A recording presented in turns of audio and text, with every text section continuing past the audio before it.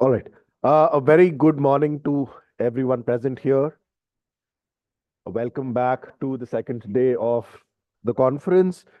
A second day which hopes to bring as spirited a discussion as it did yesterday. For the first session of the day and a third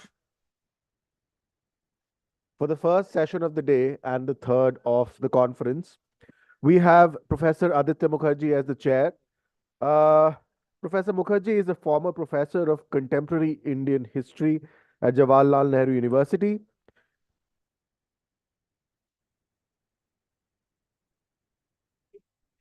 Baldev ji.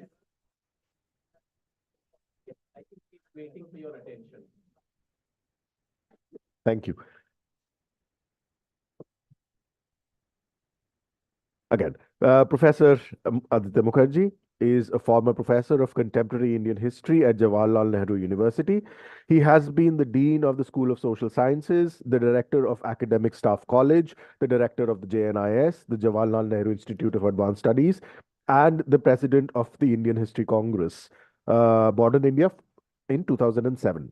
He has been a visiting professor at Duke University, and La Sapienza University of Rome, and a fellow at Institute of Advanced Studies at Nantes Lancaster University, University of Sao Paulo, and University of Tokyo. He has authored Imperialism, Nationalism, and the Making of Indian Capitalist Class in 2002, and has co-authored multiple volumes, including India Since Independence in 2008. He is also the editor of the Sage series in Modern India. I hand over the stage to Professor Mukherjee.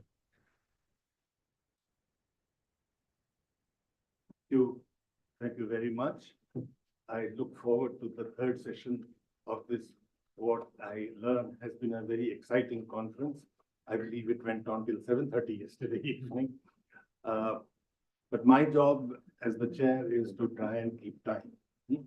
So let's not plan on 7:30 now. If I can request the speakers to each session, we have 4 sessions till 12, and we are starting about 15 minutes late. If you can try and restrict yourself to 25 to 30 minutes, that will be very nice. Without wasting any time, let me introduce our first speaker is Dr. Manjeet Sharma. He teaches economics at the Postgraduate Department of Economics in DAV College, Chandigarh. He is specialized in labor economics, industrial economics, rural development, and land acquisition. He's trained as an economist and has conducted a large number of field-based studies.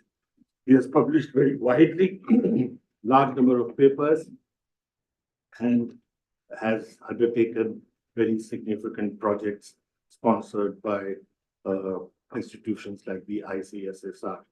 He has a forthcoming book, which we all look forward to. But he and Dr. Pushpak Sharma, is she there? Oh, okay. He's there. I'm sorry. He's the co-author.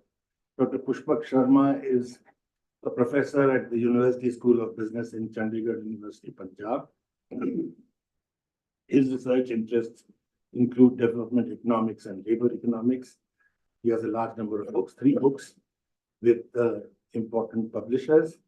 And I look forward to his joint paper, which is on emerging patterns of employment patterns in Punjab, a study of rural labor force. On to you, please.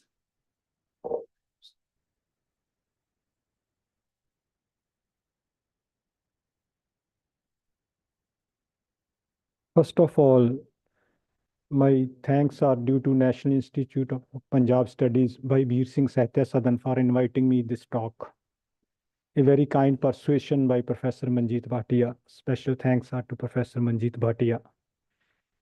This is co-authored paper, and our presentation topic of the title is Emerging Patterns of Employment in Punjab, a study of rural labor force. During post-colonial India, food scarcities compelled us to get the food aid from United States of America under PL 480 at the cost of sovereignty of the nation. Eventually, Punjab experienced phenomenal growth rate in the agriculture due to Green Revolution, which set the path for agriculture prosperity and food abundance, and state emerged as a model state of the nation with highest per capita income. But the agriculture development in the Punjab did not fully display the Khaleder-Kuznets long-term dynamics. As share of agriculture sector in net state domestic product declined substantially, whereas share of workforce declined marginally. Due to intensive capitalistic mode of production, the employment share of agriculture, though declined amid agrarian crisis, still it is the largest employment provider in the Punjab. Consequently, Punjab's rural economy has undergone significant economic growth and structural changes in the post-reform period. These structural changes in underdeveloped economy are necessary to increase in income and labor productivity, which would further increase and accelerate the structural changes in the employment distribution. Friends, fall in agriculture workforce is the prerequisite for the transition phase. According to Lewis' theory of surplus labor, this theory was further extended by Fee and Rains, but this did not occur in Punjab. The transition in rural economy is not up to mark due to distorted and stagnant industrial structure. Further, due to unfavorable structure of industrial sector in the state, small and marginal farmers displaced by the agriculture sector were not absorbed outside the agriculture sector. Therefore, employment did not rise in the industry as much as they could have. The overstay in agriculture, jobless growth in organized manufacturing sector, stagnation in industrial development, and unwillingness of the politicians, bureaucratic control, and a nexus between politician and bureaucracy played havoc with the state economy. The extremely driven modernization to meet the national food needs. Yesterday, there was a heated debate. No, almost that phase is over. The externally driven modernization to meet national food needs pushed Punjab into highly specialized production of wheat and rice, and the success story of Punjab faced very serious challenges. Friends, Punjab economy in general and rural economy in particular have been under serious economic crisis since mid-1980s. A battery of scholars questioned the feasibility and viability of the model of the development. Professor Gill is here, who also questioned the model of development of this Punjab. But this intellectual feedback was not duly acknowledged by the state, and lack of suitable policy intervention led to rural indebtedness, rampant farmer suicide, along with environmental degradation. Even then, Punjab remained an agrarian state till 2011. As per census of 2011, 63% of the population resides in rural area, and 53% works in agriculture, 46% works in non-agriculture. But there is a paradigm shift as the share of non-agriculture employment increased to 59% in rural Punjab. Hence, non-agriculture sector become a major driving force. This slowdown of agriculture sector has impacted and stunted the growth of economy and resulted in marginalization of state economy compared with other dynamic state of India. This declining trend in agriculture workforce showed some significant implication for the structural changes in the state economy. Under such circumstances, Punjab economy grew at a relatively lower rate as compared to growth of Indian economy after the implementation of the new economic policies.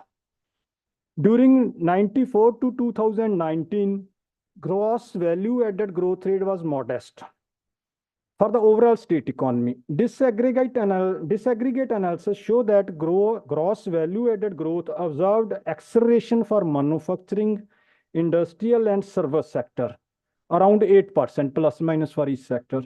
While the growth for agriculture sector decelerated was merely 2% per annum for the period of 2005 to 2019. The adoption of capital-intensive technology resulted in high rise in labor productivity growth around 6.8% per annum during the same period. Hence, despite high growth observed in gross value added in various sectors, the employment growth declined. As labor productivity growth around 6.8% was higher compared to gross value added that was 5.7%. This resulted in decline in employment growth in Punjab economy by minus 0.2% per annum during the period of 2005 to 2019. The comparison of growth rate of employment and labor productivity gives interesting insights. The employment growth for agriculture sector witnessed deceleration, minus 4.4%, while manufacturing sector, industrial sector, and service sector witnessed acceleration about around 2% per annum for this period. However, the labor productivity growth for agriculture sector, manufacturing sector, industry, and for the service sector is 6%. This created disequilibrium in the market in which supply of labor far exceeded that of demand. This reduced the bargaining power of the workers and made it possible to introduce labor law, which helped the industry to informalize the employment even in the formal sector with the low social security benefit. Friends, labor responded to this response by lowering its both labor force participation rate and workforce participation rate. This decline in labor force participation rate is more observed in rural area, especially among the rural female. I will discuss the rural labor force in second part of this presentation. Hence, a negative growth in employment during 2005 to 2019 in the agriculture sector is one of the main cause of decline in the employment rate for the overall economy from 1994 to 2019. Under such circumstances, states' economic fundamentals, tax collection, credit deposit ratio, debit GDP ratio are dismaying. Natural corollary of the receding economy is mounting unemployment rate. Punjab continued to grapple with the persistent unemployment concern marked by fluctuation evident across various regions, sector, and gender. Unemployment in the state is conspicuously on the rise, and problem is being further compounded in the absence of holistic and multi-pronged strategy to negotiate the growing menace. Labor force participation rate and unemployment rate are fundamental to understand the functioning of the dynamics of the labor economy, and they both are. And labor force participation is declining and unemployment rate is increasing, hence it is very serious. Further, higher gross value added and labor productivity led to per capita income. This highest contribution of this change in per capita income is from more share from the service sector, 55%, and from the agriculture sector, it is 42%. Further, in between, the gap in the working age population and those got employed widened by 33%. During the overall period, this means dependent old population in Punjab is likely to grow very steeply, which would have further socio-economic implication for the state. Thus, the current challenge will be the low number of the people in the working age population in the future. A survey on employment was conducted by Punjab government in 1998. Previous slide. A survey on employment was conducted by A survey on employment was conducted by Punjab government in 1998. As per this survey, there were 14.70 lakh people were unemployed. Out of it, 8.98 lakh were educated and unemployed, and 5.74 uneducated were unemployed between the age of 18 to 35 years. Consequently, after 20 years, information was shared in the assembly that 14.19 lakh persons were in search of employment as per notepad of assembly. Arguably, they are unemployed. It seems under doubt that particularly after no extensive survey was conducted during this period, that the unemployment level remains the same. When the state has been experiencing depeasantization and industry and service sector have not generated enough job during that period. Further, as per information shared in the assembly, 12 lakh people got employed for less than 3 months, which reflects the precariousness of the labor class who got employment. That has been about the quality of employment has been much discussed and debated in the yesterday's session. Will not go into detail. Subsequently, in 2017, during this period, across the political spectrum, employment generation is not a priority. Hence, a policy paralysis kind is there, well discussed again in the yesterday's section. I will coming directly to the point that subsequently in 2017, when SAD BJP government left office, unemployment rate was 7.8%, subsequently higher than the national average, as per first periodic labor force survey. Even then, Congress government came to power in 2017 on the slogan of Ghar Ghar Naukri and Rojgar Mela, but unemployment rate has not come down in a significant way over the year. On the one hand, demonetization and GST further played havoc with the state economy in general and urban economy in particular. On the other hand, labor industries experiencing a downturn in private investment, especially the falling demonetization and GST. Subsequently, since the third quarter of 2020, a period riddled with economic restrictions imposed due to COVID-19, the unemployment in the situation in Punjab has worsened and reached highest rate of joblessness, that is 9.2%. Even as unemployment scenario shows signs of easing at the national level, but there has been significant increase in the rate of joblessness in Punjab, posing a setback for the government efforts to address the issue of unemployment. Meanwhile, independent think tank Center for Monitoring Indian Economy did the survey in December 2021 and claimed that over 8 lakh people are unemployed. As per Center for Monitoring Indian Economy, 1 crore people are there, total workforce. Out of it, 95 lakh were employed, so 8 lakh were unemployed. The Center for Monitoring Indian Economy conducted initial survey. They conducted survey annually, but their 2017 report explained that about 99 lakh people were employed. Hence, 4 lakh people lost employment during these 5 years. On the other side, total working population in Punjab has gone up. Another major takeaway from the CMIE data is that there is a lack of employment for those in workforce who have educational qualification of graduation and above. As per the report, 16% of the workforce with graduate degrees and higher educational qualifications are unemployed and in search of job. This corresponding figure was 14% at the national level.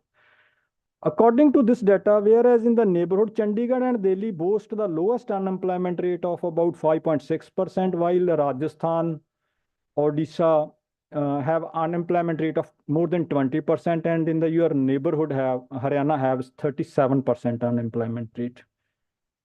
Further, obsolescence of the 37%, yes. Obsolescence of the skill of the worker due to changing technology is a glaring issue which needs the attention of policymakers. Again, has been discussed very much in detail by Kamal Batta and Professor Lakhvinder Singh. Employability of the Punjabi youth is very low. It is around 10% in case of general education and 25% for technical education. Thus, improving employability should also be prioritized. Punjab have missed a train in establishing Mohali as IT hub, like Silicon Valley. Punjab has not been able to produce enough information technology and service sector jobs, while a number of other states have done fairly well in this regard. This state does not have a Bangalore, Hyderabad, or Pune.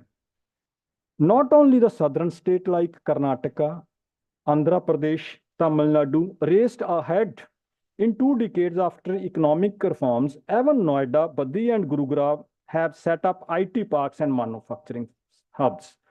When Bangalore and Hyderabad were developing, nothing was happening in Mohali in this context. Friends, while NSSO and CMI surveys are reliable, but these surveys sometimes do not capture the situation of underemployment in the unorganized and agriculture sector, where majority of the Punjab's workforce is employed right now. Hence, sample biasness is there in the sense. It is pertinent to mention here that COVID-19 outbreak is the only short-term factor to understand job loss in the state. The Punjab economy has been experiencing a downward trend for the last 2 decades. Relatively, the rate of unemployment is not high, but very high during the last 2 decades. We can imagine it that number of youths are going abroad after clearing even IELTS at the +2 level. So it means youths are disillusioned. They are not registering themselves with the even employment exchange. At this juncture, it is pertinent to mention here that till now, after 1998, no extensive survey in the context of unemployment was conducted in the state. Every year, about 2 lakh people enter in the job market. As per the given labor force participation rate, rather declining labor force participation rate, and problematic unemployment rate. Problematic unemployment rate in the sense when labor force participation rate is declining, unemployment rate further becomes problematic. And these are the limitations of the secondary data. And it means unemployment rate is very high as compared to information of the secondary sources. Hence, there is need to conduct an extensive employment survey to explore as well expose the ground realities. Under such circumstances, to reduce the size of the total employment, total number of jobs given by the Punjab government approximately 36,000.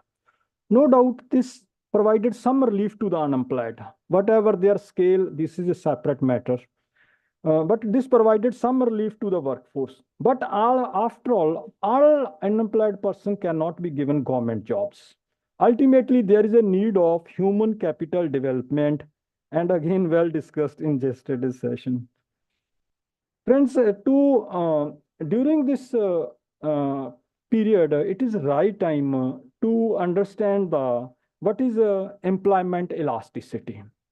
To discern the employment potential, employment elasticity, which measures the percentage change in the growth rate of employment for percentage change in growth rate of output, is calculated during pre-reform period as well as post-reform period. Pre-reform period 1983, 84 to 94 generally, what we have taken here, although that is not the exact period.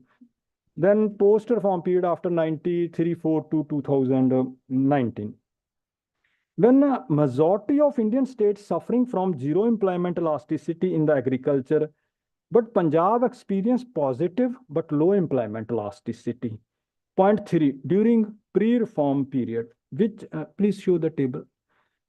During pre-reform period, which dipped to -0.06 during the study period. A fall in employment elasticity in the primary sector when a large chunk of population is still in the rural region is a serious cause of concern. It indicates either the lack of employment opportunities in the sector or the unwillingness of the rural masses to remain associated with the primary sector activities.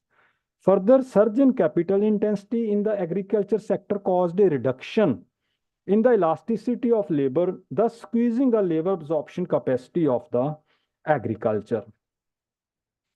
Friends, theoretical economics argue that development of agriculture and industry are interrelated, but this modus operandi did not happen in Punjab because the declining output share of agriculture is supposed to follow the proportionate share in the industrial sector.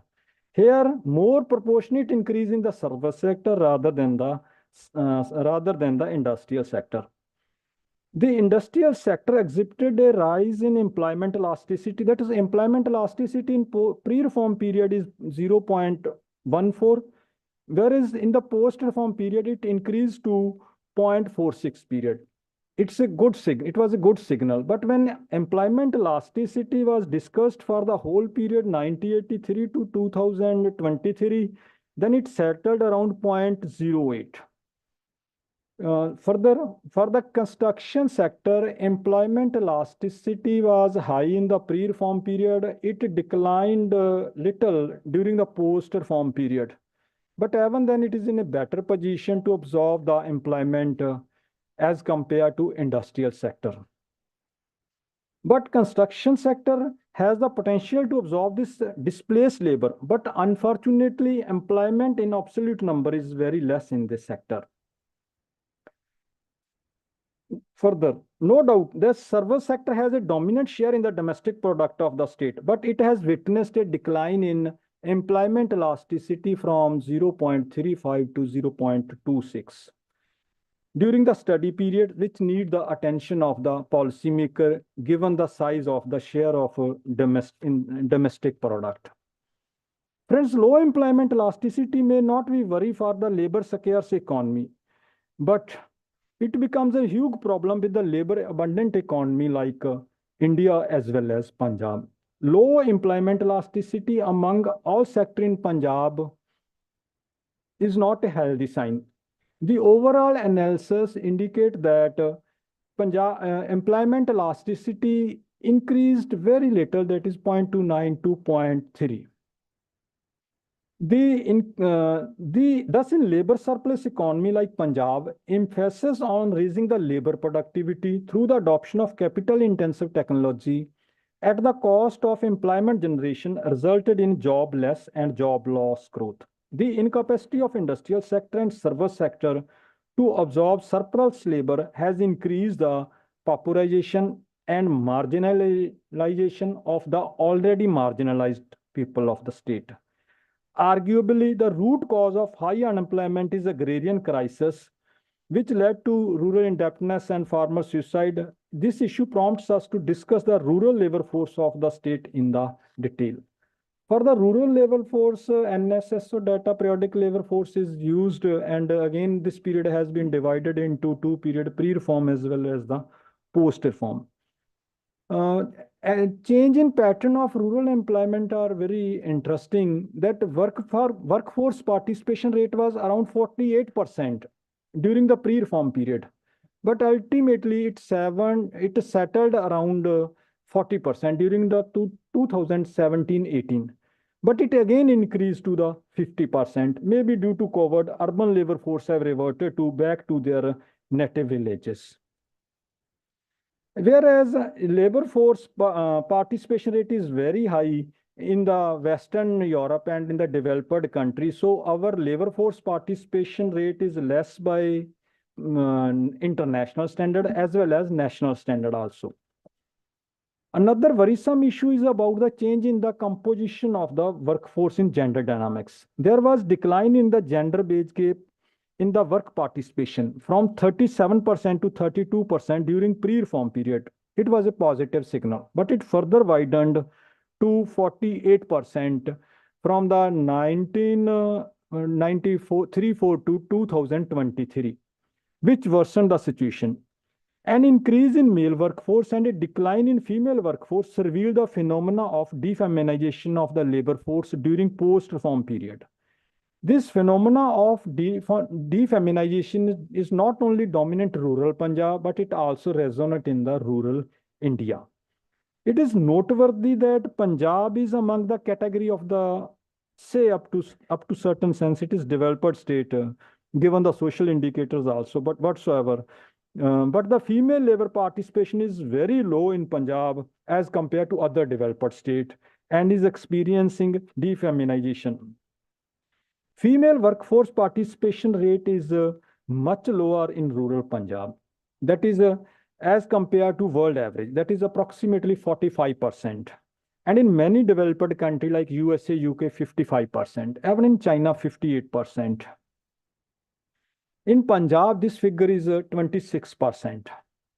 And this is much lower as compared to male workforce participation rate.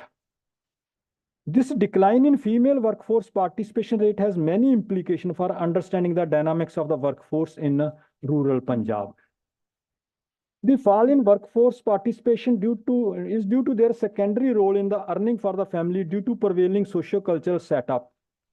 This argument gets further strengthened by the fact that there is a rise in agriculture and non-agriculture wages for the males, which reduced females' role in contributing to family income. Hence, women from such families prefer not to work outside the field.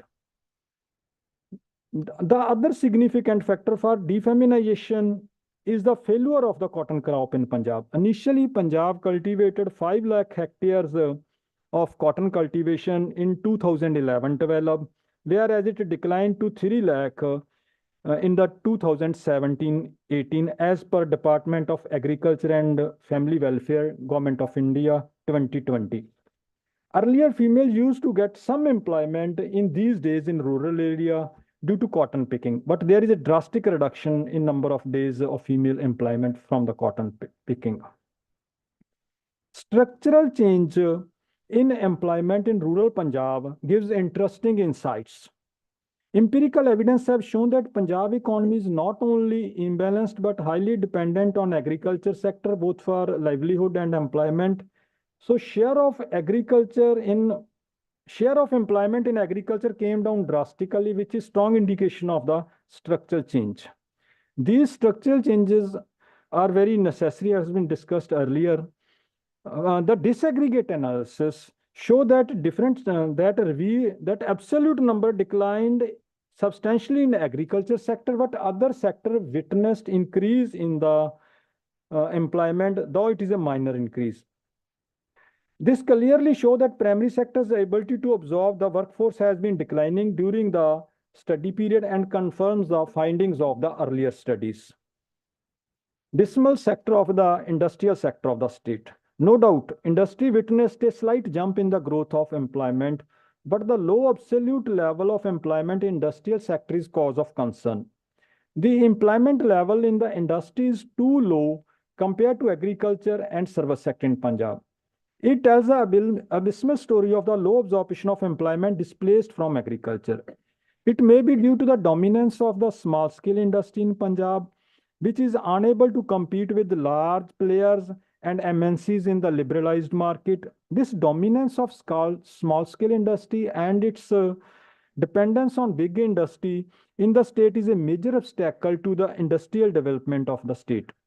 The dismal scenario of industrial sector of Punjab is further clear that share of industrial sector is just 21%, whereas it is 31% for India, and for many developed states, Gujarat, Tamil Nadu, Karnataka, that is 34, 45, and 59% respectively, as per Reserve Bank of India. Within 4 minutes. The gender dynamics of employment among different sectors. Male employment declined in agriculture sector only, whereas female employment declined in agriculture as well as industrial and service sector. And there is a defeminization among all sectors, as has been discussed earlier. This is from 1.67 million to 1.48 million during pre-reform period to 1.04 million, which further intensified during post-reform period. In a hurry, very last point which I want to, let me discuss the policy intervention. This is your first recently inaugurated policy intervention. Recently inaugurated International Mega Food Park at Fazilka is a kind of industrial initiative required to tackle the rural unemployment. Setting up of traditional small-scale industry clusters and ancillary units can help accomplish this objective as well. It needs to look beyond high-tech industries and promote enterprises that can generate appropriate employment opportunities commensurate with their skills and qualification. Second point which I want to discuss, that we must learn the lesson from Asian dragon like China, that township village enterprises is China with all its limitations that can be set up in India, in Punjab, with the local conditions, with the local modifications. That is vertical integration of agriculture produce with the non-farm enterprises. This is necessary to develop sustainable development of both the sectors, which will create forward as well as the backward linkages for the economy. Hence, large-sized labor-intensive units must be set up in rural area, which must be based on local raw material and must have a local demand in the market. MSP should be fixed for finished product of these units, like crops, and for their operational feasibility and viability. Institutional support on the pattern of green revolution is prerequisite for the successful functioning of these units.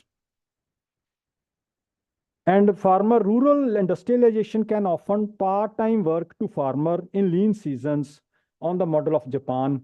And of course, women can take work at their doorsteps, and it will solve the problem of defeminization.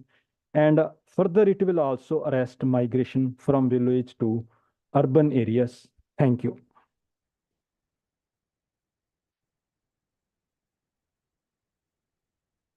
Thank you very much, Dr. Sharma, for a very, very important paper.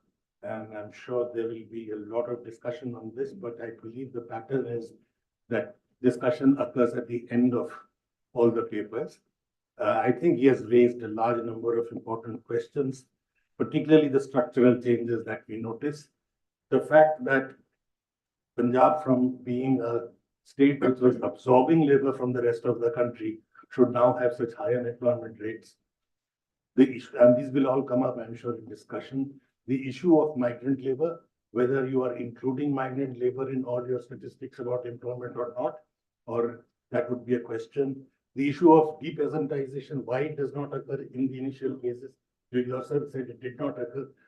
Is it occurring now or not? And these would be the issues, I think, which will be raised. And of course, the last point you raised about the feminization of our labor force.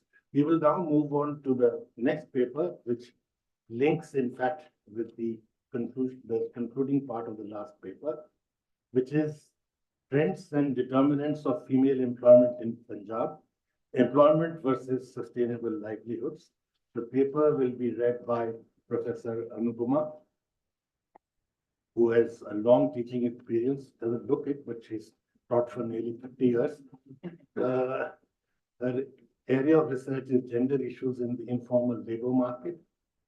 She was awarded the Best Young Researcher Award for her paper titled Globalization and Employment of Women Workers in Unorganized Manufacturing Sector of India.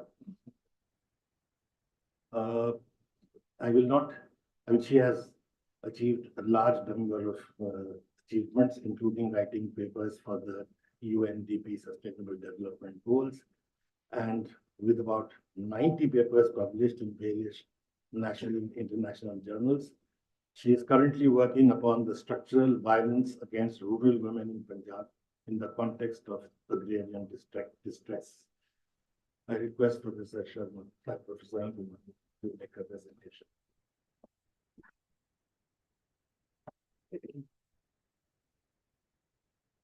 Very good morning to all the participants, and I'm also thankful to the organizers of this seminar to give me this opportunity to share my views on this gendered aspect of employment in Punjab. Actually, we have been talking about this structural change and also about, so just now Professor Dr. Sharma has talked about the defeminization of labor force. So things have become a bit easier for me because much has already been talked about all these things, from which I should have started my this presentation. Then my responsibility or my challenge is to actually look at the things, how the pains and the gains of this economic development of Punjab in sector of employment, in sector of in case of output, they have been they are being shared between men and women in Punjab. So basically, I would be discussing upon this determinants of female employment in Punjab. So because I was expected to speak in a manner which would be more understandable for a this multi-faculty group. So I won't be involving myself in more of the econometric techniques. So I would just try to, you can say, weave the scattered the beads of this story. So can you please come to the first slide? So it is being talked about that this structure transformation of Punjab, so it is being talked about in the context of the Louisian process, the Kuznets process. And Dr. Sharma has also talked about the Calder process. So in simple words, I would like to say that so whenever there is a structure transformation of any economy, so it is expected that the people would be moving from this traditional sector to the capitalist sector. And along with that, so there would be a shift from this, you can say, the informal jobs to the to the formal ones. So that means from the less productive to the more productive areas. So so we call it the shift from this traditional sector to the capitalist sector, the Louisian process, and the shift from less productive to the more productive employment or to the decent jobs as the Kuznets process. And then we try to link this with the thesis of the U type theory relationship with income. So you must have known that the recent this Nobel Prize in Economics, which has been awarded to Claudia Goldin. So she has also talked about, on basis of the U.S. history and the historical data, that how this this feminization of workforce that takes place. She has tried to link it with structural change, with change in income, and also with change in education of the woman. So can you go to the next slide? Yes. So here she has just tried to show the relationship. Though this relationship is not a simple one. So there are a complex number of factors that as this GDP per capita that increases, that initially there would be a fall in labor force participation rate of the women, especially those who are in the age group 45 to 59 years, because we suppose that this is the age group which has overcome this problem of marriage, problem of childbearing. So initially, so there will be a fall in labor force participation rate due to income effect, and then after some point, so this would go on increasing. Then in the next slide, no, so there is one more, yeah. Then on basis of this historical data of USA, she has tried to relate this change in female labor force participation rate with structure transformation. So it is being stated that initially when the agriculture is a dominant sector in the economy, so women would be working in the family farm, so they don't have to leave their families in order to participate in the labor market. Then as the economy moves from agriculture sector to the industrial sector or to the secondary sector, then the first thing they had to do is to leave the household in order to participate in the labor market. So that would be leading to a fall in this female employment initially. But as the economy moves to the service sector, and along with that, there is an increase in education of the woman. And she has also pointed out the impact of this contraceptive pill, because that would be delaying their childbearing age. And as a result, there would be an increase in this female labor force participation rate. So this is how she has tried to link the structure transformation with female labor force participation. Then to the previous slide, two slides back. Yeah.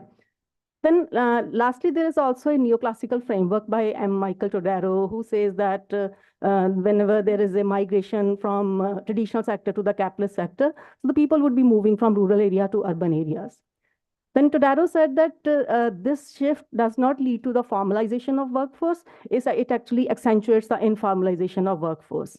Now, we need to we need to see whether this feminization of workforce, if it is happening, so does it coincide with the informalization of workforce, or it is happening in the formal sectors of the economy?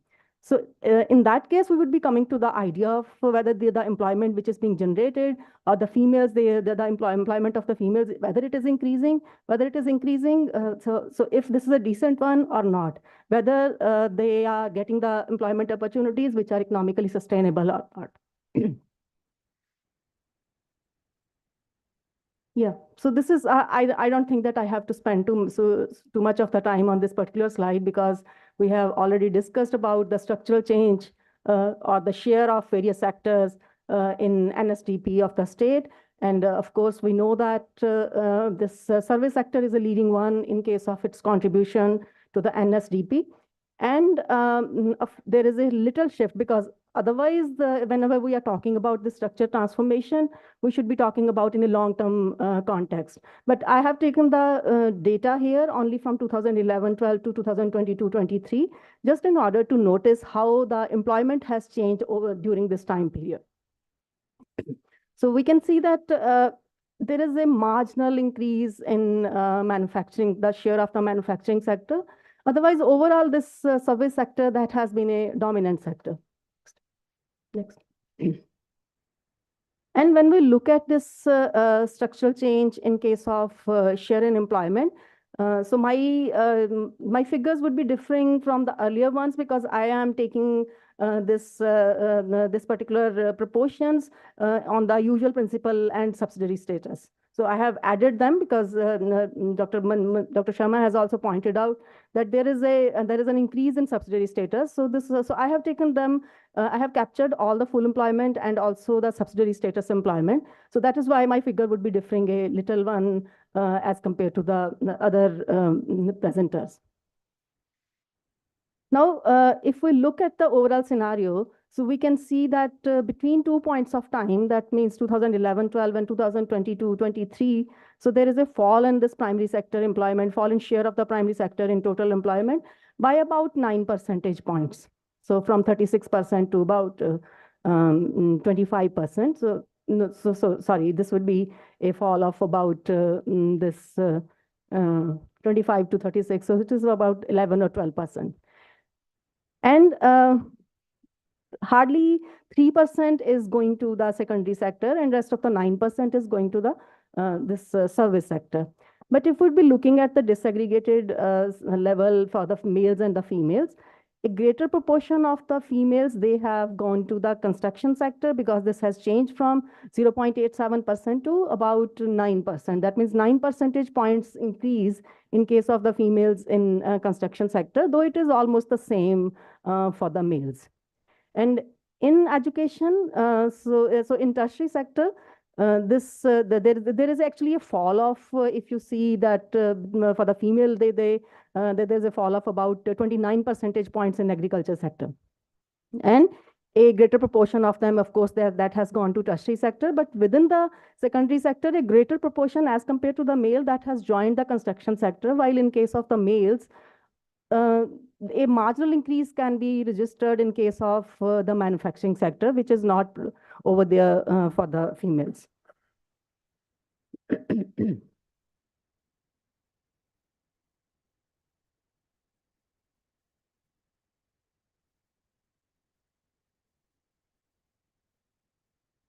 Then if we need to check this sustainable livelihood part of this type of employment or this type of shift in employment, we need to check whether this employment that has certain improvement in quality of jobs during this process of structure transformation. So in that case, we need to check the status, the nature of jobs, and the earnings from this. That means the labor market outcomes of these jobs. So can you go to the next slide? So on basis of this status of employment, we need to check how the workforce is being divided among men and women during this time period. That means between 2011-12 and 2022-23. So I have to take a time period of 2017-18 in between, because in case of 2011-12 data, so there was no disaggregation between own account workers and unpaid family labor. So they were clubbed as total self-employed workers.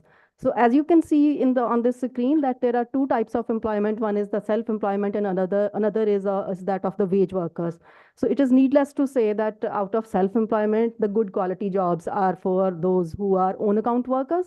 And out of this hired workers or the wage employment, good quality jobs refers to the regular employment. And we can if we look at this slide, particularly in case of the females, so we can see that in the lower segment, that in case of the regular employment, so there has been a shift in regular employment for the females from 45% to 36%. But as compared to the males, this is still higher. So there are 32% of the males in regular employment, while in case of females, this was about 45%. In 2022-23, the regular employment for the males increased marginally, but for the women, it has increased by 9 percentage points. And so this decline in employment in regular jobs, that has actually been basically on basis of this decline in rural jobs. Otherwise, in case of urban areas, so there is an increase in regular employment for the females by 1 percentage points. So this is basically in rural areas. And if we would be looking at the national data, so we would be looking that there is actually an increase in regular employment for the females. But in case of the women in Punjab, so there has been a decline in this regular employment for female. But this decline is basically on the decline in this regular employment in rural areas only, not in the urban areas.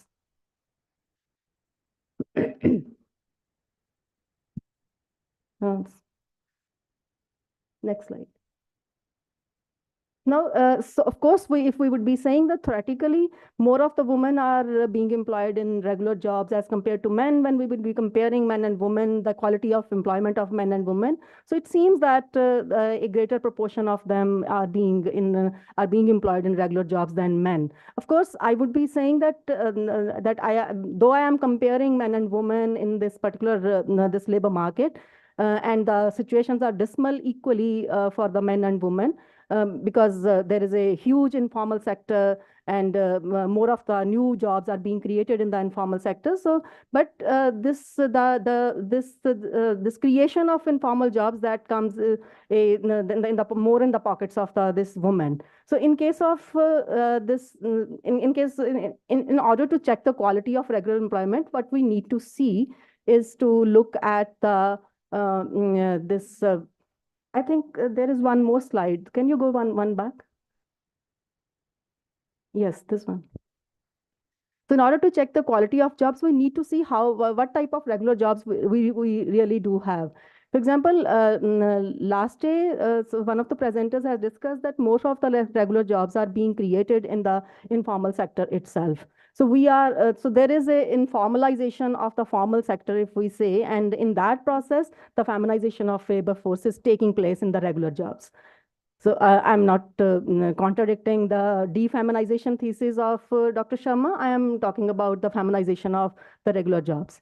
So if we look at this particular slide, you can see that about 81% of these regular jobs are without a job contract, written job contract. And if we come to this regular jobs in the non-agriculture sector, that we exclude the agriculture sector, because we all know that there would be no written job contract in agriculture sector. There would be no this social security in agriculture sector. So it's better to look at the regular jobs in the non-agriculture sector only. So in non-agriculture sector, 75% of the total workforce in 2017 was having a regular job without a job contract, and it increased to 82%. But if we look at if you compare male and females, then this percentage in case of females has increased from 67% to 82%. So there is a huge increase. And in case of paid leave, the proportion of the woman in a job without a paid leave, that has reduced marginally. from 58% to 57%. But there is the jobs without any social security benefits. So this is again that has increased from 62% to 73%. And without any type of this social security, that means a job contract, paid leave, and any type of social security benefit, this has increased tremendously from 42% to 50%. So this shows that if there is any contingency of life, and then there is a no job security, and plus the person would not only be losing the job, the person would also has to bear the burden of that disease or that disability. So how can we say that if this is a regular job, then this is really economically sustainable? So that is the main question. Then looking further on the quality of jobs, so we can check not only the level of earnings, but also we can check the gender-based differentials in earnings. To the next slide. So in this particular slide, so we can see that this self-employed earnings, they are actually higher than the earnings from this regular employment. And this is not appearing fully. Can you set the slide, because the casual workers, in case of casual workers, the earnings are not appearing properly. No.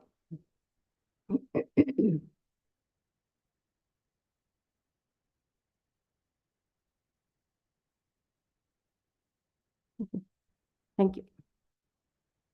So here, so by the status of job, we can check that in self-employment, so there is a the level of earnings is higher, because about 1,79,000, sorry, 17,918 rupees per month they are being earned by the persons in self-employment. So this is sum total of rural and urban areas. While in case of regular employment, so there is a little lower. So these are 17,200 something. And in casual employment, as expected, the amount of earning is the lowest. But if we look at the discrimination part, so we can see that this discrimination is highest in case of self-employment. So so this is a male-female ratio, female-male ratio of earnings. So the highlighted portion shows that the females in self-employment, they are earning hardly 35% of male earnings.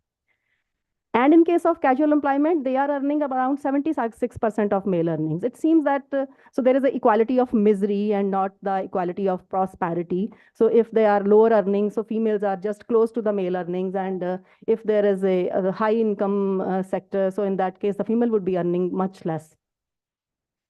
And then we need to know about the other sources of discrimination. For example, we can say that there can be discrimination in employment due to some endowment gaps. For example, if a particular person is having a higher qualification, is having a higher level of experience, the person is expected to earn more. So we need to differentiate whether the woman in the same age group, which is a proxy for experience, and in the same level of education, in same level of sector, whether they are earning the same amount or not.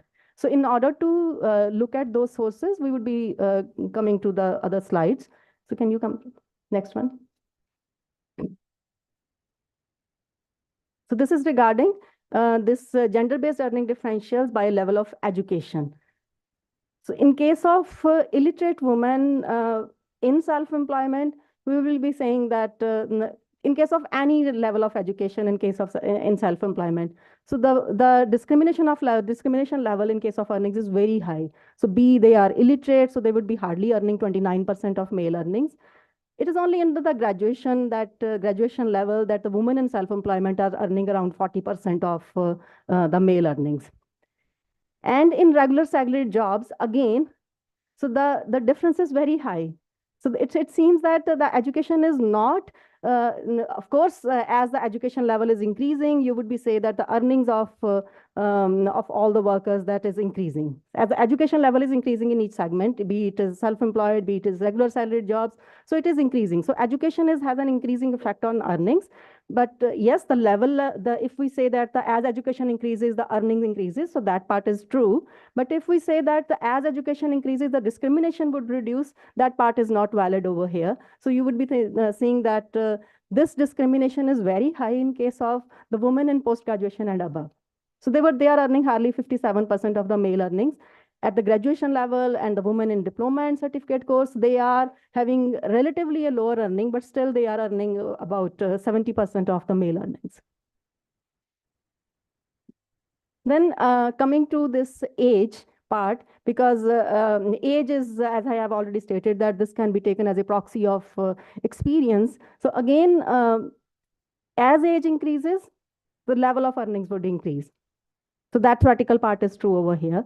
But if we would be looking at the discrimination part, again, this age group of this 21 to 25 years and of 26 to 30 years. So this is having somewhat the women in this particular age group in regular salaried workers, not in the self-employed jobs. So in the regular salaried workers, they are earning equal to the male earnings, around about equal. But in rest of the cases, they are earning hardly 66% or 65% of male earnings.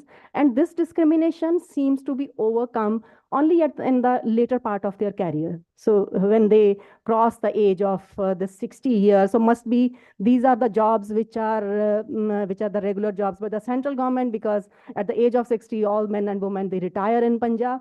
So I think this would be showing that it is only the end of the career when they would be, and very few number of women would be working in that particular age group.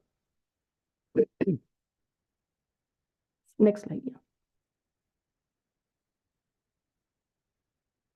So this is very important slide, because it would be showing that the life cycle of the woman and the impact on their discrimination, on their earning differentials.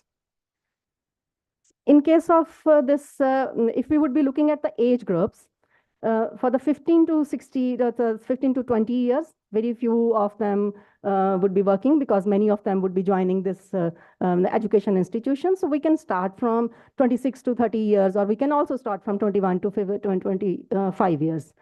So the woman in the unmarried woman, so they are earning more than the men in the age group, in really in the all the age groups up to 36 to 40 years.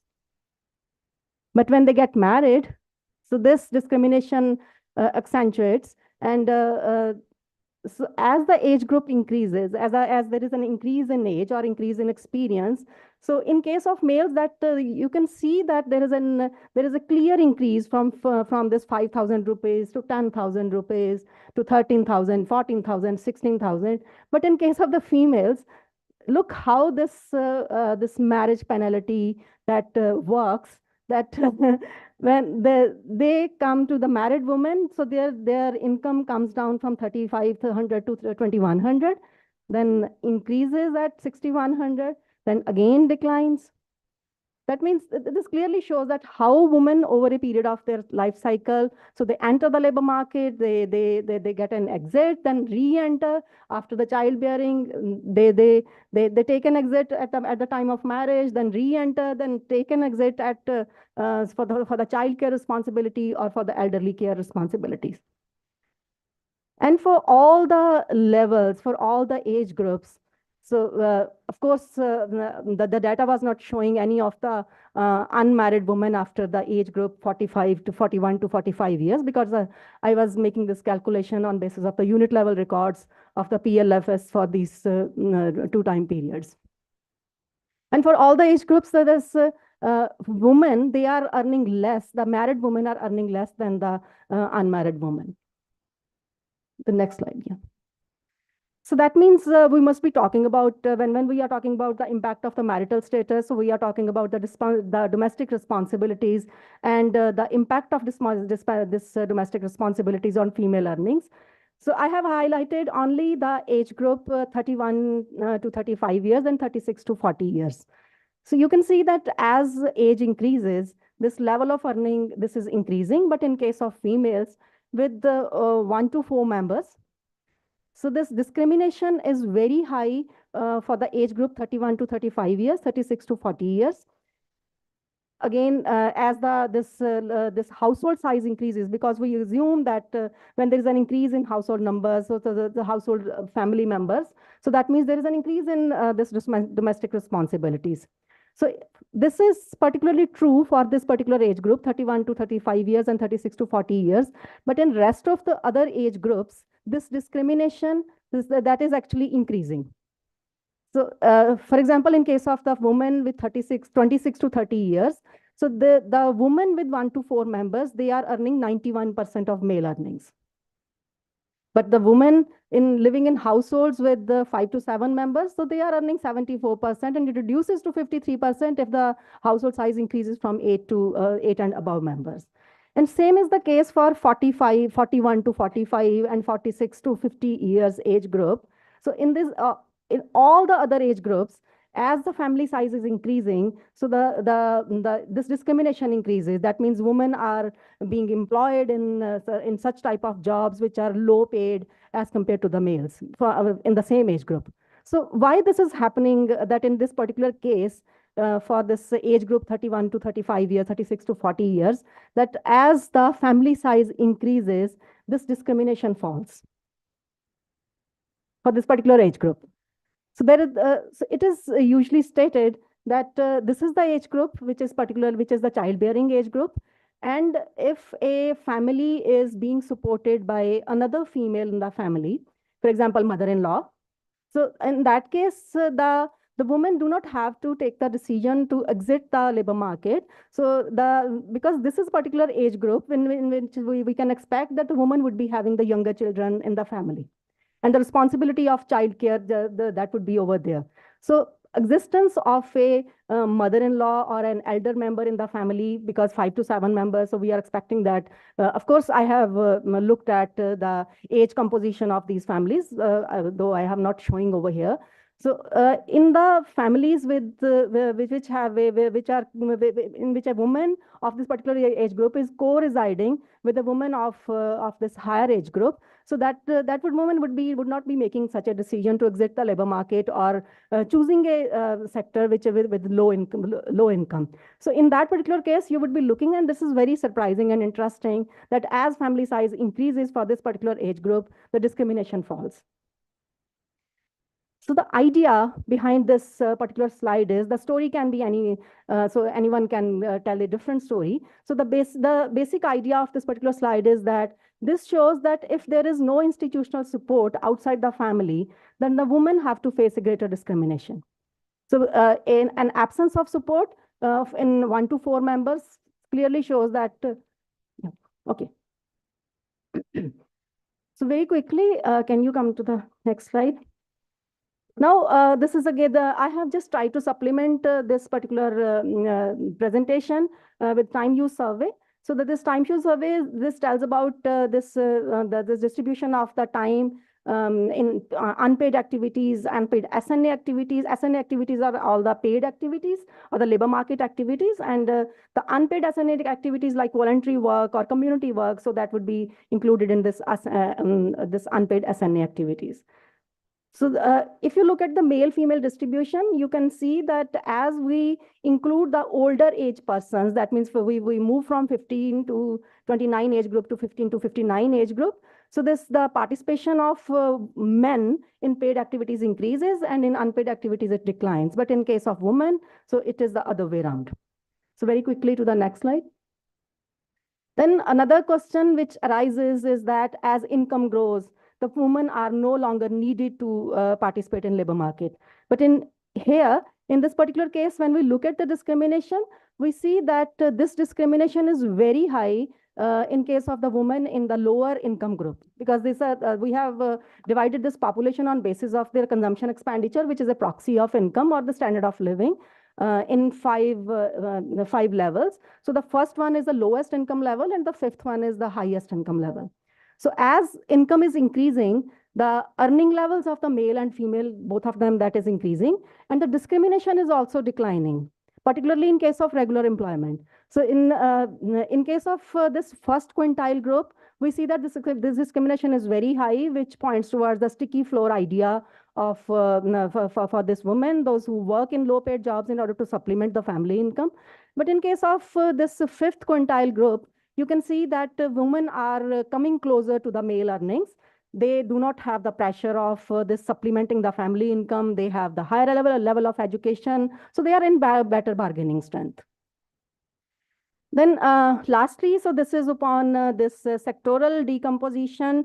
So I won't be going too much on it because so I would be showing just one slide in case of public administration, because the public administration is that particular sector which is providing the regular jobs, and this belongs to the service sector. So you can see that the discrimination is the lowest in this particular sector, which is providing more of the regular jobs. And so this is very high in case of agriculture and mining, very high in case of manufacturing, and even in education, where we have seen that the women are earning hardly 52% of the male earnings, even though this particular sector is highly this segregated sector, and more of the female are being employed in this particular sector. And yes, I can quit this one because this is just a disaggregation of the previous slide on basis of this self-employment and regular employment. You can see again the same type of pattern in this particular slide. And so this is the conclusion part. I won't be going too much through these two slides, and I would be saying that, as I have already stated, that the national level scenario benefits have been transferred to the urban women only, and the rural women are being more discriminated. And I have also highlighted that this institutional care mechanism that is very important when we would be looking at this type of discrimination on basis of age, on basis of the family size, or on basis of the domestic responsibilities. So in that case, I would be saying that if there is an institutional mechanism, fewer of the women, they would be facing this marriage penalty. They would be facing fewer of them would be bearing this motherhood penalty. And so when the care responsibilities are being divided among state and the households.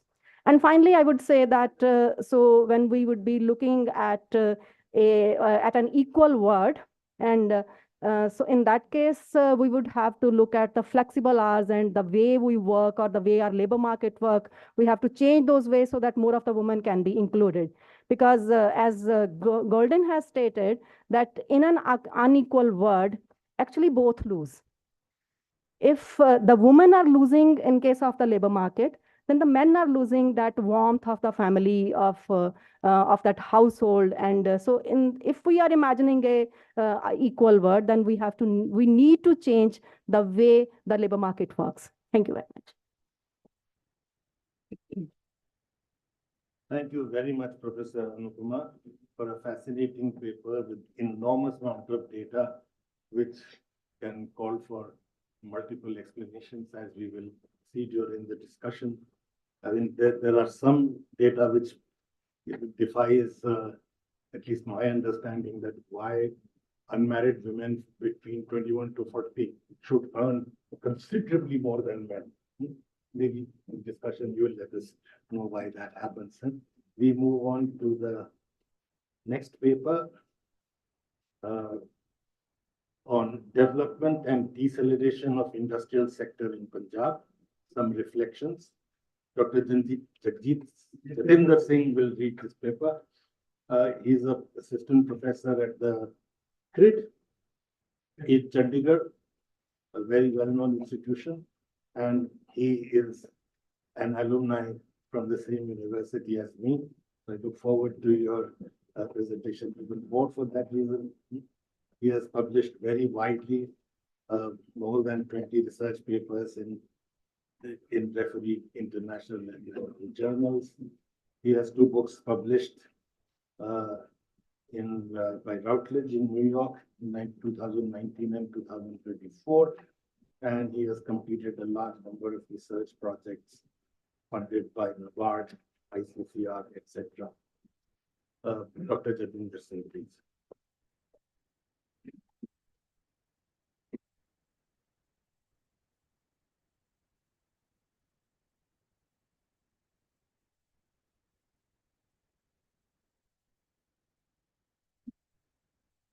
Good morning to everyone present. So, thank you, Chair. And first of all, I would like to thank the organizers for giving me this opportunity to join this seminar. Basically, here I am talking about the industrialization in Punjab. And over a period of time. This presentation is developed by me and one of my colleague, Mankirat Kaur. She has joined online. And in this presentation, we are analyzing two issues. Next slide. First, I am trying to understand the development trajectory of industrialization in Punjab. And this I am analyzing from 47 onward, where I have divided into different phases. And till 1980, I have collected information from published sources, and from 1980 onward, I have done my own analysis for that.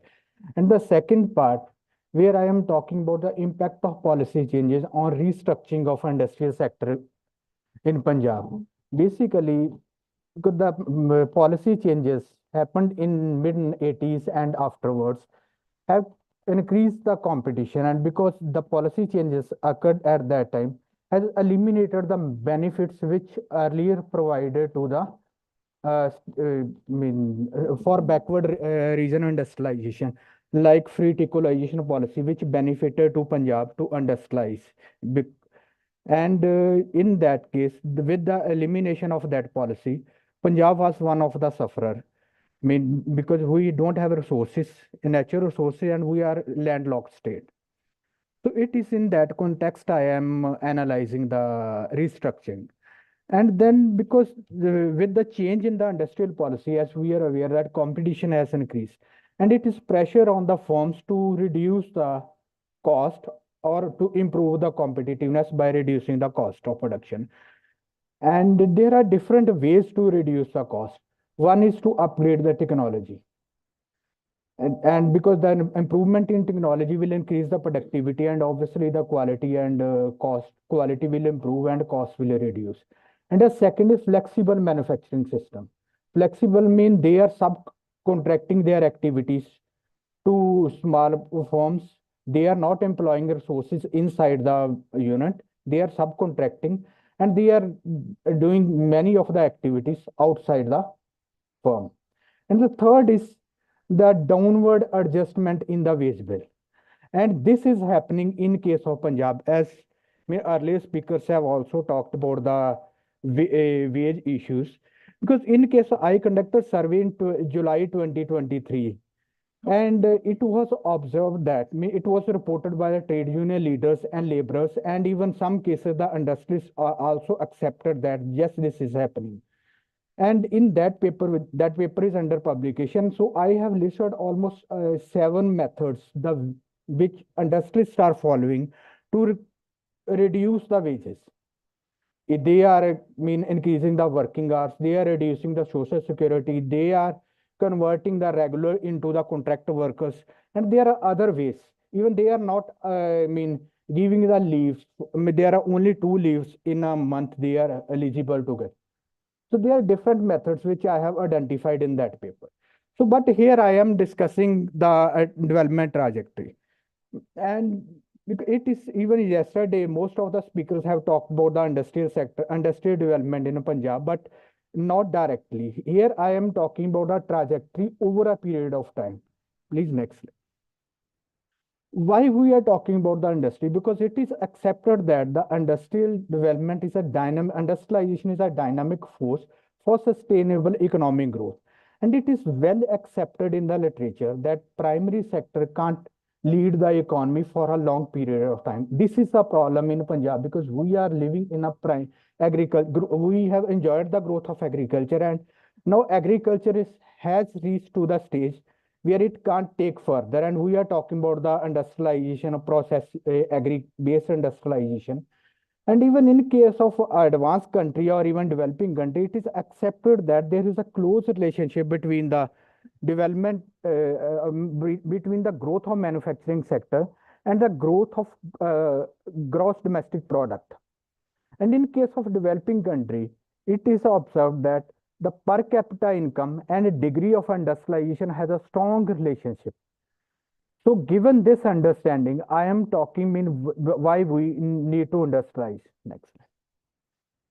But before discussing that, I am just telling some characteristics of the industrial sector in Punjab.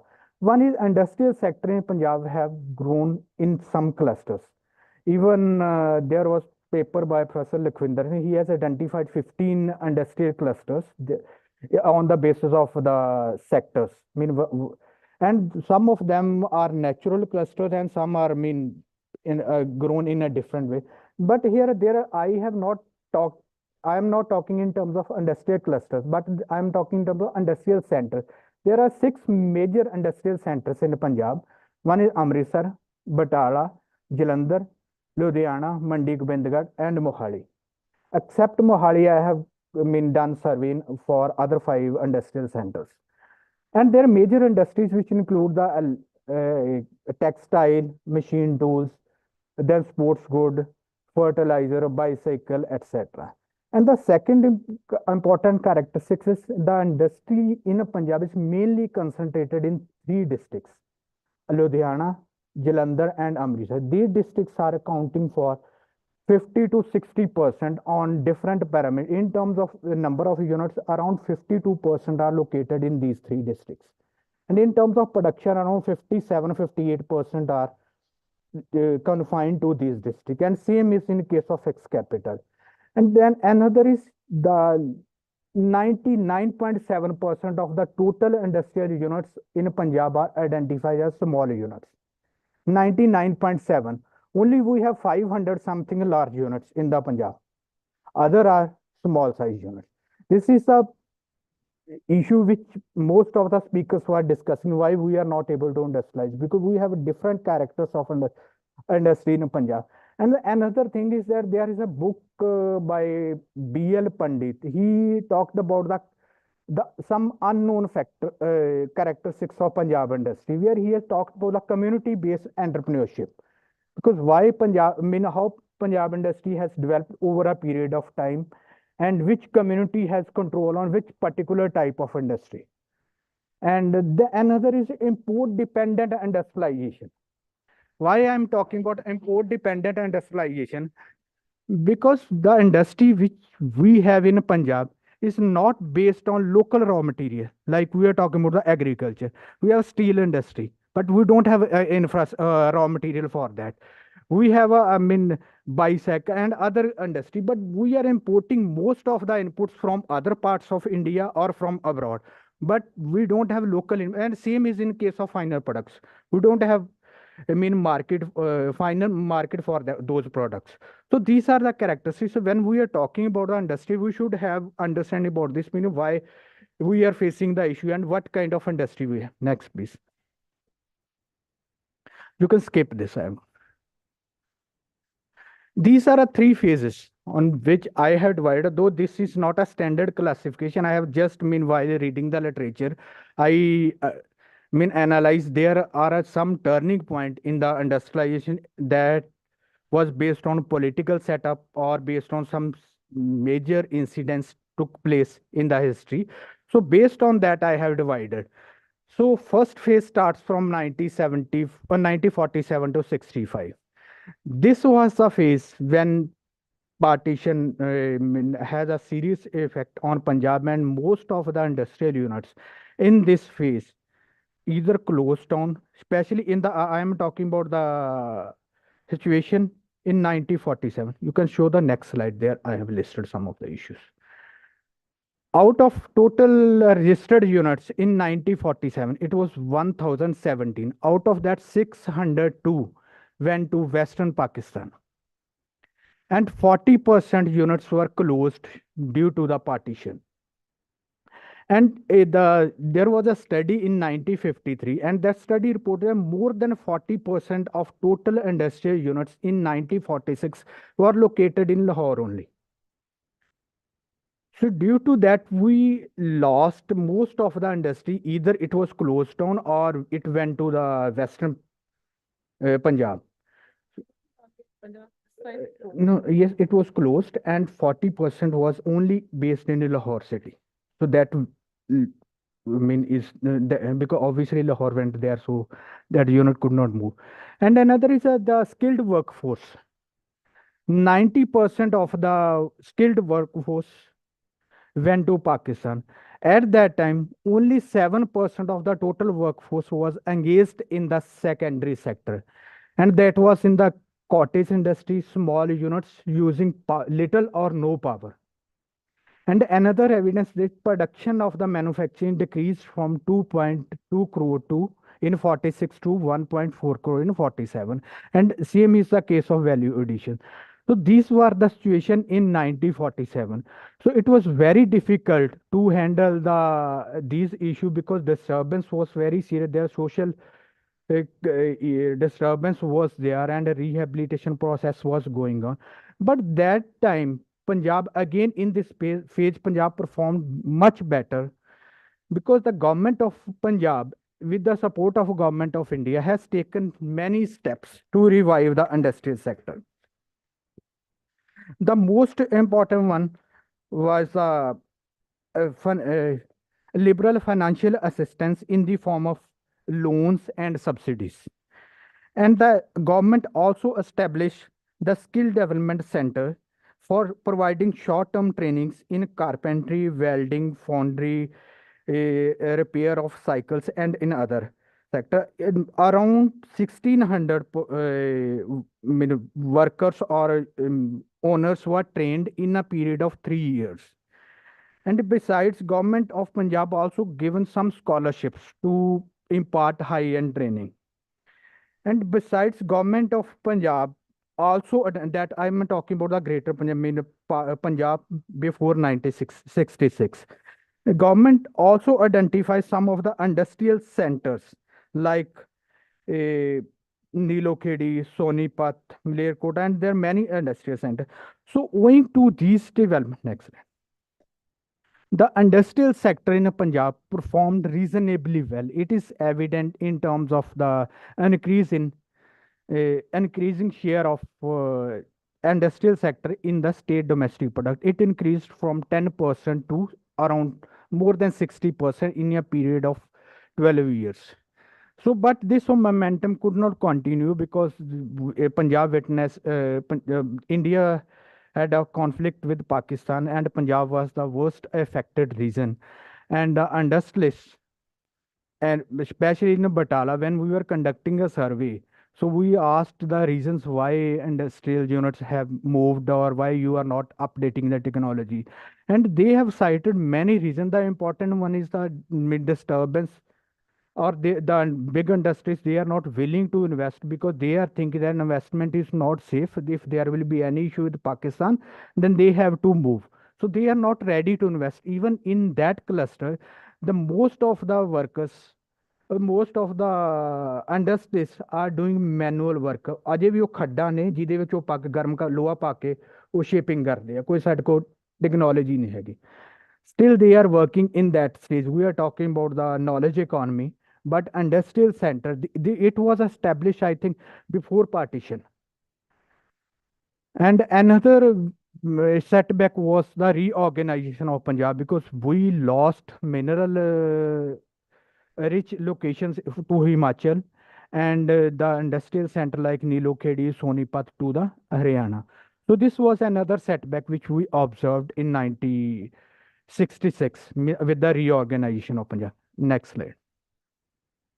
The second phase from 1966 to 92 onward. This was a phase which started with the reorganization and the implementation of Green Revolution technology. Because in this phase, the Punjab witnessed a high growth because of the improvement in agriculture productivity. And the improvement in agriculture productivity increased the income of rural households, especially the farming family. And accordingly, the expansion of demand for the expansion of industrial goods was also observed. And the second, there was two types of them. One is demand for agricultural implements, and second part is demand for consumer durable.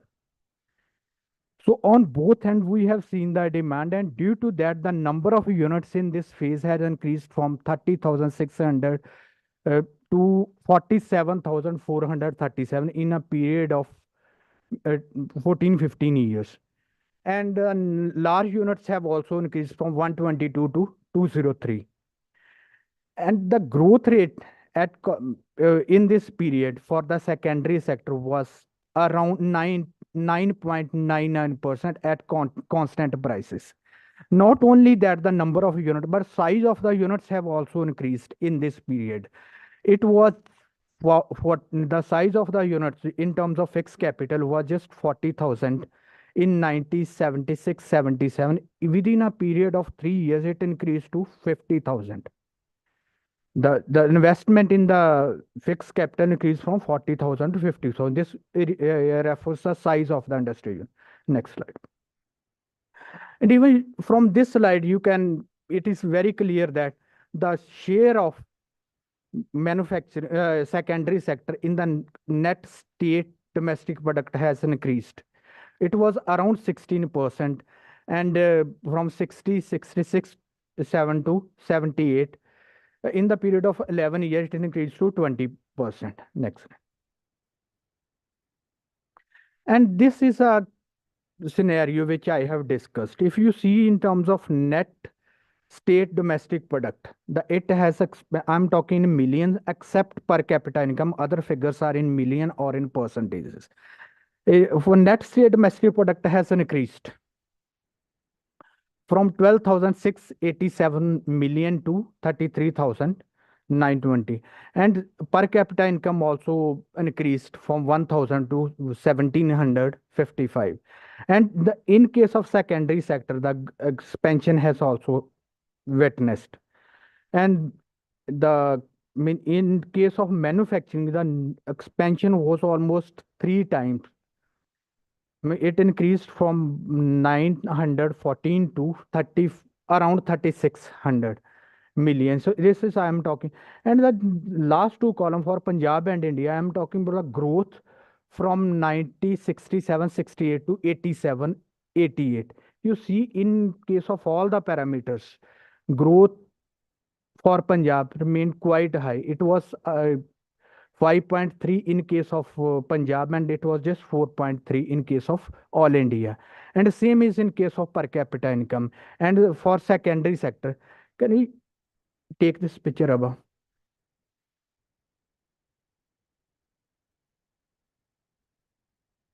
Yes. If you see the last, in case of registered manufacturing units, please last tip. There was a gap for almost 2%. The growth in case of registered manufacturing sectors happened at the rate of 8% in Punjab during this period. And in case of all India, it was just 6 period. So this table clearly shows that the growth happened in the manufacturing or the secondary sector in Punjab. It was much better than the all India average. Next slide. Next. You can skip this. This is a share. Even next. Just now I'm talking about the third phase, which is starting from 92 onward, 93 onward. Because this was the phase I have already talked about the policy shift and the adjustment in cost cutting methods. So one thing which I want to add here, which I have discussed earlier, because this was a one phase when the policy changes happened at the national level. But in 97-98, Punjab lost industry because government of India given special concession to the hilly states, especially the Himachal Pradesh and then Jammu and Kashmir, Uttarakhand. So due to that, some I mean disturbance in the industrial sector happened, which I am showing in the next slides. Please next. And this is a figure, you can see the gap. We are talking about the deceleration. This is a figure we are talking about a gross investment in gross fixed capital formation in Punjab and all India level. In 1993, the gap was less than 1%. In case of all India, it was 22.2%. And in case of Punjab, it was 21.3%. And over a period of time, the gap has increased. And now in last figure, which I'm showing for 17-18, it was 29.5% in case of all India. And for Punjab, it was just 13.2%. So this is a gap between, we are not investing in fixed assets for long term, because if we are not investing in capital formation, then obviously in the years to come, we are not able to sustain because we have invested in the past for infrastructure development and other. But if we are not investing, I think most of speaker have raised this issue. We are investing very low in capital formation. So this is a scenario which I am showing even as compared to national average. This is a not for Punjab, even average. Average means some states are investing much higher than the figures which are available here. Next slide. So this is a growth rate of secondary sector for Punjab and all India from 85 onward. If you see after from 1995, 90 till 85, the growth rate of Punjab was quite higher than the national average. And in case of secondary sector, but after 90, then the growth rate for Punjab reduced from it remained below than the national average. And this is not for the secondary sector, it is for the overall economy. Because from 90 onward, the growth rate of Punjab state domestic product remained below the national average, except for 95, 96 or 96, 97. For other years, it remained less than the national average. And same is reflecting in case of secondary sector. Next, please. And this is the information for the closed units, because this information is not available from secondary sources. We got it from some sources. So this is the in this period, in the period of 2007 to 2014, around 19,000 units were closed in Punjab. So Amritsar accounted for 42% of total closed units. Out of 19,000, 42,000 closed only from one district, that is called Amritsar. Next, please. And this is again based on a statistical abstract. Even you can see the downfall in terms of number of units. I have calculated a compound annual growth rate for decade and then for 5 years. There was a negative growth.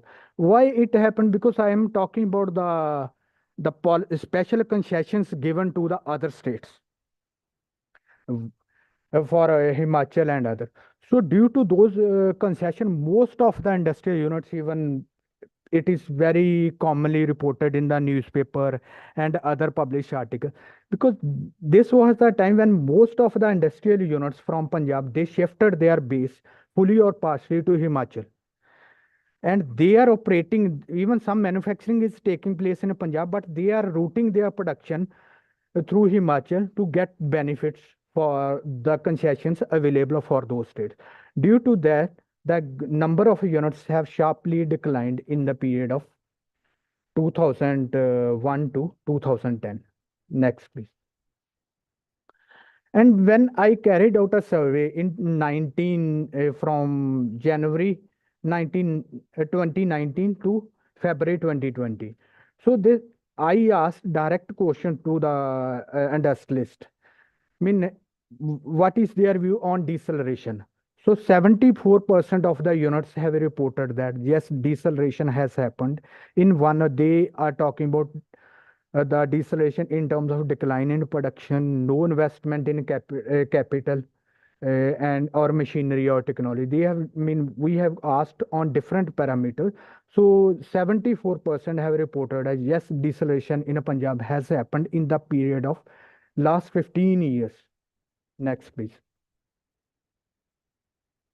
And this was the story which I was telling for, for Punjab only. Now I am comparing Punjab with the neighboring state and all India average. And this is based on number of units. This is for registered units. I have collected information from annual survey of industries, and this is for registered units only. If you see the number of units, it remained almost same. It is counting for 5% of the total units. Look, 5% of the total units are located in Punjab. It was Same in 1980 and in 1718 also. But in case of other state, it has increased. But this is the one story. Another picture. Next slide. Here I have calculated in terms of fixed capital formation. First figure shows the gap between top state, Himachal, Haryana, and Punjab. And the second shows when I have removed the top state for Punjab, Haryana, and Himachal Pradesh. If you see the if investment in fixed capital formation, Punjab was accounting for 4.5% of total investment in the manufacturing, registered manufacturing units in 1980-81. Over the years, the share of Punjab has reduced to 1.4%. It means that other states are growing. We are not able to grow at that pace. So capital is concentrating in some other places. And in this is for Punjab, but in case of Haryana, the share of capital has increased. And even in case of Himachal also. So even the neighboring states are performing better than Punjab. So this shows that we are decelerating. Yes, we are decelerating in terms of we are not able to attract fixed capital due to different reasons, which I will discuss later. And this is a relative position of Punjab in terms of output. Same slide.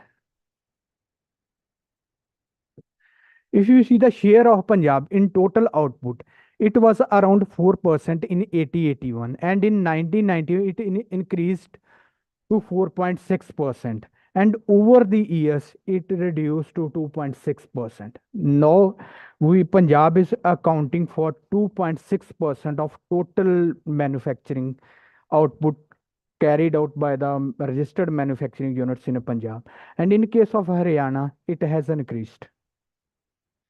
It increased for Haryana from around 3% to 6%, even more than 6%.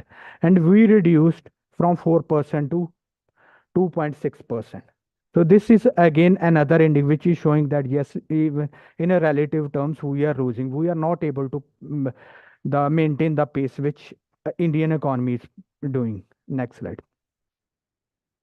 This is a ranking based on the same indicators. You see even the ranking of Punjab has slipped. In terms of number of units, it remained, and in case remained same. In case of fixed capital, it reduced from, it slipped, Punjab slipped from 9th rank to 15th, and the same is in case of output. Next page. And this slide again shows that because this is based on primary survey. I asked them, the respondent, have they increased their production or manufacturing capacity? So 37.4% accepted yes, they have increased. The production volume has increased. And they almost same number have reported that yes, manufacturing capacity has increased. But around 20% of the total respondents have reported that yes, they have reduced the production capacity because they are not getting the orders or they are not able to compete in this competitive world. So they have reduced the production capacity, and even they have 27% have reported that in absolute terms their production has declined. And there are some have reported there is no significant. They are doing almost same way which they were doing before 10 years. Next. This is the factory size.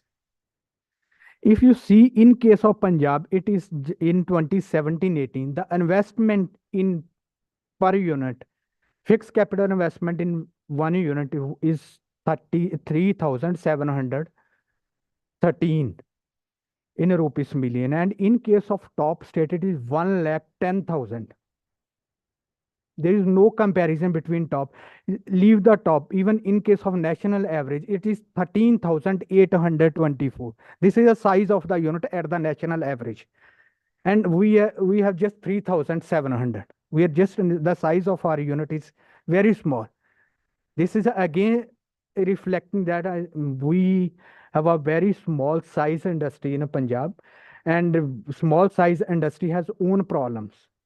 So we can't go with the national policy which is happening because these units are not able to, they don't have much capital to invest in technology and other advanced methods. So we have to think in a different way because our size is reflective how we can compete with the top state which has an investment size of 1,10,000 and R is just 3,700. And same in case of output also. Our output per unit here is all registered units. This average I have taken for all the registered units. And in case of Punjab, and in bracket I am showing the ranking for the respective parameters. In case of fixed capital, the per factory size was 237 in 80, and we were placed on rank 15th. And over the years, we placed to 21 out of 22 states. This is out of 22 states.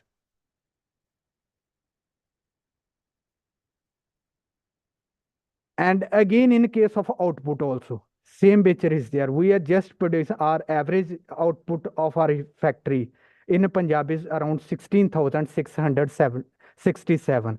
And in case of a top state, it is 78,781.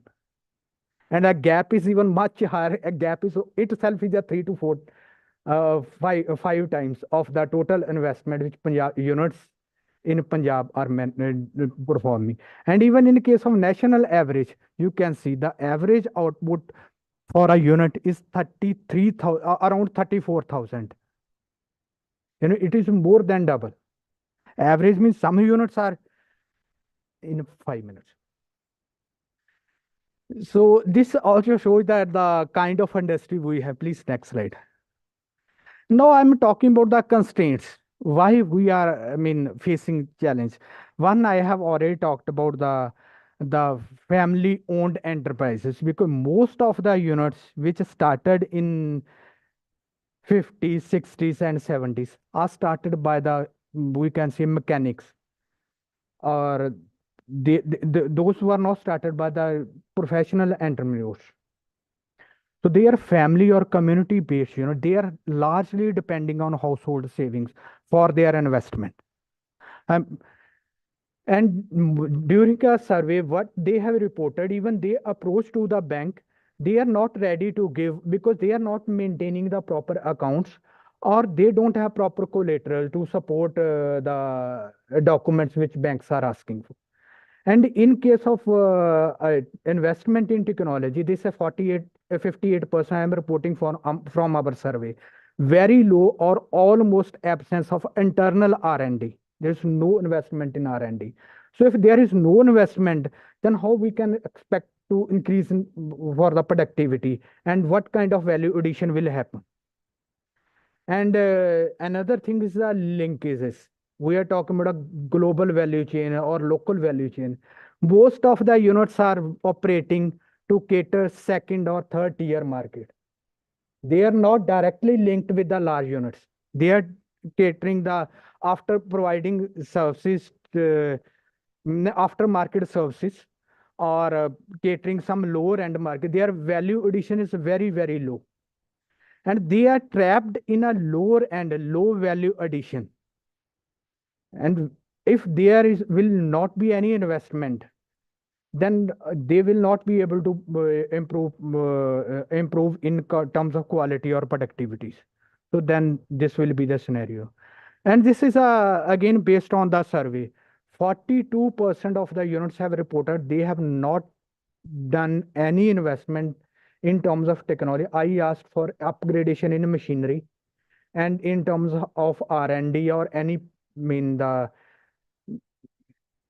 disembodied technology. So 42% they have reported, yes, they have not done. I asked why. Some of them have reported they don't have fixed capital. Some reported they don't require even because the kind of market they are catering is not required. We don't require new technology because we are providing aftermarket or jugaad service, kind of technology we are using. We are improving the products and we are supplying at the lower end. So this is a scenario. 42% have accepted they are not, they have not invested in technology in any form. Then and then high dependence on unskilled or semi-skilled migrant worker. This is a table based on the primary survey. Only 38.8% have reported they are using local laborers. Or other 86%, more than 86% reported they are depending on migrant laborers. And 38.3% reported they are completely using migrant workers. And the migrant workers are coming from states like Bihar, Uttar Pradesh, Nepal, Odisha. They are illiterate. They are providing training in the unit. They are just providing some operational trainings. So they can use the machine, they can operate the machine, but they don't know what is available in the global market and with whom they have to compete, what kind of technology they are using. So this is high dependence on the low and unskilled migrant worker is also a constraint for the industrialized. Please next slide. And here I have distributed the number of migrant. Can you take picture of? No, picture.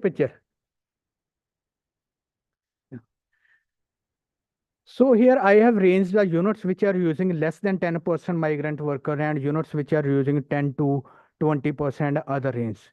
So you can see this is a situation. 38% are completely depending on the migrant workers, and other are using in some or the other way. They are depending on the migrant workers.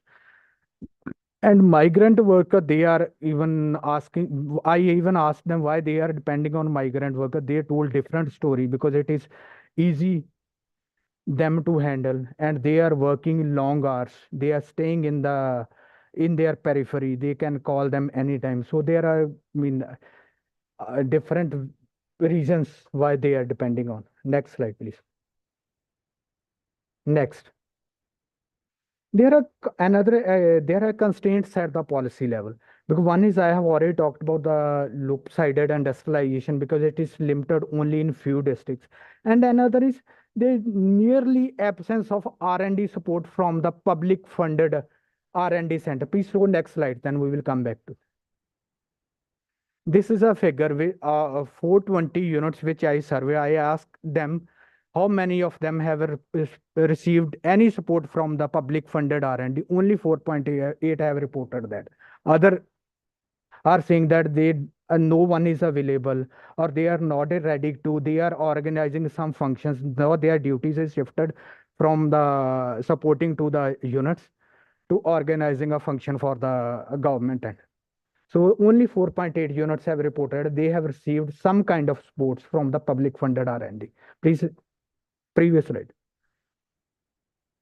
Another is there is no vision for long-term industrialization. Why I am saying that the industrial policy changes with the change of the government. When new government will come, they will change the policy. They have their own objectives.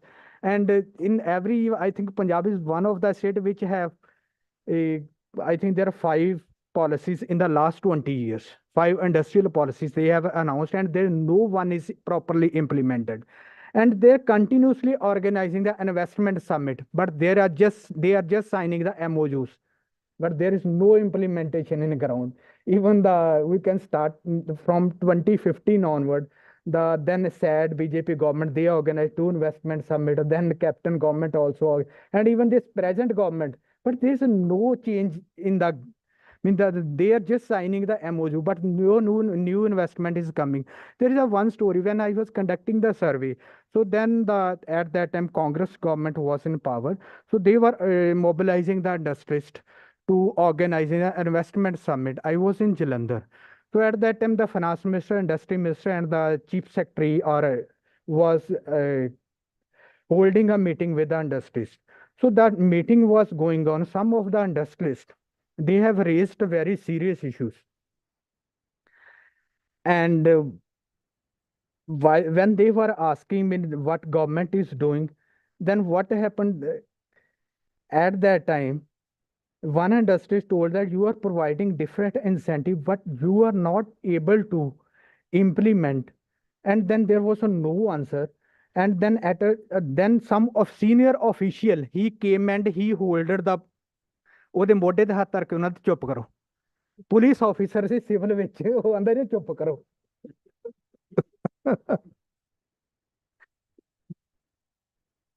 yes in one so this is actually they were not allowed to ask even the question so and then another thing is for ease of doing business we have slipped in that it was we are placed in rank position 15th in 2015 and now we have moved to 20th position in terms of ease of doing business ਹਾਂ ਉਹਦੇ ਚ ਉਹ ਆਂਦਾ ਕਿ ਭਈ ਅਗਰ ਤੁਸੀਂ new investment ਲਿਆਉਣੀ ਹੈ then you have to provide benefits to the old investor ਦਾ ਆਂਦਾ ਅਗਰ ਕੋਈ ਕਿਸੇ ਨੇ ਵਿਆਹ ਵੀ ਕਰਨਾ ਨਾ ਉਹ ਆਂਢੀ ਗੁਆਂਢੀ ਨੂੰ ਪੁੱਛਦਾ ਆ ਵੀ ਭਈ ਤੁਹਾਡੇ ਕਿੱਦਾਂ ਦਾ ਆ ਪਰਿਵਾਰ ਕਿਵੇਂ ਦਾ ਹੈ ਤੇ ਤੁਸੀਂ ਕਿਵੇਂ ਐਕਸਪੈਕਟ ਕਰੇ ਨਵੀਂ ਇਨਵੈਸਟਮੈਂਟ ਆ ਜਾਏਗੀ ਜੇ ਪੁਰਾਣਿਆਂ ਨੂੰ ਕੁਝ ਦੇ ਨਹੀਂ ਰਹੇ ਜਿਹੜਾ ਵੀ ਨਵਾਂ ਆਏਗਾ ਸਾਨੂੰ ਪੁੱਛ ਕੇ ਆਏਗਾ ਇਸ ਕਰਕੇ ਮਤਲਬ ਕਈ ਤਰ੍ਹਾਂ ਦੇ ਉੱਥੇ ਇਸ਼ੂ ਸੀ ਜਿਹੜੇ ਮੈਂ ਆਪ ਦੇਖੇ ਆ ਉਦੋਂ ਅੱਗੇ yes next slide please. And this is a NITI Aayog report in terms of business environment we placed in rank 7 and we are providing fiscal incentive.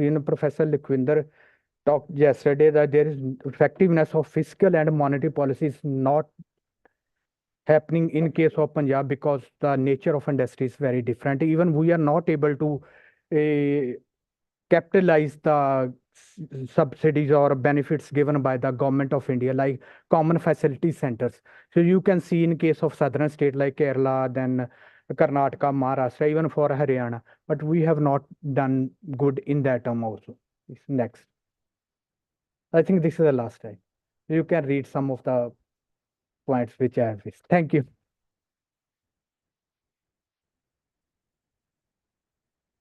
Thank you very much, Dr. Jatinder Singh, for raising this very important question of the shocking, really shocking deceleration of industry in Punjab. From a situation, if I'm right, where per capita industry in Punjab was among the highest in the country, we are down by all indicators to very shocking levels, despite high levels of skill, no lack of entrepreneurship, apparently no lack of capital either, very high demand of consumer goods, and yet Punjab doesn't seem to be growing pretty well on the industrial sector. We shall, of course, discuss all this at the end. I now move on to the last paper. This session, this will be on alternative model of farming, and the paper will be read by Mr. Mukesh Malod.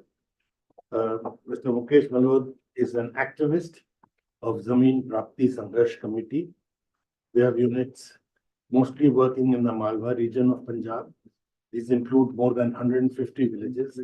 These units are active in Sangrur, Malerkotla, Barnala, Mansa, Ludhiana district. And it might interest you that the police have registered more than 40 cases against this organization, which in current conditions means they must be doing good work. On to Mr. Mukesh. Thank you sir ਬਹੁਤ ਬਹੁਤ ਧੰਨਵਾਦ ਇਸ seminar ਦਾ ਹਿੱਸਾ ਬਣਾਉਣ ਦੇ ਲਈ ਅਸੀਂ ਪੰਜਾਬ ਦੇ ਵਿੱਚ ਜ਼ਮੀਨ ਪ੍ਰਾਪਤੀ ਸੰਘਰਸ਼ ਕਮੇਟੀ ਬਣਾ ਕੇ ਪਿੰਡਾਂ ਦੇ ਜਿਹੜੇ ਦਲਿਤ ਨੇ ਲੈਂਡਲੈਸ ਨੇ ਉਹਨਾਂ ਦੀ ਜ਼ਮੀਨ ਦੇ ਲਈ ਜਿਹੜਾ ਪੰਜਾਬ ਦੇ ਅੰਦਰ ਸਟਰਗਲ ਕਰ ਰਹੇ ਹਾਂ ਮੇਨਲੀ ਜਿਹੜਾ ਮਾਲਵਾ ਬੈਲਟ ਹੈ ਉਸ ਦੇ ਅੰਦਰ ਪੰਜਾਬੀ ਦੀ ਕੋਈ ਸਮੱਸਿਆ ਤਾਂ ਨਹੀਂ ਹੈ ਜੀ ਪੰਜਾਬੀ ਹੀ ਓਕੇ ਥੈਂਕ ਯੂ ਜਿਹੜੇ ਪੰਜਾਬ ਦੇ ਵਿੱਚ हाँ पंजाब में 35% के लगभग दलितों की आबादी होने के बावजूद उन लोगों के पास ज़मीन का जो बहुत कम लगभग 2.5% के करीब जो उनके पास ज़मीन है यहाँ पे अगर हम देखें कि हम पंचायत लैंड और नज़ूर लैंड के इशू के ऊपर हमने ये अपना काम शुरू किया जिसमें 1/3 जो पंचायत लैंड दलितों के लिए रिजर्व्ड थी लेकिन उनको मिलती नहीं थी। हम लोगों ने उसके लिए स्ट्रगल किया और स्ट्रगल करके गांव में दलितों ने उस ज़मीन पे जो सांझी खेती शुरू की कोऑपरेटिव फार्मिंग जिससे लगभग गांव के जैसे एक बाल्द कलां गांव में उन लोगों को ज़मीन मिली। इस ज़मीन को लेने के लिए पहले तो बहुत सारी स्ट्रगल करनी पड़ी, और जब ये ज़मीन मिली भी तो उसमें जो गांव के जितने भी दलित परिवार थे वो थोड़ा थोड़ा पैसा लगाकर उसको लीज पे लेते थे। उस लीज का रेट कम करने के लिए लड़े, और जब उन्हें ज़मीन मिली तो सांझी खेती उन्होंने गांव में शुरू की। तो उस सांझी खेती में से उन लोगों को लगभग 5 क्विंटल उनके परिवार के लिए जो गेहूं की फसल आ जाती थी, और जो कुछ पैसे इन्वेस्ट करते थे उसमें से कुछ ना कुछ उनको जो प्रॉफिट है वो मिलता था। लेकिन जो समस्या ग्रीन रेवोल्यूशन की है, जो खेती मॉडल की समस्या है, उससे उन्हें भी झेलना पड़ता था, क्योंकि सिर्फ इतनी सी जमीन मिलने के बाद चाहे उनके लिए गेहूं का प्रबंध तो हो गया, लेकिन रोजगार का जो गांव के दलित मजदूर हैं उनके लिए वो प्रबंध नहीं हुआ।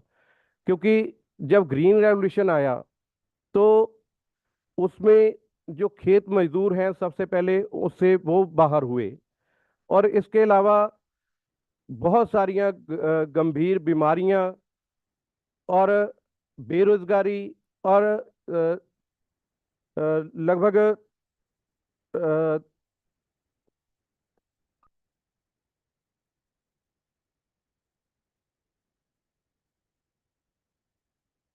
जो किसानी है वो कर्जे में फंसी। इसके मिट्टी, पानी सब कुछ पोल्यूट हुआ, हवा जो पोल्यूट हुई। तो एक तरह से जो ग्रीन रेवोल्यूशन था वो जैसे मजदूरों के लिए जो उनकी बेरोजगारी का कारण बना, वैसे ही वो मतलब पंजाब के लोगों के लिए अगर कहें तो बहुत खतरनाक साबित हुआ। और अगर हम बात करें जो अल्टरनेटिव खेती मॉडल की हम बात कर रहे हैं कि यहाँ पे एक ऐसा मॉडल चाहिए जिससे उस जो कॉरपोरेट का मॉडल है, ग्रीन रेवोल्यूशन है, उससे बाहर निकलकर जो यहाँ के वातावरण के अनुकूल हो, जो यहाँ की मिट्टी के अनुकूल हो, और जो लोगों की जरूरत है उसके आधार पे अगर खेती हो तो वो इसका हल है जो बन सकती है। जैसे हम लोग सावनी में जो फसल जो जोने की फसल लगाते हैं, वो उसका लगभग 31,79,000 हेक्टेयर जो लैंड है जो इस फसल के नीचे आती है। मक्की की 1 लाख लगभग 8,000, और जो कपाह है उसकी 2,51,600। अगर देखें तो पंजाब के लोग हैं वो चावल कितना खाते हैं, वो उनकी जरूरत ना मात्र है, लेकिन चावल के नीचे के जो जमीन है वो बहुत ज्यादा है। इसी तरह अगर इसको देखा जाए कि जो दाल है जो यहाँ की जरूरत है, जिसकी 94% जो खरीद है वो पंजाब से, देश से बाहर से की जाती है। लेकिन अगर दाल की जो प्रोडक्शन है उसको बढ़ाने का यहाँ काम हो तो लगभग जो ये झोने के नीचे जो जमीन है उससे निकालने का काम है वो हो सकता है। लगभग 10 लाख हेक्टेयर जो लैंड है वो एक साल में इसके नीचे लाई जा सकती है, लेकिन उस पर कोई काम नहीं हो रहा। अगर देखें तो मूंगी की जो फसल है वो 2600 हेक्टेयर, माँ की जो दाल है वो 2000 हेक्टेयर, और अरहर 1800 हेक्टेयर, छोले हैं, मसर हैं, मतलब बहुत कम इन फसलों पे काम किया गया है। और इसके अलावा अगर जो तेल वाली फसलें हैं जैसे मूंगफली है, तिल है, सूरजमुखी है, जो तेल खाने के लिए काम आता है, उसकी लगभग $10 बिलियन की खरीद है जो बाहर से होती है। लेकिन यहाँ उसकी प्रोडक्शन बढ़ाने का कोई काम ही नहीं हो रहा। यहाँ पे वही गेहूं झोना उस पे जो जोर लगा हुआ है। और इसके अलावा अगर जो बाग लगाने का है, बागवानी का काम है, वो 93,615 हेक्टेयर जो जमीन है, लगभग जो वाहीजोग जमीन है उसका 2.2% बनता है। उस पे जो बगीची का जो बाग का काम है वो हो रहा है। यहाँ पे अगर बागों में कुछ उगाया भी जा रहा है तो वो जो किन्नू या अमरूद, लगभग 30 तरह के फल हैं जो यहाँ पे उगाए जा सकते हैं। चाहे माहिर हैं जो वो बोलते हैं कि भाई यहाँ ये नहीं हो सकता, जैसे अनार के ऊपर बहुत सारे लोगों ने खेती करके ये साबित किया कि अनार भी अच्छा हो सकता है, लेकिन हमारे जो माहिर हैं वो बोलते हैं कि भाई नहीं हो सकता। लेकिन अगर इस पे काम हो तो इसको भी बढ़ाया जा सकता है। और इसके अलावा दूध, पनीर, घी की जो डिमांड है, वो अगर देखें तो पंजाब में जितनी डिमांड है उससे उसका 1/4 ही पैदा हो रहा है। इसका मतलब बाकी पूरे का पूरा जो प्रोडक्शन है वो नकली जो सप्लाई हो रही है। इसकी वजह से कितने लोगों को कितनी गंभीर बीमारियां हो रही हैं, उसके लिए कोई काम नहीं किया जा रहा। अभी अगर हम देखें कि जो हाड़ी के सीजन में 1,95,400 हेक्टेयर और सौनी के में 2,54,600 हेक्टेयर जो हरे चारे के लिए ज़मीन जो यूज़ की जाती है।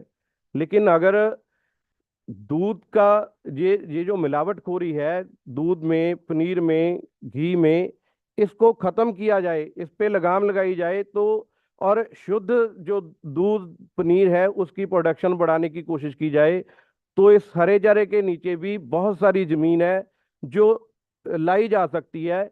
जो लोग बोलते हैं कि ये पंजाब के लोग तो बस इसी चक्कर में फंसे हुए हैं, लेकिन बहुत सारी डिस्कशंस होती हैं, बहुत सारे लोग बातें करते हैं और किसानों को ही जो इसका दोषी बना देते हैं। लेकिन गवर्नमेंट अगर चाहे तो इसको सेट कर सकती है। इसके अलावा सब्जियों की बात करें तो सब्जियां 3,05,386 हेक्टेयर जो जमीन है उस पे अभी सब्जियों की खेती होती है, इसको बढ़ाया जा सकता है।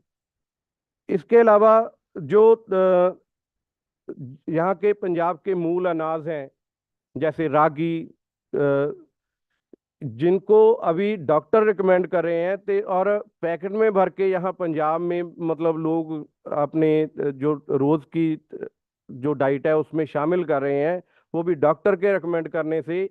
लेकिन ये फसलें जो रवायती फसलें थी पंजाब की, ये कहीं भी नहीं मिल रही, क्योंकि इन पे किसी ने काम ही नहीं किया। क्योंकि जब ग्रीन रेवोल्यूशन आया तो इस मॉडल को बढ़ाने के लिए पूरा जोर लगाया गया, लेकिन जो यहाँ की ये रवायती फसलें थी इन पे कोई काम नहीं हुआ। हमें लगता है कि जो अगर यहाँ की जमीन को देखें तो कैसा वातावरण है, जमीन की क्या किस्म है, उसके हिसाब से अगर जो पैदावार है वो की जाए। जैसे उदाहरण के लिए अभी होशियारपुर के तलवाड़ा ब्लॉक में जो गेहूं है उसकी 13.06 क्विंटल प्रति हेक्टेयर जो पैदावार है, लेकिन अगर कलानौर की देखें तो 48.36%। जहां पे गेहूं हो ही नहीं रहा वहां पे भी जबरदस्ती मतलब उसको उगाने की कोशिश की जा रही है। तो सभी जगह पे एक सी खेती की बजाय उस मिट्टी के हिसाब से, उस वातावरण के हिसाब से, जैसे जो सेम का इलाका है उसमें जो झोने की फसल की जा सकती है, लेकिन दूसरे इलाकों में उनकी ज़मीन की जो जैसी सिचुएशन है, जैसा वातावरण है, उसके हिसाब से उन फसलों को उगाने का स्पेशल जोन जो तैयार करना पड़ेगा। क्योंकि बात जब भी चलती है कि एमएसपी की बात चलती है, एमएसपी पे बहुत बड़ी स्ट्रगल हो रही है, अकेली एमएसपी भी क्या करेगी। जैसे अभी सुनील जाखड़ जी ने बयान दिया कि हम 23 की 23 फसलों पे अगर दे भी दें एमएसपी, तो उसका हल क्या होगा, कौन कौन सी फसल उगाएगा? मतलब ये बात पहले डिसाइड करनी होगी, इस बात पे डिस्कशन होनी चाहिए, इस बात को जानना चाहिए कि कौन सा इलाका किस चीज़ के लिए फर्टाइल है, बजाय इसके कि ठीक है जी सभी फसलों पे एमएसपी मिल गई, फिर भी उस पे काम कौन करेगा? जैसे गेहूं की फसल को का जो झाड़ है वो बढ़ाने के लिए उस पे बहुत काम हुआ, उसका झाड़ बढ़ा भी, लेकिन अगर दाल की हम देखें तो उसकी प्रोडक्शन बिल्कुल भी नहीं बढ़ी, वहीं की वहीं है। इसलिए इनके जो नए बीज हैं, इनके लिए जो नए खेती के ढंग हैं, उनके लिए नई खोज होनी चाहिए। और जो खेती खोज की दिशा है, बीज का जो कारोबार है, जब तक कारपोरेट को इससे बाहर करके लोगों की जरूरत के मुताबिक नहीं किया जा सकता, तब तक ये बड़ा मुश्किल है। अगर पानी का मामला देखें तो पंजाब के सभी लोग किसानों को इस बात के लिए जिम्मेवार ठहरा रहे हैं कि पंजाब के किसानों ने जो पानी है वो खत्म कर दिया। लगभग आधा मीटर पानी हर साल जो नीचे जा रहा है, और माहिरों के हिसाब से लगभग 2050 के लगभग जो पानी है वो बिल्कुल खत्म होने के किनारे होगा। जो पंजाब जिसका नाम पानियों के नाम पे पड़ा, वो पंजानी मतलब पानी से भी मतलब बिरवा हो जाएगा। तो इसलिए ये पंजाब के लिए, पंजाब के लोगों के लिए ये बहुत बड़ी जरूरत है। लैंड सीलिंग एक्ट को इम्प्लीमेंट करने का मामला है, लेकिन कागजों में अगर देखें तो कागजों में उन्होंने इस सब को लागू कर दिया है। अगर किसी से रिकॉर्ड मांगो तो रिकॉर्ड नहीं है, लेकिन लैंड सीलिंग एक्ट को लागू करने के अलावा इसका हल नहीं हो सकता।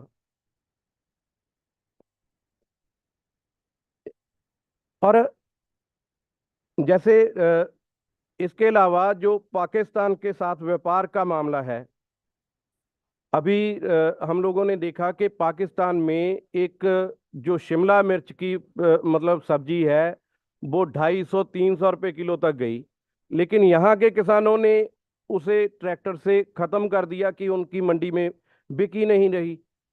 इसलिए अगर इंडो पाक जो व्यापार है वो खुलता है तो बहुत सारा मतलब पाकिस्तान में हमारी यहाँ की जो मशीनरी है उसकी डिमांड है। वहाँ का जिप्सम अगर हम देखें तो राजस्थान के जिप्सम के 5 और उसका 1 गट्टा जो है एक बराबर है।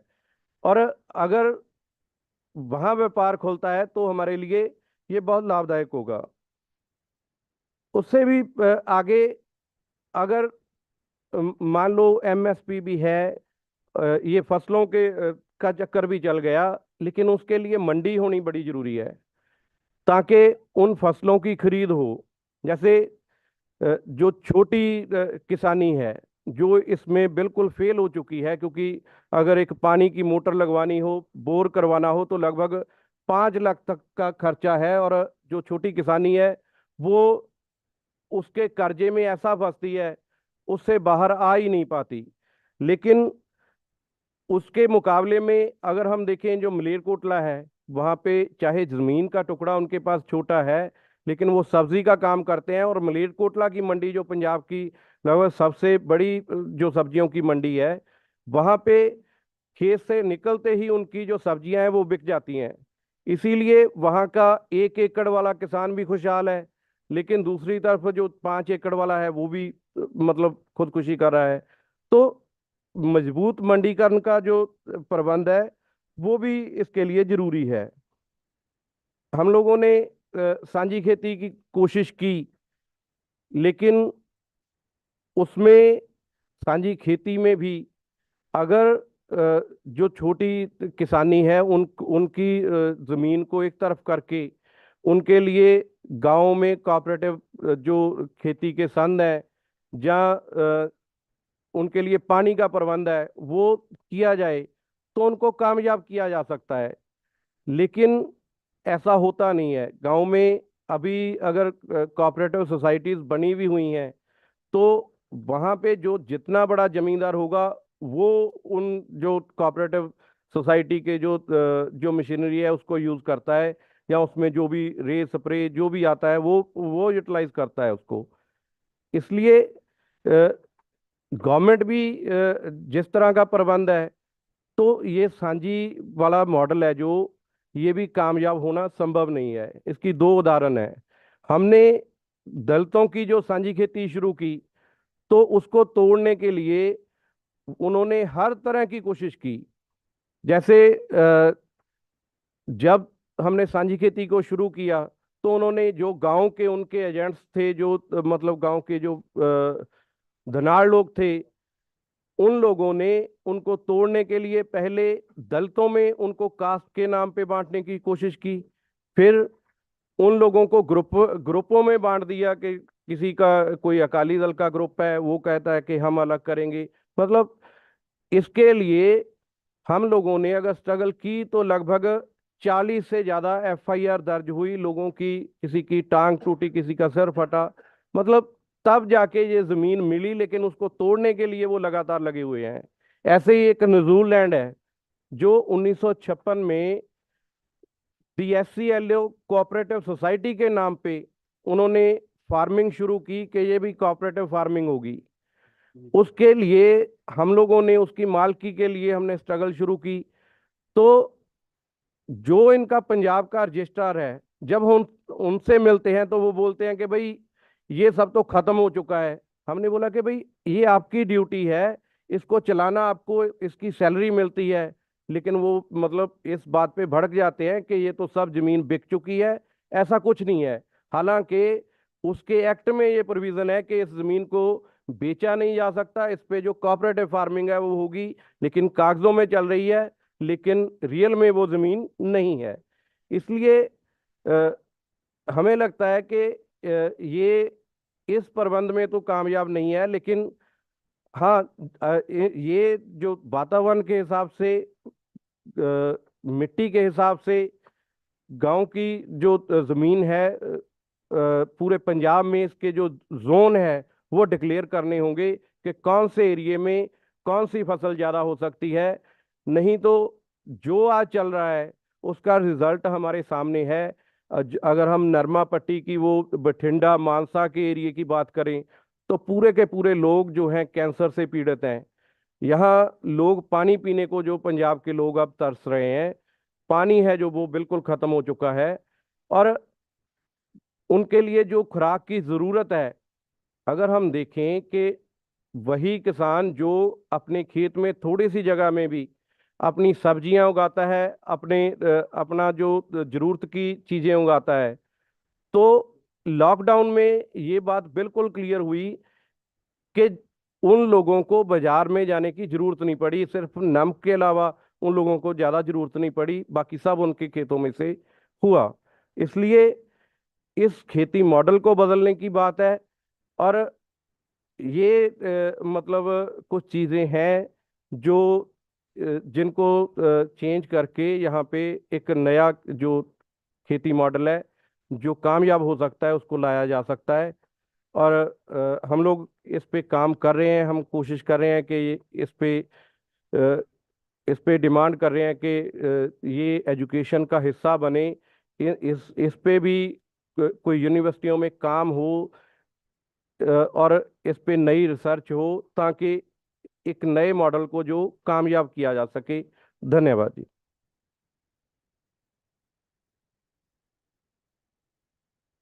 Thank you, Mukesh ji, for raising very important issues. And I'm particularly glad that while focusing on the Dalit question, you did not limit it to that. That is, fighting for Dalit rights does not mean that you do not look at environment, you do not look at the crop diversity, you do not look at the nature of the cooperative movement. So I think this was an extremely good paper which took a holistic view of what needs to be done in the political economy of Punjab agriculture. We now move on to the discussion of all these Paper, ਅਖੀਰੇ ਤੇ ਮੈਂ ਵੱਡਾ ਕਰਨੀ ਆ ਤਾਂ ਇਹ ਆ ਜਾਂਦਾ ਹੈ Jaswinder Singh. ਆ ਜਿਹੜਾ ਏਦਾਂ ਛੋਟਾ ਕਰਨੀ ਆ ਤਾਂ ਇਹ ਆ ਜਾਂਦਾ ਹੈ ਤੇ ਵੱਡਾ ਕਰਨੀ ਆ ਤਾਂ So, I am just interesting by this. It doesn't matter, ma'am. Or this is a round table, so it's very convenient. I think all the 4 papers this morning were absolutely brilliant. I would rather begin with the very small comment on what Jitendra said. It's a departure because we are talking about crisis in agriculture, and we are identifying the entire crisis with the crisis in agriculture. Both the papers by Manjeet and Jitendra, they were complementary to each other. The kind of deceleration which Jitendra talked about was earlier given by Dr. Manjeet Sharma. And I think they complement each other in the sense that, he talked about the low employment elasticities, either in agriculture or in the alternative occupations, which is very true, and especially given the kind of deceleration which Jitendra mentioned. The unfortunate part is what Professor Lakwinder, yesterday when he mentioned, the gap in terms of governance. And it was very well spotted by, earlier given by Professor Dr. Vora and then Vora and then Ramesh Chandraji, that, this governance gap in terms of concerns for development are synonymous with the deceleration in the governance. So, if you look at the period when agriculture and industry, they were getting investment in terms of setting up good infrastructure, the good governance was also there. But unfortunately, towards the mid-80s, the deceleration which started, it coincided with the governance deficit. So, look at, we are only looking so far at the agriculture and industry, but our education system in Punjab has collapsed totally. The higher education and the technical education has failed to look into these issues.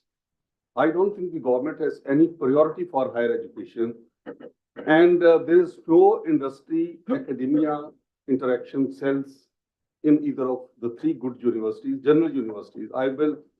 There are certain, of course, certain islands of excellence like Punjab Agriculture University, and the central institutions were set up primarily to give lead to the state institutions. But state has not been able to establish beyond Patiala Medical College even one institution.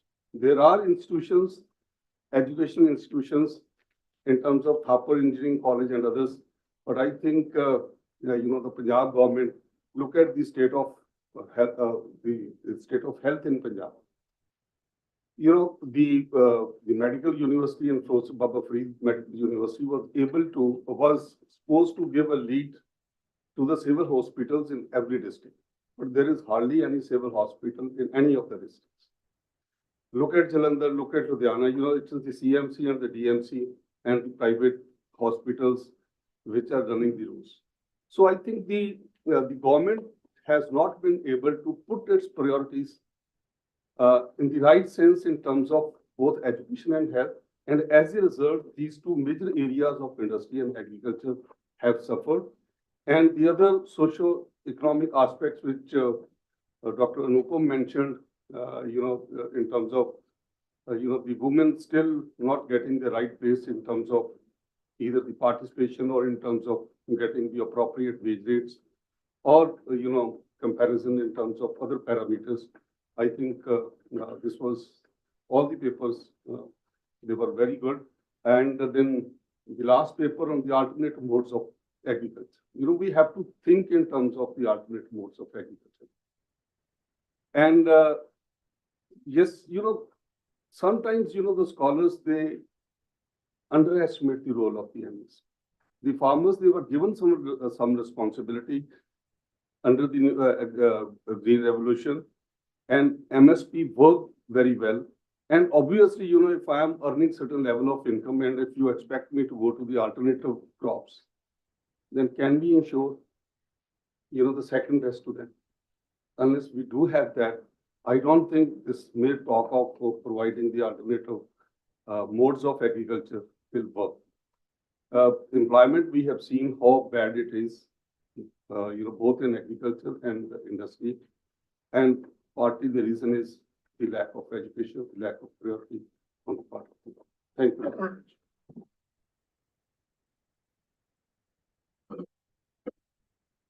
I think we can invite the questions. He's moderating. Thank you. I think all these papers are complementary to each other, but I will begin with the Jitinder's paper. Jitinder's paper bring out that there are certain external factors which have hit the Punjab very hard. One of the factors which has hit very hard the industry in the state is rate equalization policy. Because earlier, the raw material which was coming from other states was available to the industrialist at the same price as it was available anywhere else. So once it was abolished, the disadvantage came into existence.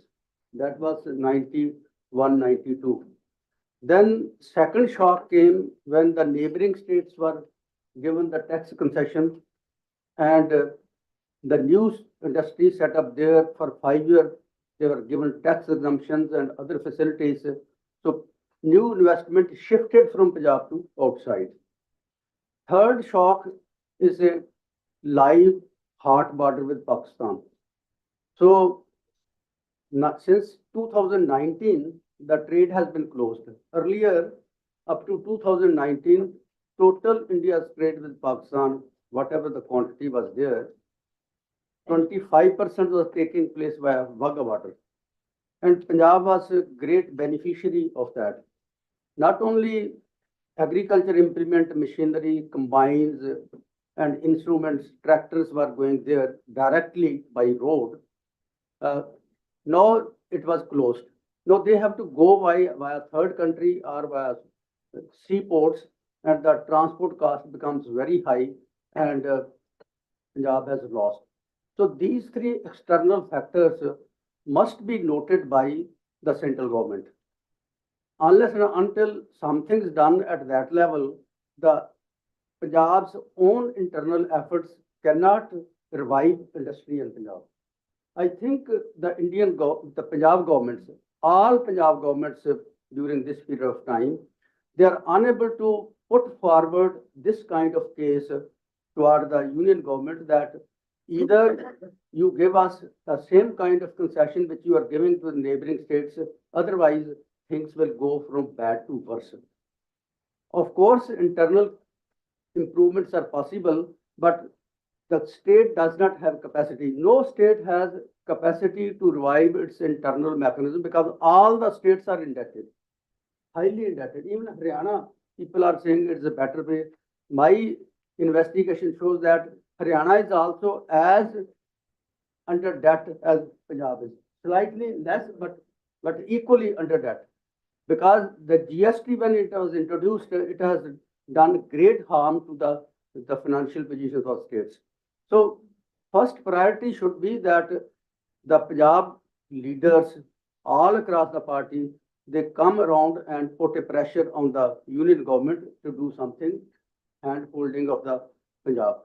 Secondly, I have worked on Northeast. In the Northeast policy, Look East policy, and now Look East and Act East policy, it is mentioned that if you are to develop relations with the neighboring countries or any decision is to be taken with the neighboring countries, these states must be consulted.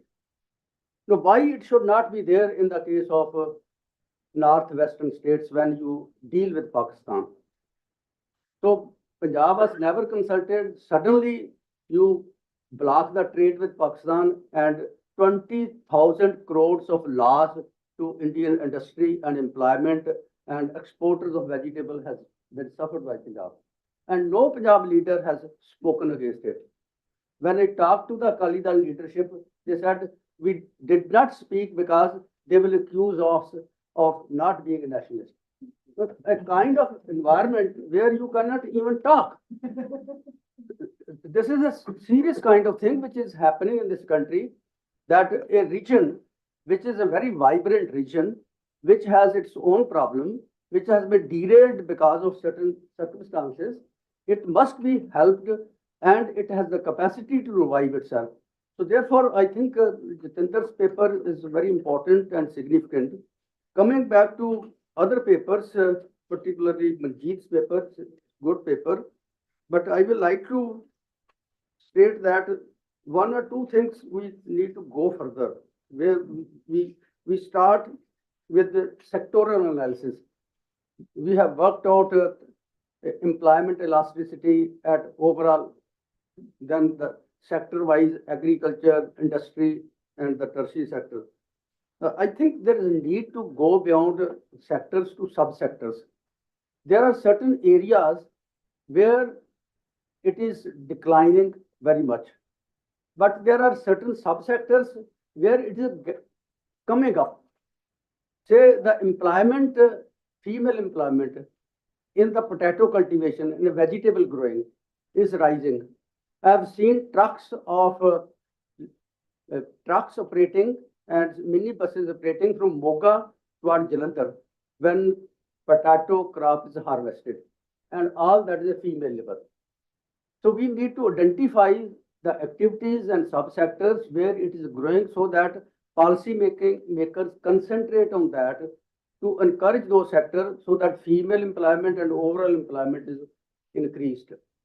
So in that context, I believe that this is a very important thing to go and look at the positive things which are happening, which should be further encouraged.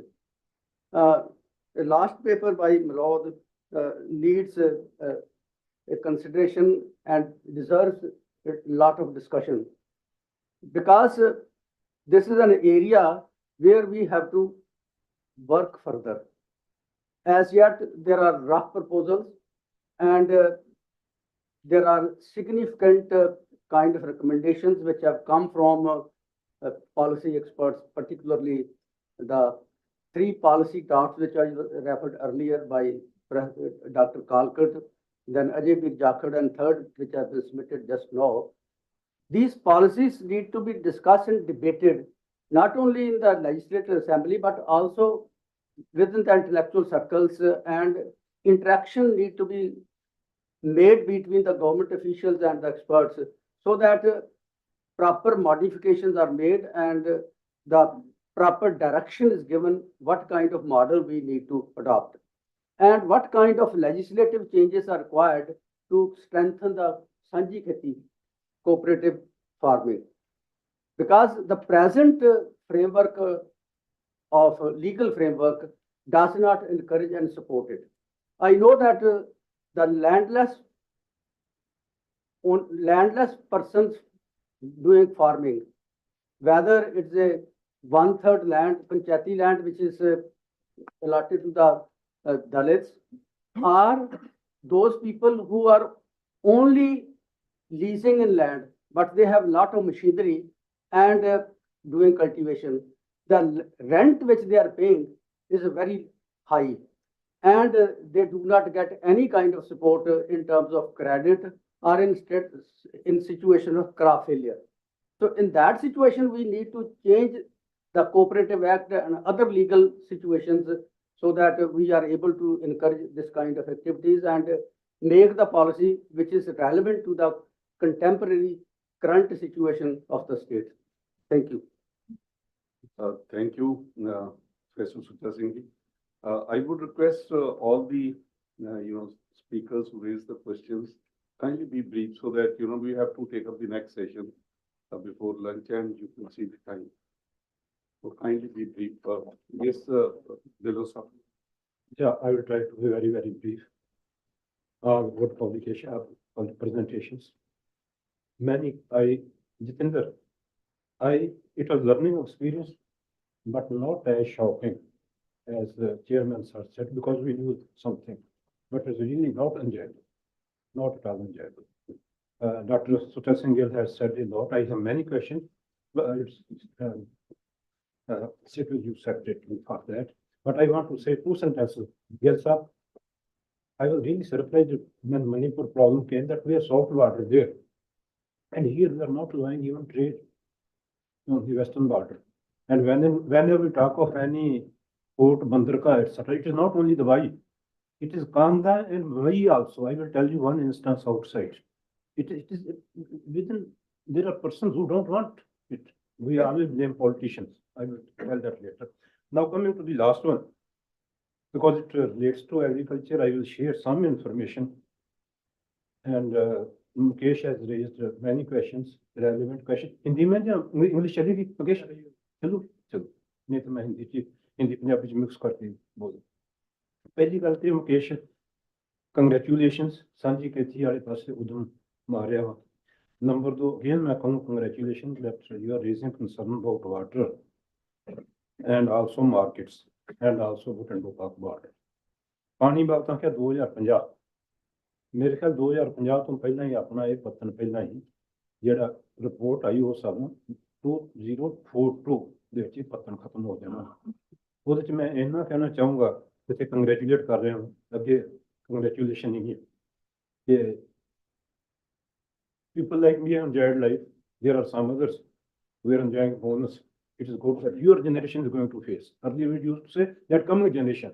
Now the present younger generation is going to face this problem. Punjab is moving toward desertification. Now, your question about horticulture, vegetable pulses. Mostly I will be sharing some information rather than raising the questions. You said pulse. Which pulse? No pulse can compete with wheat or rice. No pulse. And the reason is, these are three season pulses, Mungi, Ma, etc.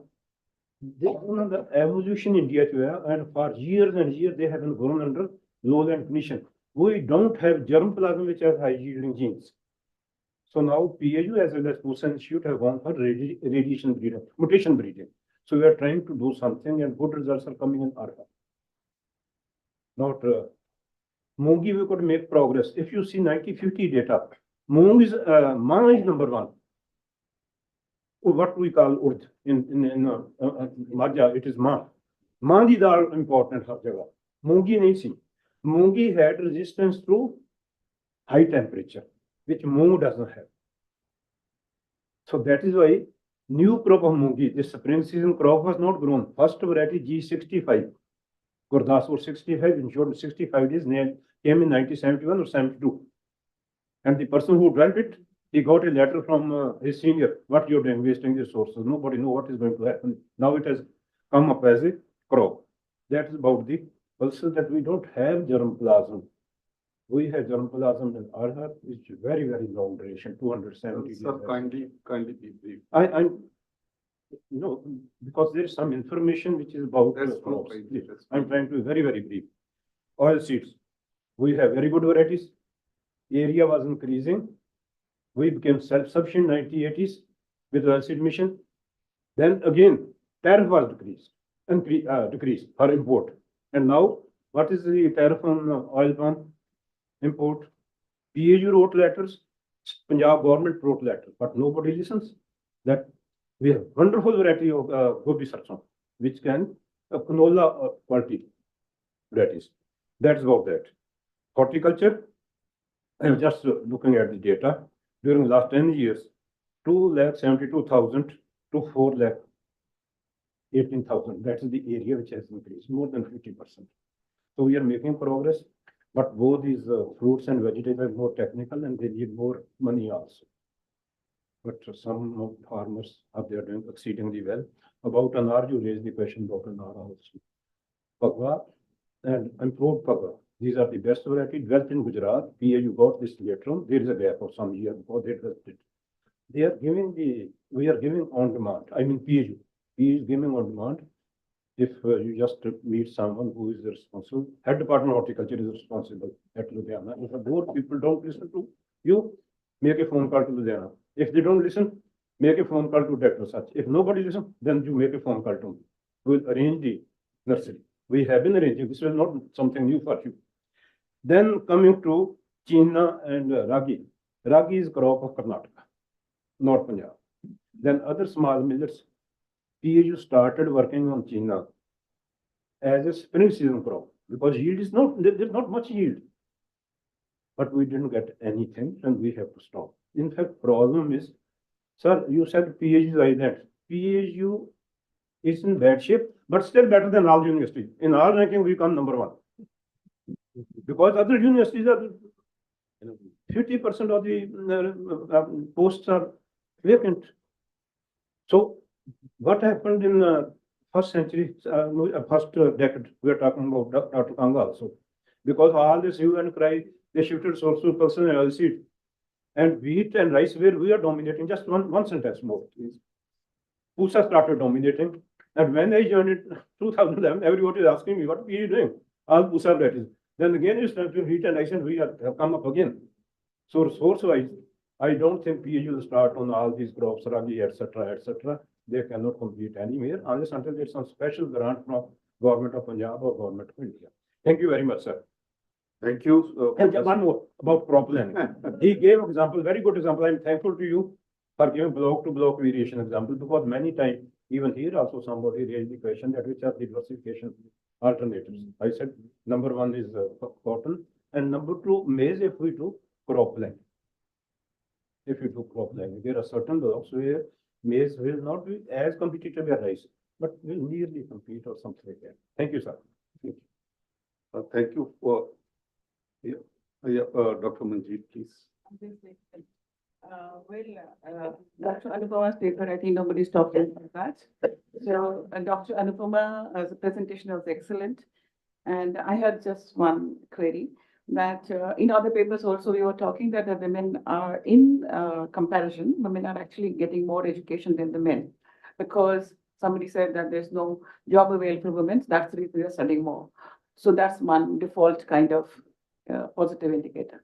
So and the other thing is that the kind of data which you have presented is actually the same as if the national level or any other level you are talking about.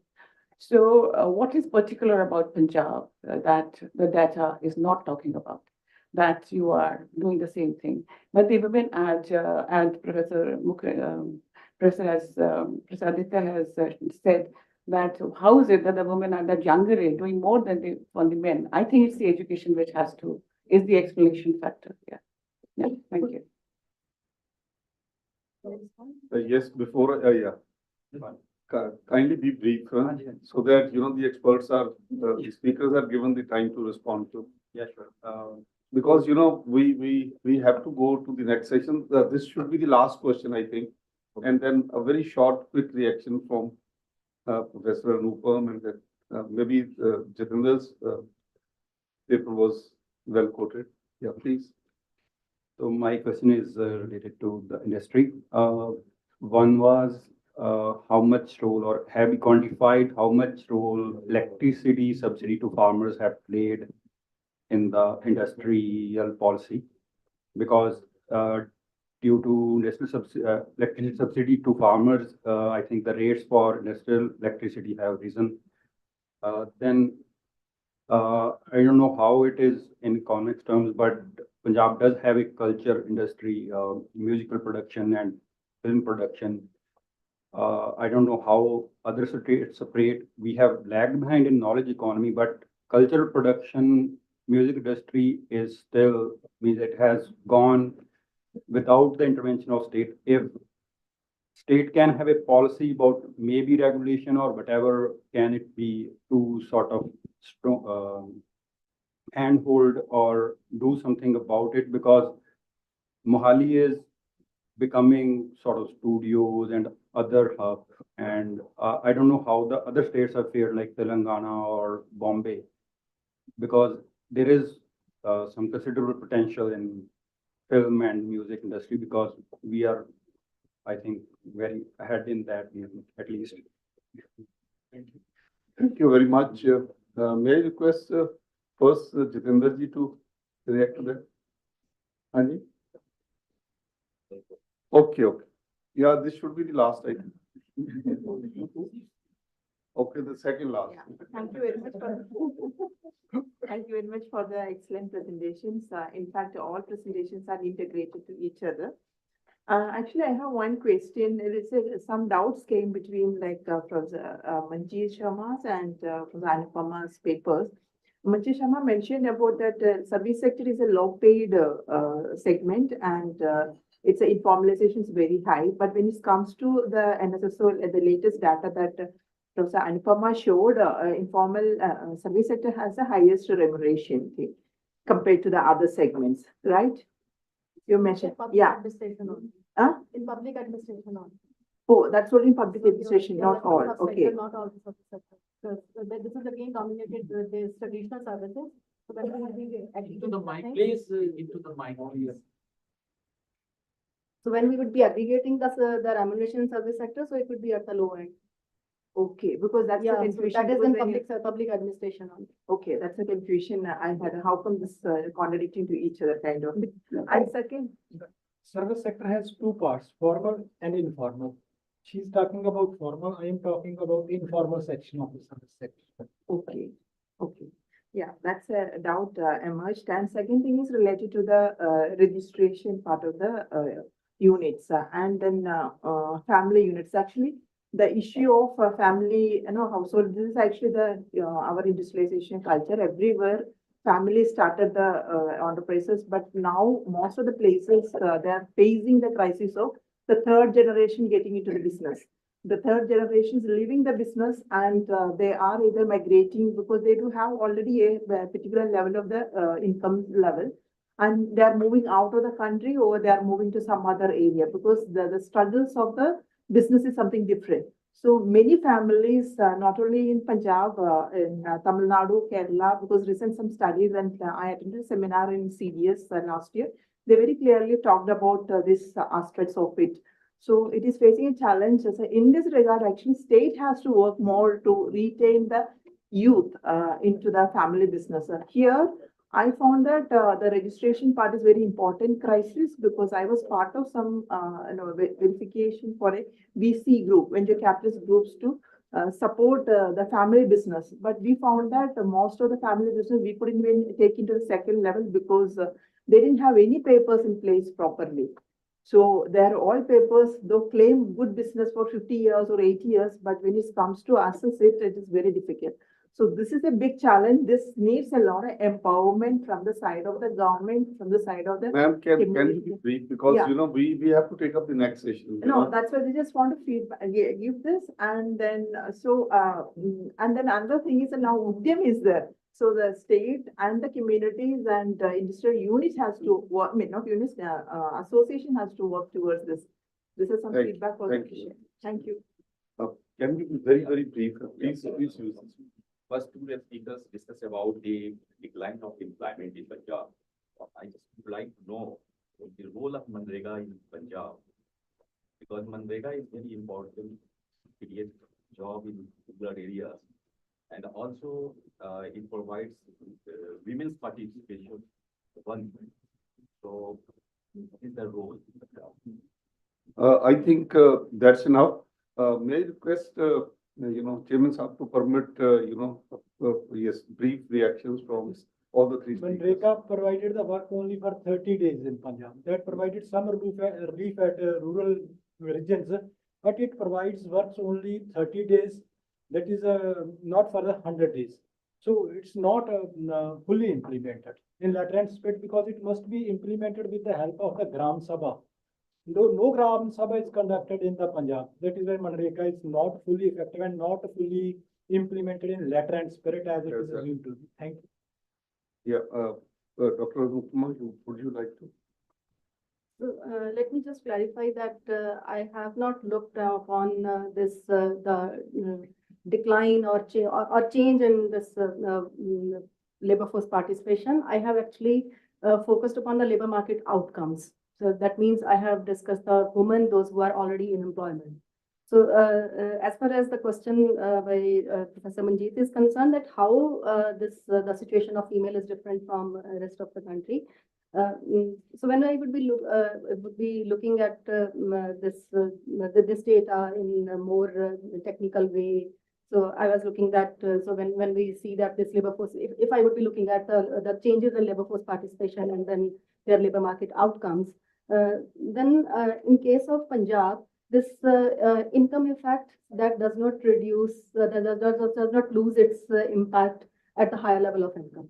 So otherwise, so as I have already given the theoretical considerations that the income effect that would be that would weaken and the substitution effect that would be dominating. But in case of Punjab, this income effect does not weaken in the sense it works in national scenario.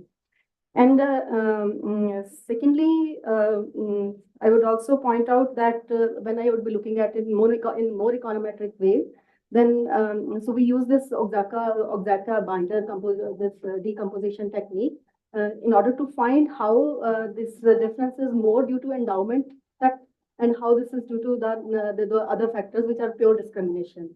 In that case, we assign the similar values of, for example, in the human capital formation or other individual characteristics to the males and the females and look at the differences in their earnings. So that would be due to pure discrimination because we have ruled out the differences in the factor endowments. In that case, surprisingly, this discrimination part is very high in case of females in Punjab as compared to the national scenario. So this is there is a huge difference. So this is as high as 79% is due to the pure discrimination. And it does not reduce significantly as the level of education increases.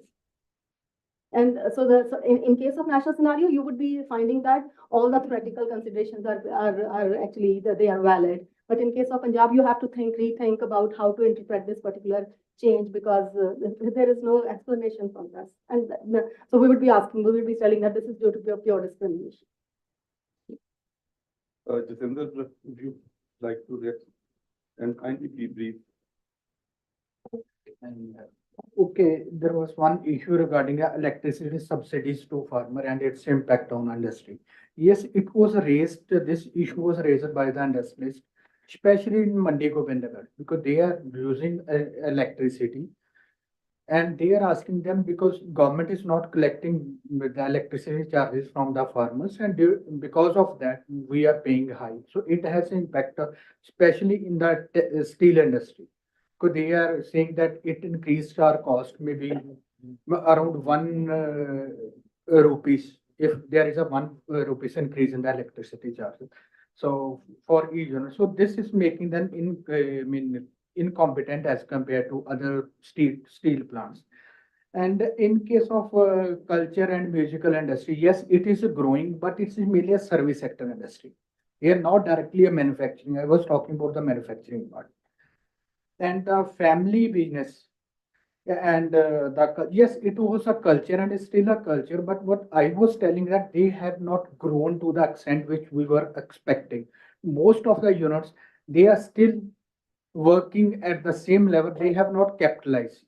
With some exceptions are there, but in general, the most of the units we started maybe 40, 50 years or 60 years, but we have not grown to the extent they should have grown. And the registration process, yes, it is there. Their registration is very low. If we see the MSME survey of 2015-16, which was unorganized enterprises in India, there are around 14 lakh units, MSME units in Punjab, but there are only 2 lakh units are registered. Only 2 lakh out of 14 lakh. So yes, registration issue is very much there.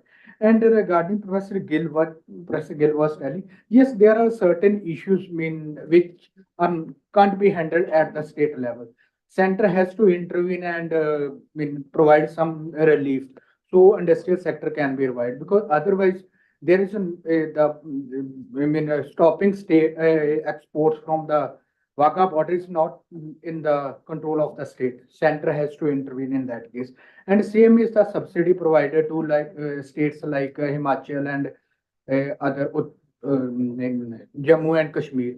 So we are also, Punjab is also a border state and landlocked state. We don't have mineral resources. So some kind of support should also be there. Like sir cited one example for Northeast, because any policy change with other countries, government has and union government has to consult to those states. But why that is not applicable in case of Punjab? Such kind of interventions are required. And otherwise, because at state level, what best we can do, we can improve the business environment. But we don't have a capacity to provide subsidy or financial support because Punjab indebtedness is very high. And it is reflecting in all the indicators which I have shown in case of gross fixed capital formation and other. So I think these are the issues. Thank you. Thank you. I think it was really a very brilliant session. All the 4 papers were really excellent, and we really express our gratitude to Professor Sahitya Mukherjee for chairing this session. Thank you very much, and we can request the next session. Kindly be here. We will continue the tea here, and we can request the next session. Thank you, Professor Jaswinder. Now we begin with the next session, which is devoted to issues, way forward. This session is divided into 2 parts. Part 1 will be pre-lunch and part 2 will be post-lunch. For part 1, we have Sardar Jatinder Bir Singh as the chair, who is a distinguished member of the civil services, and he retired as an IAS. He served as Secretary Education in the Government of Assam, Joint Secretary Ministry of Defence, Government of India. And after retiring as the chairman of Punjab and Sindh Bank, he was appointed as the chairman of Punjab Infrastructure Regulatory Authority. He has a long association with Bhai Veer Singh's Sahitya Sadan, and he is presently the senior vice president of the same Sadan. We welcome you, sir. Thank you for this opportunity to be amongst a galaxy of scholars, civil servants, professors, academia. In fact, I have a formidable challenge before me. This session was scheduled to commence at 12:20 and conclude at 1:30. So we have not much time before lunch, but even then, since yesterday, as all of us know, that we have adopted a multidisciplinary and multidimensional approach to diagnose the challenges before modern Punjab. In fact, when I was listening to the various presentations since yesterday morning, starting with the inaugural address of Shri Anand Voraji, which gave an evolution of the modern Punjab, I was thinking that in the great novel, A Tale of Two Cities, Charles Dickens writes, it was the best of times and it was the worst of times. It was the spring of hope and it was the winter of despair. So we are vacillating between hope and despair. In fact, after partition, Dr. M.S. Randhawa wrote a monumental work on rehabilitation and reconstruction of Punjab in the aftermath of the partition of 1947. And the title of that book was Out of the Ashes. Out of the Ashes is based on a metaphor of Greek mythology in which Phoenix, a mythical bird, is supposed to be reborn out of its own ashes. So there was a time when Punjab was a model state for the country.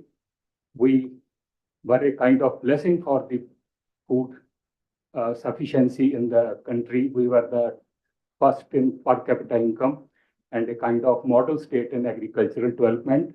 And the experiment of Green Revolution made this country reliant in food security. And that blessing, that cycle of paddy and wheat turned to be a kind of bane today. And all the researchers, academia, and policymakers are grappling with these issues. And I am sure that with this very comprehensive debate and dialogue since yesterday morning, we will be able to also have a rays of hope, as I just mentioned, that it could be also the spring of hope for modern Punjab. In fact, the challenges posed by various in the economy, finances, agriculture, industry, education, health, migration, unemployment, they have been very comprehensively debated in the last 2 days. So today we have an eminent panelist who is eminently qualified to talk about on this very significant theme, a land riddled with fault lines. As all of us know, that in 20th century, the boundaries of Punjab were redrawn first in 1947 and then 1966. And the impact of those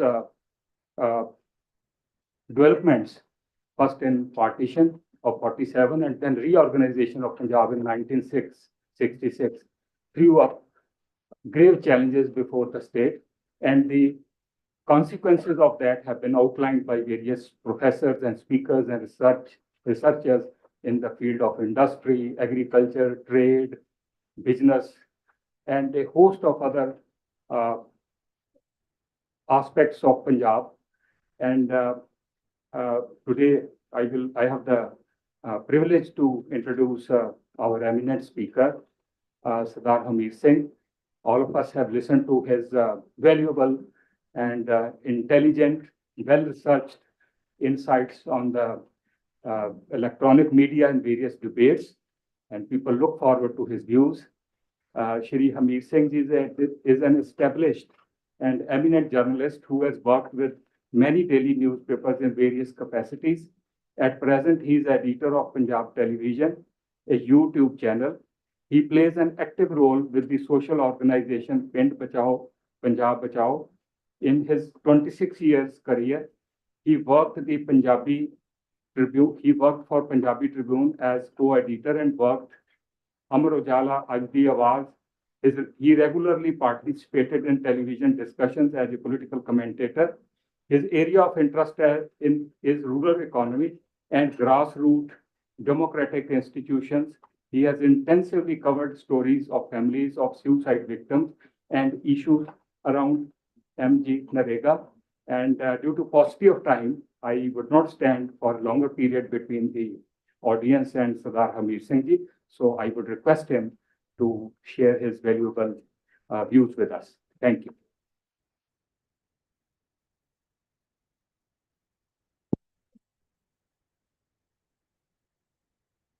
ਬਹੁਤ ਬਹੁਤ ਸ਼ੁਕਰੀਆ ਇਸ seminar ਦਾ ਹਿੱਸਾ ਬਣਾਉਣ ਲਈ। ਮੈਂ ਪੰਜਾਬੀ ਚ ਬੋਲੂੰਗਾ ਕਿਉਂਕਿ ਪੰਜਾਬੀ ਦੀ ਗੱਲ, ਪੰਜਾਬ ਦੀ ਗੱਲ ਮੈਨੂੰ ਲੱਗਦਾ ਪੰਜਾਬੀ ਚ ਵੀ ਕਿਤੋਂ ਸ਼ੁਰੂ ਹੋਣੀ ਚਾਹੀਦੀ ਹੈ, ਔਰ ਇਸੇ ਲਈ ਬਹੁਤ ਸਾਰਾ ਕੱਲ੍ਹ ਦਾ ਜਿਹੜਾ ਸੰਵਾਦ ਹੋਇਆ ਡਿਫਰੈਂਟ ਟੌਪਿਕਸ ਦੇ ਵਿੱਚ, ਹਿਸਟੋਰੀਕਲੀ ਪੰਜਾਬ ਕਿਹੜੇ ਹਾਲਾਤਾਂ ਚੋਂ ਗੁਜ਼ਰਿਆ, ਅੱਜ ਵੀ ਕਿੰਨੇ ਹੀ ਮੁੱਦੇ ਨੇ ਜਿਹੜੇ ਓਪਨ ਪਏ ਨੇ। ਅਸੀਂ ਕੱਲ੍ਹ ਗੱਲ ਕਰ ਰਹੇ ਸੀ ਸਰਦਾਰ ਆਰਈ ਸਿੰਘ ਉਹਨਾਂ ਨਾਲ ਕਿ ਅਸੀਂ ਕਲੋਜ਼ਰ ਨਹੀਂ ਕਰਦੇ ਮੁੱਦਿਆਂ ਦਾ, ਨਾ ਕਲੋਜ਼ਰ ਨਹੀਂ ਹੋਇਆ। ਬਹੁਤ ਸਾਰੇ ਇਸ਼ੂਜ਼ ਐਸੇ ਹੁੰਦੇ ਨੇ ਜਿਹਨੂੰ ਐਡਰੈਸ ਕੀਤੇ ਤੋਂ ਬਿਨਾਂ ਇਕੋਨਮੀ ਡਿਵੈਲਪਮੈਂਟ ਜਾਂ ਬਾਕੀ ਦੀਆਂ ਚੀਜ਼ਾਂ ਮੇਰਾ ਖਿਆਲ ਹੈ ਉਹ ਸੋਚੀਆਂ ਨਹੀਂ ਜਾ ਸਕਦੀਆਂ। ਇੱਕ ਐਟਮੋਸਫੀਅਰ, ਇੱਕ ਸਰਕਮਸਟਾਂਸਸ ਹੁੰਦੇ ਨੇ ਕਿਸੇ ਸਟੇਟ ਦੇ, ਇੱਕ ਹਿਸਟੋਰੀਕਲ ਐਵੋਲਿਊਸ਼ਨ ਹੁੰਦੀ ਹੈ, ਤੇ ਉਹਦੇ ਨਾਲ ਮੇਲ ਕੇ ਹੀ ਅਸੀਂ ਇਹਨਾਂ ਚੀਜ਼ਾਂ ਨੂੰ ਦੇਖ ਸਕਦੇ ਹਾਂ। ਔਰ ਪੰਜਾਬ ਮਹਾਰਾਜਾ ਰਣਜੀਤ ਸਿੰਘ ਦੇ ਪੰਜਾਬ ਤੋਂ ਵੀ ਜੇਕਰ ਗੱਲ ਕਰੀਏ ਸੀ ਤਾਂ ਹਾਲਾਂਕਿ ਬ੍ਰਿਟਿਸ਼ਰਜ਼ ਤੋਂ ਬਾਅਦ 100 ਸਾਲ ਹੀ ਰਹੇ, ਤੇ ਬਾਕੀ 190 ਸਾਲ ਬਾਕੀ ਕੰਟਰੀ ਦੇ ਵਿੱਚ ਅਸੀਂ ਕਹਿ ਰਹੇ ਹਾਂ, ਉਹ ਰੂਲ ਅਜੇ ਵੀ ਉਸ ਜ਼ਮਾਨੇ ਦੇ ਰੂਲ ਦੇ ਕੰਪੈਰੀਜ਼ਨ ਦੇ ਵਿੱਚ ਦੇਖਿਆ ਜਾਂਦਾ ਤਾਂ ਬੈਟਰ ਰੂਲ ਦੇ ਤੌਰ ਤੇ ਪਲੇਸ ਕੀਤਾ ਜਾਂਦਾ। ਔਰ ਉਹ ਜ਼ਮਾਨਾ ਵੀ ਸੀ ਜਦੋਂ ਯੂਰਪ ਵੀ ਨੌਕਰੀਆਂ ਕਰਨ ਇੱਧਰ ਆਉਂਦਾ ਸੀ, ਬਹੁਤ ਥਾਵਾਂ ਤੇ ਗਿਆ, ਇੱਧਰ ਉੱਧਰ ਸਾਰੇ ਲੋਕ ਆਲੇ ਦੁਆਲੇ ਗਲੋਬਲੀ ਵੀ, ਜਿਹੜਾ ਬਾਅਦ ਚ ਦਿਖਾਈ ਨਹੀਂ ਦਿੰਦਾ, ਜਿਹੜਾ ਅਸੀਂ ਕਹਿ ਦਿੰਦੇ ਕਿ ਟ੍ਰੈਂਡ ਹੈ। ਟ੍ਰੈਂਡ ਉਦੋਂ ਹੁੰਦਾ ਜਦੋਂ ਕੋਈ ਚੀਜ਼ ਅਟਰੈਕਟ ਕਰਦੀ ਹੈ ਕਿਸੇ ਚੀਜ਼ ਨੂੰ, ਜਿੱਥੇ ਕਿਤੇ ਜੌਬ ਜੁੜੀ ਹੁੰਦੀ ਹੈ, ਜਿੱਥੇ ਕਿਤੇ ਉਹਨੂੰ ਡਿਵੈਲਪਮੈਂਟ ਦੇ ਸਰੋਤ ਨਜ਼ਰ ਆਉਂਦੇ ਨੇ, ਉਧਰ ਨੂੰ ਗਰੋਥ ਹੁੰਦੀ ਹੈ ਤੇ ਉਧਰ ਨੂੰ ਮਾਈਗ੍ਰੇਸ਼ਨ ਸਟਾਰਟ ਹੋ ਜਾਂਦੀ ਹੈ ਜਿਹੜੇ ਵੀ ਫੀਲਡ ਦੇ ਵਿੱਚ ਕਿਤੇ ਜਾਣਾ ਹੋਵੇ ਤਾਂ। ਤੇ ਉਸ ਤੋਂ ਬਾਅਦ ਲਗਾਤਾਰ 1947 ਐਕਚੁਅਲੀ ਡਿਵੀਜ਼ਨ ਪੰਜਾਬ ਤੇ ਬੰਗਾਲ ਦੀ ਹੋਈ ਹੈ, ਬਾਕੀ ਕੰਟਰੀ ਦੀ ਤਾਂ ਡਿਵੀਜ਼ਨ ਨਹੀਂ, ਬਾਕੀ ਕੰਟਰੀ ਨੇ ਉਹ ਚੀਜ਼ ਨਹੀਂ ਦੇਖੀ ਜਿਹੜੀ ਖਾਸ ਤੌਰ ਤੇ ਪੰਜਾਬੀਆਂ ਨੇ ਦੇਖੀ ਹੈ। 10 ਲੱਖ ਲੋਕ ਮਰਦੇ ਨੇ ਜਿਹੜਾ ਇੱਕ ਡਾਟਾ, ਤੇ ਉਹਦੇ ਚ 8 ਲੱਖ ਪੰਜਾਬੀ ਹੈ ਜਿਹੜਾ ਡਿਫਰੈਂਟ ਟਾਈਪ ਦਾ। ਔਰ ਉਹਦੇ ਚ ਮਤਲਬ ਇਹ ਹੈ ਕਿ ਜਿਹੜਾ ਪੰਜਾਬ ਜੀ ਨੂੰ ਕਦੇ ਸ਼ਾਹ ਮੁਹੰਮਦ ਕੁਝ ਆਪਣੇ ਕਿੱਸੇ ਚ ਗੱਲ ਕਰਦਾ, ਕੋਈ ਵੱਖ-ਵੱਖ ਕਰਦੇ ਨੇ, ਔਰ ਉਹਦੇ ਚ ਜਿਹੜਾ ਸਾਡਾ ਇੱਕ ਸੈਕੂਲਰ ਦਾ ਸਰਬੱਤ ਦੇ ਭਲੇ ਦਾ ਇੱਕ ਕਨਸੈਪਟ ਦੀ ਗੱਲ ਸੀ ਕੰਟਰੀ ਦੀ, ਪਹਿਲੀ ਬੇਸਿਕ ਹਾਰ 1947 ਹੈ। ਮੋਰਲੀ ਔਰ ਸਟ੍ਰੈਟਜੀਕਲੀ ਦੋਨੋਂ ਤੋਂ ਅਸੀਂ ਕਿ ਉਹ ਸਾਡੀ ਬੇਸਿਕ ਹਾਰ ਹੈ ਓਵਰਆਲ ਉਸ ਸਮੇਂ ਦੀ ਲੀਡਰਸ਼ਿਪ ਦੀ, ਜਿਹੜੀ ਅਗਵਾਈ ਕਰਦੀ ਸੀ ਕੰਟਰੀ ਨੂੰ ਆਜ਼ਾਦ ਕਰਾਉਣ ਦੇ ਵਾਸਤੇ, ਚਾਹੇ ਜੋ ਮਰਜ਼ੀ ਹੈ, ਪਰ ਉਹ ਉਸ ਲੈਵਲ ਤੇ ਸਾਡੇ ਸਾਹਮਣੇ ਦਿਖਾਈ ਦੇ ਰਹੀ ਹੈ ਇੱਕ ਹਾਰ। ਔਰ ਉਦੋਂ ਬਾਅਦ ਸਾਡੇ ਕੋਲ ਕਿਹੜਾ ਪੰਜਾਬ ਆਇਆ?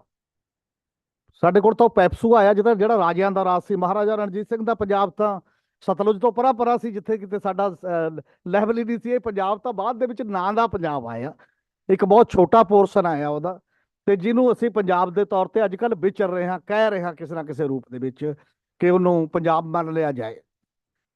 ਤੇ ਉਸ ਤੋਂ ਲਗਾਤਾਰ ਦਾ ਬਾਅਦ ਫਿਰ ਉਹੀ ਪ੍ਰੋਬਲਮਸ ਲਗਾਤਾਰ ਨੇ। ਪਹਿਲਾਂ ਤਾਂ ਇੰਨੀ ਪਾਪੂਲੇਸ਼ਨ ਮਾਈਗ੍ਰੇਸ਼ਨ ਹੁੰਦੀ ਹੈ, ਉਹ ਕਿੱਥੇ ਕਿੱਥੇ ਰਹੇਗੀ, ਕਿੱਥੇ ਵਸੇਗੀ, ਕਿੱਥੇ ਐਡਜਸਟ ਕੀਤਾ ਜਾਏਗਾ।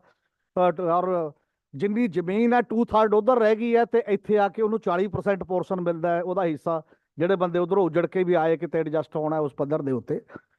ਇਹਦੇ ਤੋਂ ਬਾਅਦ ਫਿਰ ਪ੍ਰੋਬਲਮ ਉੱਥੇ ਖੜੀ ਹੋ ਜਾਂਦੀ ਹੈ ਨਾਲ ਦੀ ਨਾਲ। ਕੇਵਲ ਬਸਿਆ ਨਹੀਂ ਪੰਜਾਬ। 1951 ਦੀ ਸੈਂਸਸ ਸਟਾਰਟ ਹੋ ਜਾਂਦੀ ਹੈ। 1951 ਦੀ ਸੈਂਸਸ ਦੇ ਵਿੱਚ ਅਸੀਂ ਕੀ ਕਰਦੇ ਹਾਂ ਓਵਰਆਲ ਕੰਟਰੀ ਦੇ ਵਿੱਚ? ਪੰਜਾਬ ਨੂੰ ਦੁਭਾਸ਼ੀਆ ਸੂਬਾ ਬਣਾਉਣ ਦੇ ਵਾਸਤੇ, ਹਾਲਾਂਕਿ ਸਾਰੇ ਪੰਜਾਬੀ ਬੋਲਦੇ ਨੇ, ਓਵਰਆਲ ਪੰਜਾਬੀ ਸਪੀਕਿੰਗ ਏਰੀਆ ਸਮੇਤ ਪੈਸਾਵਰ ਤੇ ਉੱਥੇ ਤੱਕ ਜੇ ਕਰੇ ਕਿਹਾ ਜਾਏ। ਤੇ 1951 ਦੀ ਸੈਂਸਸ 'ਚ ਕੀ ਲਿਖਿਆ ਜਾਂਦਾ ਕਿ ਅਸੀਂ ਲੈਂਗੁਏਜ ਰਿਲੀਜਨ ਨਾਲ ਜੋੜੀ ਆ ਕੇ, ਹਿੰਦੂ ਦੀ ਹਿੰਦੀ, ਪੰਜਾਬੀ ਗੁਰਮੁਖੀ ਸਿੱਖਾਂ ਦੀ, ਤੇ ਉਰਦੂ ਮੁਸਲਮਾਨਾਂ ਦੀ। ਇਹੀ ਪੰਜਾਬੀ ਨਾਲ ਉਧਰਲੇ ਪਾਕਿਸਤਾਨ 'ਚ ਹੋ ਰਿਹਾ, ਤੇ ਉਹ ਕਹਿੰਦੇ ਇੱਥੇ ਤਾਂ ਉਰਦੂ ਹੈ ਜੀ, ਬੋਲਦੇ ਸਾਰੇ ਪੰਜਾਬੀ ਨੇ, 2/3 ਪਾਕਿਸਤਾਨ ਪੰਜਾਬ ਹੈ। ਤੇ ਜਦੋਂ ਤੁਸੀਂ ਕਿਸੇ ਦੇ ਵਿਰਸੇ ਨਾਲ, ਕਿਸੇ ਦੀ ਹਿਸਟਰੀ ਨਾਲ, ਕਿਸੇ ਦੀ ਆਇਡੈਂਟੀਟੀ ਨਾਲ ਡੀਲ ਕਰਦੇ ਹੋ, ਤੇ ਜੇ ਉਹਨੂੰ ਉਹ ਡੀਲਿੰਗ ਪ੍ਰੋਪਰ ਨਹੀਂ ਹੈ ਤਾਂ ਉਹ ਕ੍ਰੀਏਟ ਕਰੇਗੀ ਪ੍ਰੋਬਲਮ, ਬਾਰ-ਬਾਰ ਕਰੇਗੀ, ਪਹਿਲੀ ਵਾਰ ਇਸ ਲੈਵਲ ਤੇ ਨਹੀਂ ਹੁੰਦਾ। ਔਰ ਫਿਰ 1961 ਦੇ ਵਿੱਚ ਇਹੀ ਹੋਇਆ ਜਿਹੜੀ ਸੈਂਸਸ ਹੋਈ, ਤੇ ਉਹ ਸੈਂਸਸ ਨੂੰ ਰਜਿਸਟਰਾਰ ਆਫ ਸੈਂਸਸ ਨੇ ਸਰਟੀਫਾਈ ਕਿਵੇਂ ਕੀਤਾ? ਜਦੋਂ ਅਸੀਂ ਇਹ ਕਹਿੰਦੇ ਹਾਂ ਜਦੋਂ ਟਰਮੀਨਾਇਲ ਹੁੰਦਾ ਹੈ ਸੈਂਸਸ ਨਹੀਂ ਹੋ ਸਕਦੀ। ਕੋਵਿਡ ਤੋਂ ਬਾਅਦ ਗਵਰਨਮੈਂਟ ਆਫ ਇੰਡੀਆ ਸੈਂਸਸ ਨਹੀਂ ਕਰਾ ਰਹੀ, 21 ਆ ਗਿਆ, ਕੋਵਿਡ ਵੀ ਨਹੀਂ ਰਿਹਾ, ਬੜਾ ਕੁਝ ਹੋ ਗਿਆ ਸਾਡੇ ਸਾਹਮਣੇ। ਤੇ ਜੇ ਇਹ ਮਾਹੌਲ ਇਹ ਹੈ ਤਾਂ ਉਹਨੂੰ ਕਿਵੇਂ ਅਸੀਂ ਅਡਾਪਟ ਕੀਤਾ, ਕਿਉਂ ਕੀਤਾ? ਇਹ ਬਹੁਤ ਬੜਾ ਕੁਐਸਚਨ ਮਾਰਕ ਹੈ ਉਸ ਤੋਂ ਬਾਅਦ ਦੀ ਲੀਡਰਸ਼ਿਪ ਤੇ, ਥਾਟ ਪ੍ਰੋਸੈਸ ਦੇ ਉੱਤੇ, ਡਿਸੀਜਨ ਮੇਕਿੰਗ ਪ੍ਰੋਸੈਸ ਤੇ, ਕਿ ਕਦੋਂ ਤੁਸੀਂ ਉਸ ਨੂੰ ਕੀਤਾ ਉਸ ਲੈਵਲ ਦੇ ਉੱਤੇ। ਔਰ ਉਦੋਂ ਬਾਅਦ ਹੀ ਪੰਜਾਬ 'ਚ ਜਦੋਂ ਡਿਮਾਂਡ ਹੁੰਦੀ ਹੈ, ਪੰਜਾਬ 'ਚ ਡਿਮਾਂਡ ਹੁੰਦੀ ਹੈ ਪੰਜਾਬੀ ਸੂਬੇ ਦੀ। 1956 ਦੇ ਸਵਾਲ ਨੇ ਕਿ ਇੱਕ ਲੈਂਗੁਏਜ ਬੇਸਡ ਸਟੇਟ ਰੀਆਰਗੇਨਾਈਜ਼ ਹੋਣਗੇ, ਪਾਲਿਸੀ ਬਣ ਜਾਂਦੀ ਹੈ, ਪਾਲਿਸੀ ਨਾਲ ਸਟੇਟ ਆਰਗੇਨਾਈਜ਼ ਹੋ ਜਾਂਦੀ ਹੈ, ਸਾਰੀਆਂ ਸਟੇਟਾਂ ਆਰਗੇਨਾਈਜ਼ ਹੁੰਦੀਆਂ ਨੇ। ਤਾਂ ਪੰਜਾਬ ਨੂੰ 10 ਸਾਲ ਕਿਉਂ ਲੜਨਾ ਪੈ ਰਿਹਾ ਉਸ ਮਾਮਲੇ 'ਚ?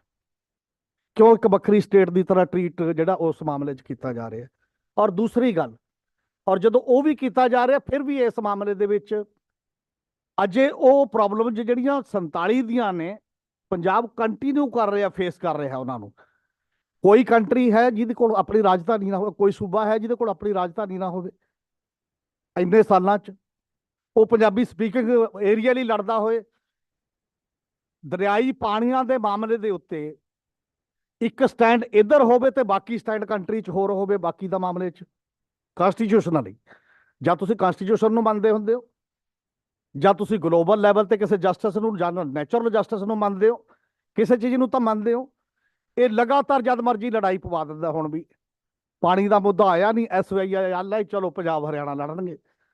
ਉਦੋਂ ਬਾਅਦ ਕੋਈ ਹੋਰ ਚੀਜ਼ ਆ, ਜਸਟਿਸ DY ਚੰਦਰਚੂੜ ਹੁਣ ਜਦੋਂ ਸੁਣਵਾਈ ਕਰ ਰਹੇ ਸੀਗੇ 370 ਤੇ, ਉਹਨਾਂ ਨੇ government of India solicitor general ਸੀਗੇ, ਉਹਨਾਂ ਨੂੰ ਪੁੱਛਿਆ ਕਿ ਕਿਤੇ ਜੰਮੂ ਕਸ਼ਮੀਰ ਨਾਲ ਚੰਡੀਗੜ੍ਹ ਵਾਲੀ ਤਾਂ ਨਹੀਂ ਕਰੋਗੇ? ਜਿਹਨੂੰ 5 ਸਾਲ ਕਿਹਾ ਸੀ, ਇੰਨੇ ਸਾਲ ਲਟਕ ਗਏ, ਤੁਸੀਂ ਕਹਿੰਦੇ ਹੋ ਇਲੈਕਸ਼ਨ ਕਰਾਵਾਂਗੇ। ਇਟ ਮੀਨਸ ਟੌਪ ਦੀ ਜਿਹੜੀ ਸਾਡੀ ਜੁਡੀਸ਼ਰੀ ਆ ਉਹਨੂੰ ਵੀ ਪਤਾ ਹੈ, ਪੋਲੀਟੀਸ਼ੀਅਨ ਨੂੰ ਵੀ ਪਤਾ ਹੈ, ਇੰਟੈਲੈਕਚੁਅਲ ਸੈਕਸ਼ਨ ਨੂੰ ਵੀ ਪਤਾ ਹੈ, ਤੇ ਜੇ ਫਿਰ ਵੀ ਜਸਟਿਸ ਨਹੀਂ ਹੋ ਰਿਹਾ ਤਾਂ ਪੰਜਾਬ ਕੀ ਕਰੇਗਾ? ਉਹ ਸਾਇਲੈਂਸ ਹੋ ਜਾਏ, ਖਾਮੋਸ਼ ਹੋਵੇ, ਡਿਵੈਲਪਮੈਂਟ ਦੇਖੇਗਾ ਕੱਲਾ, ਜਾਂ ਉਹ ਜਸਟਿਸ ਦੇ ਲਈ ਵੀ ਲੜਦਾ ਹੋਊਗਾ ਕੋਈ। ਇਹੋ ਜਿਹੀ ਕਿਹੜੀ ਸੁਸਾਇਟੀ ਹੈ ਜਿਹੜੀ ਜਸਟਿਸ ਲਈ ਨਹੀਂ ਲੜੇਗੀ ਤੇ ਉਹ ਗਰੋ ਕਰ ਜਾਏਗੀ, ਡਿਵੈਲਪ ਹੋ ਜਾਏਗੀ ਉਸੇ ਤਰੀਕੇ ਦੇ ਨਾਲ।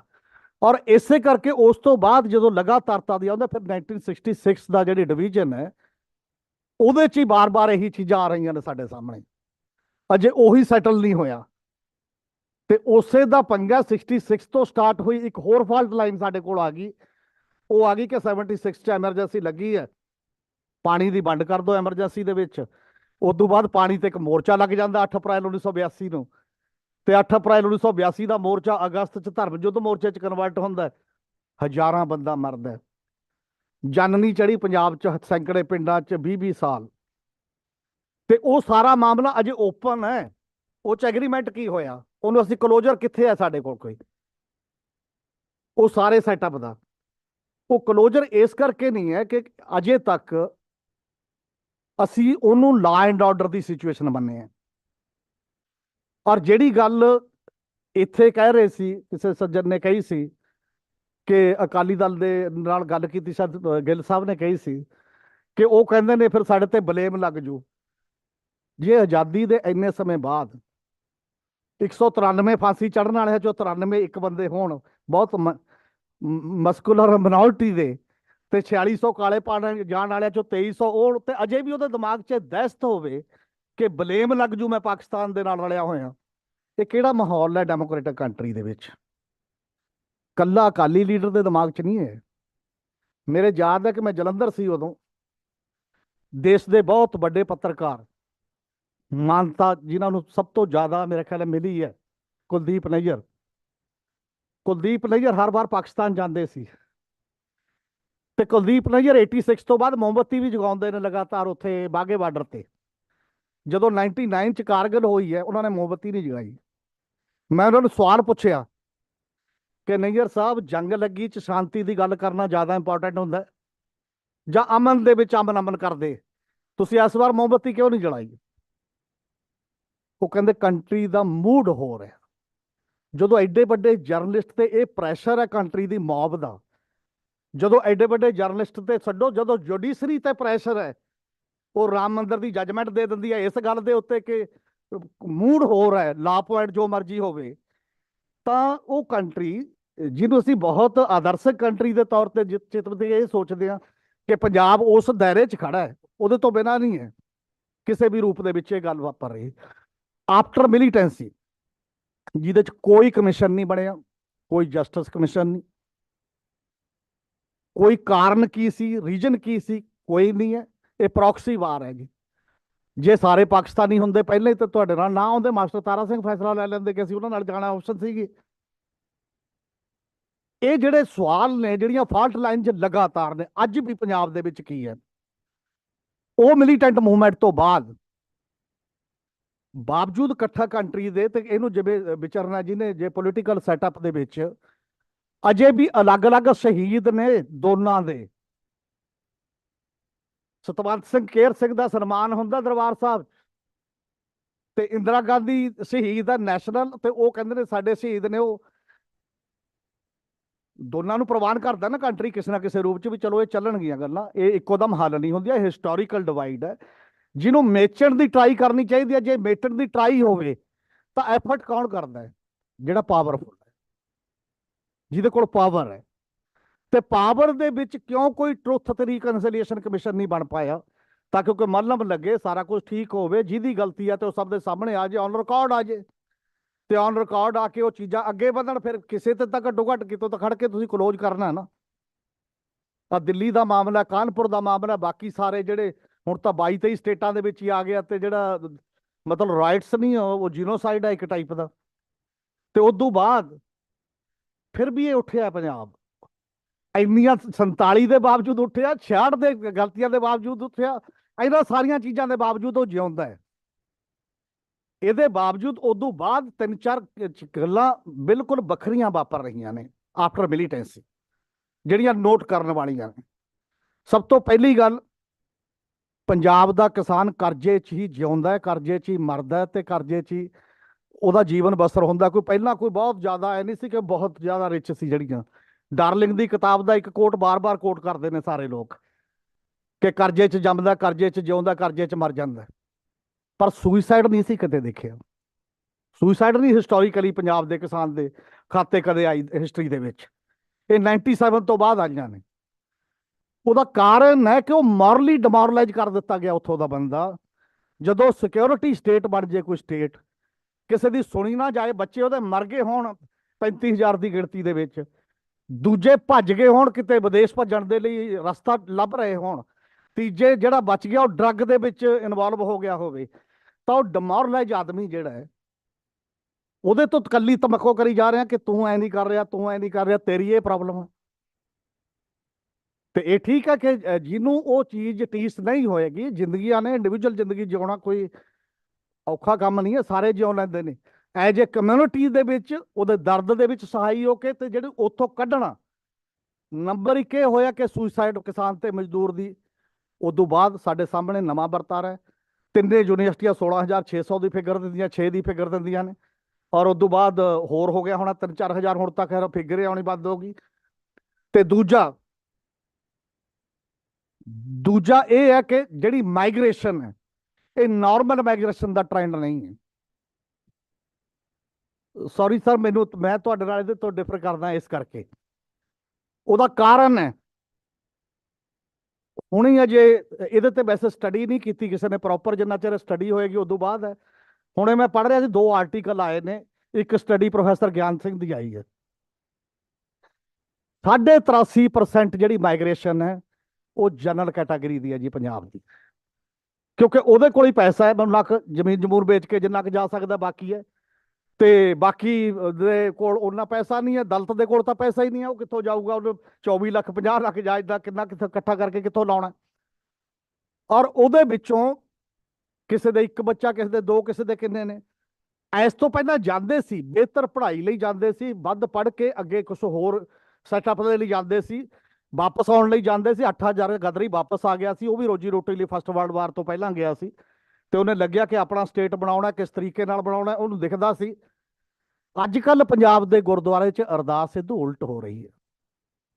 ਉਹ ਕਹਿੰਦਾ ਵਾਹਿਗੁਰੂ ਪੱਕਾ ਕਰ ਦੇ, ਮਤਲਬ ਪਰਮਾਨੈਂਟ ਉਜਾੜਾ ਹੈ ਇਹ ਕੋਈ ਨਾਰਮਲ ਗੱਲ ਨਹੀਂ ਹੈ। ਜਦੋਂ ਤੁਸੀਂ ਆਪਣੀਆਂ ਅਰਦਾਸਾਂ ਬਦਲ ਦਿੰਦੇ ਹੋ ਚੀਜ਼ਾਂ ਤੋਂ, ਉਹ ਜਿਹੜੀ ਲੈਂਡ ਜਿਹਦੇ ਨਾਲ ਤੁਸੀਂ ਕਹਿ ਰਹੇ ਹੋ ਉਸ ਲੈਵਲ ਦੀ ਗੱਲ ਹੋ ਰਹੀ ਹੈ। ਅਗਲੀ ਗੱਲ, ਕੇਵਲ 12ਵੀਂ ਪੜ੍ਹਿਆ ਬੰਦਾ ਨਹੀਂ ਜਾ ਰਿਹਾ। ਮੈਨੂੰ ਕਿਸੇ ਪੋਲੀਟੀਸ਼ੀਅਨ ਦਾ ਦੱਸ ਦਿਓ ਜਿਹਦਾ ਬੱਚਾ ਨਹੀਂ ਜਾ ਰਿਹਾ।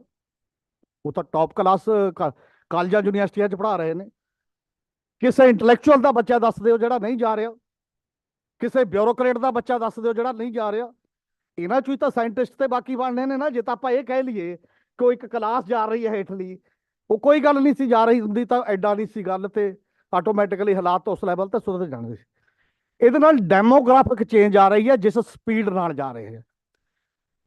ਇਸ ਕੰਟਰੀ 'ਚ 2 ਸਟੇਟਾਂ ਹੀ ਐਸੀਆਂ ਪ੍ਰੋਬਲਮੈਟਿਕ ਨੇ ਜਿੱਥੇ ਮਿਨੋਰਟੀ ਮੈਜੋਰਟੀ ਦੇ ਵਿੱਚ ਹੈ, ਜਿੱਥੇ ਉਹ ਆਪਣੀ ਸੱਤਾ 'ਚ ਸ਼ੇਅਰ ਚਾਹੁੰਦੀ ਹੈ ਉਸ ਲੈਵਲ ਦੇ ਉੱਤੇ। ਜੇ ਕੱਲੀਏ ਇਕਨੋਮਿਕਸ ਦੀ ਤਰਜ਼ ਤੇ ਅਸੀਂ ਛੱਡ ਦੇਣਾ ਉਹਨਾਂ ਦਾ ਜਿਹੜਾ ਇਹ ਖਾਹਿਸ਼ ਹੈ ਬੰਦੇ ਦੀ ਕਿ ਪਾਵਰ ਸ਼ੇਅਰਿੰਗ 'ਚ ਮੇਰੀ ਹਿੱਸੇਦਾਰੀ ਹੋਵੇ, ਮੈਂ ਵੀ ਆਪਣੇ ਫੈਸਲੇ ਆਪ ਕਰ ਸਕਾਂ, ਇਹ ਹਿਊਮਨ ਬੀਇੰਗ ਦੀ ਟੈਂਡੈਂਸੀ ਹੈ। ਇਸੇ ਲਈ ਤਾਂ ਕੋਈ ਲੜਦਾ ਆਜ਼ਾਦੀ ਲਈ, ਇਸੇ ਲਈ ਕੋਈ ਲੜਦਾ ਇਨਕਲਾਬ ਲਈ, ਇਸੇ ਲਈ ਲੜਦਾ ਆਪਣੇ ਹਿੱਸੇ ਦੇ ਵਾਸਤੇ, ਨਹੀਂ ਤਾਂ ਲੜੂਗਾ ਕਿਉਂ? ਇਹ ਮਾਈਂਡ ਸੈਟ ਜਿਹੜਾ ਬਣਿਆ ਹੋਇਆ ਓਵਰਆਲ ਜੰਮੂ ਕਸ਼ਮੀਰ 370 ਤੋਂ ਯੂਟੀ 'ਚ ਬਦਲ ਦਿੱਤਾ ਗਿਆ। ਪੰਜਾਬ ਦੇ ਵਿੱਚ ਅੱਜ ਵੀ ਅੰਦਰ ਖਾਤੇ ਇੱਕ ਖਦਸ਼ਾ ਹੈ ਕਿ ਸੈਕੰਡ ਨੰਬਰ ਯੂਟੀ ਇਹ ਵੀ ਹੋ ਸਕਦਾ ਹਜੇ ਵੀ। ਇਹ ਅੰਦਰ ਤੱਕ ਲੋਕਾਂ ਦੇ ਇੱਕ ਗੱਲ ਪਈ ਆ ਉਸ ਲੈਵਲ ਦੇ ਉੱਤੇ। ਤੇ ਫਿਰ 86 ਤੋਂ ਬਾਅਦ ਇੱਕ ਹੋਰ ਗੱਲ ਬਦਲਦੀ ਹੈ। ਡਰੱਗ ਦਾ ਰੂਟ ਪਹਿਲਾਂ ਵੀ ਇਹੀ ਸੀ, ਪਰ ਪੰਜਾਬ ਡਰੱਗੀ ਨਹੀਂ ਸੀ। ਡਰੱਗੀ ਬਣਿਆ ਕਿਵੇਂ ਇਹ ਤੋਂ ਬਾਅਦ? ਕੱਲਾ ਪੰਜਾਬ ਨਹੀਂ ਬਣਿਆ। ਡੀਜੀਪੀ J&K ਦੀ ਰਿਪੋਰਟ ਇੰਡੀਅਨ ਐਕਸਪ੍ਰੈਸ 'ਚ 2 ਪੇਜ ਉਹਦੇ 'ਚ ਛਪੀ ਸੀ, ਤੁਸੀਂ ਦੇਖਿਆ ਹੋਣਾ। ਉਹ ਕਹਿੰਦਾ ਮਿਲੀਟੈਂਸੀ ਪ੍ਰੋਬਲਮ ਨਹੀਂ, ਹੁਣ ਡਰੱਗ ਪ੍ਰੋਬਲਮ ਬਣ ਗਈ ਹੈ ਸਾਡੇ। ਡਰੱਗ ਇੰਜੈਕਟ ਕੀਤੀ ਜਾ ਰਹੀ ਹੈ ਬਾਕਾਇਦਾ ਡਿਜ਼ਾਈਨ ਦੇ ਰੂਪ ਦੇ ਵਿੱਚ ਉਹਨਾਂ ਸਟੇਟਾਂ ਦੇ ਵਿੱਚ, ਜਿਹਨੂੰ ਤੁਸੀਂ ਜੋ ਮਰਜ਼ੀ ਨਾਮ ਦੇ ਲਓ, ਉਹਦਾ ਤਰੀਕਾਕਾਰ ਕੀ ਹੈ ਤੇ ਉਹੀ ਸਟੇਟਾਂ 'ਚ ਕਿਉਂ ਜਾ ਰਹੀ ਹੈ। ਫਿਰ ਉਹਨੂੰ ਉਸ ਐਂਗਲ ਤੋਂ ਵੀ ਪਾਲਿਸੀ ਮੇਕਰ ਜਿਹਨੂੰ ਦੇਖਣਾ ਪਏਗਾ, ਤੁਸੀਂ ਡਿਸਟਰਬ ਹੀ ਕਰਨੀਆਂ ਨੇ ਸਟੇਟਾਂ ਜਾਂ ਕੋਈ ਇਹਦੇ 'ਚੋਂ ਇਵਾਲਵ ਹੋਣਾ।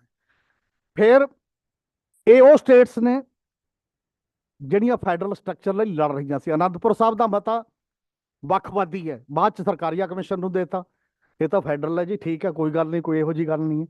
ਤਾਂ ਜਿਹੜਾ ਫੇਕ ਨੈਰੇਟਿਵ ਸਿਰਜਣਾ ਹੈ, ਨੈਰੇਟਿਵ ਦਾ ਜਿਹੜਾ ਸਿਸਟਮ ਹੈ ਹੁਣ ਸਾਡੇ ਸਾਹਮਣੇ ਅੱਜ ਕੱਲ੍ਹ ਵੀ ਸਿਰਜਿਆ ਜਾ ਰਿਹਾ ਕੰਟਰੀ ਦੇ ਵਿੱਚ, ਮੈਜੋਰਿਟੀ ਦੇ ਮਾਮਲੇ ਦੇ ਵਿੱਚ ਇੱਕ ਨੈਰੇਟਿਵ ਸਿਰਜ ਲਓ, ਰੁਜ਼ਗਾਰ ਦਿਓ ਨਾ ਦਿਓ, ਬਾਕੀ ਤਾਂ ਵੋਟ ਤਾਂ ਮਿਲ ਹੀ ਜਾਂਦੀ ਹੈ, ਕਿਸੇ ਵੀ ਨੈਰੇਟਿਵ ਤਹਿਤ ਮਿਲ ਜਾਂਦੀ ਹੈ, ਉਹ ਤਾਂ ਕੋਈ ਗੱਲ ਨਹੀਂ ਹੈ।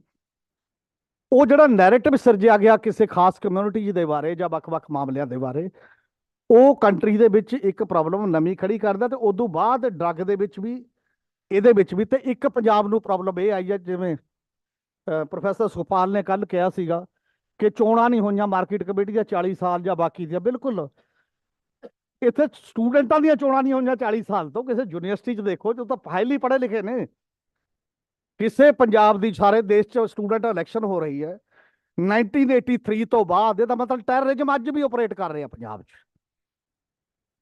ਤੇ ਪੰਜਾਬ ਸਿਕਿਉਰਿਟੀ ਸਟੇਟ ਆ, ਜਿਹੜੇ police district as a terrorist ਬਣਾਏ ਸੀ ਟੈਰਰਿਜ਼ਮ ਦੇ ਵਿੱਚ, ਉਹ ਪੁਲਿਸ ਸਟੇਟ ਦੇ ਵਿੱਚ ਉਹਨੇ ਡਿਸਟ੍ਰਿਕਟ ਤਾਂ ਹੈਗੇ ਹੀ ਨੇ, ਸਗੋਂ ਨਵੇਂ ਬਣਾਤੇ ਨੇ ਰੈਵਨਿਊ ਸਟੇਟ ਦੇ ਵਿੱਚ। ਤੇ ਸਗੋਂ ਛੋਟੇ ਛੋਟੇ ਸ਼ਹਿਰਾਂ ਦੇ ਵਿੱਚ ਪੁਲਿਸ ਕਮਿਸ਼ਨਰੇਟ ਸਿਸਟਮ ਲਾਗੂ ਹੋ ਗਿਆ, ਜਿਹੜਾ ਸਿਵਲ ਪ੍ਰਸ਼ਾਸਨ ਕੋਲ ਕਦੇ ਆਉਂਦਾ ਸੀ, ਘੱਟੋ ਘੱਟ ਬੰਦਾ ਜਾਂਦਾ ਸੀ, ਤੇ ਉਹ ਸਾਰੇ ਵੱਡੇ ਸ਼ਹਿਰ ਪੁਲਿਸ ਦੇ ਹਵਾਲੇ ਨੇ।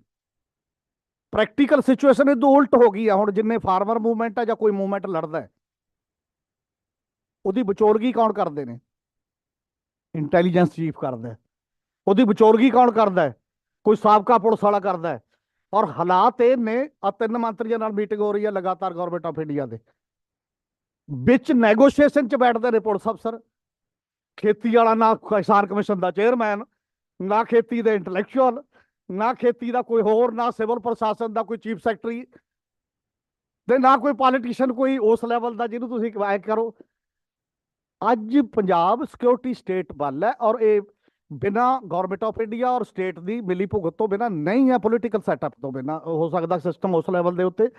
ਜਦੋਂ ਸਿਕਿਉਰਿਟੀ ਸਟੇਟ ਬਣੇਗੀ ਤਾਂ ਇਕਨੋਮਿਕ ਗਰੋਥ ਨਹੀਂ ਹੁੰਦੀ ਕਿਸੇ ਵੀ ਰੂਪ 'ਚ ਉਸ ਪੱਧਰ ਦੇ ਉੱਤੇ, ਜਾਂ ਡੈਮੋਕ੍ਰੈਟਿਕ ਵੈਲਿਊ ਸਿਸਟਮ ਉਹਨਾਂ ਦਾ ਵੱਧ ਜੇ ਜਾਂ ਹੋਰ ਜ਼ਿਆਦਾ ਪੁਖਤਾ ਹੋ ਜੇ, ਉਸ ਪਾਸੇ ਵੱਲ ਨੂੰ ਚਲਿਆ ਜਾਏ, ਤੇ ਉਹ ਨਹੀਂ ਹੁੰਦਾ ਕਦੇ ਵੀ। ਔਰ ਇਸੇ ਕਰਕੇ ਜਿਹੜੀ ਇੱਕ ਮਾਈਗ੍ਰੇਸ਼ਨ ਦਾ ਸਵਾਲ ਹੈ, ਮੈਨੂੰ ਲੱਗਦਾ ਇਹ ਡਬਲ, ਇਹ ਫਾਇਦੇਮੰਦ ਵੀ ਹੈ ਤੇ ਇਹਦਾ ਲਾਸ ਵੀ ਹੈ ਪੰਜਾਬ ਨੂੰ। ਲਾਸ ਇਹ ਹੋ ਗਿਆ ਹੁਣ, ਕਿਉਂਕਿ ਹੁਣ ਉਹ ਬੰਦੇ ਸਾਰੇ ਫੀਸਾਂ ਦੇ ਰੂਪ 'ਚ, ਬੜੀ ਪਹਿਲਾਂ 5-6 ਸਾਲ ਹੋ ਗਏ ਟ੍ਰਿਬਿਊਨ 'ਚ ਇੱਕ ਸਟੋਰੀ ਛਪੀ ਸੀ, ਮੈਨੂੰ ਲੱਗਦਾ ਜੇ ਇਹਦੇ ਤੇ ਕੋਈ ਥੋਰੋ ਸਟੱਡੀ ਕਰਕੇ ਗੱਲ ਹੋਈ ਹੈ, ਉਦੋਂ ਸੀਗਾ ਵੀ ਫੀਸਾਂ ਦੇ ਰੂਪ 'ਚ 27,000 ਕਰੋੜ ਰੁਪਇਆ ਪੰਜਾਬ ਦਾ ਜਾ ਰਿਹਾ ਵਿਦੇਸ਼ ਦੇ ਵਿੱਚ, ਕੇਵਲ ਮਤਲਬ ਬੱਚਿਆਂ ਦੀ ਪੜ੍ਹਾਈ ਦੇ ਜਿਹੜੇ ਉਸੇ ਮਾਮਲੇ 'ਚ। ਪਰਮਾਨੈਂਟਲੀ ਜਾਇਦਾਦਾਂ ਵੇਚ ਕੇ ਕਿੰਨੇ ਜਾ ਰਹੇ ਨੇ, ਉਹ ਅਗਲੀਆਂ ਪੀੜ੍ਹੀਆਂ ਹੋ ਗਈਆਂ, ਹੁਣ ਉਹ ਜਾਇਦਾਦਾਂ ਵੇਚ ਕੇ ਵੀ ਜਾ ਰਹੇ ਨੇ।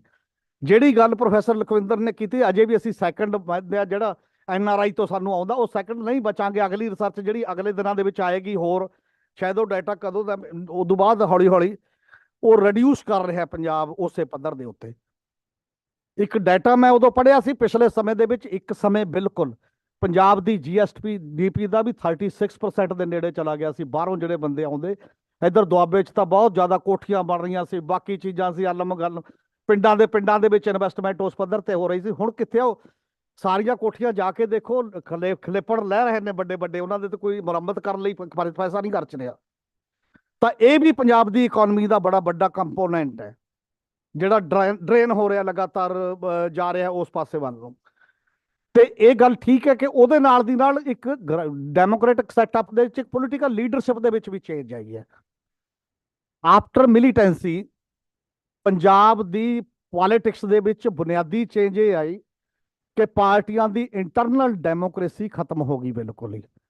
ਸਿੰਗਲ ਮੈਨ ਜਾਂ single family ruled party setup ਦੇ ਵਿੱਚ, ਕਲਚਰ ਦੇ ਵਿੱਚ ਡਿਵੈਲਪ ਹੋਇਆ ਪੰਜਾਬ ਹੈ। ਇਹ ਨਹੀਂ ਕਿ ਬਾਕੀ ਜਗ੍ਹਾ ਨਹੀਂ ਹੋਈ, ਬਾਕੀ ਜਗ੍ਹਾ ਪਹਿਲਾਂ ਹੀ ਸੀਗੀ, ਪਰ ਪੰਜਾਬ ਦੇ ਵਿੱਚ ਇਹ ਕਲਚਰ ਓਨਾ ਨਹੀਂ ਸੀ ਜਿੰਨਾ ਬਾਕੀ ਦੇ ਜਗ੍ਹਾ ਪਹਿਲਾਂ ਹੀ ਫੈਮਿਲੀ ਰੂਲ ਸੀ। ਉਹ ਕਿਸੇ ਨਾ ਕਿਸੇ ਆਈਡੀਓਲੋਜੀ ਬੇਸ ਸੀ, ਜਿਵੇਂ ਅਕਾਲੀ ਦਲ ਹੈ। ਅਕਾਲੀ ਦਲ ਗਾਈਡਡ ਬਾਏ ਗੁਰਬਾਣੀ ਜਾਂ ਸਿੱਖ ਈਥੋਸ ਸੀ, ਉਹ ਫੈਮਿਲੀ ਰੂਲ ਦਾ ਅਗਲਾ ਪਾਰਟੀ ਨਹੀਂ ਸੀ। ਇੱਕ ਬੈਲੈਂਸ ਸੀ ਸੱਤਾ ਦੇ ਵਿੱਚ, ਜਥੇਦਾਰ Akal Takht, SGPC president, chief minister, party ਪ੍ਰਧਾਨ, ਇੱਕ ਇਨਬਿਲਟ ਬੈਲੈਂਸ ਜਿਹੜਾ ਆਟੋਮੈਟਿਕਲੀ ਚੱਲਿਆ ਆ ਰਿਹਾ ਸੀ ਲਗਾਤਾਰ। ਸ਼ਾਇਦ ਇਸੇ ਕਰਕੇ ਜਿਹੜੀ ਹੁਣ ਤੱਕ ਦੀ ਇੰਡਸਟਰੀ ਦੀ ਫਿਗਰ ਅਸੀਂ ਦੇਖੀ ਤੇ ਐਗਰੀਕਲਚਰ ਦੀ ਫਿਗਰ ਦੇਖੀ, ਲਗਾਤਾਰ 60 ਤੋਂ 80 ਤੇ ਬਾਕੀ ਜਾਂਦੇ ਉਹਦੇ ਵਿੱਚ ਇਹ ਸੀ ਕਿ ਮੋਰਚੇ ਵੀ ਲੱਗਦੇ ਰਹੇ, ਗਰੋਥ ਵੀ ਹੁੰਦੀ ਰਹੀ ਹੈ। ਇਹ ਨਹੀਂ ਕਿ ਪੰਜਾਬ 'ਚ ਮੋਰਚੇ ਨਹੀਂ ਲੱਗੇ, ਕੋਈ 10 ਸਾਲ ਨਹੀਂ ਜਾਂਦਾ ਜਿੱਥੇ ਮੋਰਚਾ ਨਹੀਂ ਲੱਗਿਆ। ਜਿਹਨੂੰ ਅਸੀਂ ਹੁਣ ਕਹਿ ਦਾਂਗੇ ਇਕੱਲਾ ਕਿਸਾਨੀ ਜੀ ਸੜਕ ਰੋਕ ਦੇਗੀ, ਪਤਾ ਨਹੀਂ ਕੀ ਹੋ ਜਾਏਗਾ। ਕੋਈ 10 ਸਾਲ 47 ਤੋਂ ਬਾਅਦ ਜਦੋਂ ਪੰਜਾਬ 'ਚ ਮੋਰਚਾ ਨਹੀਂ ਲੱਗਿਆ, ਆ ਕੇਵਲ 15-20 ਸਾਲ ਹੁਣ ਪਿੱਛੇ ਟੱਪੇ ਸੀ, ਜਿਹੜਾ 90s ਤੋਂ ਬਾਅਦ, ਕਿਉਂਕਿ ਲਾਸ ਬਹੁਤ ਜ਼ਿਆਦਾ ਹੋ ਗਿਆ ਉਸ ਸਾਰੇ ਮਾਮਲੇ ਦੇ ਵਿੱਚ। ਔਰ ਮੈਨੂੰ ਸਗੋਂ ਲੱਗਦਾ ਕਿ ਉਹ ਵਾਈਬਰੈਂਟ ਸਟੇਟ ਹੁੰਦੀ ਹੈ। ਜੇ ਖਾਮੋਸ਼ ਸਟੇਟ ਗਰੇਵਯਾਰਡ ਵਰਗਾ ਮਾਹੌਲ ਬਣਾਉਣਾ ਹੈ, ਫਿਰ ਅਲੱਗ ਗੱਲ ਹੁੰਦੀ ਹੈ। ਔਰ ਜਿਹੜੀ ਸਟੇਟ ਅਸਰਟ ਕਰਦੀ ਹੈ ਕਿ ਮੇਰਾ ਰਾਈਟ ਹੈ, ਉਹ ਸਟੇਟ ਇਨ ਫਿਊਚਰ ਕੰਟਰੀ ਨੂੰ ਵੀ ਗਲੋਬਲੀ ਵੀ ਕੰਟਰੀਬਿਊਟ ਕਰ ਰਹੀ ਹੈ। ਉਹ ਘੱਟੋ ਘੱਟ ਆਪਣਾ ਡੈਮੋਕ੍ਰੈਟਿਕ ਵੈਲਿਊ ਸਿਸਟਮ ਨਹੀਂ ਛੱਡਣਾ ਚਾਹੁੰਦੀ, ਉਸ ਕਾਸਟ ਤੇ ਵੀ, ਕਿਵੇਂ ਉਹਨੂੰ ਮਿਲੇ ਨਾ ਮਿਲੇ, ਚਾਹੇ ਕੁਝ ਵੀ। ਇਹ ਹਿਊਮਨ ਬੀਇੰਗ ਦੀ ਟੈਂਡੈਂਸੀ ਹੈ, ਜਿੱਥੇ ਵੀ ਕਿਤੇ ਜਾਊਗਾ ਉਹ, ਜਦੋਂ ਵੀ ਕਿਤੇ ਜੇ ਉਹਨੇ ਗੱਲ ਕਰਨੀ ਆ ਤਾਂ। ਨਹੀਂ ਤਾਂ ਸ਼ਾਇਦ ਗਦਰੀ ਬਾਬੇ ਅੰਡੇਮਾਨ ਨਿਕੋਬਾਰ ਦੀਆਂ ਜੇਲ੍ਹਾਂ 'ਚ ਕਿਉਂ ਬੰਦ ਹੁੰਦੇ, ਆਪਣੀ ਦਿਹਾੜੀ ਕਰਦੇ, ਜੀ ਦਿਹਾੜੀ ਕਰਦੇ ਰਹਿੰਦੇ। ਜੇ ਸਿੱਖ ਗੁਰੂਆਂ ਦੀ ਜਿਹੜੇ ਸੈਕਰੀਫਾਈਸ ਦਾ ਲੈਵਲ ਹੈ ਐਡਾ ਕੁ, ਇੰਨੇ ਕੁ ਮਾਰਜਨ ਦੇ ਇੱਕ ਕਮਿਊਨਿਟੀ ਤੇ ਜਿੱਡਾ ਲੈਵਲ ਉਹ ਮਾਰਜਨ ਹੈ, ਉਹ ਮੈਨੂੰ ਲੱਗਦਾ ਕਿ ਇੱਕ ਬੇਸਿਕ ਸਾਡੇ ਇਥੋਜ ਨੇ 47 ਤੋਂ ਬਾਅਦ ਛੋਟਾ ਮੋਟਾ 33,000 ਕਮਿਊਨਲ ਰਾਈਟਸ ਹੋ ਗਏ ਨੇ ਇਸ ਕੰਟਰੀ ਦੇ ਵਿੱਚ, ਰਿਕਾਰਡਡ ਨੇ। ਤੇ ਬਾਕੀ ਤਾਂ ਵੱਡੇ ਵੀ ਬਹੁਤ ਨੇ। ਪੰਜਾਬ 'ਚ ਇੱਕ ਸਿੰਗਲ ਕਮਿਊਨਲ ਰਾਈਟ ਨਹੀਂ ਹੈ ਉਦੋਂ ਬਾਅਦ, ਬਾਵਜੂਦ ਮਿਲੀਟੈਂਸੀ ਦੇ, ਬਾਵਜੂਦ ਦਿੱਲੀ ਦੇ ਕਤਲੇਆਮ ਦੇ। ਇਹ ਸੋਲਿਡਨੈਸ ਹੈ ਉਸ ਸਟੇਟ ਦੀ, ਉਹ ਬੌਂਡਿੰਗ ਜਿਹਨੇ ਜਿਹੜੀਆਂ ਨਹੀਂ ਉਹ ਕਰ ਪਾਈਆਂ, ਮਤਲਬ ਆਪਸ ਦੇ ਵਿੱਚ ਤੁਹਾਨੂੰ ਉਸ ਲੈਵਲ ਦੇ ਉੱਤੇ। ਔਰ ਸੇਵਾ ਦੀ ਭਾਵਨਾ ਉਸੇ ਕਲਚਰ ਨੇ ਦਿੱਤੀ ਹੈ। ਉਹ ਕਰੋਨਾ 'ਚ ਹੋਵੇ, ਉਹ ਡਿਫਰੈਂਟ ਚੀਜ਼ਾਂ 'ਚ ਹੋਵੇ, ਜਿਹੜਾ ਉਹ ਅਸੀਂ ਉਹਨਾਂ ਚੀਜ਼ਾਂ ਨੂੰ, ਜਿਹੜੀਆਂ ਪੋਜ਼ਿਟਿਵ ਚੀਜ਼ਾਂ ਨੇ, ਜਿਹੜੀਆਂ ਹਿਊਮੈਨਿਟੀ ਨੂੰ ਦਿੰਦੀਆਂ ਨੇ, ਉਹਨੂੰ, ਉਹ ਸਾਡਾ ਸਟਰੈਂਥ ਕਿਉਂ ਨਹੀਂ ਹੈ? ਹਰ ਵਾਰ ਨੈਗੇਟਿਵਿਜ਼ਮ ਜਿਹੜਾ ਹੁੰਦਾ ਨਾ, ਕਿ ਇਕੱਲਾ ਅਸੀਂ ਇੱਥੇ ਮਤਲਬ ਉਹ ਲਾਲਾ ਜੀ ਵਾਲਾ ਹਿਸਾਬ ਕਿਤਾਬ, ਉਹ ਠੀਕ ਹੁੰਦਾ, ਹਿਸਾਬ ਕਿਤਾਬ ਵੀ ਆਪਣੀ ਜਗ੍ਹਾ ਠੀਕ ਹੈ, ਪਰ ਸੁਸਾਇਟੀ ਨੇ ਉਦੋਂ ਅਲੱਗ ਤਰ੍ਹਾਂ ਵਿਚਰਨਾ ਹੁੰਦਾ। ਹੋਰ ਚੀਜ਼ਾਂ ਵੀ ਹੁੰਦੀਆਂ ਨੇ, ਆਨ ਦੀ ਹੋਲ ਸੈਟਅਪ ਦੇ ਵਿੱਚ ਵਿਚਰਨਾ ਹੁੰਦਾ, ਇਕੱਲਾ ਉਸ ਨਾਲ ਨਹੀਂ ਵਿਚਰਨਾ।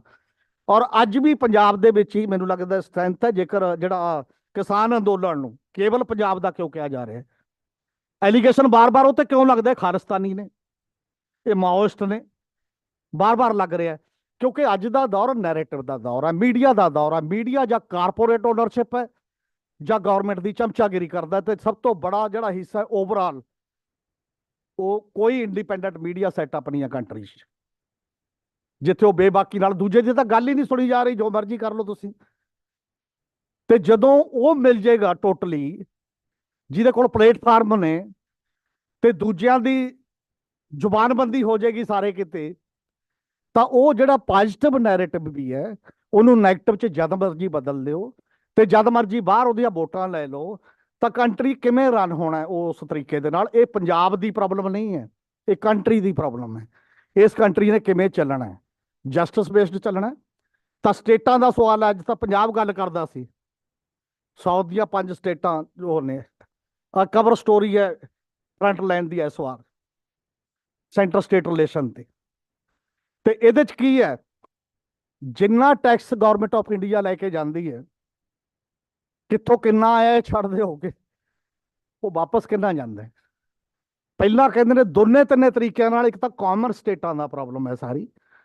ਪਹਿਲੀ ਇਹ ਹੈ ਕਿ ਤੁਸੀਂ ਹੌਲੀ ਹੌਲੀ ਸਟੇਟਾਂ ਨੂੰ ਕਹਿ ਤਾਂ ਦਿੱਤਾ 42% ਦੇ ਰਹੇ, ਕਸ਼ਮੀਰ ਤੋਂ ਬਾਅਦ 41% ਦੇ ਰਹੇ ਉਹਨਾਂ ਟੈਕਸਸ ਦਾ, ਪਰ ਤੁਹਾਡੇ ਫਾਈਨਾਂਸ ਕਮਿਸ਼ਨ ਦਾ ਚੇਅਰਮੈਨ ਕਹਿ ਰਿਹਾ ਕਿ ਤੁਸੀਂ ਸਰਚਾਰਜ ਤੇ ਸੈਸ ਇਹ 20% ਤੱਕ ਚਲੇ ਗਏ ਨੇ ਤੁਹਾਡੇ, ਇਹ 20% ਤੱਕ ਚਲੇ ਗਏ ਨੇ। ਇਹਦਾ ਮਤਲਬ ਤੁਸੀਂ ਸਟੇਟਾਂ ਨੂੰ 32 ਤੋਂ 36% ਦੇ ਦਰਮਿਆਨ ਦੇ ਰਹੇ ਹੋ। ਇੱਕ ਤਾਂ ਉਹ ਠੱਗੀ ਤੁਹਾਡੇ ਸਾਹਮਣੇ ਆ 5 ਤੋਂ 7%, ਜਿਹੜੇ ਬਾਕੀ ਚੀਜ਼ਾਂ ਨੇ ਜਿਹੜੀਆਂ ਉਸ ਸਾਰੇ ਮਾਮਲੇ ਦੇ ਵਿੱਚ ਹੀ ਆ ਰਿਹਾ, ਤਾਂ ਸਟੇਟਾਂ ਨੇ ਕਰਜ਼ਾਈ ਹੋਣਾ, ਸਟੇਟਾਂ ਕਿਵੇਂ ਚੱਲ ਜਾਣਗੀਆਂ ਉਸ ਸਾਰੇ ਮਾਮਲੇ ਦੇ ਵਿੱਚ।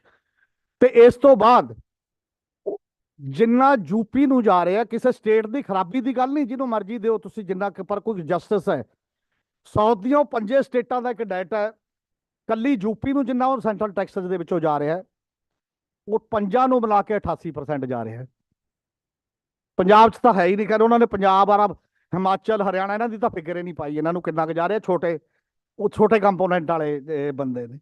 2,18,000 ਕਰੋੜ ਤੋਂ ਵੱਧ ਜਾ ਰਿਹਾ ਕੱਲਾ ਯੂਪੀ ਨੂੰ, 1,28,000 ਕਰੋੜ ਤੋਂ ਵੱਧ ਜਾ ਰਿਹਾ ਬਿਹਾਰ ਨੂੰ, ਬਾਕੀ ਸਾਰੀਆਂ ਸਟੇਟਾਂ 77,000 46,000 32,000 ਕਰੋੜ ਦੇ ਨੇੜੇ ਤੇੜੇ ਸਿਮਟ ਜਾਂਦੀਆਂ ਨੇ ਜਿਹੜੀਆਂ ਬਾਕੀ ਦੀਆਂ ਨੇ। ਜੇ ਉਹਨਾਂ ਦੀ ਕੰਟਰੀਬਿਊਸ਼ਨ ਦੇਖੋ, ਕੰਟਰੀਬਿਊਸ਼ਨ ਕਿੰਨੇ ਕਿੰਨੇ ਗੁਣਾ ਜ਼ਿਆਦਾ ਹੈ ਉਸ ਟੈਕਸ ਦੇ ਵਿੱਚ, ਰਿਟਰਨ ਨਹੀਂ ਹੈ। ਤੇ ਉਹ ਸਿਸਟਮ ਫਿਰ ਅਸੀਂ ਕਹਿੰਦੇ ਸਟੇਟ ਫਲਾਨੀ ਗਰੋ ਕਰ ਗਈ, ਫਲਾਨੀ ਗਰੋ ਕਰ ਗਈ, ਜਿੱਥੇ ਉੱਪਰ ਬੈਠਾ ਜਿਹੜੀ ਅਥਾਰਟੀ ਹੈ ਜਿਹਨੂੰ ਗਰੋ ਮਰਜ਼ੀ ਕਰਾ ਦਿਓ।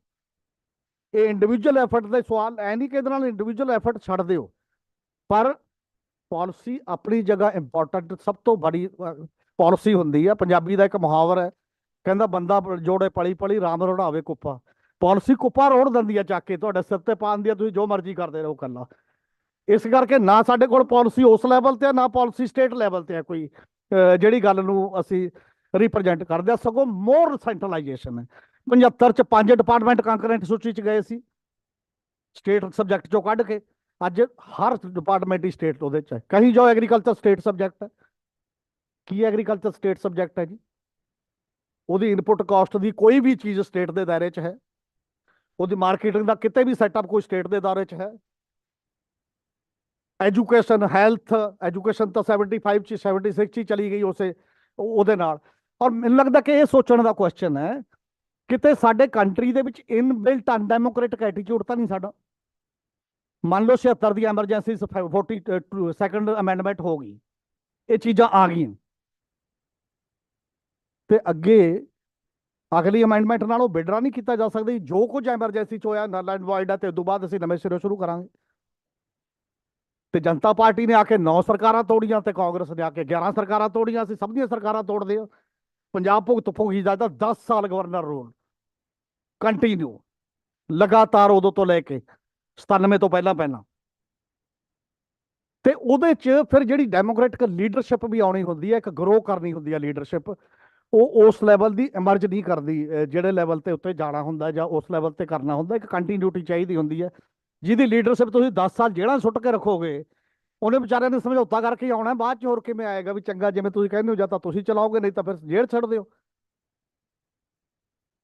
ਇਹ ਜਿਹੜਾ ਇੱਕ ਮਾਹੌਲ ਉਸ ਲੈਵਲ ਤੇ ਆਇਆ, ਮੈਨੂੰ ਲੱਗਦਾ ਓਵਰਆਲ ਇੱਕ ਨੈਸ਼ਨਲ ਅਨਰਿਟਨ ਜਾਂ ਕੰਸੈਂਸਸ ਜਿਹੜਾ ਬਣ ਜਾਂਦਾ, ਜਿਹੜਾ ਇਹ ਬਣ ਜਾਂਦਾ ਵੀ ਜਿਹੜੀਆਂ ਇਹ ਪ੍ਰੋਬਲਮਸ ਨੇ ਇਹਨਾਂ ਤੇ ਮਿੱਟੀ ਪਾਓ, ਰੀਅਲ ਇਸ਼ੂ ਨਾ ਛੇੜੋ, ਉਹਦੇ ਤੇ ਡਿਬੇਟ ਨਾ ਕਰੋ, ਤੇ ਉਦੋਂ ਬਾਅਦ ਬਾਕੀ ਦੀਆਂ ਚੀਜ਼ਾਂ ਅਸੀਂ ਕਹਾਂਗੇ। ਬਲਕਿ ਚਲਦੇ ਚਲਦੇ ਹੁਣ ਸਾਡੇ ਕੋਲ ਇੱਕ ਆ ਗਿਆ ਕਿ ਗਲੋਬਲੀ ਹੁਣ ਇਕਨੋਮਿਕਸ ਗਲੋਬਲ ਇੰਸਟੀਟਿਊਸ਼ਨ ਤੈਅ ਕਰਦੀਆਂ ਨੇ। ਹੁਣ ਨੈਸ਼ਨਲ ਸਟੇਟ ਵੀ ਨਹੀਂ ਕਰ ਰਹੀ। ਅਸੀਂ ਜਾ ਕੇ ਮਾਫੀਆਂ ਮੰਗਦੇ ਹਾਂ, 3 ਵਾਰ ਮਾਫੀ ਮੰਗ ਕੇ ਚੁੱਕਿਆ ਸਾਡਾ ਵਣਜ ਮੰਤਰੀ WTO ਦੀ ਮਿਨਿਸਟਰੀਅਲ ਮੀਟਿੰਗ ਦੇ ਵਿੱਚ, ਕਿ ਸਾਡੇ ਤੋਂ ਰਾਈਸ ਦੀ MSP ਜ਼ਿਆਦਾ ਦਿੱਤੀ ਗਈ, ਸਬਸਿਡੀ ਉਦੋਂ ਵੱਧ ਗਈ ਹੈ, ਕ੍ਰਾਸ ਕਰ ਗਿਆ ਤੁਹਾਡਾ ਕੰਮ, ਕਿਰਪਾ ਕਰਕੇ ਹੁਣ ਰਹਿਣ ਦਿਓ। ਆਹੀ ਮਿਨਿਸਟਰੀਅਲ ਮੀਟਿੰਗ 29 ਚ ਖਤਮ, 29 ਨੂੰ ਖਤਮ ਹੋਣੀ ਸੀ, 29 ਨੂੰ ਨਹੀਂ ਹੋ ਪਾਈ, 2 ਤੱਕ ਵਧਾਉਣੀ ਪਈ ਹੈ। ਪ੍ਰੋਬਲਮ ਕੀ ਹੈ? ਪ੍ਰੋਬਲਮ ਐਗਰੀਕਲਚਰ ਕ੍ਰਾਈਸਿਸ ਜਿਹੜਾ ਉਸ ਲੈਵਲ ਤੇ ਖੜਾ ਹੋ ਰਿਹਾ, ਜਿਹਨੂੰ ਉਹ ਕਹਿੰਦੇ ਨੇ ਪੀਸ ਕਲਾਸ ਬੰਦ ਕਰ ਦਿਓ ਟੋਟਲੀ, ਤੇ ਸਾਨੂੰ ਜਾਣ ਦਿਓ ਖੁੱਲੀ ਖੇਡ ਟੋਟਲ ਮਾਰਕੀਟ ਦੇ ਵਿੱਚ। ਤੇ ਇੱਕ ਗੱਲ ਇਹ ਵੀ ਮੇਰੇ ਸਮਝ ਨਹੀਂ ਆਈ, ਮੈਂ ਸਮਝਣਾ ਸਾਰਿਆਂ ਤੋਂ ਵੈਸੇ ਚਾਹੂੰਗਾ ਜਿਹੜੇ ਸਕਾਲਰ ਨੇ ਇਕਨੋਮਿਕਸ ਦੇ ਸਾਰੇ, ਇਹ ਡਿਵੈਲਪਮੈਂਟ ਦਾ ਮਾਡਲ ਇਹੀ ਹੋਏਗਾ ਦੁਨੀਆ ਭਰ 'ਚ, ਜਾਂ ਸ਼ੁਰੂ ਤੋਂ ਇਹੀ ਰਹੂਗਾ, ਜਾਂ ਇਹੀ ਹੋਣਾ ਚਾਹੀਦਾ ਸੀ। ਇੰਡਸਟਰੀਅਲ ਕੰਟਰੀ ਹੀ ਡਿਵੈਲਪਡ ਕੰਟਰੀ ਮੰਨੇ ਜਾਣਗੇ, ਐਗਰੀਕਲਚਰ ਸੈਕੰਡਰੀ ਹੀ ਰਹੂਗੀ, ਮਤਲਬ ਪ੍ਰਾਇਮਰੀ ਸੈਕਟਰ ਨੂੰ ਕਹਿੰਦੇ ਉਹਦੇ 'ਚ ਮਤਲਬ ਉਹ 2 ਦਰਜੇ ਦੀ ਰਹੂਗੀ। ਇਹ ਕਿਹਨੇ ਦੱਸਿਆ ਸਾਨੂੰ? ਕੋਈ ਨਵੀਂ ਰਿਸਰਚ, ਨਵਾਂ ਸੈਟਅਪ ਨਹੀਂ ਆ ਸਕਦਾ? ਜੇ ਇਹੀ ਕੰਮ 2 ਥਿਓਰੀਜ਼ ਅਸੀਂ ਪੜ੍ਹ ਰਹੇ ਹਾਂ ਇਸ ਸਮੇਂ, ਇੱਕ ਮਾਰਕਸਿਸਟ ਤੇ ਇੱਕ ਕਾਰਪੋਰੇਟ ਦੀ, ਦੋਨਾਂ ਦਾ ਹੀ ਮੰਨਣਾ ਕਿ ਇਹੀ ਰਸਤਾ ਹੈ ਜੀ। ਕਿ ਦੋਨਾਂ ਦਾ ਕਿਉਂ ਹੈ ਰਸਤਾ? ਕੀ ਦੁਨੀਆ 'ਚ ਜਿਹੜਾ ਬੰਦਾ ਆਉਂਦਾ ਹੈ, ਉਹਦੇ ਸਰਵਾਈਵਲ ਦਾ ਜਿਹੜਾ ਕੁਐਸਚਨ ਹੈ, ਉਹਦੀ ਜਿਹੜੀ ਜਸਟਿਸ ਦਾ ਕੁਐਸਚਨ ਹੈ, ਇਕੁਐਲਿਟੀ ਦਾ ਕੁਐਸਚਨ ਹੈ, ਸਾਰਿਆਂ ਦੇ ਬਰਾਬਰ ਲੈ ਕੇ ਨਾਲ ਚੱਲਣ ਦਾ ਕੁਐਸਚਨ ਹੈ, ਜੇ ਇਹ ਡੀਲ ਨਹੀਂ ਹੁੰਦਾ ਕੁਐਸਚਨ, ਤਾਂ ਫਿਰ ਬੰਦੇ ਦਾ ਮਕਸਦ ਕੀ ਹੈ? ਉਹ ਥਿਓਰੀ 'ਚ ਬਣਨੀਆਂ ਕਾਹਦੇ ਤੇ ਚਾਹੀਦੀਆਂ ਨੇ? ਬਣਨੀਆਂ ਤਾਂ ਘੱਟੋ ਘੱਟ ਇਸ ਤੇ ਚਾਹੀਦੀਆਂ ਨੇ ਕਿ ਮਨੁੱਖਤਾ ਕਿਵੇਂ ਬਿਹਤਰ ਤਰੀਕੇ ਨਾਲ ਮੈਨੇਜ ਹੋਵੇ, ਬਿਹਤਰ ਤਰੀਕੇ ਨਾਲ ਚੱਲੇ, ਵੱਖ-ਵੱਖ ਤਰੀਕੇ ਨਾਲ ਚੱਲੇ। ਕੋਈ ਕਹਿੰਦਾ man is self by nature, ਕੋਈ ਕਹਿੰਦਾ ਮੈਨ ਇਜ਼ ਸੋਸ਼ਲ ਐਨੀਮਲ। ਦੋਨੋਂ ਨੇ ਅਲੱਗ-ਅਲੱਗ ਪੱਖ ਨੇ ਤੇ ਅਲੱਗ-ਅਲੱਗ ਨਾਲ ਚਲਾਈ ਜਾਓ, ਪਰ ਬੰਦਾ ਤਾਂ ਦੋਨੋਂ ਤਰ੍ਹਾਂ ਬਿਹੇਵ ਕਰਦਾ, ਇੰਡੀਵਿਜੂਅਲ ਵੀ ਕਰਦਾ ਤੇ ਉਹ ਸੋਸ਼ਲੀ ਵੀ ਕਰਦਾ। ਤੇ ਮੈਨੂੰ ਲੱਗਦਾ ਸੋਸ਼ਾਲੋਜੀ ਦੀਆਂ, ਇਕਨੋਮਿਕਸ ਦੀਆਂ ਥਿਓਰੀਜ਼ ਨੂੰ ਮਤਲਬ ਬੁਨਿਆਦੀ ਤੌਰ ਤੇ ਵੀ ਰੀਥਿੰਕ ਕਰਨ ਦਾ ਕੁਐਸਚਨ ਹੈ। ਸਾਰੀ ਦੁਨੀਆ 'ਚ ਇੱਕੋ ਮਾਡਲ ਕਿਉਂ ਹੋਏਗਾ ਜਦੋਂ ਕੁਦਰਤ ਦੀ ਬਨਸਬਨਤਾ ਲੱਖਾਂ ਕਰੋੜਾਂ ਕਿਸਮ ਦੀ ਹੈ। ਜਦੋਂ ਅਸੀਂ ਕੰਟਰੀ 'ਚ ਕਹਿੰਦੇ ਆ ਕਿ ਬਨਸਬਨਤਾ, ਪੰਜਾਬ ਦਾ ਕਰੈਕਟਰ ਹੋਰ ਹੈ, ਪੰਜਾਬ ਦਾ ਐਟੀਟਿਊਡ ਹੋਰ ਹੈ, ਪੰਜਾਬ ਦਾ ਵਿਰਸਾ ਹੋਰ ਹੈ, ਨਾਰਥ ਈਸਟ ਦਾ ਵਿਰਸਾ ਹੋਰ ਹੈ, ਕਲਚਰ ਹੋਰ ਹੈ, ਵੱਖ-ਵੱਖ ਹੈ, ਸਾਊਥ ਦਾ ਆਪਣਾ ਹੈ, ਤਾਂ ਸਾਡੇ ਕੋਲੋਂ ਕਿਉਂ ਡਿਫਰੈਂਟ ਮਾਡਲ ਨਹੀਂ ਅਸੀਂ ਕ੍ਰੀਏਟ ਕਰਨ ਦੀ ਕੋਈ ਗੱਲ ਕਰਦੇ ਕਿ ਡਿਫਰੈਂਟ ਟਾਈਪ ਦਾ ਸੈਟਅਪ ਹੋਣਾ ਚਾਹੀਦਾ ਹੈ, ਇੱਕੋ ਜਿਹਾ ਕਿਉਂ ਹੋਵੇ, ਨਕਲ ਅਸੀਂ ਕਿਉਂ ਮਾਰਦੇ ਕਿ ਐਸੇ ਮਾਡਲ ਦੇ ਪਿੱਛੇ ਚੱਲਣਾ। ਹਾਲਾਂਕਿ ਬਹੁਤ ਸਮਾਂ ਤੇ ਉਵੇਂ ਚੱਲਣਾ ਪੈਂਦਾ ਨਾਲ ਨਾਲ, ਪਰ ਨਾਲ ਕੋਈ ਡਿਬੇਟ ਦਾ ਲੈਵਲ ਤਾਂ ਉੱਥੇ ਸਿਰਜਣਾ ਪਊਗਾ ਨਾ ਉਸ ਮਾਮਲੇ ਦੇ ਵਿੱਚ ਕਿ ਅਸੀਂ ਨੇਚਰ ਦੇ ਨਾਲ ਇਕਸੁਰ ਹੋ ਕੇ, ਔਰ ਜਿਹੜੇ ਮਾਡਲ ਨੇ ਕਲਾਈਮੇਟ ਦਾ ਐਡਾ ਵੱਡਾ ਸੰਕਟ ਖੜਾ ਕਰਤਾ ਕਿ ਐਗਜ਼ਿਸਟੈਂਸ ਦਾ ਖਤਰਾ ਪੂਰੀ ਕਾਇਨਾਤ ਨੂੰ, ਜਿੱਥੇ ਰੁਜ਼ਗਾਰ ਹੋਏ ਨਹੀਂ ਸਕਦਾ ਇਨ ਫਿਊਚਰ, ਟੈਕਨੋਮੈਨੇਜਰੀਅਲ ਮਾਡਲ ਹੈ ਡਿਵੈਲਪਮੈਂਟ ਦਾ, ਤੇ ਉਹਦੇ ਮੁਕਾਬਲੇ ਹਿਊਮਨ ਸੈਂਟਰਿਕ ਤੇ ਨੇਚਰ ਸੈਂਟਰਿਕ ਕੋਈ ਚੀਜ਼ ਹੋ ਸਕਦੀ ਹੈ, ਕੋਈ ਅਲਟਰਨੇਟਿਵ ਵੀ ਹੋ ਸਕਦਾ ਹੈ। ਮੈਨੂੰ ਲੱਗਦਾ ਉਧਰ ਨੂੰ ਵੀ ਸਾਡਾ ਥਾਟ ਪ੍ਰੋਸੈਸ ਲਿਜਾਣ ਦਾ ਸਵਾਲ ਹੈ, ਤਾਂ ਕਿ ਕਾਫੀ ਜ਼ਿਆਦਾ ਹੋਰ ਡਿਬੇਟ ਖੁੱਲ ਸਕੇ ਕਿਸੇ ਨਾ ਕਿਸੇ ਰੂਪ 'ਚ। ਬਹੁਤ ਬਹੁਤ ਮਿਹਰਬਾਨੀ, thank you very much. Thank you, Sardar Amir Singh ji, for an extremely animated presentation touching upon a host of fundamental concerns regarding federalism, pursuit of justice, internal democracy in political parties. I was reminded of a couplet by Baba Balwant, कि जिंदगी है पराया धन नहीं, जिंदगी नू मानना औगण नहीं, क्यों ख्यालां दे लई ने बेड़ियां, जे हवा नू वक्त नू बंधन नहीं. So we have all ideas and we must share them in such forums. Now, as I had outlined in the beginning of this session that we are running short of time, if there are some very brief, I think we have 5. Okay, yes. Well, so I welcome Professor Marg Jorgensen, and we were expecting because he was also one of the panelists, and we are fortunate to have him online. As all of us know that Professor Marg Jorgensen is an outstanding American sociologist and scholar specialized in global studies and religious studies, and a writer best known for his studies on comparative religion, religious violence, and global religion. He is a distinguished emeritus of sociology and global studies at the University of California, Santa Barbara, and William F. College. So I would request him to take the mic and express his view. Thank you. Thank you, Mr. Chairman. It's getting late. I hate to keep people from lunch. I would be happy to come back after lunch. Let it continue. Like to postpone? No, continue. Okay, all right. Well, I can hear stomachs growling, but I'll be short. My field is the rise of religious nationalism around the world. That's what I study. And there's a great book on the topic of Sikh nationalism. By Gurpal Singh and Giorgio Shani. It's recently came out. It's worth reading. I recommend it. And they come to the conclusion that the modern idea of religious nationalism in the Punjab really emerged at the end of the 19th and the beginning of the 20th century, which is a time, not coincidentally, with the height of British colonialism. And I think the two things are related. And the thesis of my comments, very briefly, is that the idea of religious nationalism is a European concept that's been grafted around the world in different places, sometimes to difficult effect. Now, you may say, now, wait a second, the idea of religion and politics has been a part of the Sikh tradition much before that. What about Miri Piri, for example? And that, of course, that's true. It goes back to Hargobind, the sixth guru, and who promoted the idea, and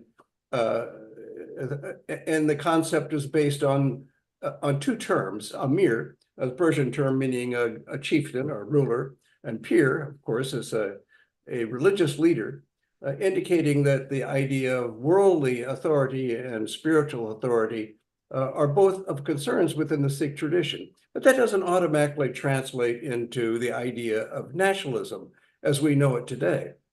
In fact, I think a lot of Sikhs think of the worldly aspect of as that of being concerned about the world, feeding the poor, for example, with langar, and bringing oxygen to people who during the COVID crisis, as was the case.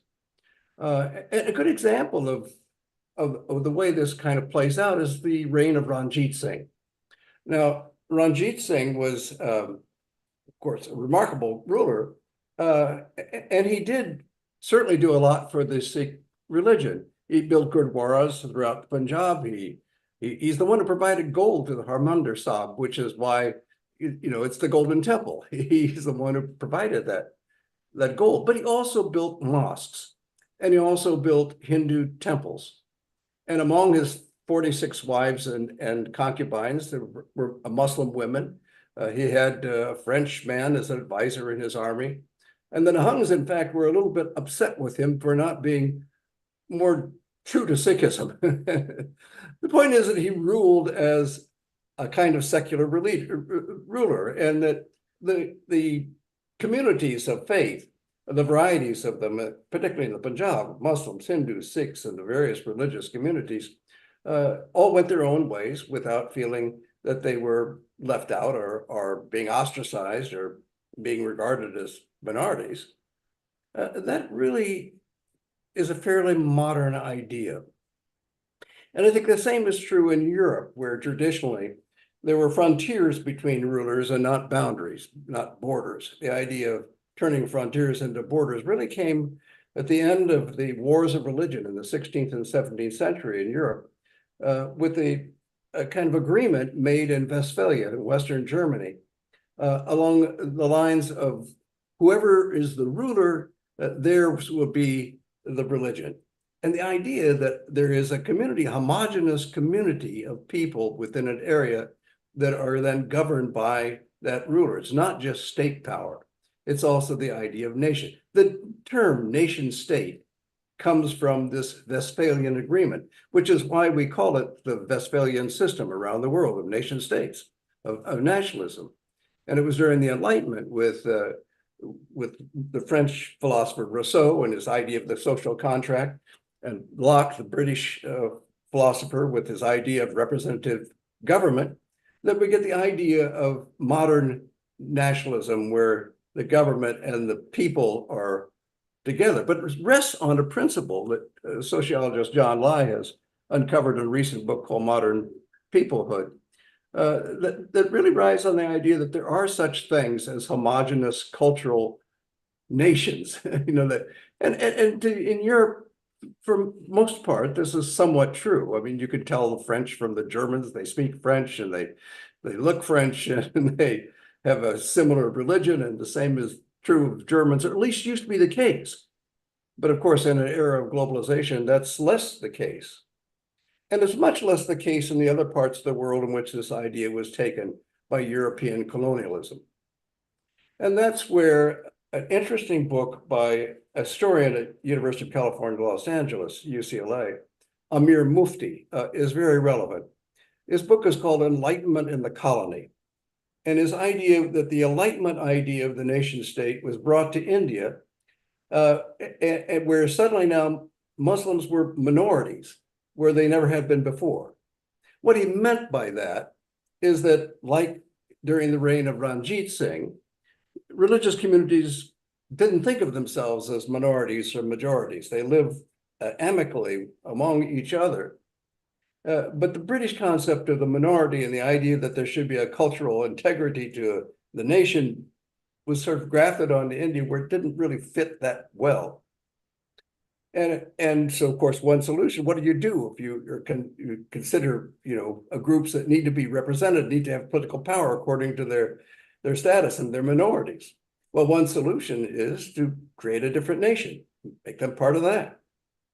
So the British gave in easily to the idea of Pakistan, just as they did with the Jews in Europe. And Mufti makes this point, that there's a European, in European mind, there's a parallel between the Jews and the Europe, where there had always been a Jewish question. What do you do now about the Jews? And of course, the Germans had one solution, a final solution, which is an awful one, just kill them. But the British said, okay, no, we're not going to kill them. But you know, they had a charge now of the remnants of the Ottoman Empire. So there's certainly some place in the Ottoman Empire that they could go. Why not the traditional Israel lands and let this become Israel? Let the Jews go there. Of course, there are already people there. You see the problem. We have the problem right now. It continues.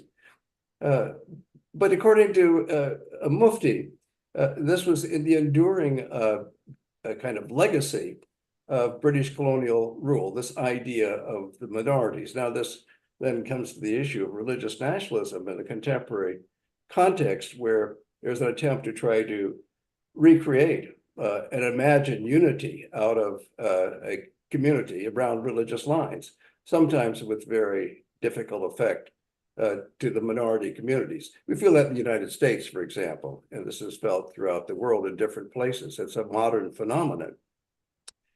So getting back to the Punjab, is this what the 1980s uprising was all about in the Punjab? Was it a movement of religious nationalism?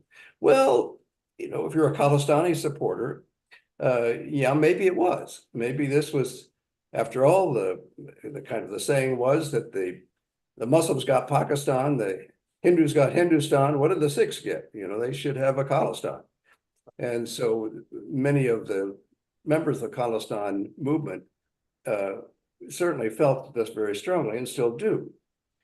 But not everybody involved in that uprising was of the same mind. And Bhindranwale himself famously said he was neither for or against Khalistan. He was for Sikh pride and Sikh dignity. And in a very interesting book, Terrorism in the Punjab, that was written by Harish Puri, Jagrup Singh Sekhan, and Paramjit Singh Judge, where they analyzed the young people who had joined the movement and did this very detailed survey. They discovered that the idea of Khalistan was not really on the minds of a lot of the actual fighters within the movement. They were fighting for the community in some way. They were fighting against police repression.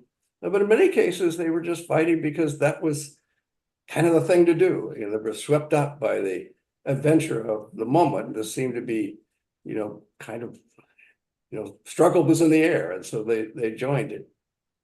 So it's hard to say, you know, and we're coming back to Gurharpal Singh and Giorgio Shani's wonderful book on Sikh nationalism, where they themselves say that the idea of nationalism in the Sikh tradition is a complicated and nuanced thing. And there's no simple conclusion. And that's my unsimple conclusion as well. So now we can have lunch. I thank you for being patient and listening to my comments. Great. Thank you, Professor Marg Jorgensen. Yeah. Thanks for your very brilliant insights, and thanks for sticking to the time limit. And now we may break for lunch. And I also thank the audience for their patience and for listening with the. To come back one second. Thank you. Yeah, we'll come. Thank you. The meeting is here. Hello, Mark. Yes. Good to hear you, Harish. Am I speaking to everybody? Good to see you.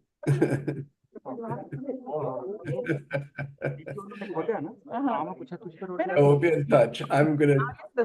It's about midnight here, so I'm going to sign off. But I hope you notice I mentioned your book. I think everybody should know about it and should read it. I think it's a wonderful contribution. Actually, we had not given them enough time. Sorry. Bye for now. Sir, Mark is saying something.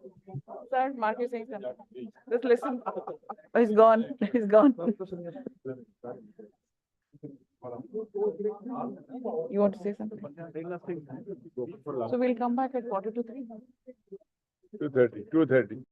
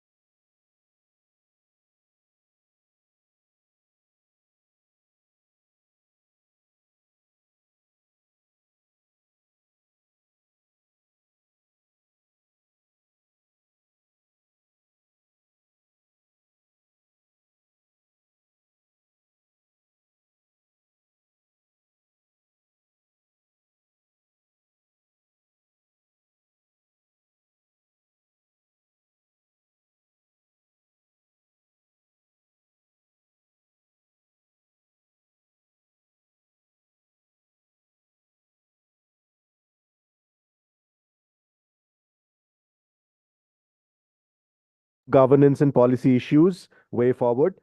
This time, the chair for the session is Professor Salil Mishra.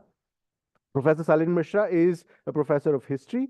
He has acquired his master's degree in modern Indian history from the Center for Historical Studies, Jawaharlal Nehru University, New Delhi, from where he went on to do a PhD under the supervision of Professor Bipin Chandra. His publications include a monograph on entitled A Narrative of Communal Politics, Uttar Pradesh, 1937 to 39. He has also published articles on themes related to communal politics, language questions, Hindi and Urdu, partition of India, social science teaching, and identity politics. Over to you, sir.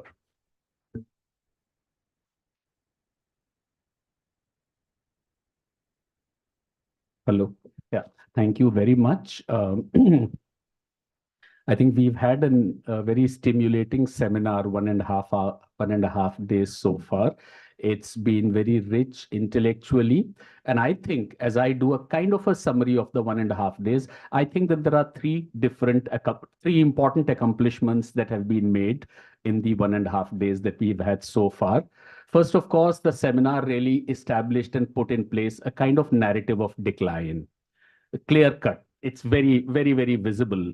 A narrative of stagnation at some point. When did it begin? In the 80s or at the beginning of the 20th century? The timeline varied, but there has been a clear stagnation and a regress since then. There have been high points. The period under Pratap Singh Kairo, the Green Revolution, these were the kind of peaks, but the peaks were invariably followed by some kind of a decline. So that trajectory has been put in place. There were explanations for it, but point is to recognize that contrary to what is generally believed outside, Punjab has really been going through a period of decadence, decline, stagnation. Second, of course, the seminar has kind of oscillated between two extremes of Punjab exceptionalism on the one hand and recognizing some distinctive features of Punjab as a region. So between Punjab exceptionalism, which we need to question, and Punjab distinctiveness, which we must recognize and highlight, it's been kind of oscillating between these two extremes, but various facets, various characteristics, dimensions, the geographical location, the specific history, the community profile, many of these factors have really have been highlighted and emphasized. The one thing that I found very sociologically very interesting was that at the same time as the distinctiveness of Punjab was being highlighted, the prognosis did not focus on the distinctive features. The prognosis was poor governance, corruption, politicians, bureaucracy nexus, incomplete structural transformation, disillusionment among the youth. I don't know which region of India would they not apply to. So I think sometimes we highlight the distinctive, but we provide the explanation for the distinctive through very generic set of rules. The third, I think, accomplishment of the seminar clearly was that, as happens with Punjab seminars and academia on Punjab and discourses on Punjab, is that there tends to be a curious congruence between the region and the community. The discourse of the region tends to so easily and seamlessly slip into the discourse of the community, and which robs the discourse on the region of much of its vibrancy that it should get. I think the seminar, to its credit, mostly did not slip. The focus of the discourse remained firmly on the region and not on the community. And with that, I think seminar offered all kinds of models, possibilities on issues such as governance, employment, agriculture, and manufacturing. So I think there is a basket of explanations, basket of stories that we've been collecting since the morning, and it's become a very rich basket, and we can then go on thinking about it. Today, for this session, we have two papers by Professor Atul Sood and Dr. Pinaki Chakrabarti. Professor Atul Sood teaches at the Jawaharlal Nehru University, New Delhi. He is a professor at the Center for the Studies of Regional Development since 2007. Atul Sood has a long time in development and policy issues and has a keen ear to the ground. His research interest is geared towards understanding development policy and its outcomes in contemporary India. He has, to his credit, 2 books and more than 35 articles in prestigious journals. Atul Sood's edited volume, Poverty Amidst Prosperity, Essays on the Trajectory of Development in Gujarat, elicited wide critical discussion. He has also co-authored Punjab Crisis, Context and Trends a long time ago. In recent years, he has written on the politics of growth in India, the political economy of green growth in India, demonetization and its moral economy, the silent takeover of labor rights, laboring lives, hunger, precarity and despair amid lockdown, labor law changes, and so much more. Professor Sood is known as student and among student and civil society platforms for his insights on economic and education policy in India. So over to Atul Sood.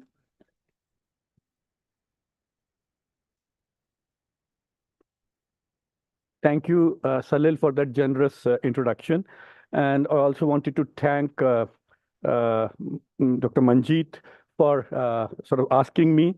And also let me confess that for pursuing, in spite of all my attempts to wriggle out of this conference, to pursue me enough to be present here. And I'm very happy and glad that he persisted, and I had the privilege and the opportunity to listen to friends and scholars who are, committed to make things better in Punjab. And I feel really privileged and happy that I'm here.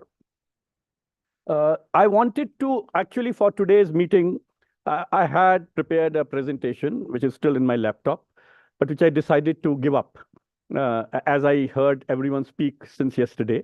And I thought that I will make some observations without those slides. And the reason I do that is because I think that the rich discussion that took place since yesterday and is still carrying on deserves a moment from our side and my side as well, in terms of taking that conversation, that dialogue forward, rather than doing a separate standalone presentation. So I gave up the idea with all the data and all the information, given the title that has been circulated in the program. I gave up that idea, and I decided that I'll focus on taking the conversation forward, our dialogue and discussion forward. Having said that, let me come straight to what I want to say.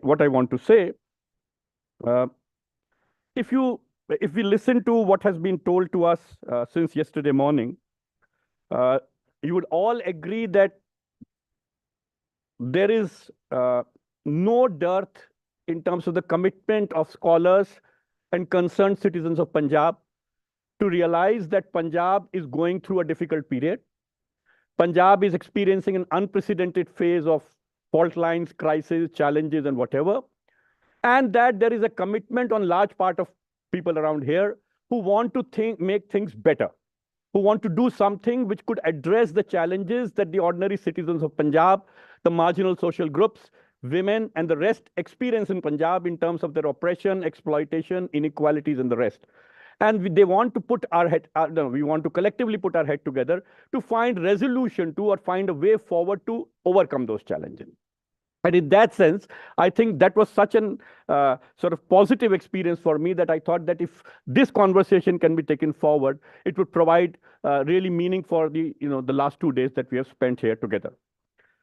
I also wanted to take this opportunity because most of the presenters, or many of the presenters who have been here since yesterday, were from my tribe. That is, most of them are, or many of them are economists. And I thought that it is our a good moment to collectively reflect on our understanding about what has happened in Punjab, wearing our economist hat, and also perhaps what I'm going to say may require giving up our economist hat and seeing it slightly differently. though a range of contributions came from non-economists, which are very enriching as well. But given the limitations that I carry in terms of my training, I may end up focusing more on the observations that the economists may have made to take their arguments forward.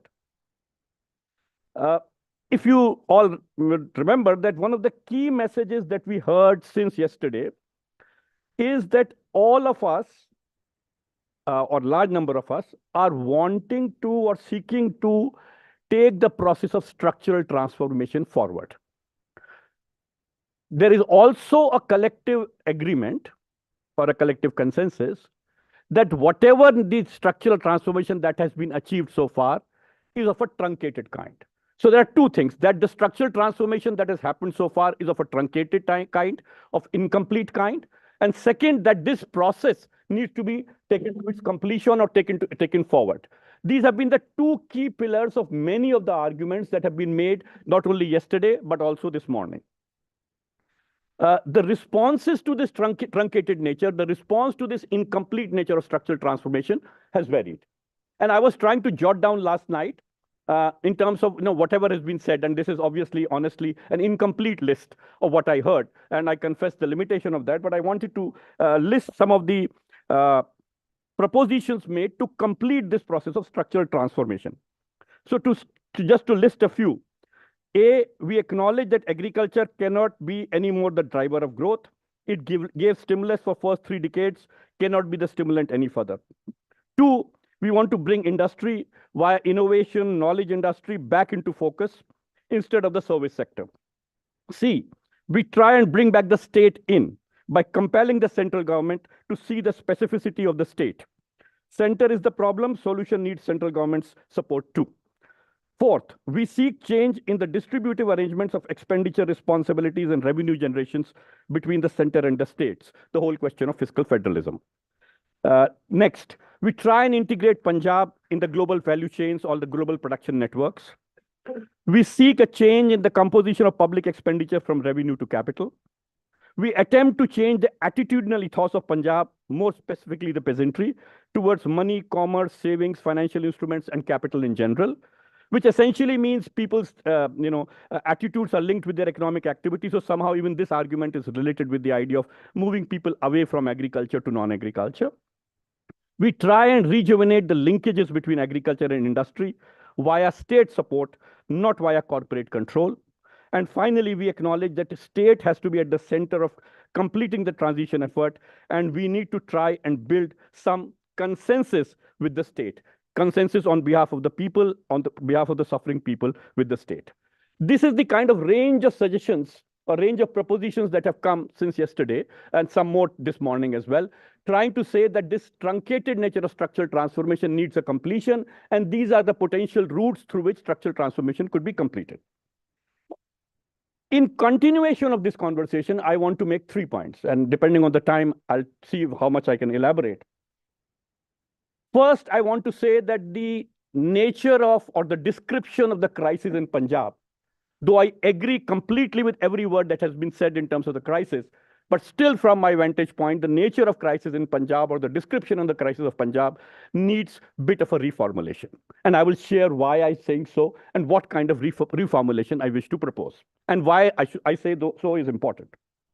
Second, I also want to critically question the idea of structural transformation and our desire to complete in quotation marks, complete this process of structural transformation. In other words, critically look at the idea of structural transformation, keeping 2 things in mind. One, the modernization paradigm, which is the bulwark of the idea of structural, that's the key concept behind modernization and structural transformation, is in a state of flux. If you look at the developments or the change in thinking in development theory, it has gone through a major change in the last 2 to 3.5 decades. Development theory came in 1950s in context of the newly independent, ex-colony which had come to being, and the theory was to explore and tell what are the ways that the newly independent nations can catch up with the first world. And therefore, much of the economic theory came in that context.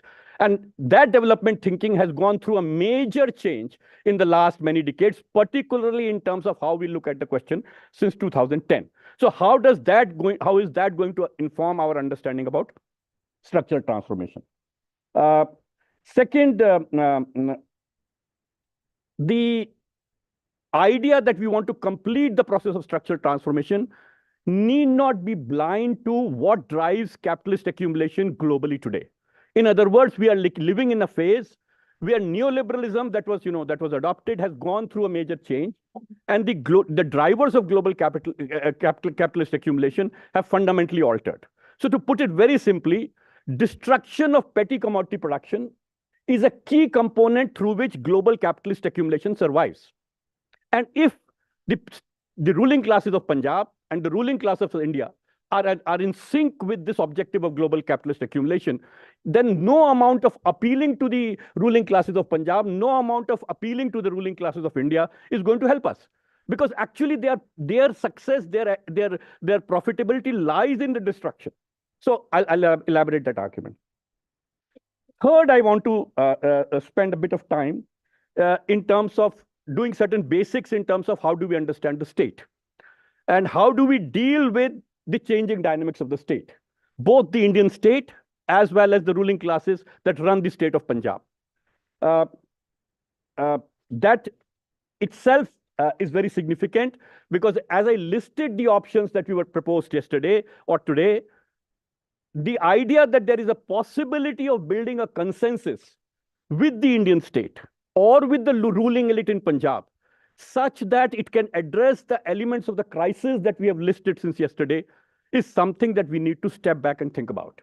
Because perhaps the ruling classes of Punjab, and that includes all the dominant political parties today, are part of the crisis, are actually in sync, and I'll establish this point, are in sync with the central government on some of the key components that we have been talking about as elements of crisis since yesterday. If that is true, then we need to generate knowledge. We need to, make our arguments from the vantage point of people and not in the language of the state, which perhaps would not take us very far. So these are the three general points, and I will elaborate and give examples from why I'm saying so. But these are the three general points that I wanted to make. One about, looking at the reformulating the crisis or rewording the crisis, finding the emphasis. Second, not taking the structural transformation as an inevitable outcome and pursue it as a goal. And three, looking at whom do we address, how do we address in order to get the change, and do we really have hope in addressing either the ruling elite in Punjab or the ruling elite at the national level? And is there a commonality between the two ruling classes? And if so, what does it mean for the ordinary people of Punjab or for the oppressed sections and population of Punjab? So these are the three general points I want to make based on the observation, based on what I heard. On the description of the crisis, the key issue for me is not at all, and I underline, not at all any disagreement with the elements of the crisis that we have been talking about since yesterday. I completely share all of those. But the framing of the crisis to me is extremely significant. And I want to give examples of why I say so. When you look at Punjab, Hamir Singh ji brought this out. Mukesh brought this out more sharply. It's a crisis of farmers in general, of small farmers in particular, and agriculture laborers too, in terms of how it has affected, how agrarian crisis has affected them. Agriculture laborers, most of whom are Dalits, and nearly all of them are landless, and cultivators who are small and marginal, suffer from this agrarian distress far more significantly than others. I don't want to give numbers. So if you look at the data on suicides, notwithstanding the numbers, it is by and large acknowledged across the board that the magnitude and the trend of suicide is roughly the same for the farmers as well as the agricultural laborers. So framing the agriculture crisis and the agrarian crisis in class terms brings to our attention the question of land. The question of land did not get the kind of focus that it deserved in our conversation since yesterday. So for example, redistribution of land or alternative methods of dealing with land in terms of cooperative collecting and other forms of farming did not become the center of the discussion because as economists, that's our limitation, we construct the economy and the crisis in macro sectoral terms. And when we construct the crisis in macro sectoral terms, actually the people, the faces of people, the livelihood of people gets missed. So this is not to say that we don't see, the reason we are talking about the macro structural crisis is because people are suffering. But the way we construct, the language we use, and the way the examples we give is significant, and I will further take this argument forward.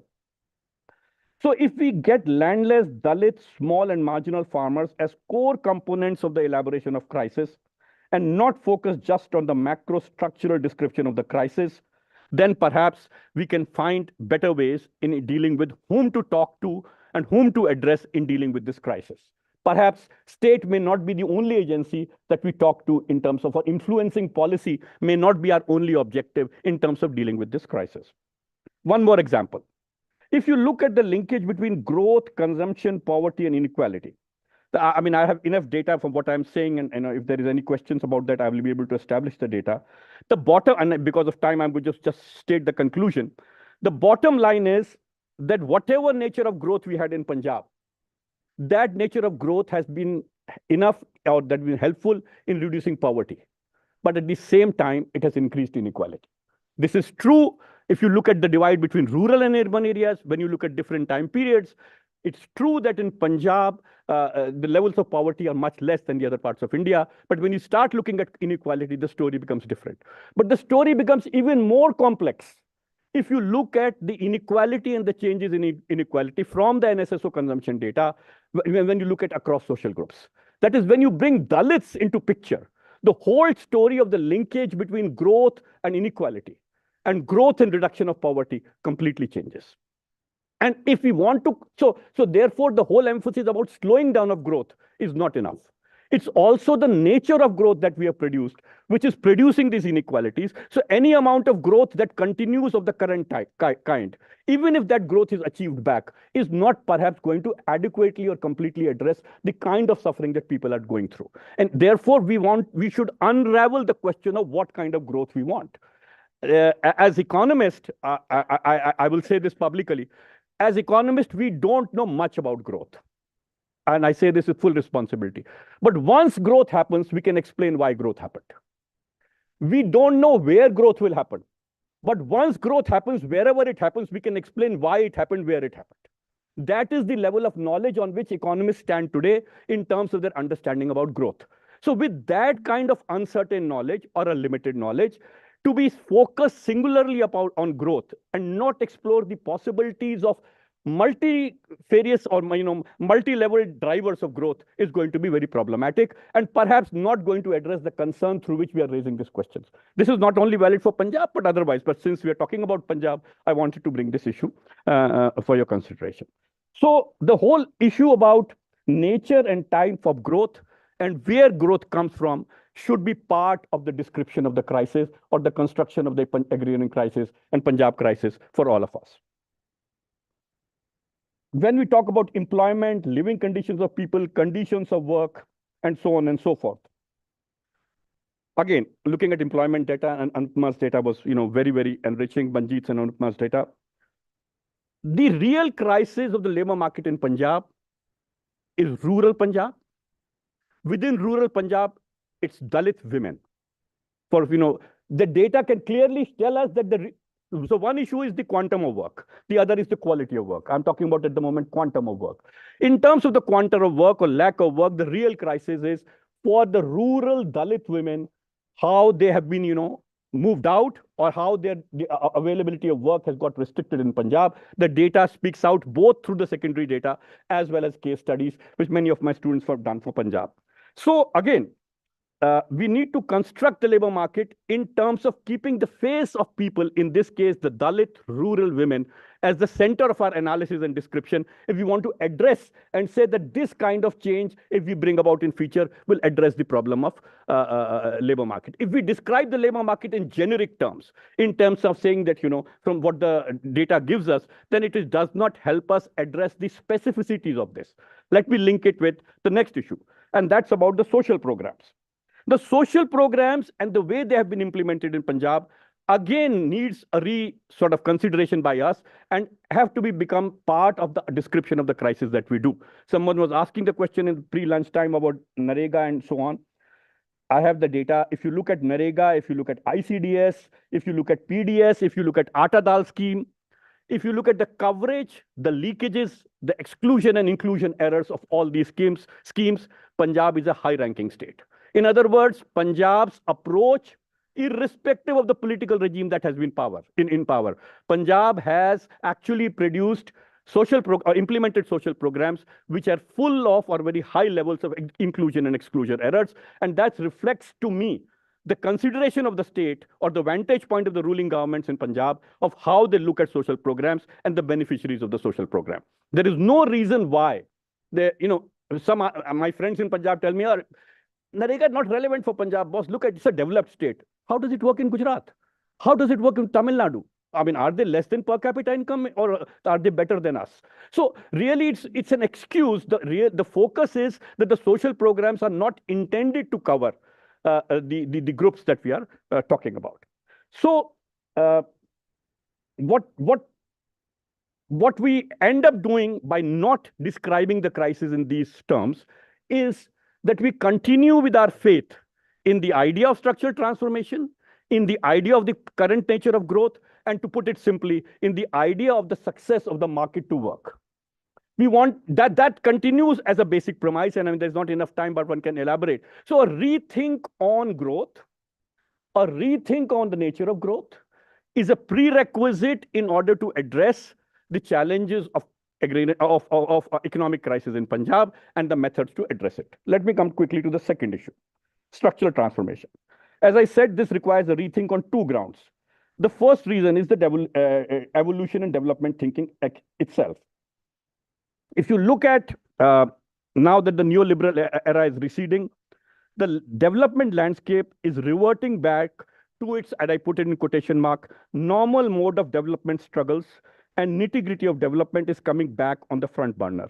So, when globalization came into being, there was this euphoria that globalization will, Now the literature and of course the experience of people completely concedes this, that globalization cannot deliver. So the state is very much back into the conversations about development. It's no longer this emphasis about faith in the market. That faith in the market, even in the mainstream, has been given up. Now, whether you look at China, whether you look at India, whether you look at the BRICS countries, everyone in the literature that is coming from there clearly acknowledge the fundamental role of the state. So by arguing that we are going to seek the intervention of the state, we are really not distinguishing ourselves from that kind of an argument unless we want to clearly say in what way we distinguish ourselves in seeking the intervention of the state, which is distinctly different from the conversations that the others do. When you look at the performance of the economy in the development literature, neither economic growth nor economic efficiency are actually now the key components in terms of targets of development. The language is, even equity in abstract sense is now not substantial part of the development thinking. People are talking about, or the literature is talking about, basic needs and growing aspirations of people. And I put both in quotation mark because the Prime Minister also talks about a lot about these aspirations of people. So we need to understand how global thinking has changed in terms of development theory, where aspirations of the people, and it means certain specific things, and needs of the people have been constructed in a manner where the state can go and intervene on the behalf of the people to deliver what they think are the basic needs and what they think are the aspirations of the people. And we need to understand that literature in order to distinguish ourselves when we seek an intervention. So let's just tell me when I'm I just started 2 minutes ago, so the whole world started 5 minutes back. You've taken 20 minutes. So I have 10, 12 minutes. The 30 minutes is what I have? 30. Total 30. Okay. So it's got about 10 minutes. Yeah, okay. You can, trouble me. Okay.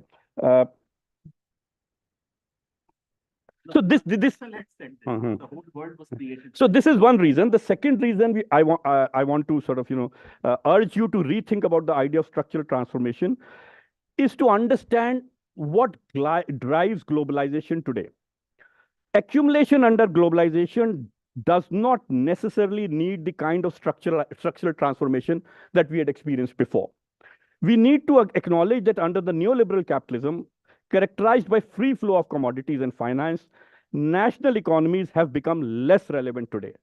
Policies to appease the fast-moving global finance is inevitable, and the world of nation-states superimposed on global capital and finance confronts loss of autonomy because of fear of capital flight. Big capital encroaches on petty commodity production for its own survival, making any support for petty commodity production unviable.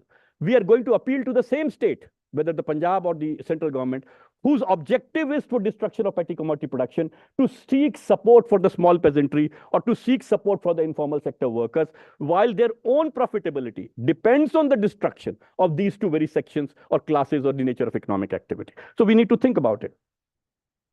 On the other side, if you look at labor, the the creation of a reserve army of unemployed is also the requirement of global capitalist accumulation today. It's the inevitable consequence of global production network, global supply chains, and the rest. So if we are worried about the destruction of the petty commodity production, if we are worried about casualization, informalization, reduction in the conditions of work in Punjab, then to be part of the global process of the kind that we are today, I'm not arguing that we get out of the global process, but to ask the right question, we need to acknowledge that the dynamics of existing global accumulation, in which India and Punjab are completely embedded, requires this kind of casualization, this kind of reserve army to be created, and this kind of destruction of petty commodity production. So if we want to ask questions, we cannot ask questions, say, restore back structural transformation, because that structural transformation of the kind that we achieved, or that was experienced, is not something that we are going to experience today.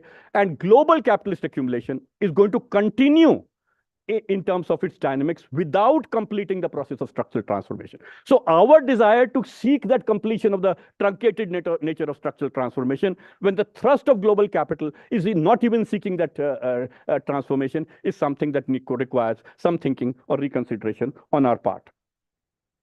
Related with this need of global capitalist accumulation is the acknowledgement by global capital that once you are squeezing people, there is going to be overproduction. In other words, the demand is going to get squeezed because the agriculture sector is going to run into crisis. Informal sector workers, the wages are very low. So the overall demand in the economy, in the system, is going to be very less. So if we are going to tell the the policymakers that, look, if you do this, more demand will be generated, global capital knows it.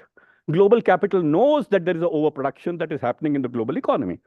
Data that Jitendra was showing establishes the point clearly. But even though there is overproduction, the neoliberal state does not allow you to intervene on behalf of the people to propel this demand. In other words, to do state expenditures which will give enough stability to people's income such that this demand can be generated is not the part of neoliberal idea. That is why you have what I call the humbug of finance. In other words, that is why you have this discourse about fiscal deficit to be such a big problem. So the whole idea that fiscal deficit is the key of the crisis, is the pillar of the crisis, and unless you address the problem of deficit, you will not be able to address the crisis, and therefore deficit cutting requires A, B, C, D, E, and therefore the rest of the story follows.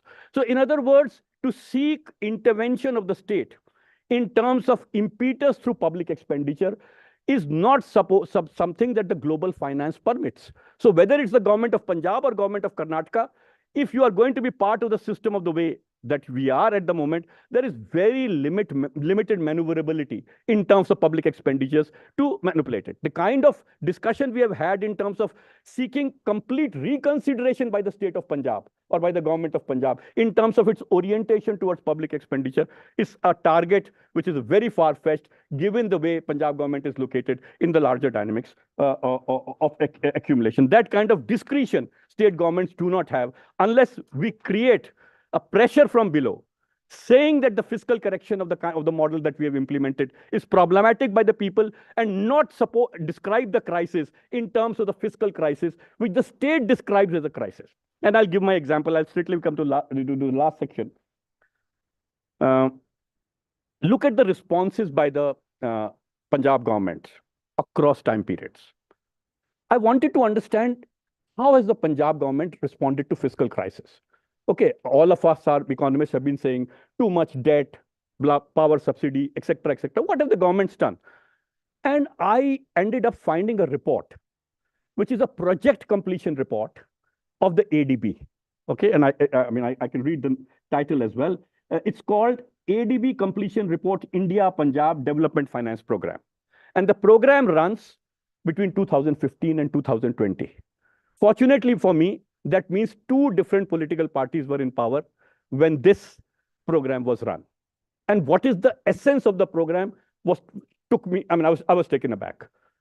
It begins by saying there's a fiscal crisis in Punjab. All of us agree. What is the source of the fiscal crisis? The source of the fiscal crisis is the whatever has happened in terms of the development strategy towards agriculture. Agriculture needs to be reformed in order to bring sound finance back to Punjab. And then it goes on to elaborate what kind of changes in agriculture policy are needed, including power subsidy and the rest, in order to bring finances back. Then it makes a second point. It says that if you want to do any development expenditure in Punjab, if you want to do any social sector expenditure in Punjab, first you have to rectify this. Only resources which come out of this can be used for the social sector. In other words, reducing the size of the government, cutting public expenditure is the sole goal. Within that goal, once you have decided that the FRBM Act says this is the limit, once you put the limit, then you say, don't do this, but you can do this. But doing this is good, but you can only do this if you correct this. So you first reform the agriculture, do what we tell you to do in agriculture, then you can go and do your social sector expenditures, otherwise you cannot. So basically the state and the discretion of the state to do any social sector expenditure is completely given up by the governments of Punjab across both Congress and Akali when they came to power by signing this agreement. And this, the report tells us that 19 or 20 goals of target goals of this program were met, only 2 were not met. So if there were 22 policy goals, I think 19 or 20 policy goal was met by the governments of Punjab, and only 2 or 3 were not met. And it's interesting to read which ones are not met and which were met. So you can see that the thinking of the international financial institutions is completely shared, not only by the government of India, because ADB cannot enter into an agreement. ADB cannot enter into an agreement with the government in India without the consent of the central government. So the central government and the state governments are very much in congruence in terms of implementing this in Punjab. And the ruling classes of Punjab very much share this perspective of fiscal correction, and via fiscal correction, a certain kind of policy intervention in agriculture and a certain orientation towards the social sector is completely shared by the governments in Punjab and the government at the center. Other examples. Increasing the working hours of labor. 6 or 5 states during the COVID regime increased the working hours from 8 to 12. Of course, Gujarat and Madhya Pradesh did many more things, and thanks for small mercies, Punjab only increased the working hours from 8 to 12. This is something that Punjab governments implemented as a way to address the crisis of work and the crisis of demand in the state of Punjab. There cannot be a more conservative, anti-justice, anti-working rights policy decision by any state, but the government of Punjab took it. And the ruling classes of Punjab across political parties shared this perspective. Third, look at the question of land. What has the government of Punjab done, or governments of Punjab done over a period of time? When the Land Act came in India, 2013, 2016, Punjab government came up with a new notification. It was not a full policy or act in terms of land purchase policy, LPP, land purchase policy.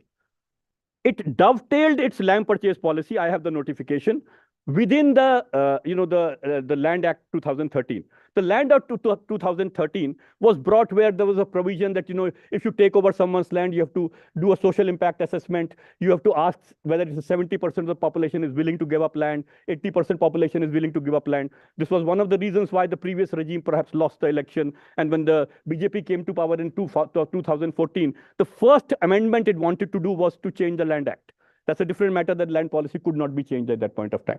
Punjab government, in order to overcome this social, just 2 minutes, social impact assessment, and in order to overcome this idea of consent, removed this possibility through the notification and said that compulsorily under these conditions, the government can take over the land. This is not new in 2016. A similar notification was done in 2008. At that point of time, we did not have the 2013 Act. And the consequences of that, what happened in Malwa and Bhatinda in terms of the thermal power plant and taking over the land, excellent documentation have been done, what kind of impact it had on small and marginal farmers and on land market. Something with which we have been concerned since yesterday of what happens to small and marginal farmers and what happens to land rent and land lease arrangements. Both of them were negatively impacted by the changes in the land policy, which was shared across regimes by the governments in Punjab. Excellent study in 2022 in EPW on education sector. And it interestingly looks at, it has a column, I have it here, different political regimes, Akalis, Congress, Akali combined, Akali Congress combined, expenditures on education. And it's fascinating that either as a share of NSDP, or as a share of total expenditure, or as a share of development expenditure, the ratios are dovetailing each other. So if one is 10.13, the other is 9.86. If one is 13.48, the other is 12.29. In other words, across governments of Punjab, the expenditure on education, and this is just an example, have been coherent, consistent in terms of what they do, which is to give emphasis on private sector, to do not look at education and health as a matter of rights, and basically buy in the neoliberal discourse in terms of what the state ought to do vis-a-vis the social sector. So from this long, and sorry, taking too much time, I would conclude it differently. But let me just say that the ruling classes in Punjab and the ruling classes in India have a certain bonding and sharing. Both of them are immensely influenced by the thinking of the international financial institutions. Both of them think that if you remove the fetters to the factors of production, example being labor and land in this case, if you remove the fetters to the production, then the dynamics of accumulation will improve. That is, growth will happen.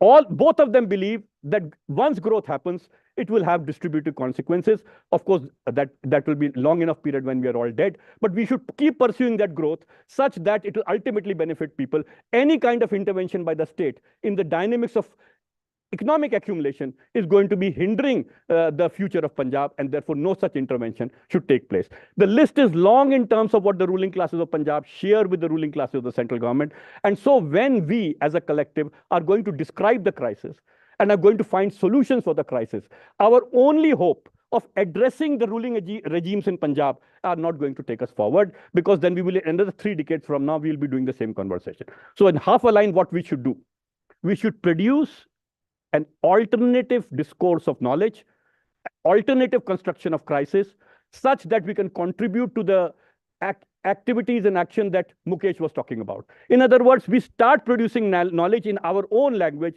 distinctly different from the language of the state, not talk about structural transformation, bring people back in, bring the different classes and sections back in, talk about growth, and in that sense, address maybe and then borrow all the suggestions that we have, but such that it benefits everyone in Punjab. Thank you very much.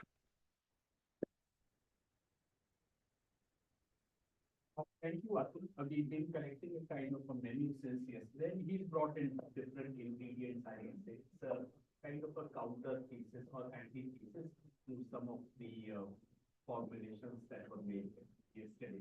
I would now, we'll have questions and answers after the two papers. I would now invite Dr. Pinaki Chakrabarty. Dr. Chakrabarty is the Vice Chairman of the Institute of Development Studies, Jaipur. He was the Director, National Institute of Public Finance and Policy, New Delhi. Chakrabarty served as Economic Advisor to the 14th Finance Commission of India.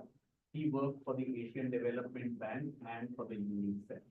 Sir mike use करो, नहीं तो online आवाज नहीं आ रही। अच्छा ठीक है, but I yes, that would be speak me that for you.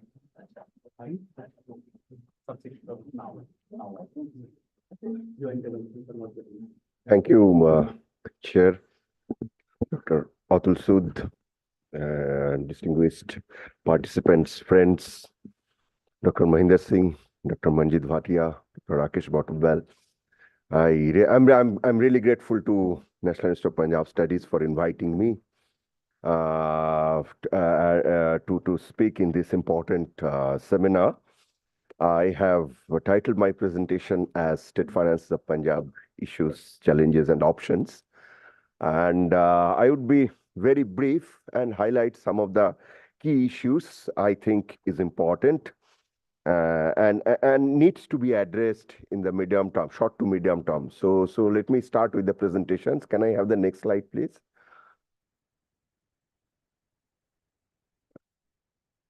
Yeah. So the structure of the presentation is I briefly discuss fiscal imbalance in Punjab, then some discussion on the role of central transfers, because we have been discussing about it, about how center should intervene and how central response to states' fiscal issues have actually compounded the problem. So let's look at some of these data. Fiscal stress, borrowing and financial flows in the overall context of, the FRBM Act, etc., are being discussed in the third part of the presentation. Then I'll discuss about some of the issues of sub-state inequality. And then I'll also talk about elimination of plan and non-plan distinction and its impact on development finance in the and we'll try to highlight what is important in the context of Punjab finances, in my view. And then I'll try to conclude. So let's move to the second slide, please. Yeah, so I have taken this per capita GSDP ranking of major states. There has been a lot of discussions about, the GSDP, its comparability across over time, 2004-5 base, 2011-12 base. What I did, I have avoided all those data. So I have taken the comparable GSDP data provided by Finance Commission, and this data is estimated for the Finance Commission by the CSO. So, and I have taken this data from 12th to 15th Finance Commission. Now, if we look at Punjab's rank, and that was during the 12th Finance Commission, that means the data data will be for the period of, I think, 2001 to 2003 average per capita income. So 24 years back, 22 years back, Punjab's per capita income ranking was 2 in the country. And if we take the 15th Finance Commission's data, comparable GSDP data, Punjab's ranking has declined to 9. So that's the macro per capita income number. So and this is a comparable GSDP number. Now, if we move to the second slide, and this has implications for Punjab's finances, Punjab's development spending, and the fiscal issues, debt, etc., that we are talking about, and I'll try to explain how. So can we move to the next slide, please? Yeah. So this is this is from the Punjab budget 24-25. Very quickly done for this presentation. So if we look at own tax revenue of Punjab and take 2021-22, Punjab had its own tax to revenue just at around 5.5% of GDP, and 24-25 budget is expected to increase 7% of Punjab's GSDP. So if we talk about Punjab is expecting to increase its tax to GDP, so own tax to GDP, so by more than 1.5 percentage point of GDP, which is not a small increase. And if we look at 2023-24 RE and compare it with 21-22 RE, the increase is more than 1 percentage point of GDP, which is not a small number. So the bleak financial scenario that we have been talking about, the data really doesn't say that. I think there is some improvement happening post-COVID, and that needs to be recognized. That's the first point that I wanted to make. If we look at tax devolution, which is a completely untied transfer, And that untied transfer actually has increased from 1.97% of GDP and expected to increase to 2.5. So budget estimates number can be less credible, etc. I think this is better without my photo. Yeah. So this is, if we look at tax devolution, so this also has increased by 0.5% of GSDP. What is not happening and what is quite a sharp fall is the decline in granting-aids to the states. Now, this granting-aid is linked to the way grants are transferred. I think one of the issues that needs to be here understood, I think, after the CSS has been restructured or as states have to contribute 40%, how efficiently these CSS funds can be absorbed when you have large revenue deficit because you have to matching contribution. I think that resulted in a significant decline in the granting aid. So the CSS restructuring is a major issue where Punjab government should talk to the central governments, and these are my real concern, and how this can be resolved. And CSS issue is a problem for states with weak fiscal balances because they are not able to make matching contribution and doesn't get fund. I have to look at this issue in detail, but I think this will be the primary reason why there has been a sharp decline in grants to the states. So even if we, but if we look at overall total revenue receipt profile of the states, the revenue profile is expected to has improved actually in the last 2 to 3 years post COVID. Now, what is most Now, if you look at the expenditure side of the state also budget also, the expenditure budget also does not show a contraction. But what is the concern is a very large interest payment. Large interest payment as a percentage of GDP actually takes up a lot of resources, and this has got to do with large debt. And if we look at the outstanding debt of the state, it was during COVID around 55% of GDP, come down to 47.9, it declined to 47.9%, and now it is around 47% of GDP. Now 23-24 all state budget data, if you take from RBI, and RBI data shows that all state average debt to GSDP ratio is around 29% of GDP. So Punjab has compared to the all-state average debt to GSDP ratio, Punjab has a debt to GDP ratio which is 20 percentage point higher. It's not a small amount, and this has serious implications in terms of its fiscal space for development spending. And it also has got its implications on revenue transfer because probably Punjab is not able to make that matching contribution that is required. So this is so high debt definitely has created a cycle. I won't say I won't say that it cannot be reversed, but certainly has a major implication in terms of the way development spending happens in the states, and how the capital investment is actually not really interesting. Though in terms of capital expenditure we see some some significant increase post COVID from around 0.5% of GDP, but that's not enough. So if we talk about the average all state per capita enough in the sense, if we take about all state capital expenditure to GDP ratio, it's around 3% of all state GSDP. So Punjab spends compared to the all state average only half of the all state average if we take that as a norm. So that's the broad picture of Punjab finances. So to summarize, I would say that debt is a major issue, but to say that the state is not mobilizing revenue because they're spending heavily on all kinds of things, that's why it is not happening. But that doesn't seem to be the case. But of course, the debt is a major debt overhang is a major issue in Punjab. Okay, let's move to the next slide, please.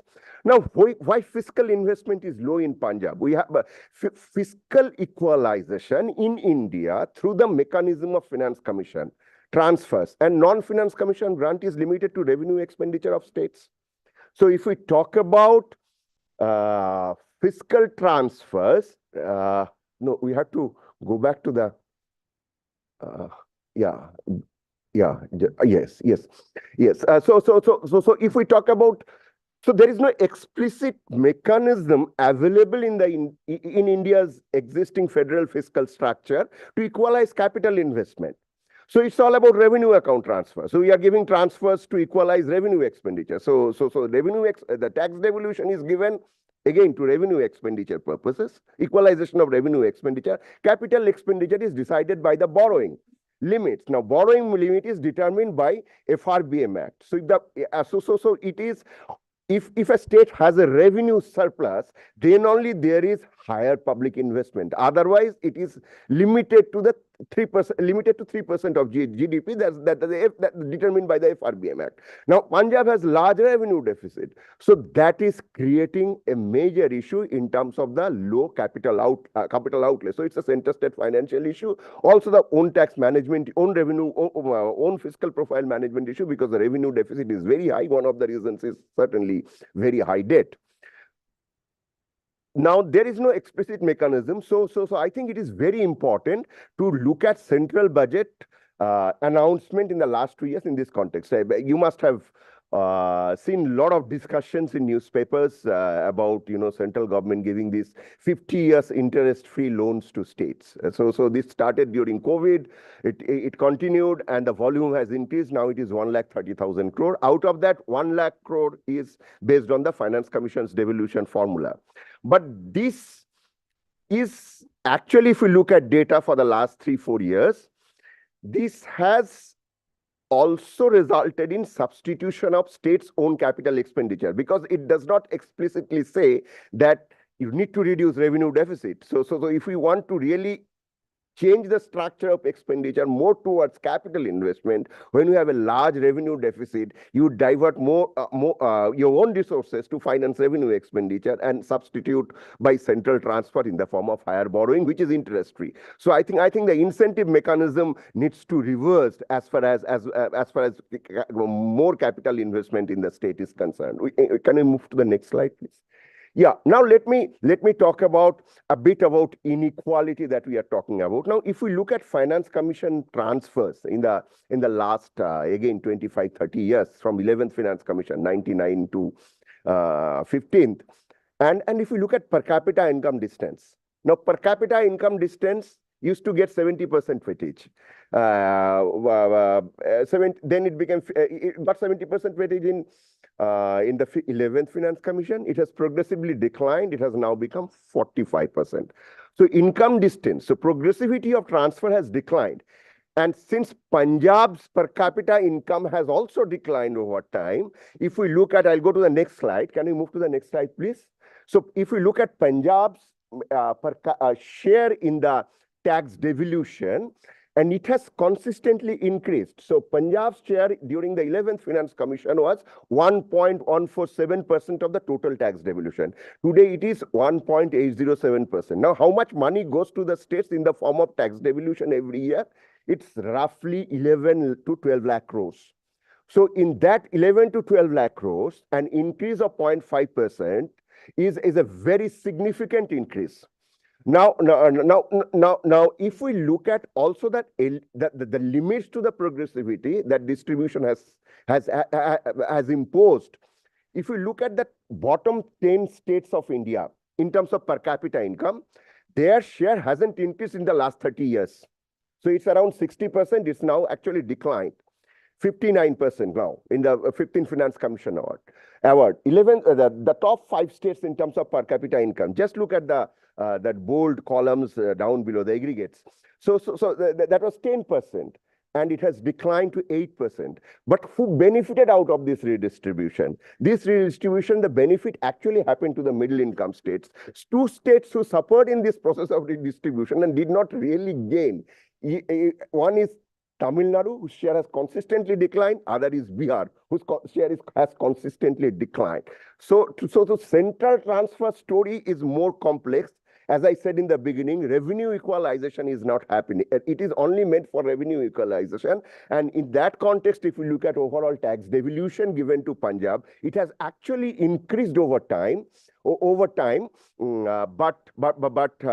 if we talk about capital investment, without having an explicit capital expenditure requirement grant to the states, there is no explicit mechanism to equalize capital expenditure. That's a larger issue that Punjab should take up, and I'll come to that little later. Let's move to the next slide, please. So we can move to the next slide. This is just a difference between that. Now the issue of sub-state inequality. Let's move to the next slide, please. So if we talk about the sub-state inequality, I have just taken a very basic data. I was just Now, if we look at the aspirational districts, now there are 6 states, Bihar, Jharkhand, Chhattisgarh, Madhya Pradesh, Odisha, UP, account for about 60% of aspirational districts. Now, there are, and that's about percentage. So if we look at Gujarat, Jammu Kashmir, Karnataka, Punjab, Tamil Nadu, Uttarakhand. These are the states which have got 2 aspirational districts. So if we talk about intrastate inequality in the national context, and if we put Punjab's story there, I think compared to and it falls into the middle income group. So, and Gujarat, of course, is a high income state. So, if we leave Gujarat, I think they fall in that those 2 states who are aspirational, who have got development disparities much lower than the all state average. So, in that context, I think it's very important to understand when we talk about development disparities. We just cannot just talk it. Cannot just talk about it without specific evidences. I think when we look at it's flat, it's 1.79%, and that's there for all 3-4 states.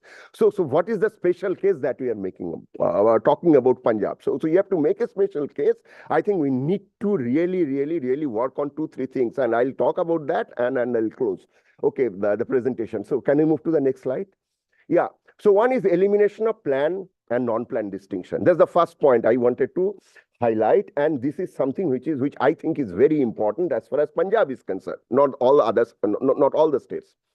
Increase in devolution made large part of that union transfer untied, which is around 70%. So 30% of the money goes as tied grants, which benefited Punjab, we saw, because the share of tax devolution has increased.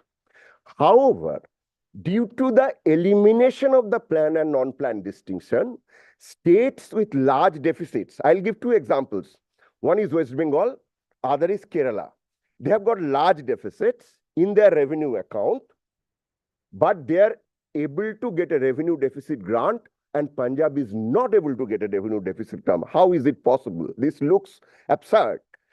But if we get to the reason, you will see that when you look at Punjab's per capita development spending, it is much lower than that of Kerala and West Bengal. So to post the tax devolution, Punjab gets into a surplus. So there is no scope for giving a revenue deficit grant. Post devolution, estimated devolution I'm talking about, an estimated assessment of expenditure by the Finance Commission, Punjab gets into a surplus because of low development spending. So if Punjab really has to become eligible for a revenue deficit grant, I think it needs to increase its development expenditure, not interest liabilities or other committed expenditure, which gets a normal norm-based adjustment by the Finance Commission. So if you continue to increase on that count and reduce development spending, the revenue deficit grant will not be available even after having large deficit in the revenue account. That's a structural problem of Punjab finances, which needs to be addressed to get more transfers as revenue deficit grants. There's a need to create a space for capital spending, given that the state has a large revenue deficit, and it needs to create a fiscal space for capital spending, and that cannot be done within the existing federal fiscal arrangement determined by the FRBM Act to determine the level of capital expenditure. So in that context, I think the states, not only Punjab, I think states with similar issues, with low level of capital expenditure and high fiscal stress, should ask for a capital grant fund for states with special need, may help in this regard. So I talked about interest-free loans earlier, so I don't think we can move to the next slide, please. Yeah, some issues related to development policy of Punjab I wanted to say. And I'll conclude. I think, and these are linked to Fisc. That's why I have brought the migration. And I also wanted to put a caveat. I actually don't work on Punjab. My understanding is just by looking at secondary data. So probably I don't understand many of the nuances. So kindly, with that caveat, I would say migration is a natural equalizer. It tries to equalize income within the state, drive consumption, and it has positive fiscal outcome. So we must make a distinction between informed and ill-informed migration. Risk related to ill-informed migration needs to be well communicated to people. This communication cannot be discreet and also needs to be effective so that prospective migrant takes such information seriously. Why did I bring it to the fisc? Because there is a fiscal cost to it. It is important to incur this cost. Communication for safe migration would be more effective than creating fear about migration. I think that's very important. And there is cost to it, and government should incur that cost. I have worked in 14th Finance Commission and read Punjab's memorandum for successive finance commissions. I think for last 5-6 for the last 5-6 commissions. I think every time there is a mention about the international border, I think and additional cost. I think this is an extremely valid point. But if we really want to influence policy, I think there's a need to quantify that cost. So quantify the opportunity cost of having Punjab-specific cost disabilities and present it to the 16th Finance Commission. Two critical disabilities are large international border and climate-related vulnerabilities affecting agriculture. I think we need to quantify this cost for Commission to understand the kind of cost disability Punjab faces, and probably they can provide, because all the states will not get, doesn't have international border. So expecting that it will be part of the devolution formula, that's not going to happen. Because then the states who do not have international border would say, we lose out because of this. So we can only ask for a specific grants for the specific problem of the states. And there used to be a border area grants earlier. So I think some important and critical evidence generation and policy work needs to be done, quantified. What is the opportunity cost of having international border and how it is affecting, adversely impacting economic activity and value addition in the states. Make a difference between the, I think fiscal needs discussion about Punjab generally doesn't make a distinction between the strategic need with fiscal implication and fiscal expenditure needs for socio-economic development. I think we need to distinguish between the two and make these cost estimates separately and say this is what is the fiscal cost of being a border state. A state-specific capital investment grant fund may help in this regard again. Specific grants for state-specific issues may help to support the fiscal need of the state of Punjab. Scope for increasing the devolution is limited because it's not going to happen. Having a clear plan of reducing the debt to GDP ratio in the medium term from 47% to 35% in the next 5 years to create fiscal space for development spending is extremely important. And it should have a medium-term fiscal plan. We cannot actually survive with 47% debt to GDP ratio when the all-state average is 29%. Finally, development policies are state-specific. The objective cannot be one-size-fits-all, kind of an aspiration. Punjab-specific development policies should be based on knowledge economy to harness this strong global integration. And I just give an example, anecdotes. I think a beautiful city in Kerala called Cochin, I love. But I actually reduced my frequency of visit after I saw that metro rail. So I don't think, and that has destroyed the beauty of the city. So I think everywhere we need to have a metro. That kind of aspiration we shouldn't have. We need not have a metro, right? But still we can be quite prosperous and developed. So I think with that I'll stop my presentation. Thank you very much for this opportunity.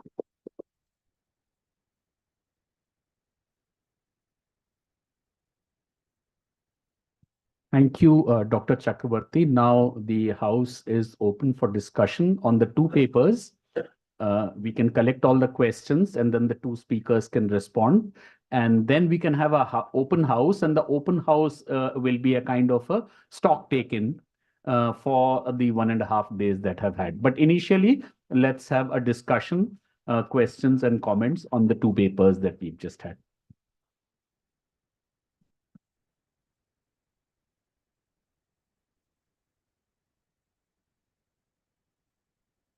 Yes.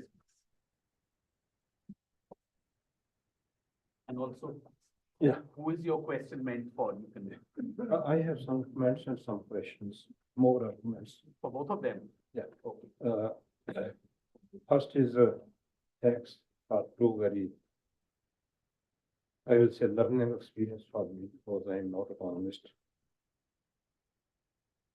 Dr. Chakrabarty, the more revenue expenditure recently, because Punjab has recently revised the pay scales last year just. So that's one factor. And secondly, thank you very much for a very good suggestion for Punjab. Not only me, Sardar sir was also noting some suggestions. And Dr. Sood, really wonderful presentation. But I'm a little bit unhappy agriculture crisis. How we define the crisis? In fact, almost every day there is some write-up in news or write-up in Punjabi and Hindi newspapers, Kheti Sankat. And I think if not after once in 2 weeks, at least once in 3 weeks, I have telephone discussion and try to tell my viewpoint. We have the highest productivity in the state. We have highest income among the state on the basis of agriculture. There is no stagnation. People say stagnation, but let me give the data. I don't believe in growth rate. Growth rate is regression as percentage of mean. And mean is high. So I have simply the yield data of 5 important crops and compared decadal averages. There are more data. I have only one copy. So if someone is interested, I can share that also. First decade versus second decade. Wheat, 43 quintal versus 48 quintals. 5 quintal increase. During the second decade compared to first decade, when we have gone up to 50 quintal average yield. Then paddy, 57 versus 60, 3 quintals, when area under basmati is increased from 8% to 19% and yield of basmati practically 50% of the year. Maize, 30 quintal versus 37 quintals, 7 quintal increase. Cotton we had problem, I agree. Then sugarcane, these are the 5 most important crops. 600 quintals per hectare versus 770, 170 or 180 quintals increase in sugarcane yield. Then again, we are criticized for use of fertilizers. It has stabilized around 240 to 250 during the last decade. Agriculture is, Dr. Sood, a living system with biological limit. It is not a car factory. It has a limit. I have a limit how much faster I can walk. And if I run all the day, I will drink more milk or ghee. If there are Pahlwans, they are used to drink low. So we are supplying the required amount of NPK because 85% of wheat and rice is going out of Punjab. 85%. And everywhere latrines have been built in these villages also. And whatever residue we have, we are burning that. So the natural recycling of the nutrient has broken. So if we have to have high yield, we have to give more NPK. Then second thing is soil is dead. Soil organic matter has increased over the years. Over last 4 decades from 0.33% to 0.53, which is the basic parameter of soil fertility. If soil is dying, how we are getting high yield? Then pesticide use, if someone is against transgenic, I'm sorry, pesticide use has drastically decreased after BT crop. Again, year-to-year variation are there. And in the newspapers, we are eating poison. Yeah, we were in a very bad situation in 1980s and 1990s. 92% of the samples, I'm just quoting data from PAU. I don't believe in other data. 92% of the samples were carrying residue, and 90s were still worse. 44% of the samples were carrying residue above the limit, 44% during 90s. And recently it has come down to 1%, or to be more exact, 1.4 during last decade, and these 2-3 years, it is now 0.9. So these are the things about agriculture. So how agriculture is a crisis? It is a biological system. Say that returns have decreased because of biological limit. There is a limit how much plant can produce. Then I think I started at the wrong point, Dr. Sood. I first should acknowledge and thank you for 2-3 things. Firstly, you said post-mortem. I used to say so far economists do post-mortem. That is, I thank you for that very good term, because I all the time used to say that I'm from genetics. That Sir, I have to earn my salary, but I'm still an economist, so be careful. What do you say? no, that's just a more person. I used to say that economists are very good criticizers. They should tell us what we should do. That's the question I used to pose even at home, because my wife is economist. So that way, then economic growth. I don't, whatever you said, it fully. How much growth every year? Growth rate, and we are cutting some jungles, forests. And then, but USA could not even control gun culture because of all that lobbies, etc., etc. So thank you very much for that. Then now coming to you quoted ADB report. I really wonder what they have written. Please quote, or I can send you that report also. Punjab government appointed just Dr. Montekadu Walia report. He was the chairman of the report. There, one of the important suggestions is that police force strength should be reduced. I don't remember other one, but that I remember. And in agriculture, we could not come at consensus. Most well-known agriculture economist, Dr. Shiv Gulati and myself, we both are members. We could not come to any conclusion, both of us. There is so much diversity between the thinking of somebody sitting in academic, I will say, AC room and writing the papers, that is somebody working in the field. So I don't understand how this agriculture sankat or this kheti sankat of agriculture crisis, how we define it. Then inequality. Why we are tagging all deserts with agriculture? There are deserts in the cities also, and many used to work even also in the cities. Not all deserts works in agriculture. And inequality within the farmer itself, 5-6% are having land about 10 hectares, 25 acres. So there I can agree with you. And yes, I agree with you, alternate model. We need a model for ourselves, how to absorb such a large population, rather than just following the Western model. So these are some comments and some questions. I don't know. I may be off the mark. I am not an economist. I may be excused.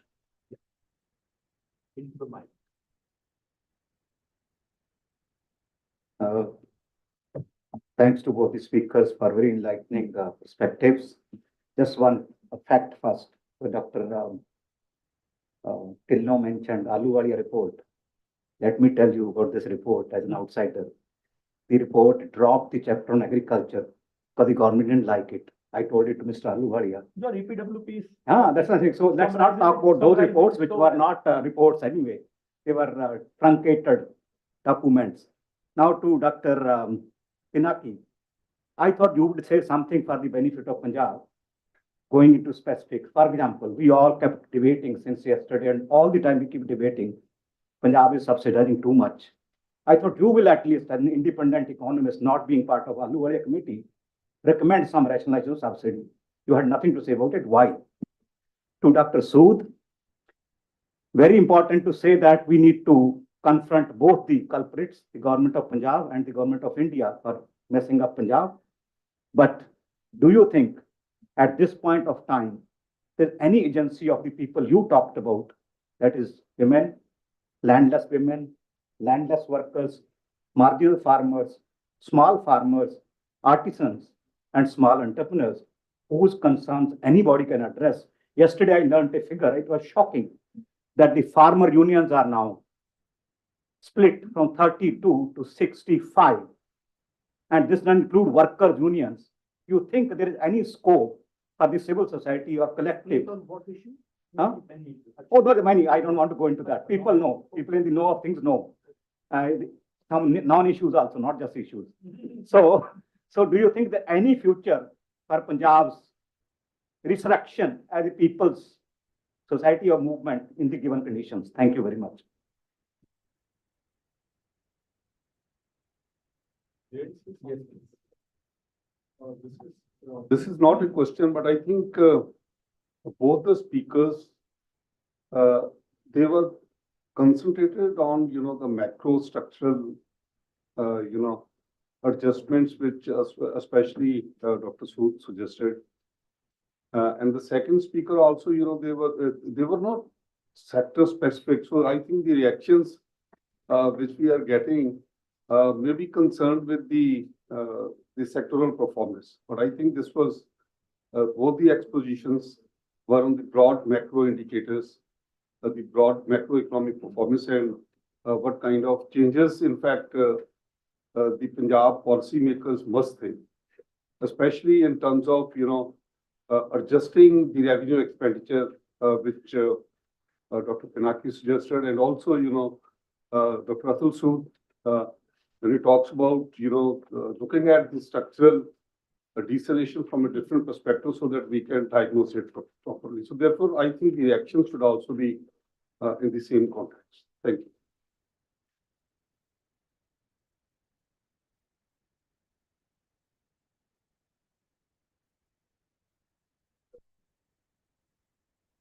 So if there are no questions, we can go to the two speakers. Maybe we can begin with Dr. Pinaki. There are fewer questions for you. Why Punjab has not subsidized?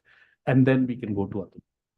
Yeah, thank you for the question. Why I haven't thank you for the question on why I haven't talked about rationalization of subsidies. I just did not want to write one sentence that Punjab should rationalize subsidies. I think that's known. So if subsidies will have to be rationalized, I think it requires it's a very detailed analysis, which I did not do. Okay, I did not have the time to do such an analysis, so I just did not want to make a comment without having studied it to the level where I can be confident to say something. So that's the first point. But the point which I have made, I think macro issue is very important. I think then the issues that we have been discussing for Punjab, if we look at the 2022 RBI report, which said, states are going the Sri Lankan way. I think no Indian states can go Sri Lankan way because states cannot borrow externally. And then this fiscal stress of 5-6 states. The point which I was trying to say, that fiscal stress of Punjab has not started in 2018 or 19. Since 11 finance crunch, Punjab, West Bengal, and Kerala have been categorized as fiscally stressed states. So what is so different now? And the kind of data that I have seen from 24-25 budget, and if you go back in earlier, you go back and look at earlier data, the last 3-4 years post-COVID, you see an improvement in finances. That's the minimum point. That's a limited point that I'm trying to make. We have to see how it is going to evolve as we move forward. So I would, at the moment, restrict myself to macro, but I understand that Punjab has huge issues related to subsidy. Second issue, which I wrote, which I thought I would speak, and then I decided not to speak, is Uday. So Uday scheme, which actually told the states that you take power sector debt in your books of account. Now, different states have different profile of power sector losses. So Punjab certainly had a very high loss. So now it is part of the state's books of account, right? So if we are actually comparing Punjab's debt to GDP ratio, say that of West Bengal, which has a very good power sector, it's not comparable. Now, what would happen?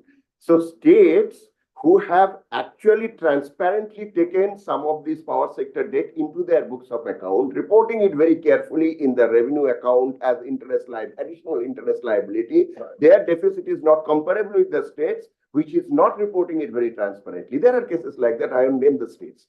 So in such a situation, I think it is important also to look at what is comparable.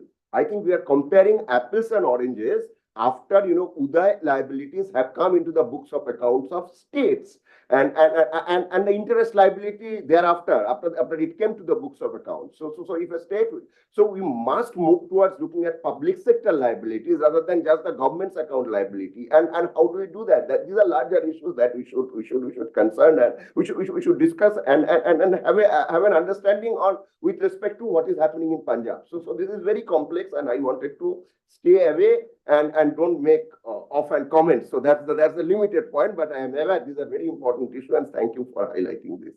Yes, on the sector-specific issues, in Punjab in the FISC, I would say there are 3 issues. I think one is creating fiscal space for development spending. and that includes education and health. And for me, these macro numbers are extremely important because these are anchors. And if we actually don't monitor these macro numbers, we actually then say that Punjab's per capita development spending is X and somebody else's is Y, and we should become Y, not X. So I think in the context of overall fiscal space of the states, three things Punjab should do to get the sectoral priorities right. And one is reduce interest payment, reduce revenue deficit, increase capital spending, reduce debt. So that's the main focus of my presentation. But sectoral issues certainly would be further area of work and looking at how Punjab fares. But I don't think Punjab's per capita spending will be as low as one of the low per capita income states. So how do you rationalize those spending, bring allocative and technical efficiency of those spending? These are very complex issues and needs to be analyzed and specific conclusions made. Again, I carefully avoided doing that. So I think these are the two issues. Yeah. Point about expenditure having gone up because of the shift to a seventh pay commission, but that was more of a comment. That's just a comment. Atul? I'm sure you want to say things like industry. No. So it's an antithesis. I've said this, and I think I'll say, Sukhpal, I mean, you're absolutely right. Let me just, in summary, raise what is the intent of what I'm saying. First, I think we need, all I was underlining or emphasizing is that when we talk about Punjab as an entity, it's significant to understand or underline and be conscious of whose Punjab are we talking about. That's fundamental, right? So if we say Punjab should do this, Punjab should do that, whatever has been done has also been done by Punjab. And the reality it is constructed is also in front of us. Who are the losers? Who are the winners? Or is also in front of us.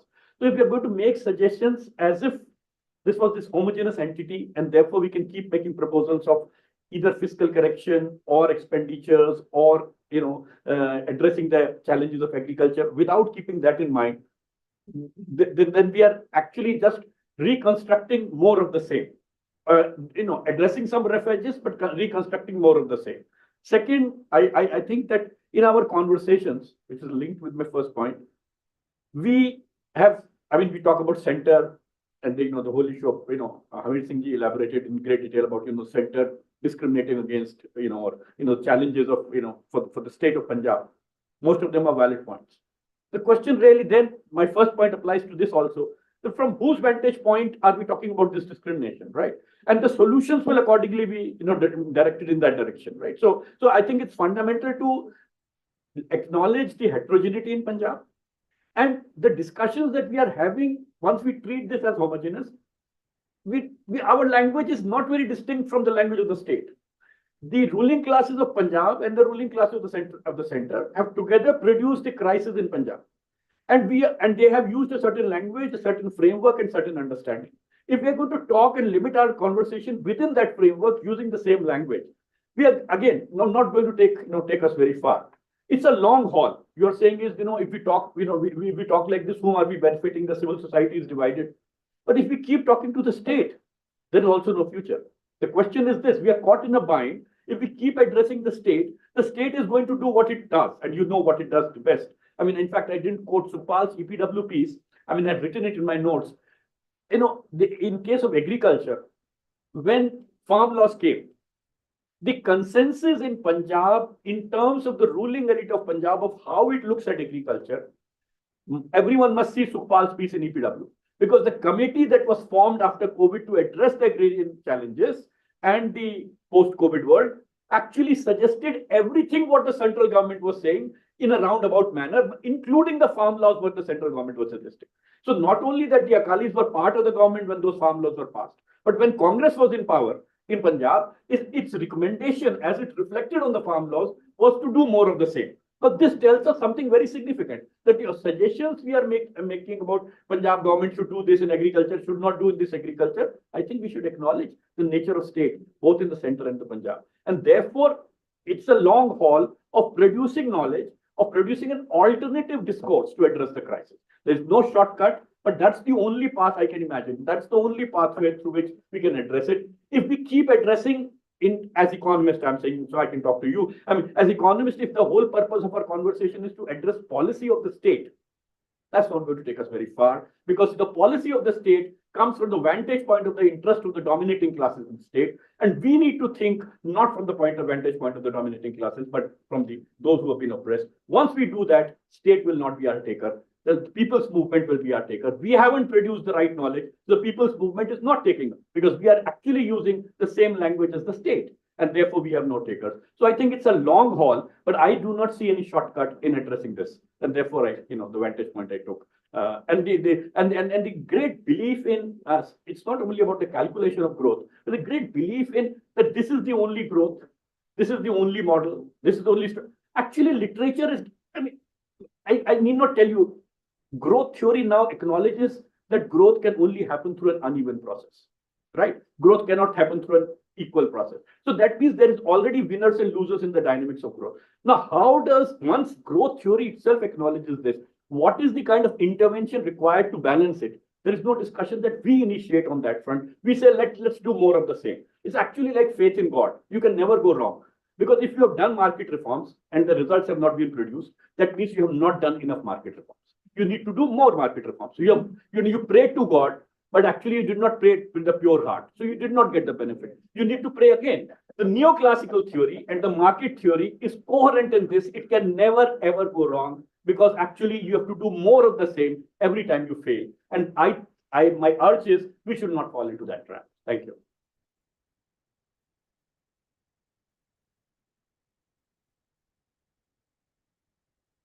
Thank you very much. Any more questions? So do we now seamlessly go into the last session?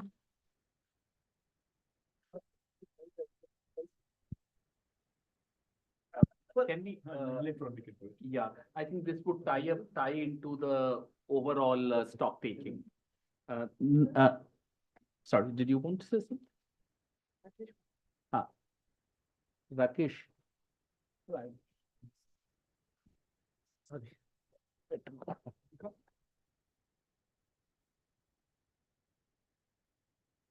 Rakesh Bhattacharya asked to say something since we have the discussion from yesterday and which just concluded reminded me of a couple of things. First, my mentor, in some sense, our mentor, Professor Amrik Singh.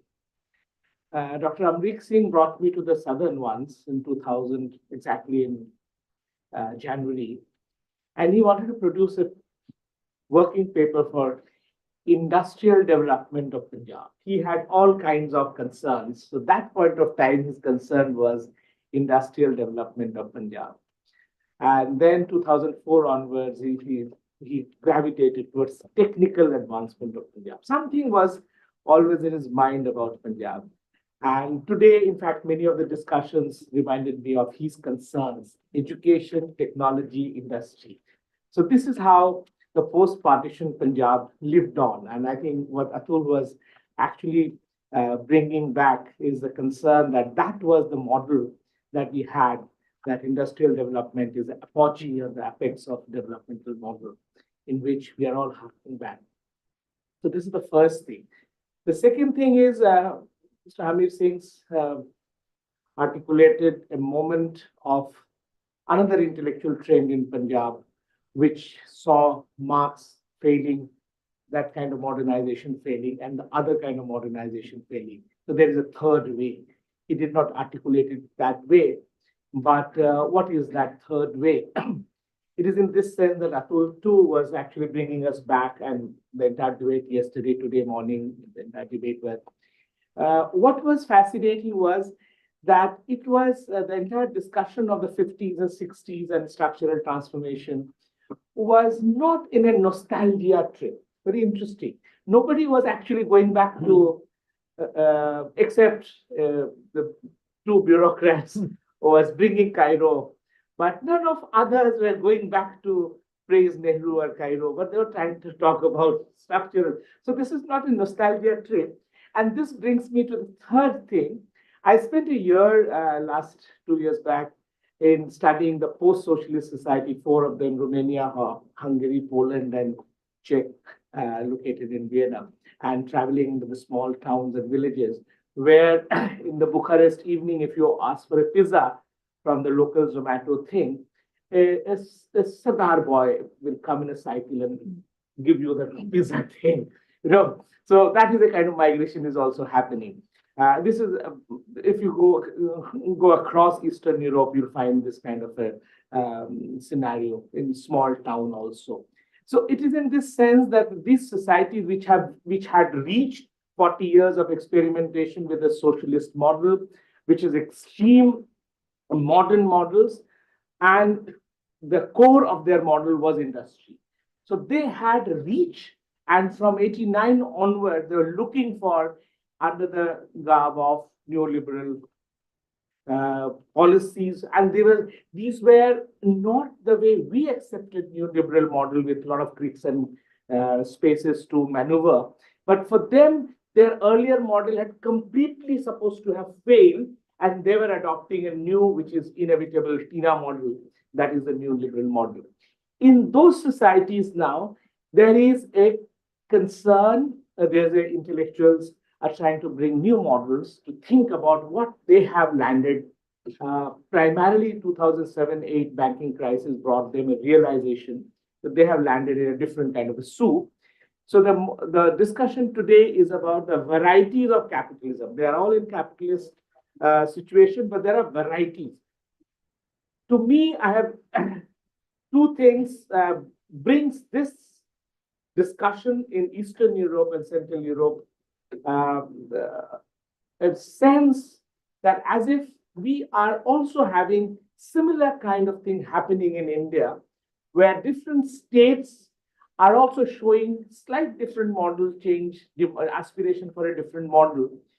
And the center and different states, therefore, are gravitating, struggling to acquire those kind of models. There is an overarching neoliberal model, but within that, the model, there are certain other models are striving. I have not studied detailed different states, but one sector that I've studied over and which connects me again back to Punjab is the steel industry, the steel, primarily the public investment and public sector steel industry. I'll come back to it in 2 minutes. On the models that have come in the Eastern and Central European discussion, is there are 4 kinds of state kind of capitalism have come to stay. And all of them have authoritarianism built into it. So there are semi-authoritarianism, the state is semi-authoritarian. You can see the complete authoritarianism is coming up in Hungary, for example. Romania has a different model. Poland has a different model. It is in this sense, therefore, when we were discussing from yesterday and today, where the state is moving from welfare developmental model to security state, I have a fear that maybe Punjab had seen something well before where India is going to see. So India itself is moving towards a security model of a state. So my fear is that these are apprehensions. You won't believe that in my own university, students who are now coming from different states like UP and others, they like being disciplined by the supervisor. Discipline to acha hota hai. So now we are facing a new problem. I personally facing a new problem that if you are democratic, they're going to complain to the vice chancellor. Sir, wo democratic hai. So this is happening in JNU. So you can imagine the children who have grown up from 2010, 11 onwards are coming to the university demanding to be disciplined. So maybe that what we are seeing, and you don't be surprised. Actually, you all know that a couple of chief ministers are saying that they are, and people are happy that their law and order both acha hai. We are going back to the British period when the entire legitimacy system of the state was law and order state, and we are going back. So these are concerns about the kind of models that are coming to stay, and therefore it is good that we hear from economists there, because economists are generally state's alter ego. So when Atul and others talk about, we know that state is also state. Sometimes, because the sociologist, political science side mein hai. But an economist, they are talking to their power to be, So when they are feeling it slightly disquieting, I think we are on right path. So that is one. The second, the discussion in the Jatinder's papers, and that brings me back, that not everything is related to Punjab. And there I bring the steel industry, and I trying to study the history of primarily the public sector steel companies that came up in the 1950, Bhopal, Bhilai, Durgapur, Rourkela, Bokaro. And the amount of contribution, the participation that Punjab and Punjabi working force, from the contractor to the town builder to the engineer, that Punjab had supplied. I think if there is a problem today in Govindpur Mandi and other places, it is because of two reasons. One, in fact, successive steel secretaries at that point of time with enormous amount of power were also from Punjab. So for some reason, Punjab industrial, since it's a border state, the major steel plant could not have come. Cairo was trying to set Faridabad or some other kind of alternate region in would-be Hindi-speaking area. But that apart, I think what happened in the first generations of Punjab, thinking bureaucrats and all these people, they invested their energy in setting up these steel plants, thinking that they are contributing to the nation building. That is a general consensus. It is in this process, therefore, they also therefore acquired a lot of power within the steel industry. And suddenly in the 80s, when the industry actually went different ways, and now the public sector steel industry more or less has collapsed in that sense, Punjab has lost. So Mandi is there, but the steel industry has taken a completely different shape.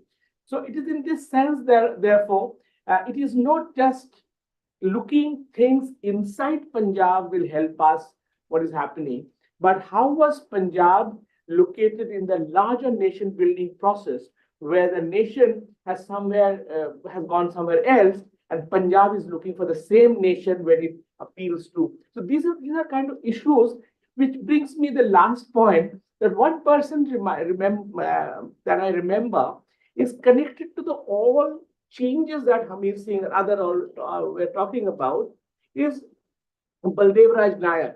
So you take every book of his and you realize that is the point of contention in Punjab society today.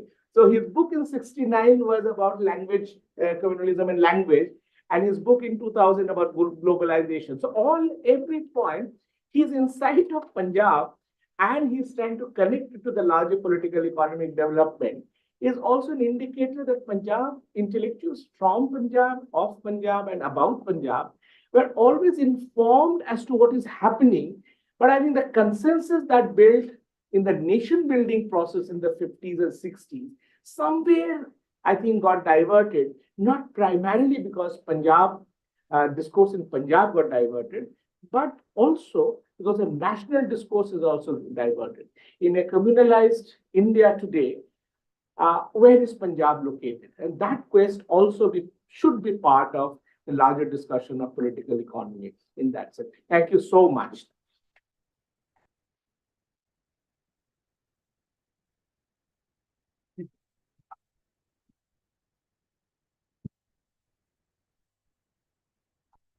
So we now go into an open house.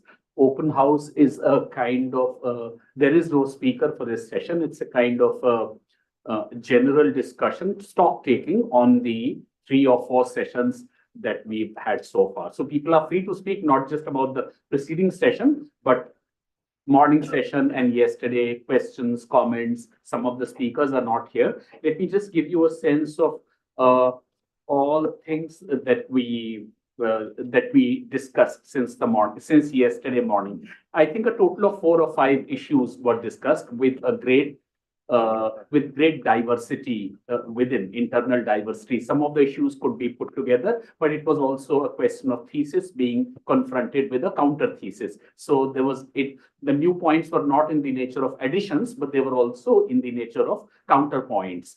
Counter antithesis. If we can have a synthesis, it's fine, but otherwise we can just develop the different, sometimes rival arguments. We started with governance, models of governance, the different stages.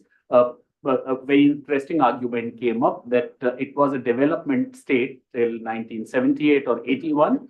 And after that, it was primarily a law and order state. And what kind of implications did it have? What are the models of governance available? People's participation, centralized state, state responsible to people, state being a kind of a mediator between people and the market, the role of the state primarily.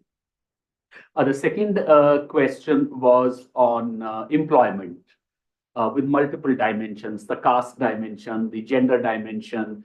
It was also linked to migration. How was it that Punjab, that was a labor absorbing state, what has happened to it now? What has happened to migration pattern? Who are the kind of people who are coming in? Who are the kind of people who are going out of Punjab? What is the migration profile?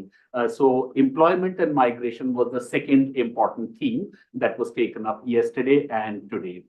Third, of course, was agriculture. A discussion on Punjab, Punjab's economy, obviously will devote a great deal of attention to the question of agriculture. Has it reached a ceiling? That was one point. Have we reached the dead end?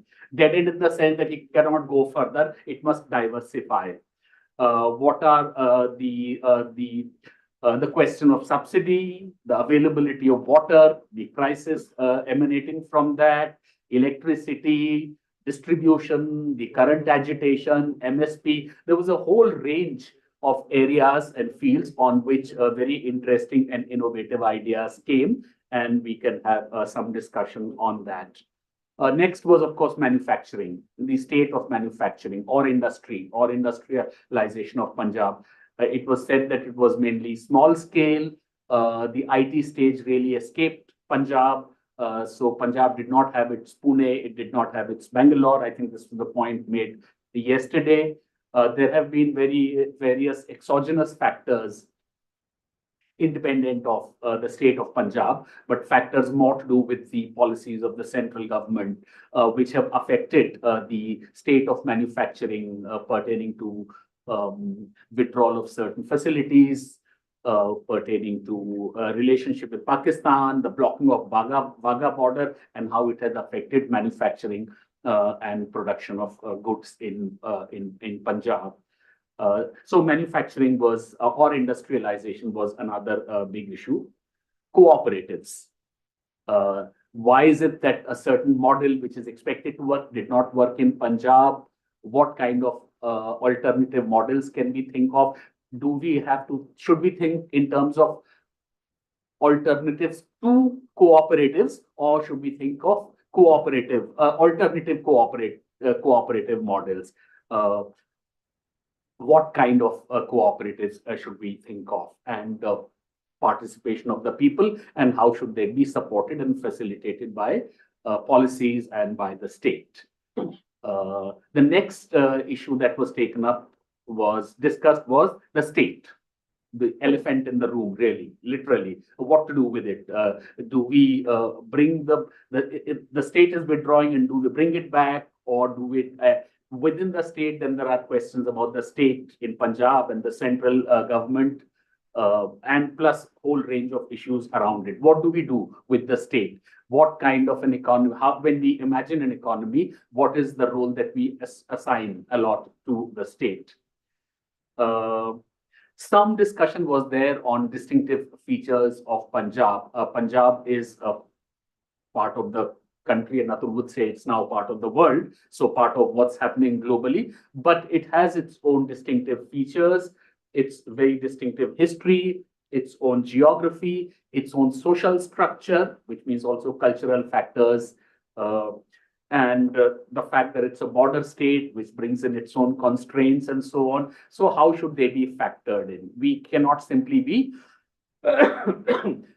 context neutral or culture neutral or social structure neutral. This is a very obvious point, but we need to remind ourselves, because quite often discussions on economy, etc., tend to become somewhat neutral towards these social factors pertaining to social structure and culture, etc. At the end of it, there is a human being who's participating, and that human being is a baggage of attitudes, prejudices, beliefs, hierarchies, a social structure, a whole range of things. And that quite often shapes the behavior of that individual in the economic processes. So factors specific to Punjab, also specific to social structure, etc., need to be brought in, should be brought in. What is the extent to which they have to be brought in? We cannot be very deterministic about it. We cannot see social structure, should not see social structure culture as completely unchanging or fixed. But we have to bring them into the discussion. They were a part of the discussion, some part of yesterday and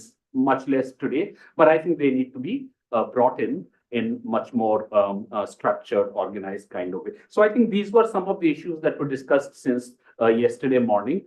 And now at the concluding session, this is a kind of a stock taking. So we can have, it's a free for all. I mean, people are free to take as not too long, but take time, make their points, build their arguments, have a question, have a comment, make an input, and contribute to the basket of ideas in whichever way they feel appropriate. Thank you.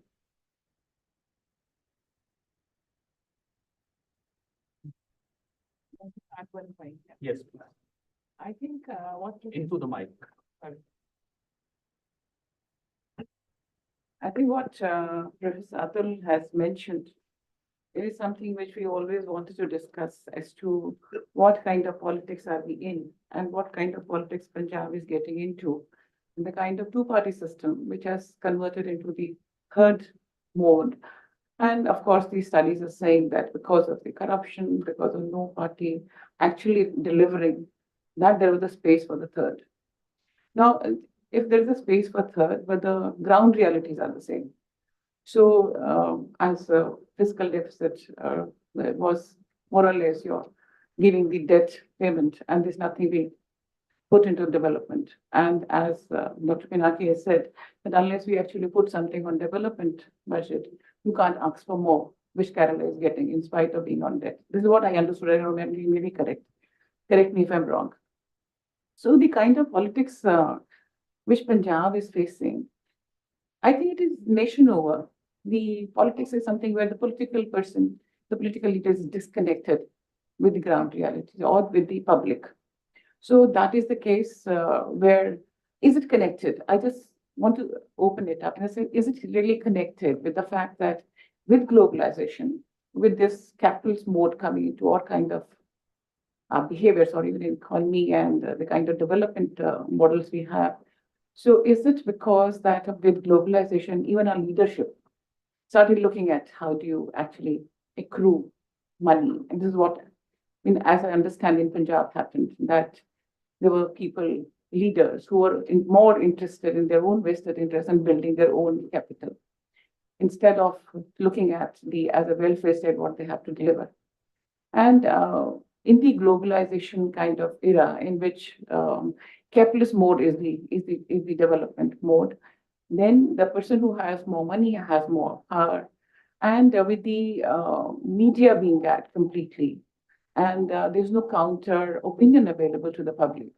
In that scenario, how do you think it's going to work? In the sense what Professor Atul is saying, that there has to be alternative way of thinking. Even if you at the ground level, people are thinking differently, how do you connect to make it a narrative? That's my worry, yeah. Yes, please. And come into the speak into them.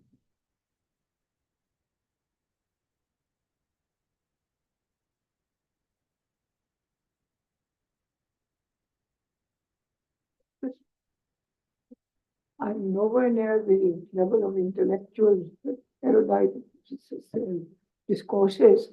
But one of the things that I was feeling was that in so much research and depth, women haven't entered any kind of a dialogue or understanding of women in Punjab.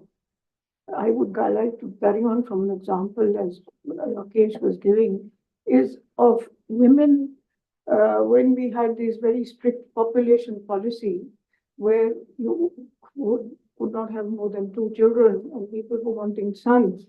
So in Punjab, the situation arose that they didn't have women, and they were getting wives from outside Punjab. So the integration of those women into that society. So the social cultural indicators, which are very important within all this economic binding of looking this way and that way. For a common person, this, I think, the issue of relating to certain issues where women have a role to play and have had such a role, strong role in society, in the home. These things have not really been sort of talked of, but I am just flagging this as an issue, which is part of the economic governance component. That's all.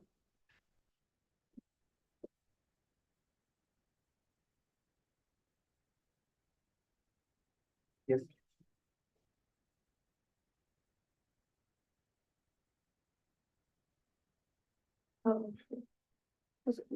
First of all, I would just like to say that I feel like an imposter because I'm not at all from the economics background. I'm from literature. You just reminded us that we should all be imposters. Actually, economics started of minorities.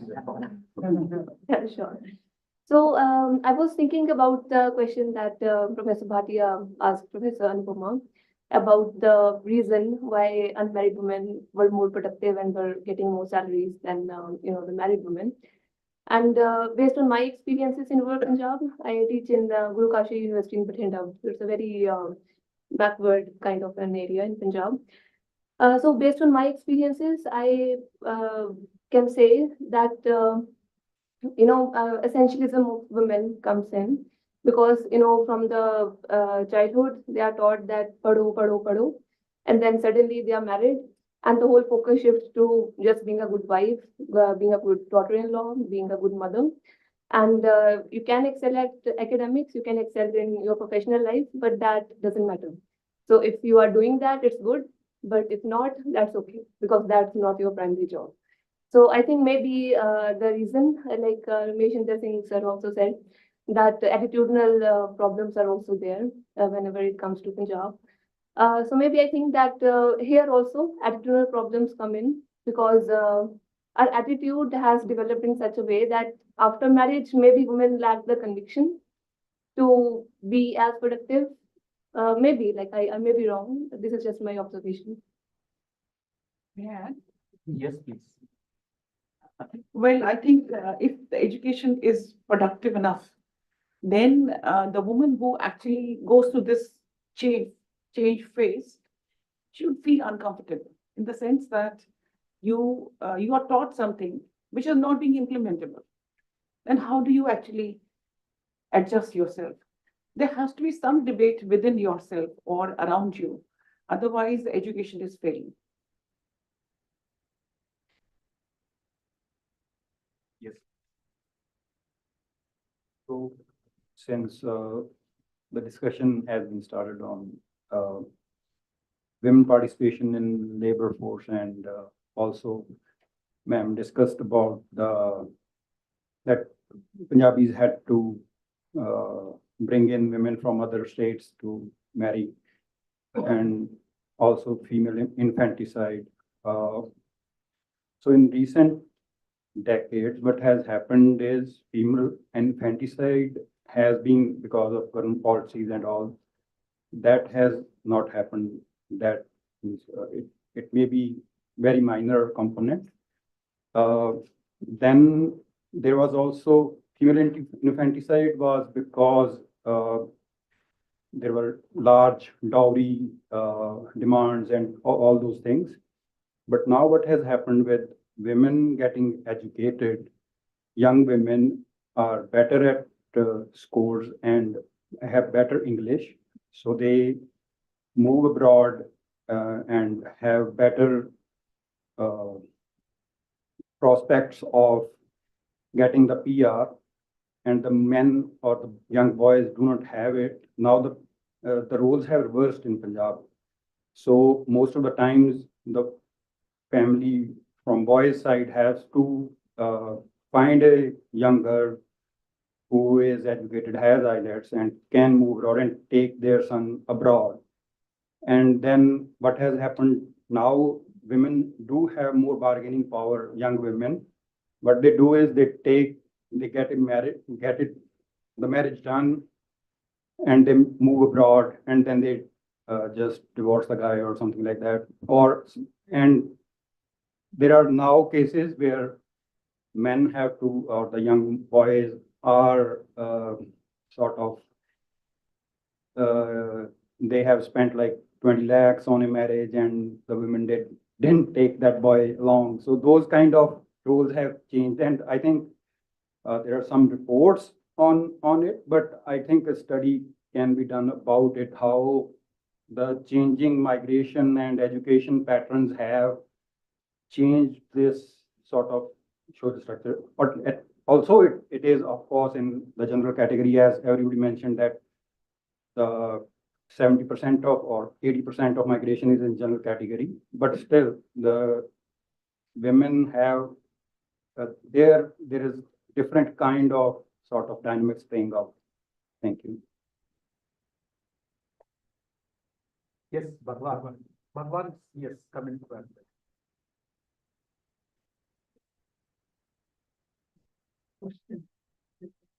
No, yeah. There's a question which is going on in my mind, so I thought I might as well share with all of you.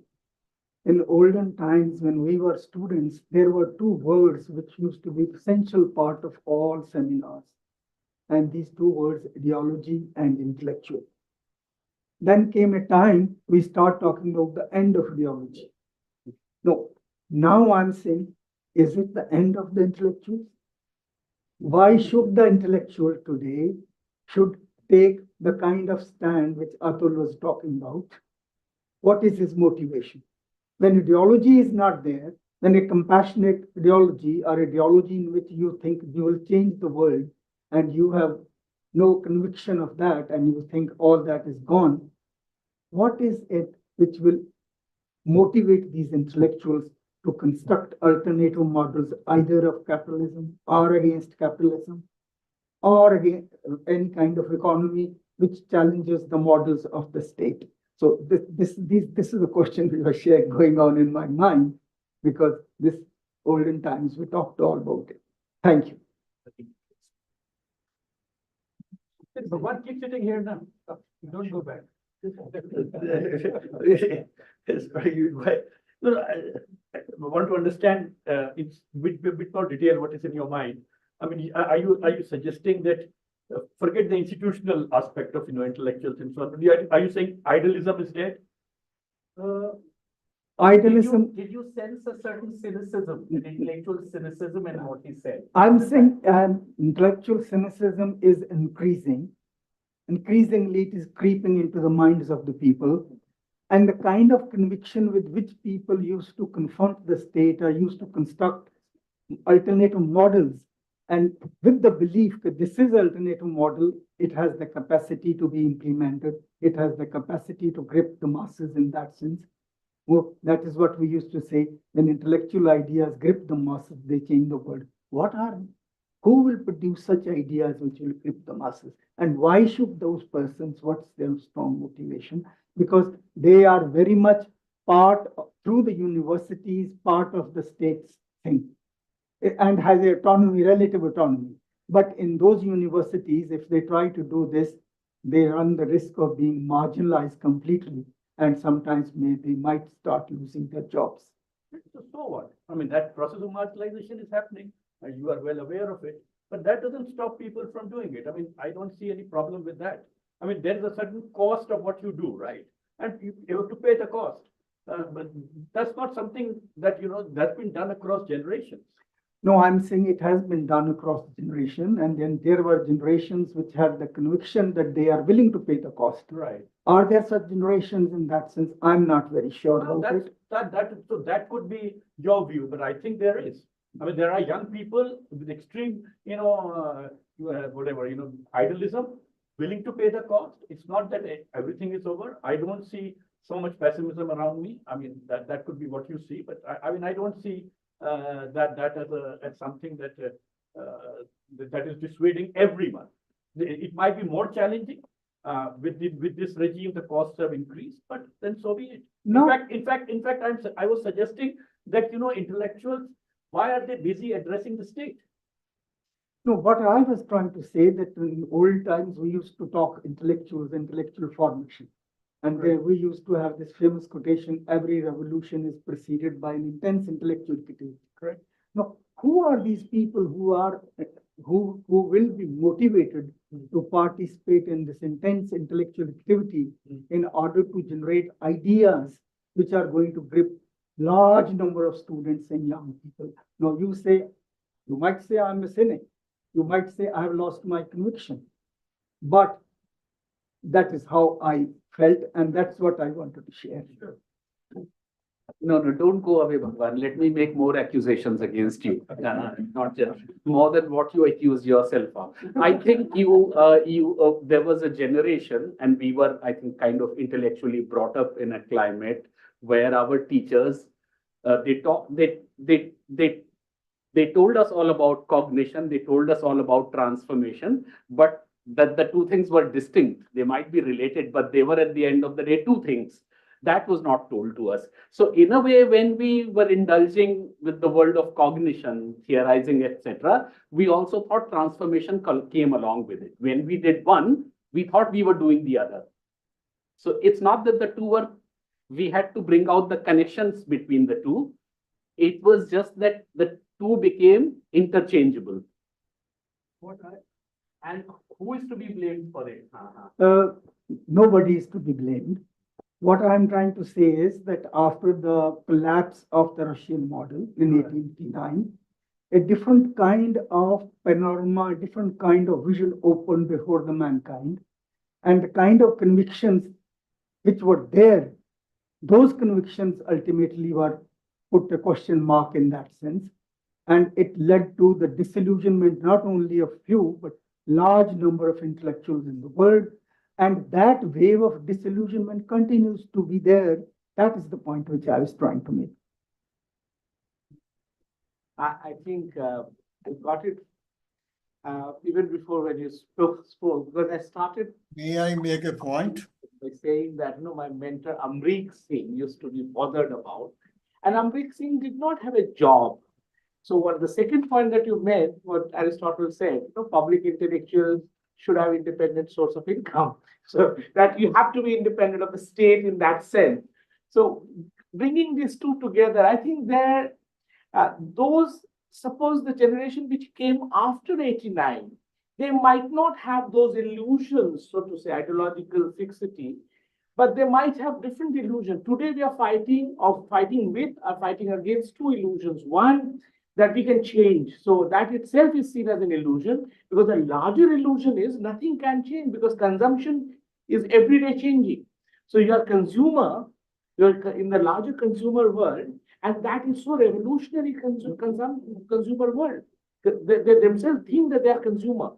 On the other hand, those that we are all addressing is whether to bring change is an illusion, not ideology.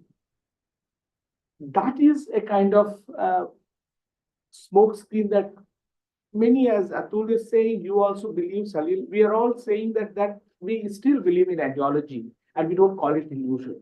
So these two broader things, that larger YouTube, all of our students are very radical on YouTube, but the moment they appear before a vice chancellor, they start sir. So it's a very interesting kind of generation coming. So for addressing that generation, I think we still have the passion to change the world. Bhagwan, I wanted to share two things with you. I mean, when the farmers' movement and first phase ended, and the farmers went back, it happened in front of all of us. When they went back, the unions in Punjab, they got down to dealing with two questions. Yeah, and why I want to share it, that it reflects how things are changing and how the engagement of even from the left side, how things are changing. I wanted to share these two examples. So when they went back, while they were here for 13 months, one issue which was constantly a source of stress, and the undercurrent was this whole issue about sort of middle and rich farmers and the small marginal farmers and agricultural laborers. So when you're articulating the issues, there's a demand charter, there's a stage, you're every day, making speeches. Where is the emphasis? Who is the core constituency that you're talking about? So there was this undercurrent constantly about how to deal with this tension. The other was that, when you talked about, productivity and the whole issue of, environmental crisis, and, that has been discussed. When the Farmers Union went back on both these issues, more than one, it's a couple of unions, brought out excellent documents reflecting on these issues of saying how to deal with it. What is it really? I mean, what is happening to small and marginal farmers? How much they share in terms of their economic future with the agricultural laborers? What is at the stake for the middle and rich farmers in terms of the future of the agricultural laborers? So they came out with an understanding of how to deal with this sort of, this issue within the movement. Similarly, on the question of environment, I mean, this agriculture and this agricultural practices, what it means and what kind of alternative practices can be explored. Excellent reflection by the farmers movement continued post the movement. This is something that, I mean, to my limited knowledge, was not happening very easily. After the culmination of movement, it was only continuing with the same, in terms of, but this was the first instance where in a written form, I found on the praxis side, a real reflection and an engagement with two substantial issues. In fact, there was a third issue, and that was that when they came and sat here, a lot of people raised this question that the imagination of someone who is engaged in agriculture is completely the man. I mean, there's no women. So, people ask question, why are you not talking about women farmers? Why are you not talking about women agricultural laborers?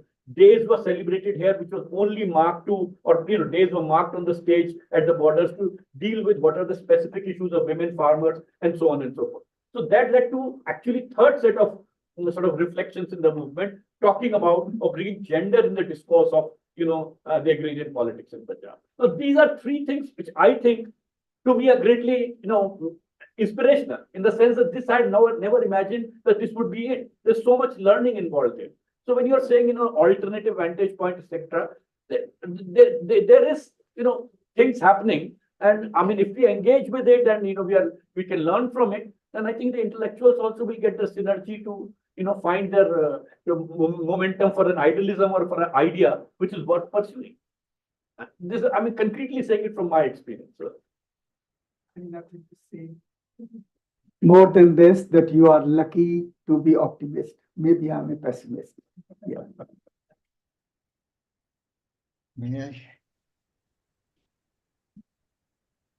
Yeah. It's not related to this, actually, just earlier. Just actually mentioned earlier regarding the female education. See, if we look into the NSSO data from even 2000 and late 90s onwards, when a girl crosses 10th standard, likely to continue in the academics is much higher than a boy.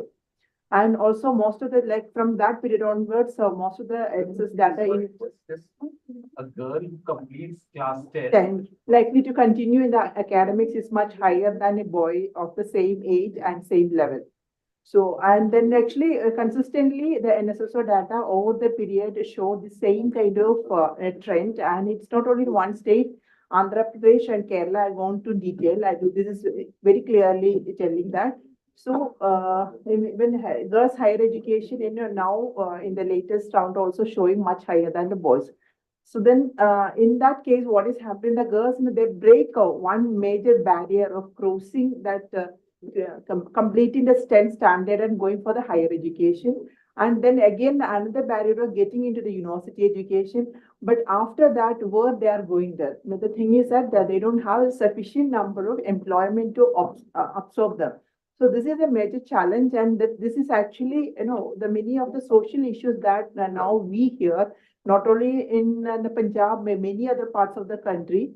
This is associated with that, because boys actually left somewhere in between, but girls moved ahead. So then their aspiration level, their understanding of the society and everything has changed. So this is a major challenge. This challenge needs to be addressed sociologically. And then another thing, what I can see that in the last couple of years in the rural India, this banking correspondent model and SHGs, and even the government's also using at least a 10 plus past women for various, development activities. Mainly that wherever the state is failed to reach out to the community, these women, who is clear 10th exam or maybe went to the university, there are the interferes between the, state and the community. So that's also provide them very minuscule kind of amount they're getting, like banking correspondent, which is working with the bank is getting only 3,000 rupees. They have to go to the bank for 3 days, or they have to be in the field for 3 days a week. But at the end of the month, they get only 3,000 rupees. But even then, many women are opting that because that is keeping them some kind of employment. So I don't know about the Punjab scenario. Maybe Punjab, when work on this issue, these kind of options available is very essential because breaking the first barrier, getting to employment is very important. And the equal opportunities available only with the public sector, public government related jobs. In the private jobs, that's especially for a first generation literate and first generation graduate to get into the position is very difficult. We don't have an equal opportunity position in the private sector. So these are the challenges. It's actually every society in India is facing. It's not, Punjab is not the exception. That's what I want to tell. Thank you. With the permission of the chair, I'd like to intervene. I share Bhagwan's pessimism. When I joined JNU, I was very optimistic. I remember when we moved to Delhi, my cousin, he was leader of the All India Bank Employees, president of the All India Bank Employees. When Indira Gandhi nationalized banks, we used to say, Indira Gandhi aayi hai, nayi roshni layi hai. I used to suggest nayi roshni layi hai, theek hai? Roshni mainu dikhi nahi. ਜਦੋਂ ਮੈਂ ਪਟਿਆਲਾ ਸੀ Khalsa college ਵਿੱਚ, I moved from Mahindra College to Khalsa College. Appealed to young Sikh students to move to Khalsa College.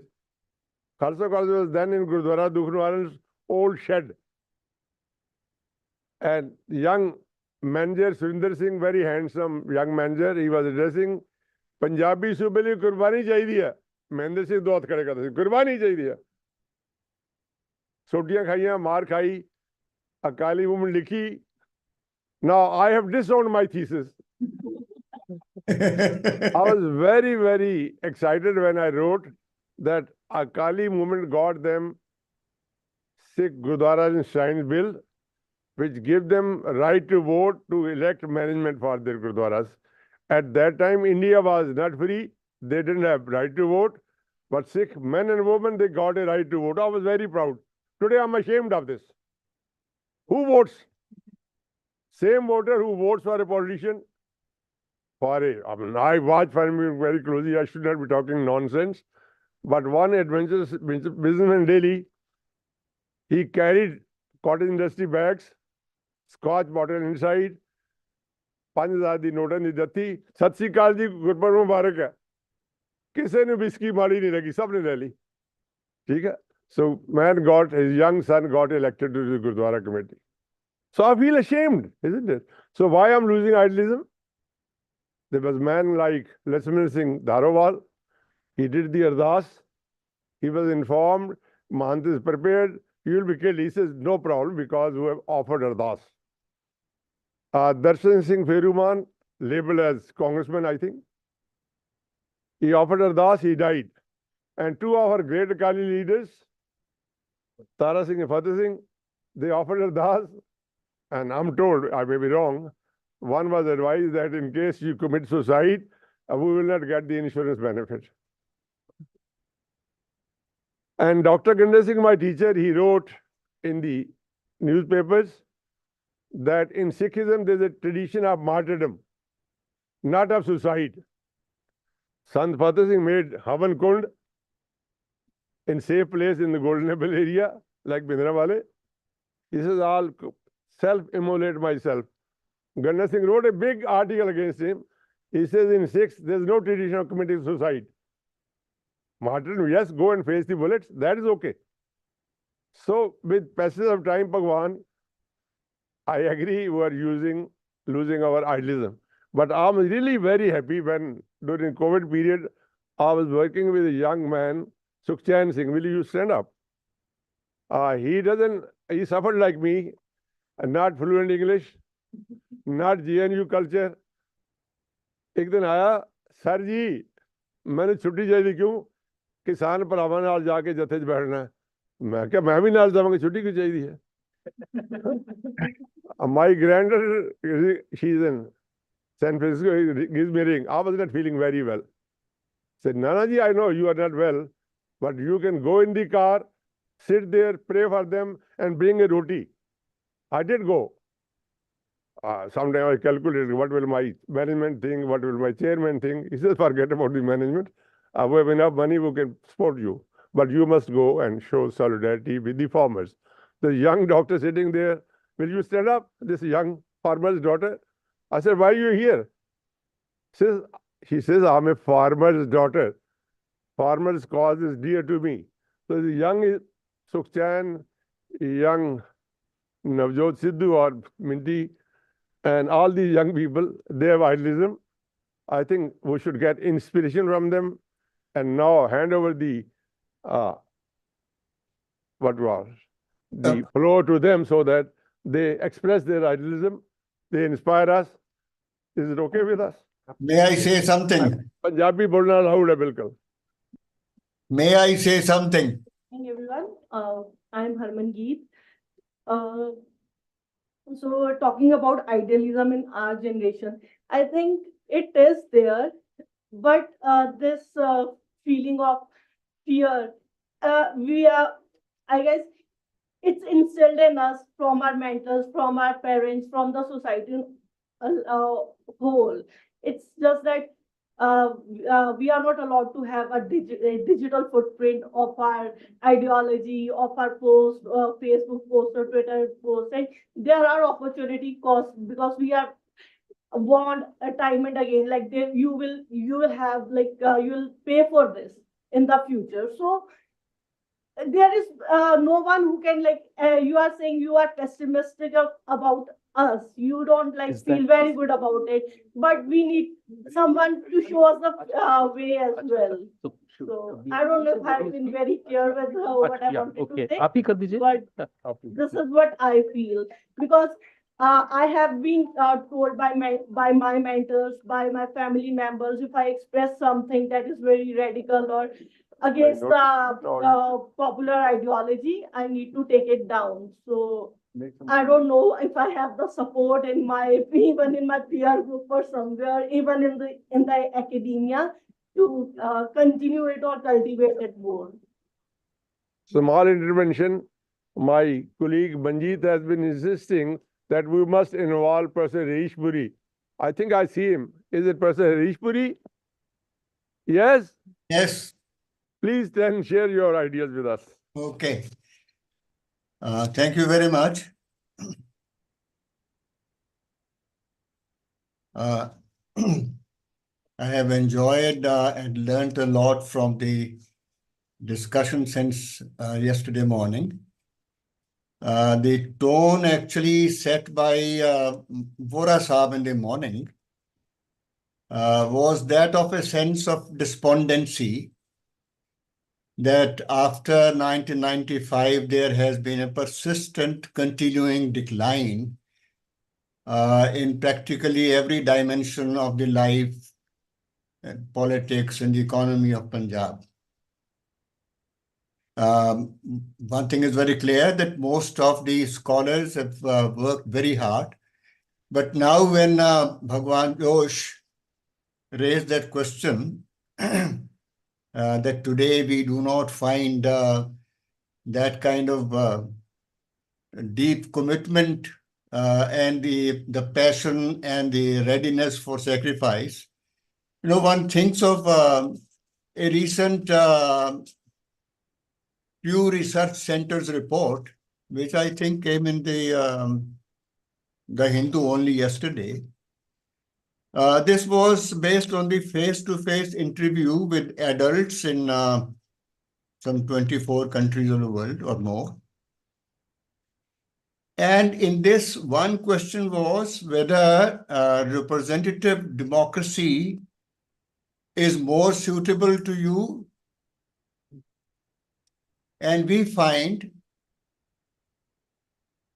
that 85% of Indians in that survey thought that what we need is an authoritarian leadership.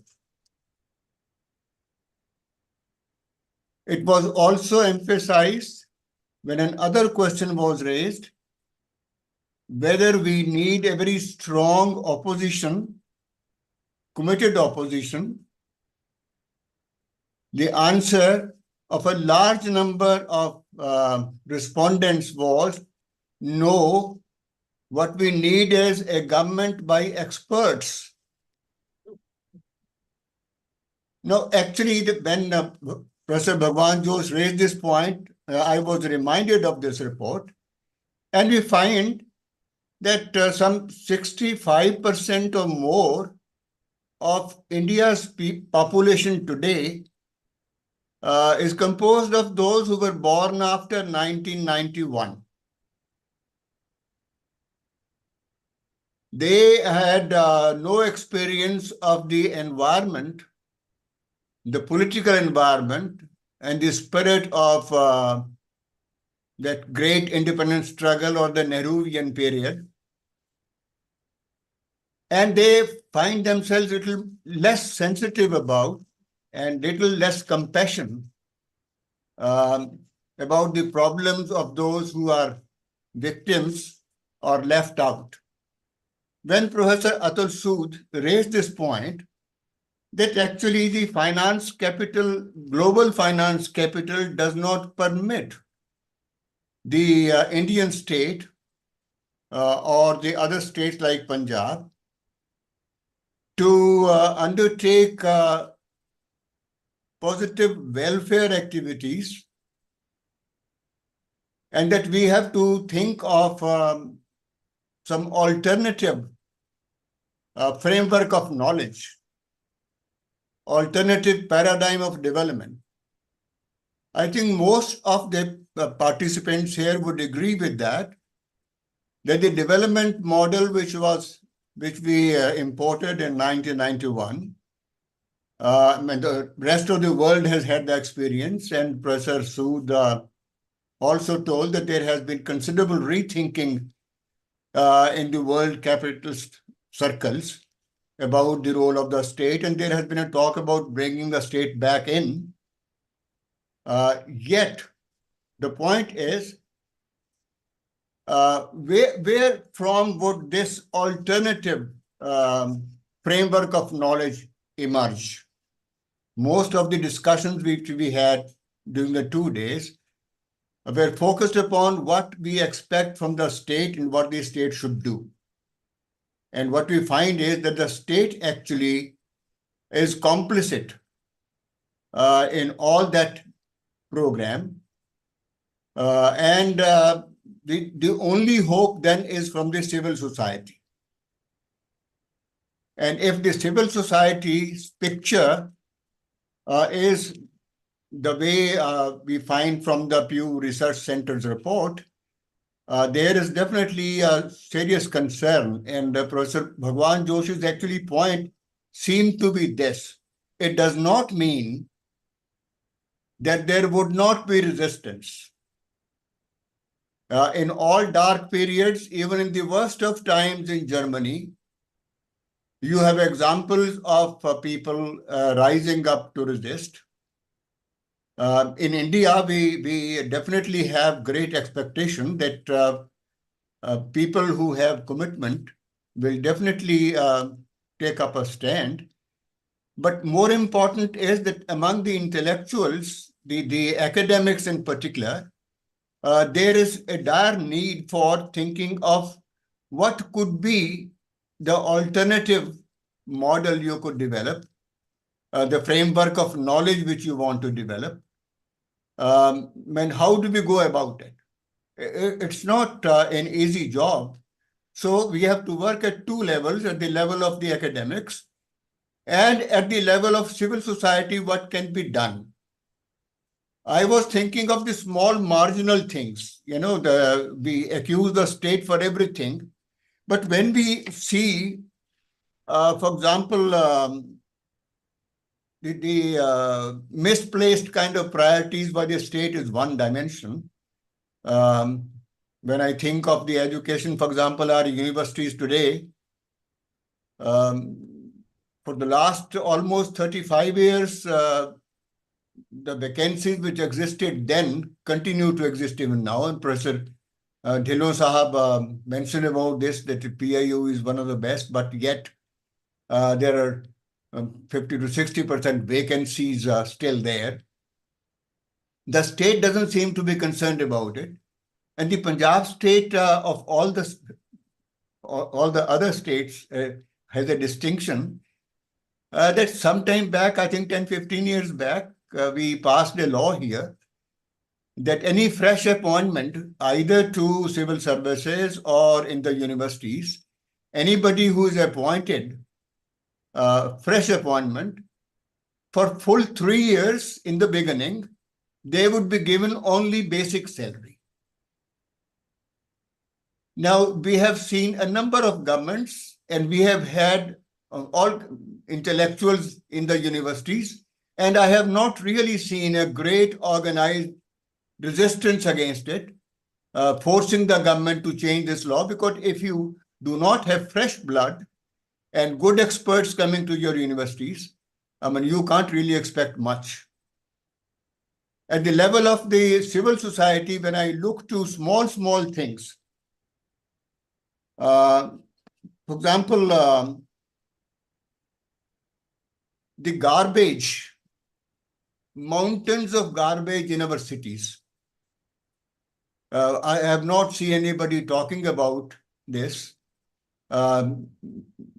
Just 2 days back, Tavleen Singh mentioned about her column that she went to Sri Lanka and traveled from Colombo to Anuradhapur and from there to Kandy. And she said in Sri Lanka, all through on all the roads, she did not see garbage anywhere. Now, financially, we know Sri Lanka has been in doldrums.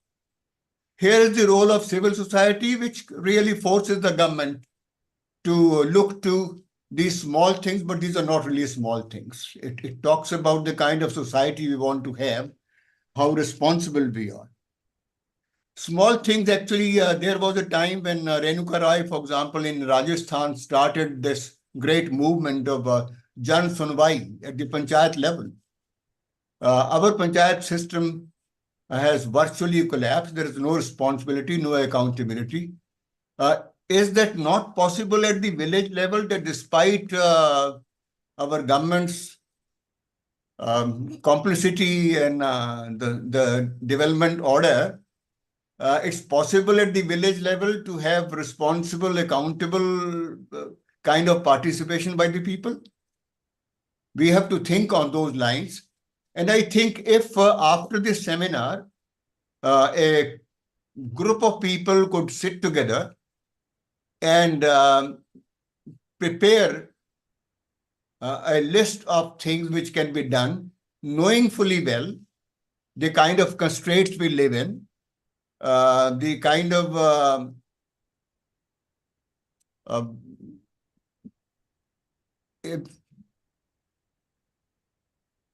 the difficulties of the differences of caste and religion and illiteracy and gender,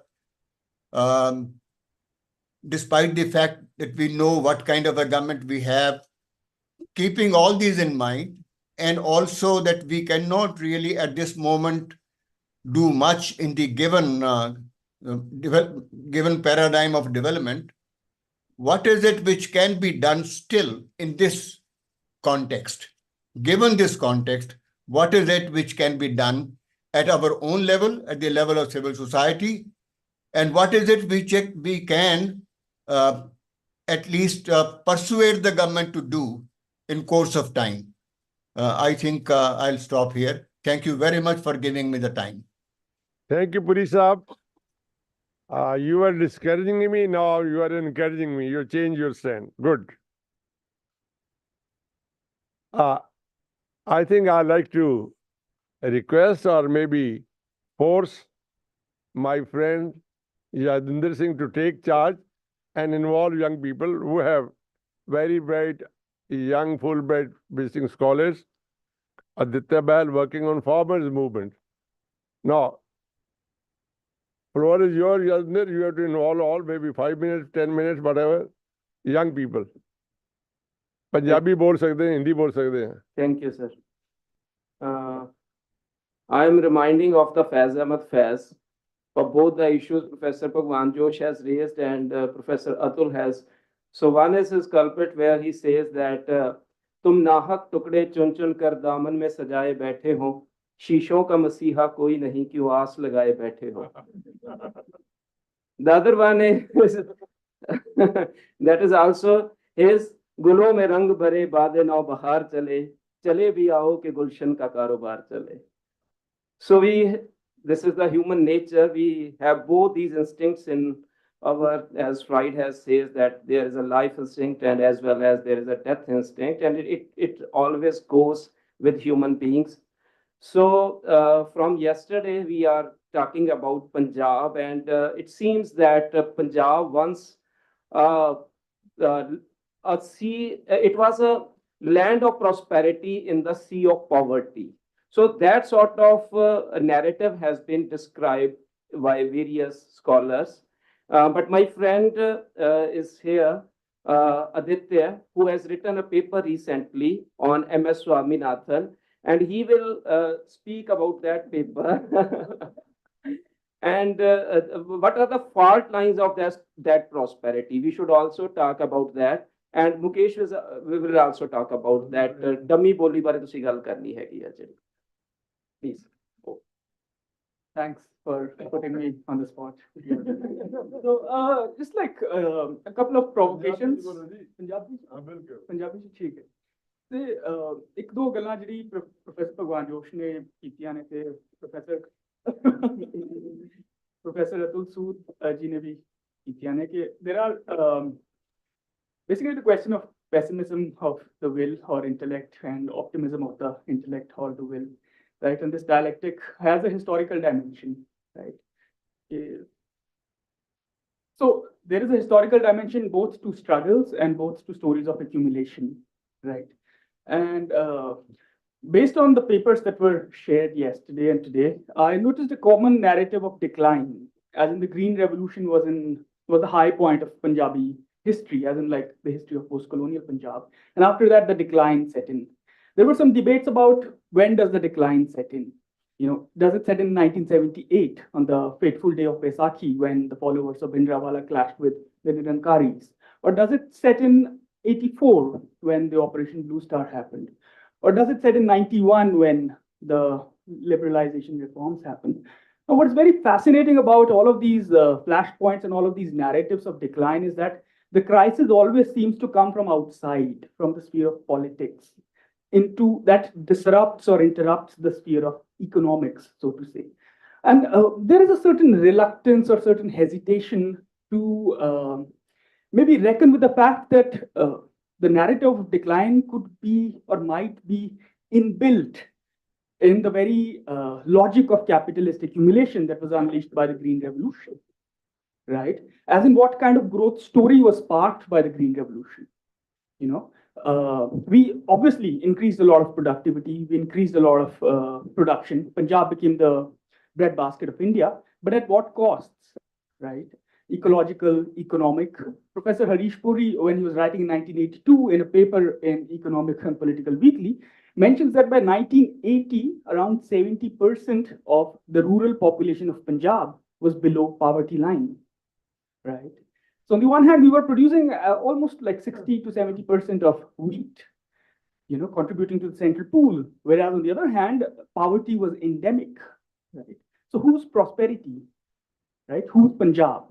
That is, I think, should be like a central question whenever we think of growth stories, right? That it's not as if that the decline suddenly set in, right? The decline was always inbuilt to the new dynamic, this new regime of capital-intensive inputs that was unleashed, right? And I have much more to say about that.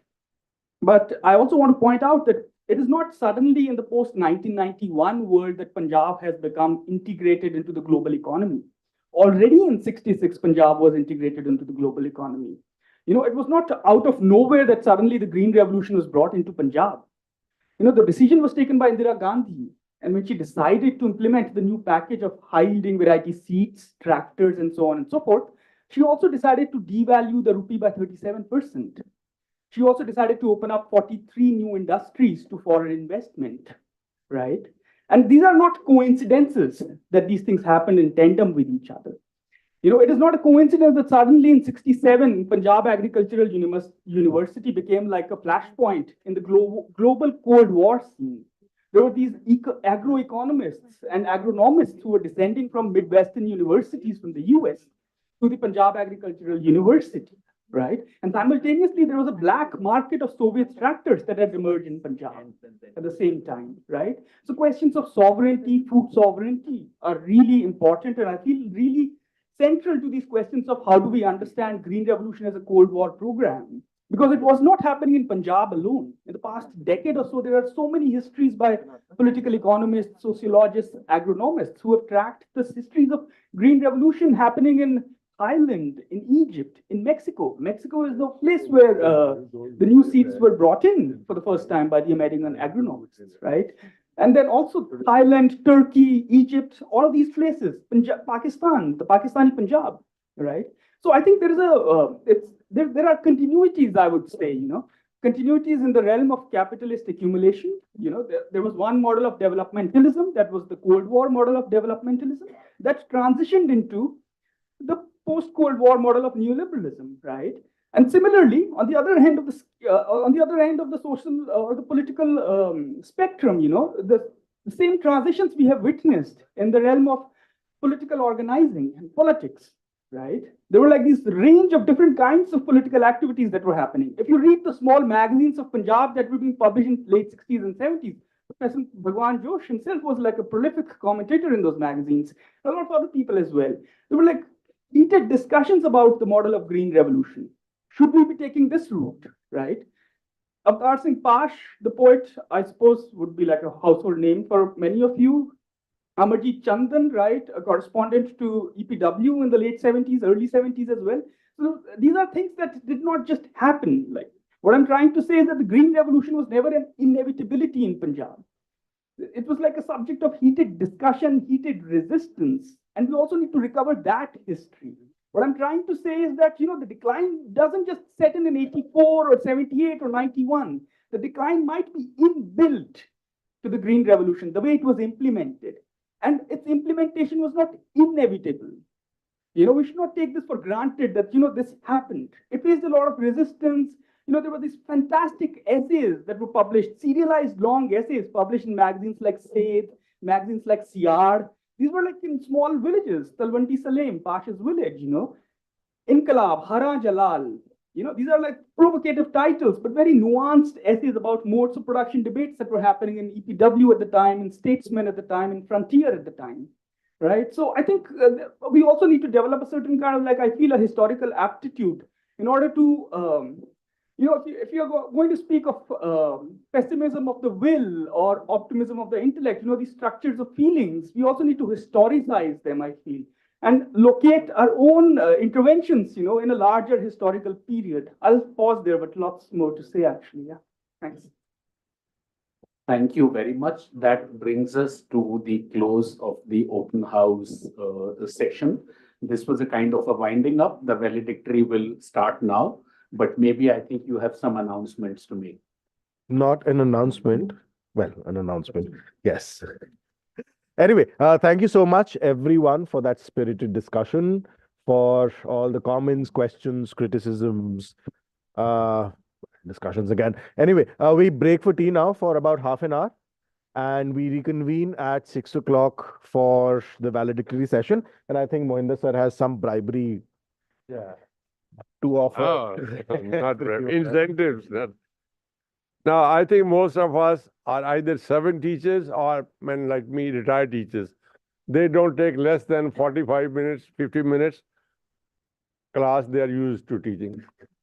So that creates a problem, that is the delay. So there's no bureaucrat like Ramesh Industry to control. So we're all taking liberty. Now, my request is, please join us for tea. We are going to celebrate two events. One is the successful seminar. I have a lot of apprehensions whether we'll be able to have it or not. Second is a young friend. He says, I cannot come today. Where is he? Jinder Singh? Disappeared? He says his birthday. I said, we're going to cut a cake for your birthday and you can share this with your wife because these days even marriages can take place online. So he has agreed, but we have to look at him. Friends, join us for tea.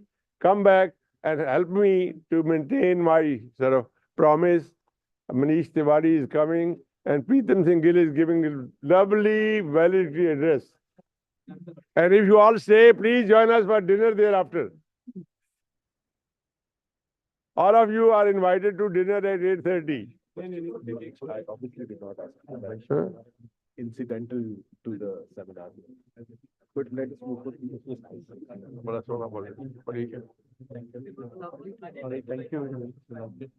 you. Again. All this to the second seminar. Now you have to speak there. Chief Manager, give up.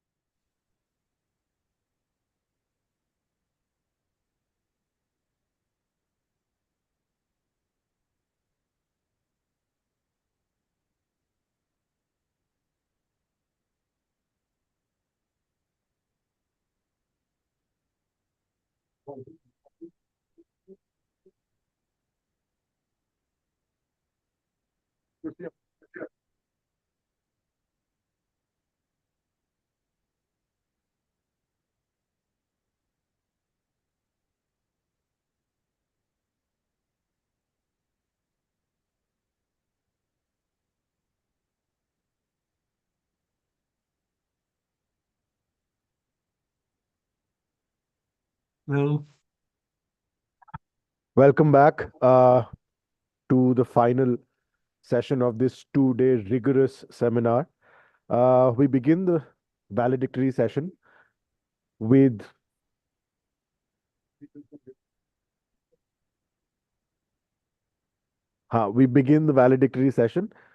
with a small round of introductions and felicitations. I invite Mohinder sir on the podium to introduce the chief guest and felicitate him.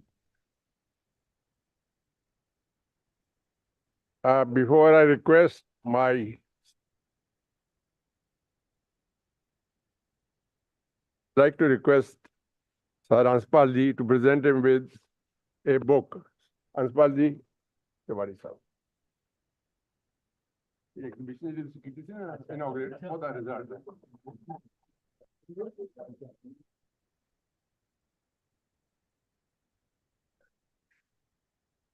किधर है तेरा young बंदा? तुसी आ जाओ, young.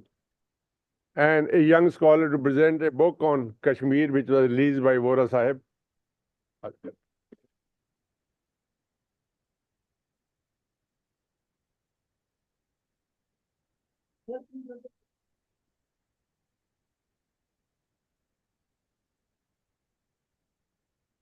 Professor, please come in the front. Yesterday we had a problem of finding chairs. This evening we had a problem of finding people to occupy chairs. Now, generally, after 2 days exhausting seminar, people leave. And only very scholarly people do us the favor of coming and doing the inauguration. And we could not think of a person better than our old friend, Shri Manish Tiwari. A brilliant son of brilliant parents. He was a bright student activist, and joined the nationalist politics.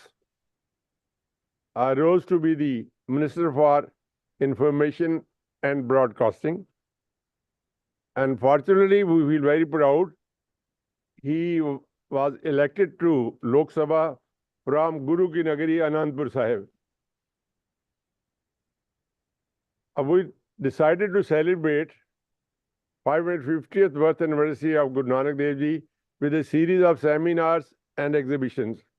So we wanted to start the exhibition with Anandpur Sahib from Khalsa Heritage Museum.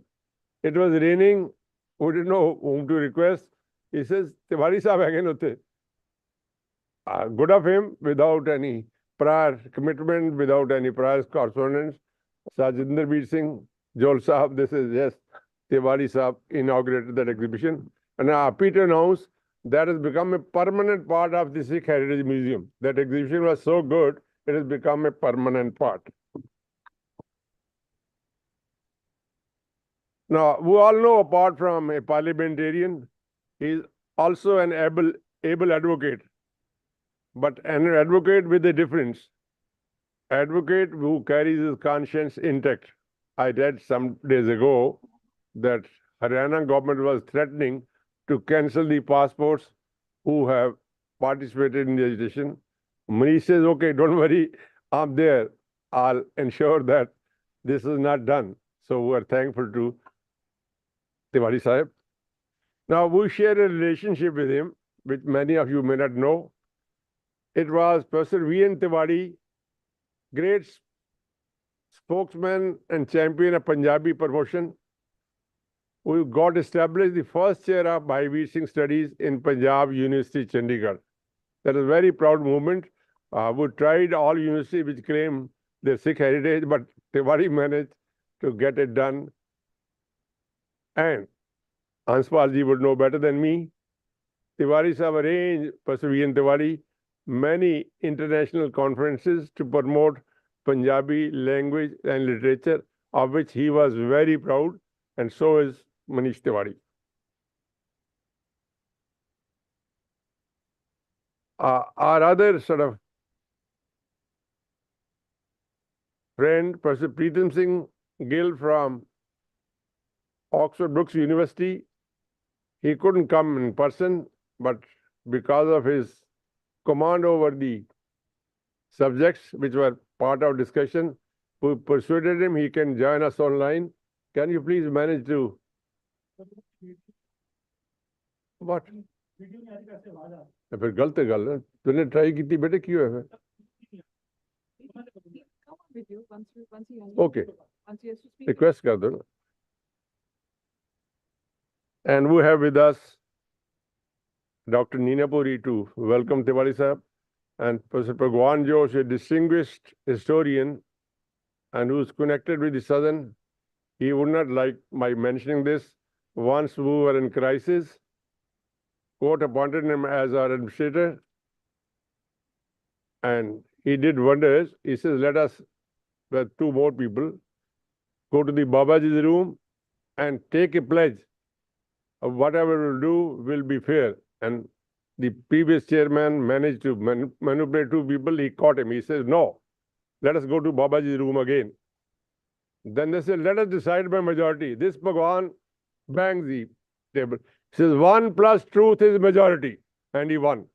So we had Dr. Manmohan Singh as the chairman of the institute. So that was his boldness. Otherwise, I think things would have tracked.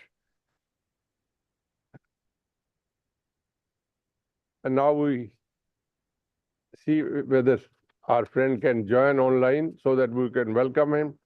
We all know Professor Preetham Singh Gill is not only teaching economics in Oxford Brookes University, but he is a great, like Bhagwan Josh, fond of promoting Punjabi language, literature and culture. Every second day we find his essay in the Punjabi Tribune. Preetham Singh Gill, am I right? Vora Sahib, when we were discussing the seminar details with him, he says, Mahendra, what are you doing? Why are you not involving scholars abroad who are working in Punjab? I located Preetham Singh Gill, and through him, we located 17 scholars who are working on this and that aspect of Punjabi studies. They are all online. They listen to our today's seminar. And Vora says now we create a bigger group of Punjabis who promote Punjabi language and literature. Let us hope this seminar will lead us to somewhere to bring the state back to its glory. And with these words, I request Dr. Neena Puri to welcome Tiwari sir. ਇੱਥੇ ਆ ਜਾਓ ਠੀਕ ਇਹ ਅੱਛਾ ਕਰਨੀ ਉੱਥੇ ਬਣਾ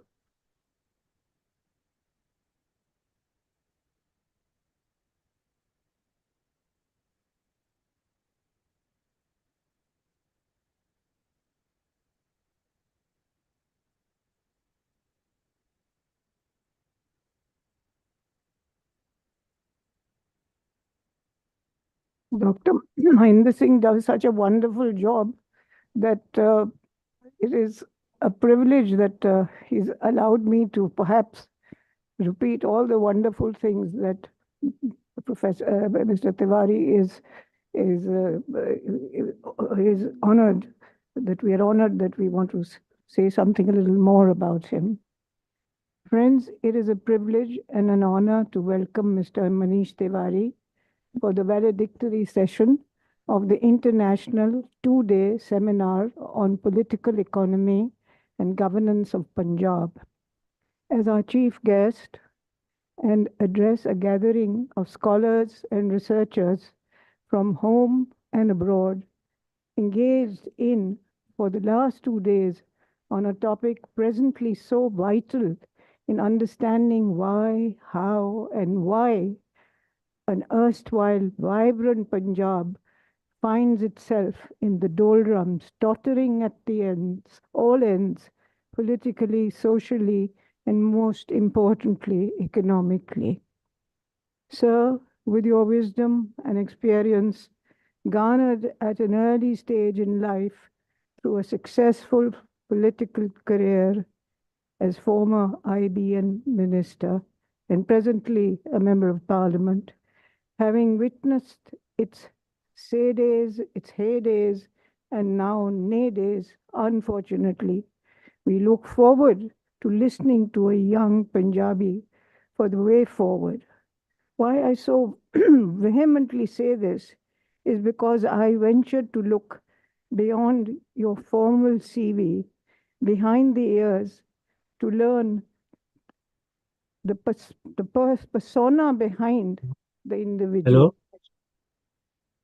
And Yes. understand your passion in entering Africa, politics. ਦੱਸੋ ਮੈਂ ਕਰਾਂ ਮੈਂ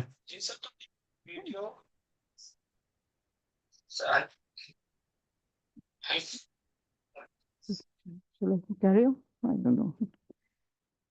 Understand your passion in entering politics, even as a young boy in school and college in Chandigarh in the 70s and 80s of the 20th century. From what I understand, it was your inner sense of duty and sensitivity of ameliorating the plight of the poor and the less privileged through development initiatives, and what better way than to harness a political career. As told to me as a down-to-earth person, your humane attributes of compassion, understanding, an easy person, equally comfortable with all sections of society. I'm sure your name is your brand.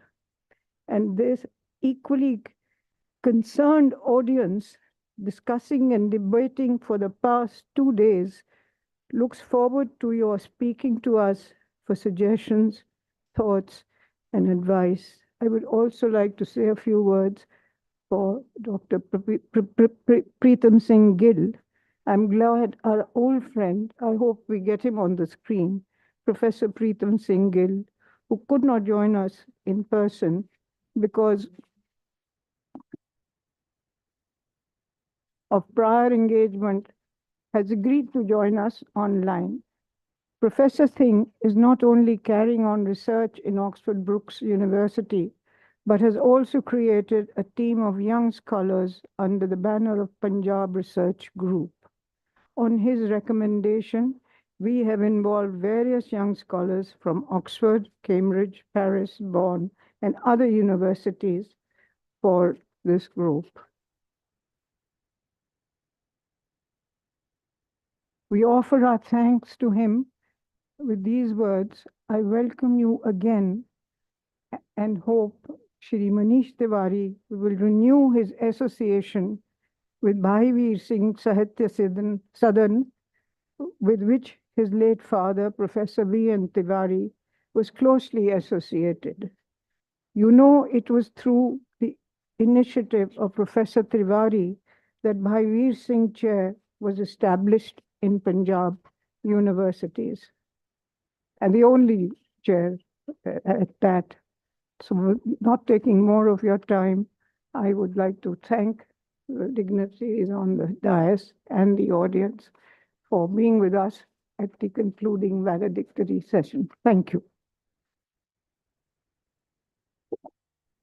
We have good and bad aspects of advanced technology. In the morning, we tried and we could talk to online. Professor Preetham Singh, now we're not getting his picture, but he's hearing us. If Tiwari sir permits us 1 or 2 minutes, we would like to talk to him so that he pushes the right button. Okay. These are his questions. Huh? PPD. Hello, can you hear me? Yes. Yes, yes. There is some problem with the camera, so you can't see me. I can see you. Good, so good. If it's okay with you. In any case. Okay. Let me see. Right. Anyway, I think that I'm not able to put the video camera on, so you can't see me.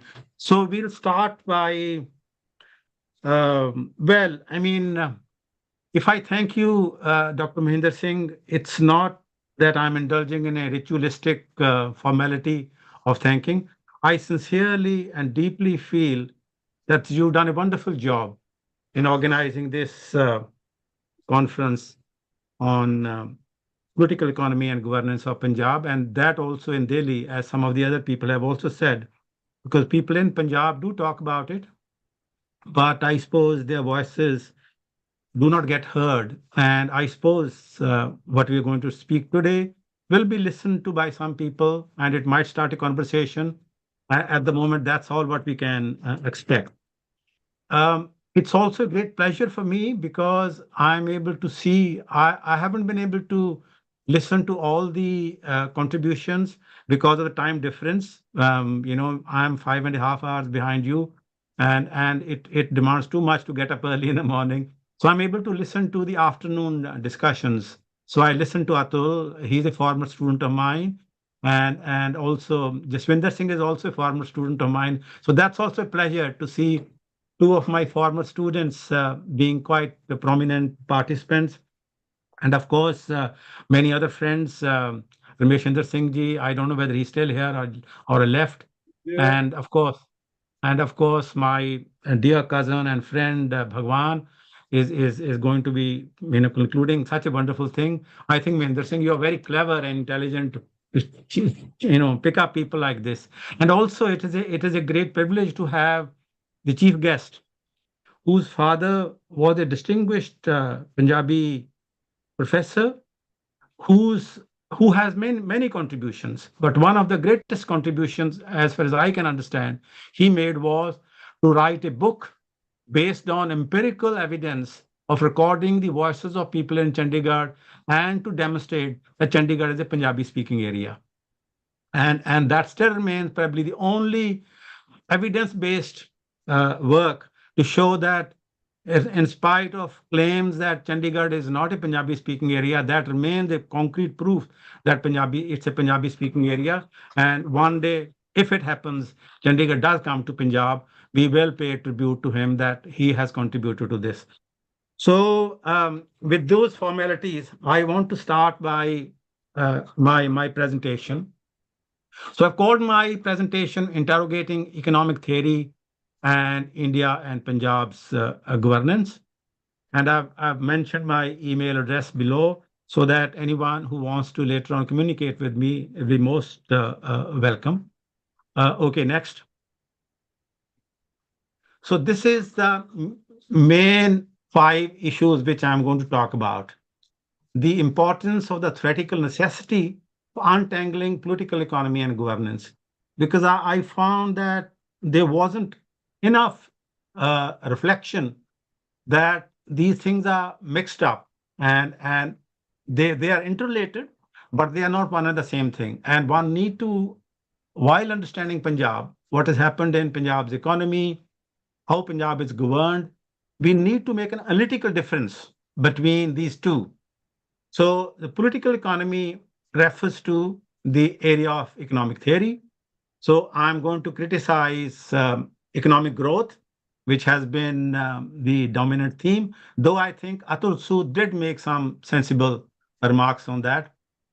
Then I'm going to explore the unequal balance between the internal governance of Punjab and its external governance from the center. Because some people have been arguing whether Punjab is distinctive or its exceptionalism is not justified, or they say that it's the internal governance of Punjab, corruption, etc., which is common all over India, and there's nothing unique about it. And I'm going to talk about it that these two things are not equal, and there is unequal relationship between the two. Then something new which I'm going to speak, and which is the urgency of the vision of just green transition. Bhagwan was mentioning earlier in his comments about the vision, new ideas. I hope that this will provide a new idea and probably a new hope. Then finally, I'm going to talk about the agency, that who will bring about this just green transition. So that's the kind of coalition I'm suggesting of theorists, intellectuals, social struggles, state, administrative and ideological institutions, and the individual. I'm going to spend a little bit more time on the individual, which is normally neglected. So next, so coming to the first issue, so the untangling, critical untangling of the political economy and governance. Political economy is primarily in the domain of economic theory. That if we want to look at the political dimension of what has happened in Punjab, one need to look up into economic theory. That how economic theory, it shapes, though I will not say determines, because the determination of economic policy is a much more complex issue. But economic theory does change. For example, why Green Revolution was introduced, why Punjab doesn't have a enough industrial sector, and the argument that there should be an industrial sector, or making a transition toward the tertiary sector. It is located in economic theory, and many of the economists are influenced by that economic theory, which I'm going to criticize. And when I'm going to criticize, I'm also criticizing myself, because I've also passed through the same stages. But I could say that I'm attempting to liberate myself from the shackles of that economic theory, which only promotes economic growth. So governance, so that's the second aspect. The theory, political economy is in the domain of economic theory, and governance in the case of Punjab means it's a location and determination in the context of the character of governance in India. That one cannot look upon the governance of Punjab unless one looks upon how India is governed, how the nature of governance has changed over a period of time, and how that governance has affected the governance of Punjab, which doesn't mean that you don't take into account the internal governance, the political parties within Punjab, their rivalry or their collision with each other, the social structures, but how that external dimension has an impact on the making of the governance of Punjab. And finally, economic policy, that's my claim. Economic policy in Punjab is a resultant of economic theory and Punjab's governance by the federal central state of India. So what has been followed as an economic policy in Punjab is a combination of these two things. These are two primarily things. There are other things as well, but these are the two main things which have determined the economic policy. That certain belief in certain economic theory and its governance by the federal central state of India, the political aspirations, the political agenda of the central state in India.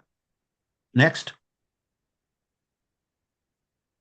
Okay, so a critique of economic theory. Now this, my economist friends, if they haven't left the discussion, they might be a bit upset, because I'm going to say that traditional economists are trapped by viewing economic growth as a panacea.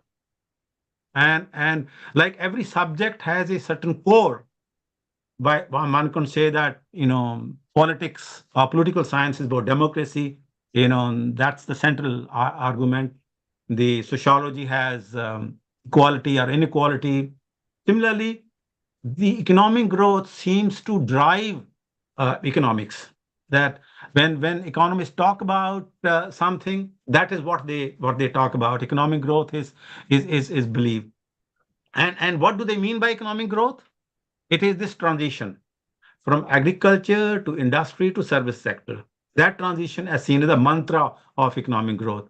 And I'm using the mantra of economic growth in a sarcastic manner, that almost like a religious-like belief that this is what the transition is. That every economy, every society has to go through this stage. That from agriculture, it goes to industry, and industry, it goes to services sector. That is the economic growth. And this necessarily means subjugation and destruction of agriculture as a central focus of the transition path. And I'm using the strong words because that's exactly what has happened. If you look at the history of advanced capitalist economies, there was a systematic degradation of agriculture. Land enclosure movement in England is very well known. England was one of the first industrialized countries, and France is the second industrialized countries. In England, land closure movement was a very violent movement where land was taken away from the farmers and they were pushed into going into the cities. And London was full of people who were homeless, who had no income, and they were totally dependent upon anything which can be given. So they obviously could be employed at the lowest possible wage, and that was the purpose. That drive them out of the countryside, push them into the cities, and for their living, in order to survive, they will have to take up any job which they can get. And the lowest the wages, the highest will be the profits, and therefore that is the route to industrialization. And that eventually means that industry is also shifted over to newly developed countries, and it becomes the mainly services sector, the financial sector. For example, in England, only about 1 to 2%, less than 2% people depend upon agriculture. And similarly, its GDP is 1 to 2%, and industry is only about 23%. And more than nearly 80% of the GDP comes from the service sector. And what is the service sector? Nothing tangible.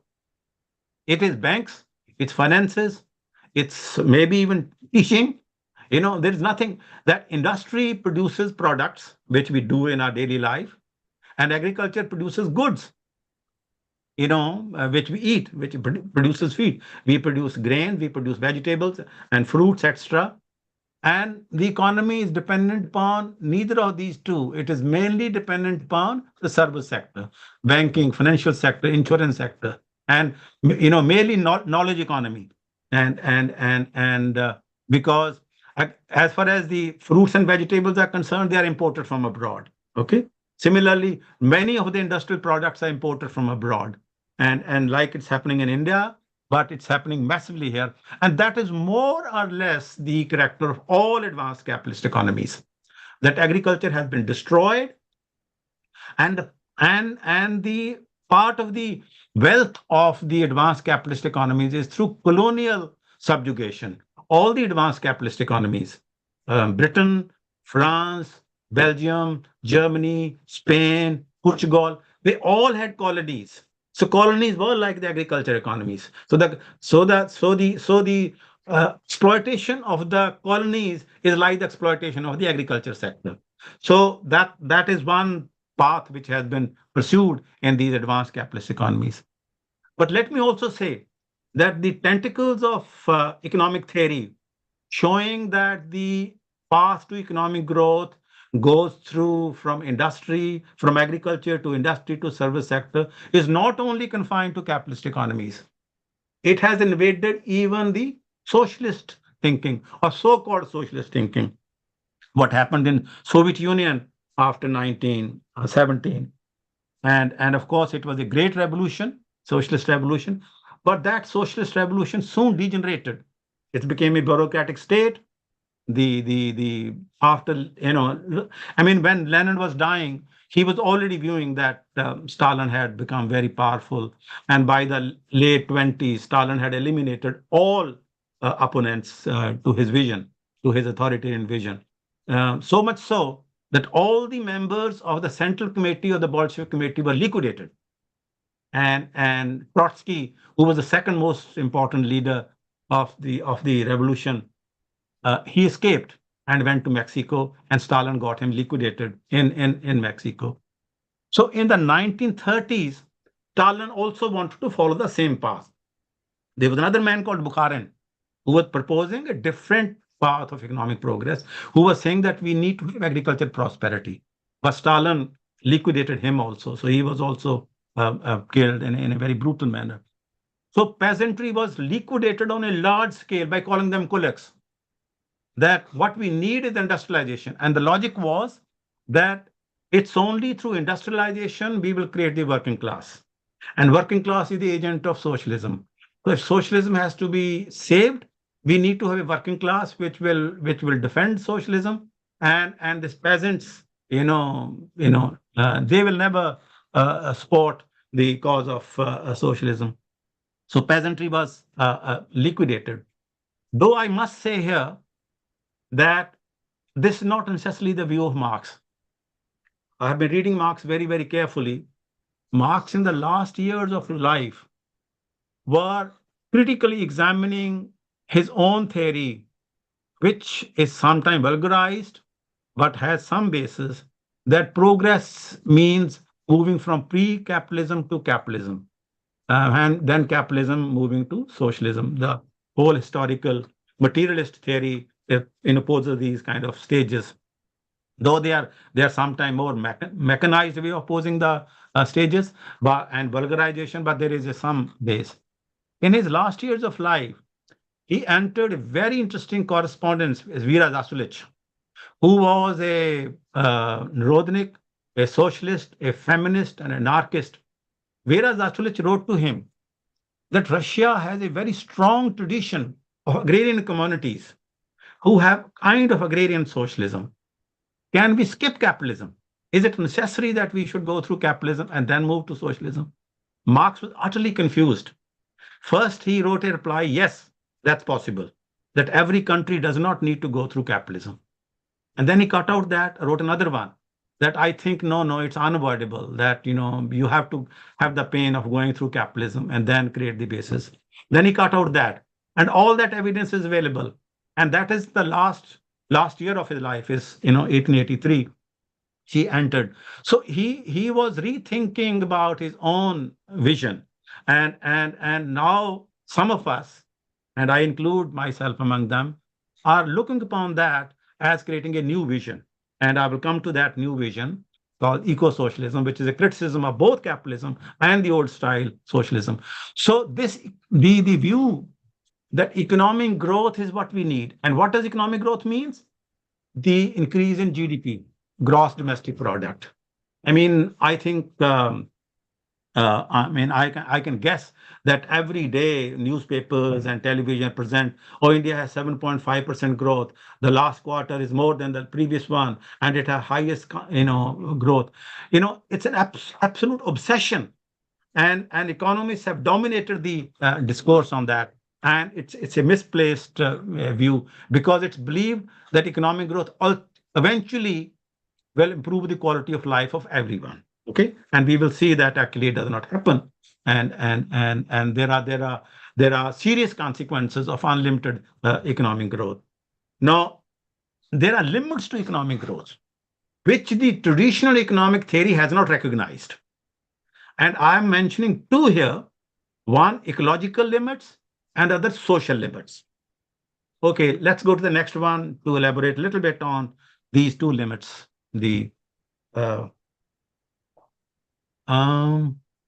Is this the next one? Can you go back to the previous one? Yeah, I think that is the yeah, okay. Limits of economic growth, ecological and social. What are these limits? That economic growth cannot keep on going indefinitely, because eventually economic growth hits the barrier, that there are ecological barriers, and once those ecological barriers are crossed, there is an environmental destruction. So when we are seeing now that huge pollution is taking place, their land quality is deteriorating, the cities are being clogged with pollution, we are hitting those ecological barriers. That economy and nature are related with each other. That nature cannot absorb unlimited economic growth. Why? Because in order to have economic growth, it is through nature, it's interaction with nature, it is extracting resources from the nature, because nature provides the resources. Economy on its own doesn't produce anything. Human beings have to interact with nature. Nature provides all the resources, whether providing us agricultural commodities or industrial goods. They have to be provided, and those resources are not unlimited. I can go into greater detail that there are different kinds of resources. There are non-renewable resources, and there are renewable resources, and there are continuing resources. And it is now increasingly becoming clear that some of the resources which we call non-renewable are limited. For example, oil, coal, and all the other metals. Their lifespan is limited, maybe 50 years, 60 years, 100 years. They're going to abolish.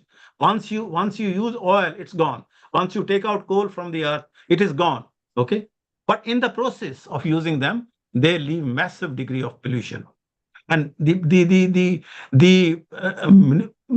development of pollution does not sit idly. It interacts back on the resources. When land is polluted, when water is polluted, that water is no longer good for irrigation. That water is no longer good for human consumption. It can actually cause disease. And now there are enough evidence that major cause of child illnesses is actually dirty water. That it is the unhealthy water which is leading to illnesses among children. And that's one of the big challenges, that if child mortality has to be increased, how clean drinking water, leave aside everything else, enough food and clothing and housing, even water. And so when pollution takes place, interacts back on nature. So there are ecological limits to economic growth. Similarly, there are social limits. That economic growth has a way of creating massive inequalities. There's no country in the world where, when economic growth has taken place, economic growth is equally divided. Okay, which does not mean that we cannot think about a vision, which I will talk about in the future, and it has implications for Punjab. How we think about the future of Punjab economy and the governance of Punjab. Okay, next one. Okay, governance of Punjab. So the internal governance of Punjab. I have written a book whose reference I probably will not give, but if you can't see. So the book is called Federalism, Nationalism and Development, India and the Punjab Economy. I spent about 8 years of research in writing this book.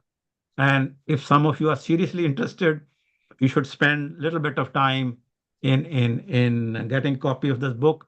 This book was originally published in London and New York by Routledge, but now Routledge has brought out a second edition in India, which is much cheaper, and it's available through the Routledge network, in which I mainly emphasized that the shaping of Punjab's economy is basically because of the federal structure of India, where the centralization is extremely of a high quality.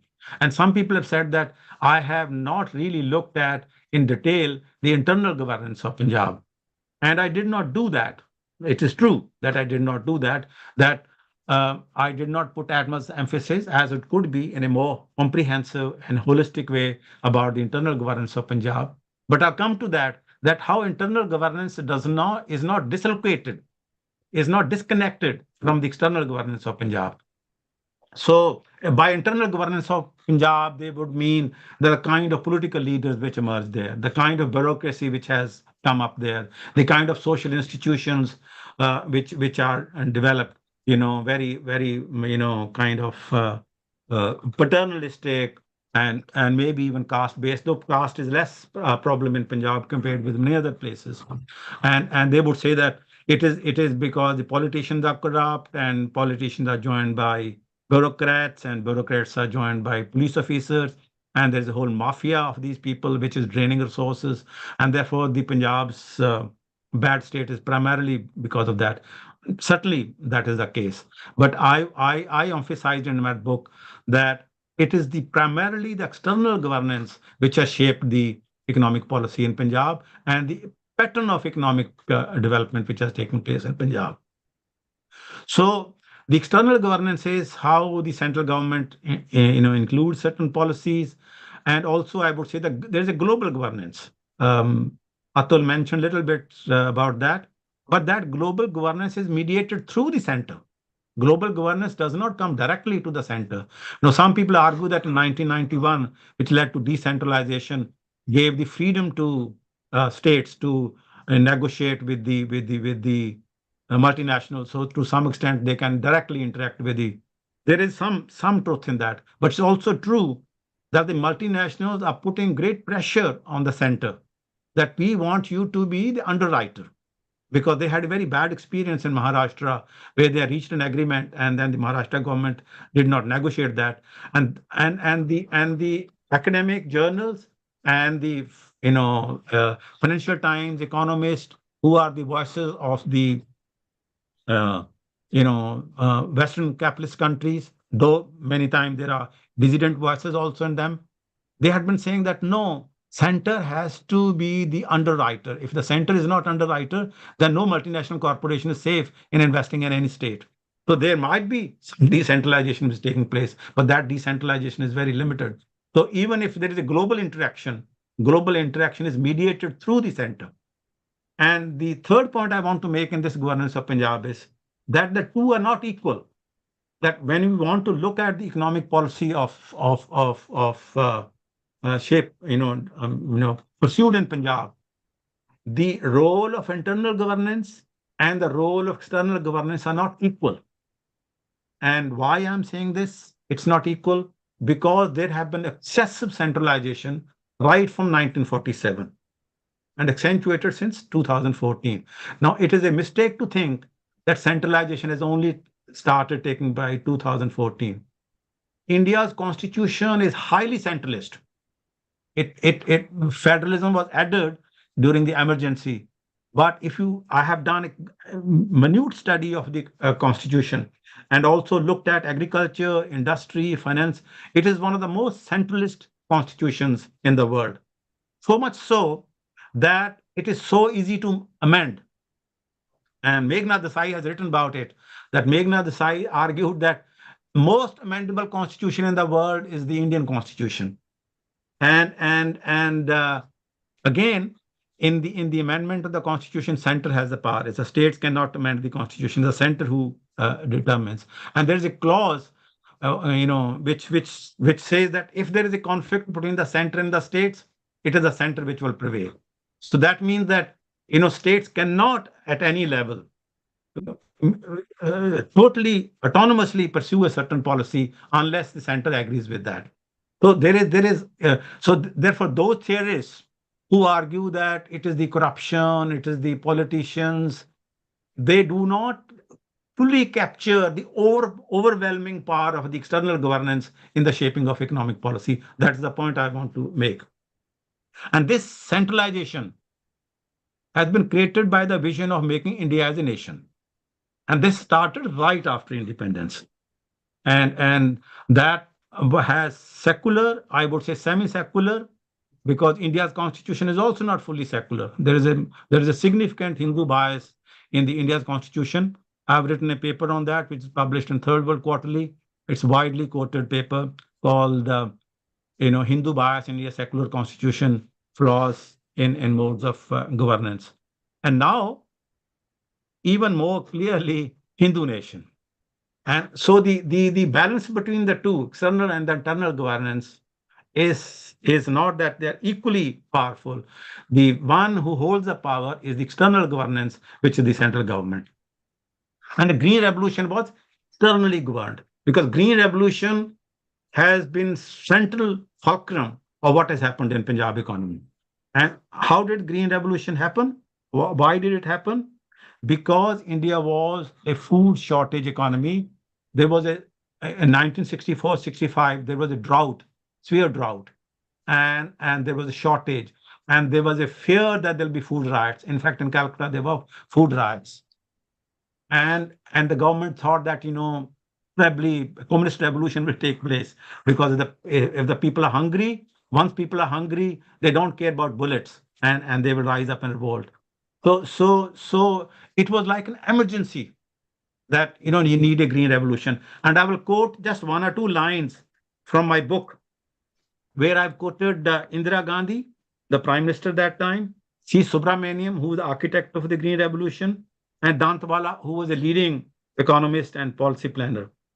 Indira Gandhi said that when, and I'm quoting it, when the green revolution was, when the strategy of the green revolution was evolved, it was a question of sheer survival. It was hardly time to think of anything except increasing production. That was our aim, that we wanted production to be increased. That was a question of national survival. Subramaniam says similarly, quote, our political survival was dependent on food production, unquote. Okay. So it was absolutely necessary. Dantwala says, again, it's a quote, the need to increase food grain production was so urgent that the high yielding variety program was implemented in suitable areas with the help of farmers who could afford the package deal. Government had to grow more food as quickly as possible, irrespective of where it was grown and by whom. So green revolution was a national necessity. It was a national necessity because it was felt that you cannot claim to be an independent nation, that you come out of colonialism, just about 20 years back, 1947, and we are talking about 1965, 66, 18, 19 years after that you cannot claim to be an independent nation if you're dependent upon food aid, because India was dependent on food aid on PL 480 from America that time. So it was the national need. Okay, or one can say the need of Indian nationalism. It was the political economy of Indian nationalism which led to Green Revolution. Now, Green Revolution was not implemented only in Punjab. It was implemented in other places also. But in other places, it was implemented in a haphazard manner. For example, in a very selective manner. For example, in Kerala, Palghat district was picked up. In Bengal, Bardhaman district was picked up. In Andhra Pradesh, East Godavari and West Godavari, which were coastal districts, they were picked up. In UP, Western UP was picked up. In Haryana, Northern Haryana was picked up. But in Punjab, the whole of Punjab was picked up for the experiment on Green Revolution. Now, it is also true that Punjab's bureaucracy was very fascinated with this. Late MS Gill had a very interesting conversation with me. He told me that there was a meeting called by the central government to discuss that there is this package coming, and who wants to have the package, we will support them. He says none of the other states were coming forward, and there was DS Garewal, who was probably the chief secretary of Punjab when Karon was the chief minister. He on his own said that we will adopt it, and Gill was his junior. Gill says that I told him that how are you taking the decision? You have to get chief minister's acceptance of that. He said, don't worry, I'll convince the chief minister. So Punjab was subjected to that green revolution. And as I would say that the word green is a misuse of the word in calling it a green revolution. It was the most ungreen thing to have happened in Punjab, and in which PAU was a participant, because PAU economists, PAU agronomists, PAU entomologists, PAU economists, they were all trained in America, and they had the American model in front of them, okay, where agriculture had been destroyed. And American farmers right now are, saying that we applaud the Indian farmers that they're able to resist this government. We have been destroyed. We are so isolated. We cannot even protest against the government when we are unhappy. So we have to live the misery of being neglected and subjugated. So this green revolution was imposed in whole of Punjab, partly because of two reasons. One, it had irrigation resources.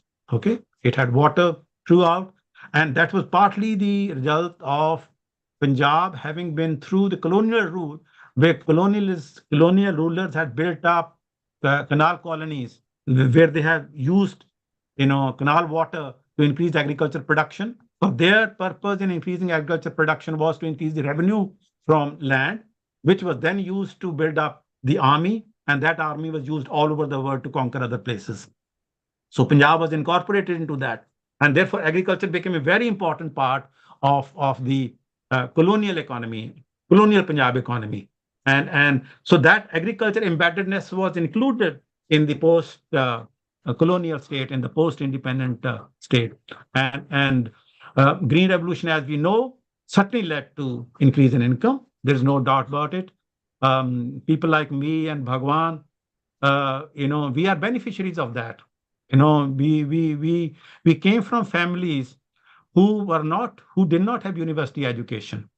I remember that my elder brother was the first person not only in one village, in several villages, who went to the university that time.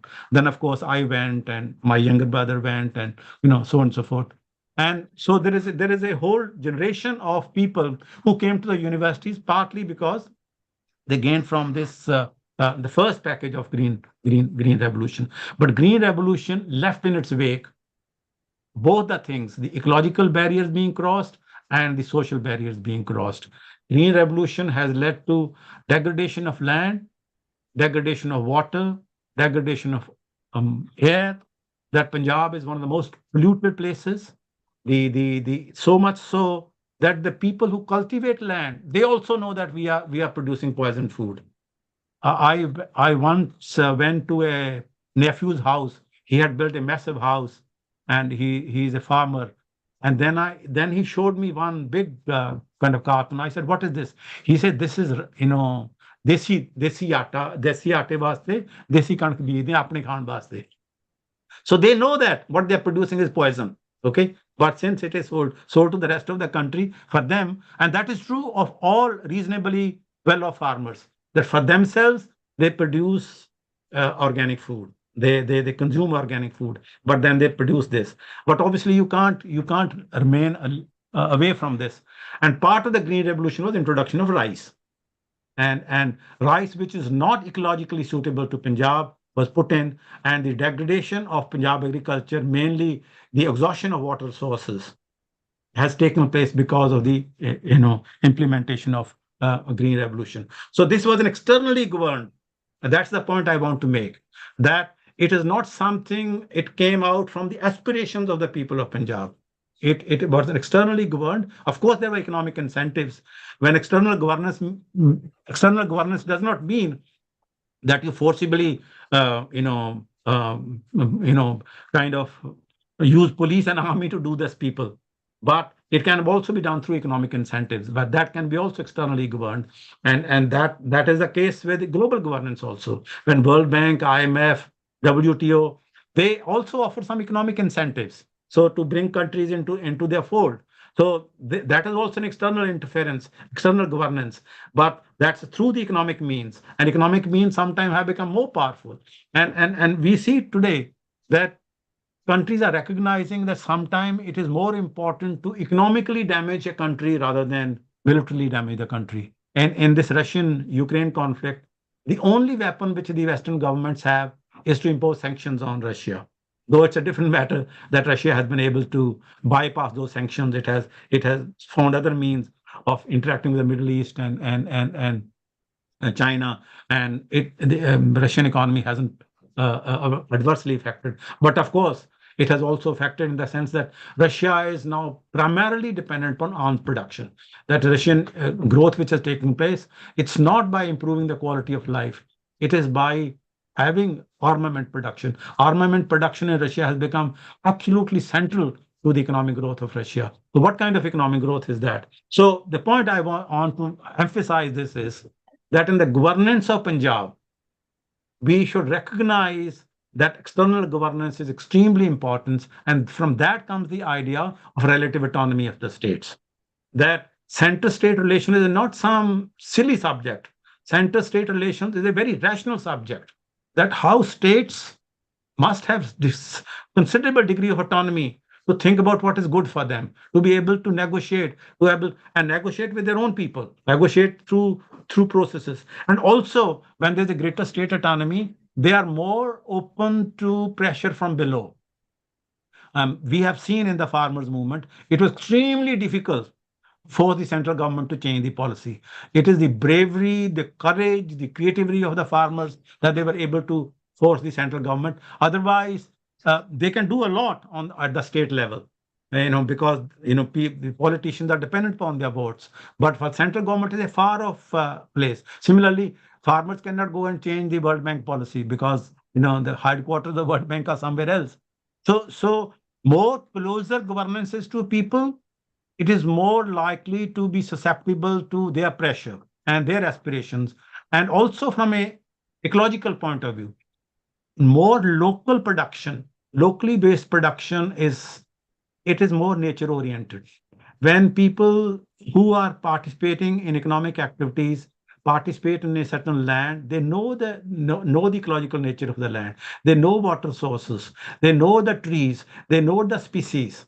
Okay, when it's externally governed, they do not know. I mean, it's a mechanical process in which that production can take place. So localization, as much as it can take place, is very important to preserve not only local cultures, but localization is also important to preserve nature. And that has been violated by the Green Revolution strategy, which was adopted in Punjab. Next. Okay, so from that, I come to this question of the urgency of just green transition. Now, what is a just green transition? I'll take a minute and then I'll go on to. By just green transition, I mean two things. One, that we need to move away from maximum economic growth to just transition. Okay, toward green transition. But that green transition should be a just one. Okay, it is based on justice to people, because many of the advanced capitalist economies, they are realizing this, that we cannot carry on economic growth. They have understood that the way economic development has taken place in these countries, nature has been subjugated and nature is now acting back.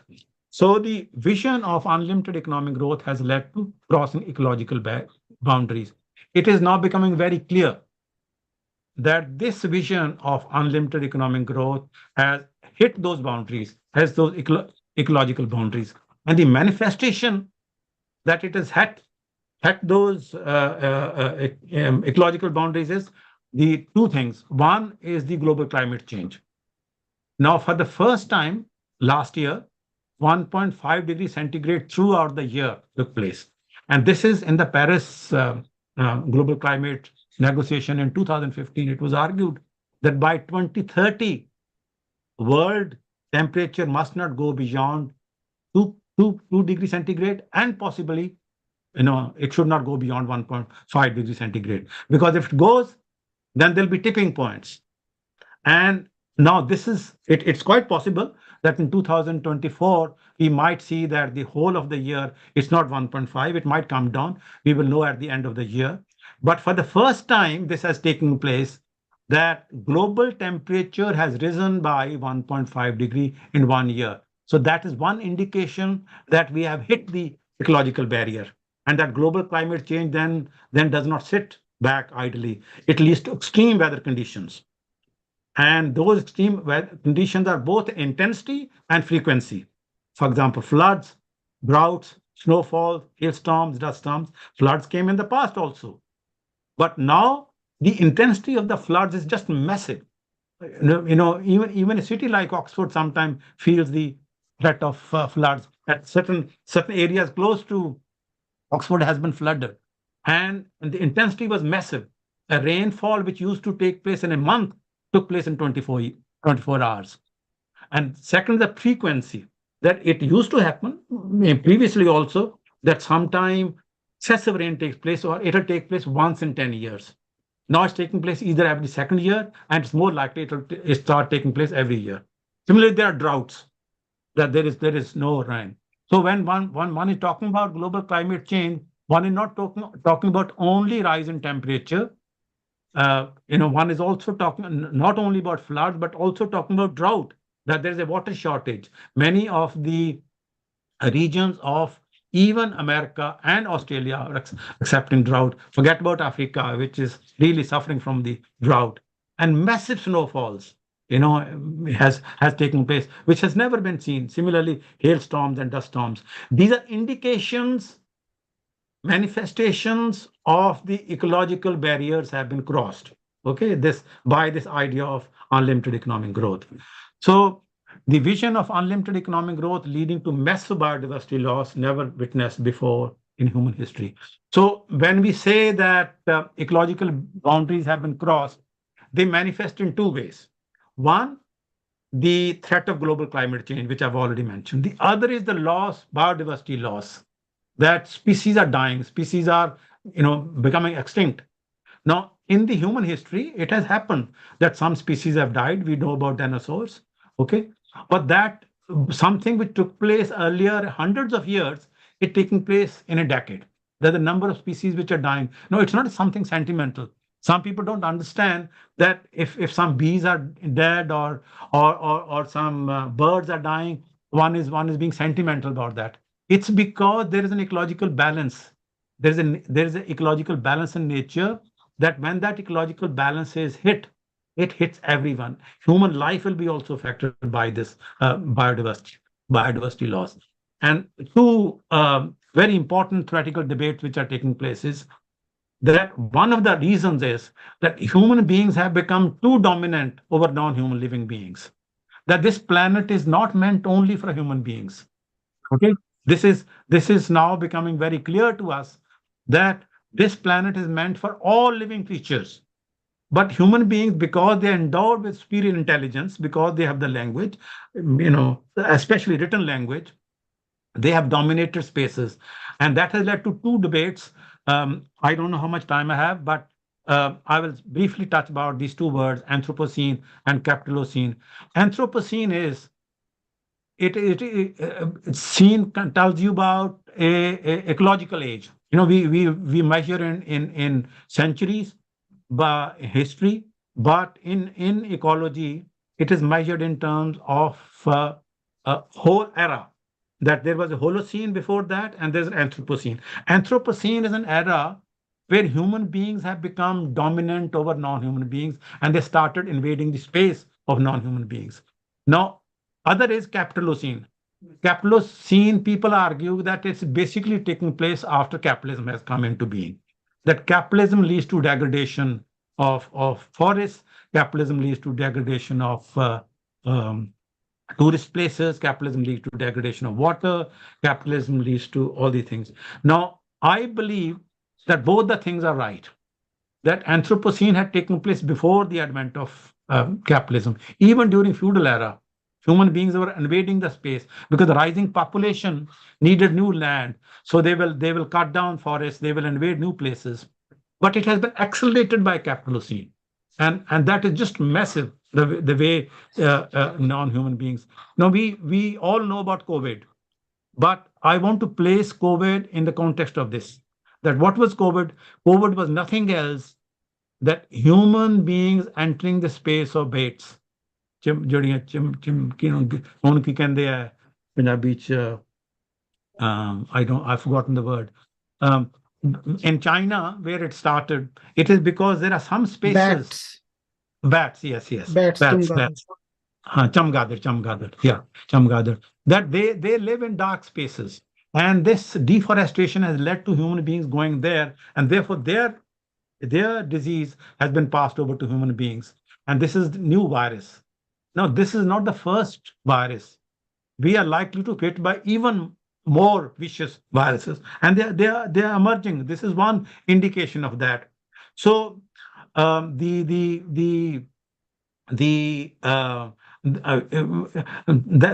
the occupation of the space which occupied by other non-human living beings is being occupied by human beings because they want to construct industry, they want to construct cities, they want to construct houses, they want to use land. And deforestation, of course, is a big question of that.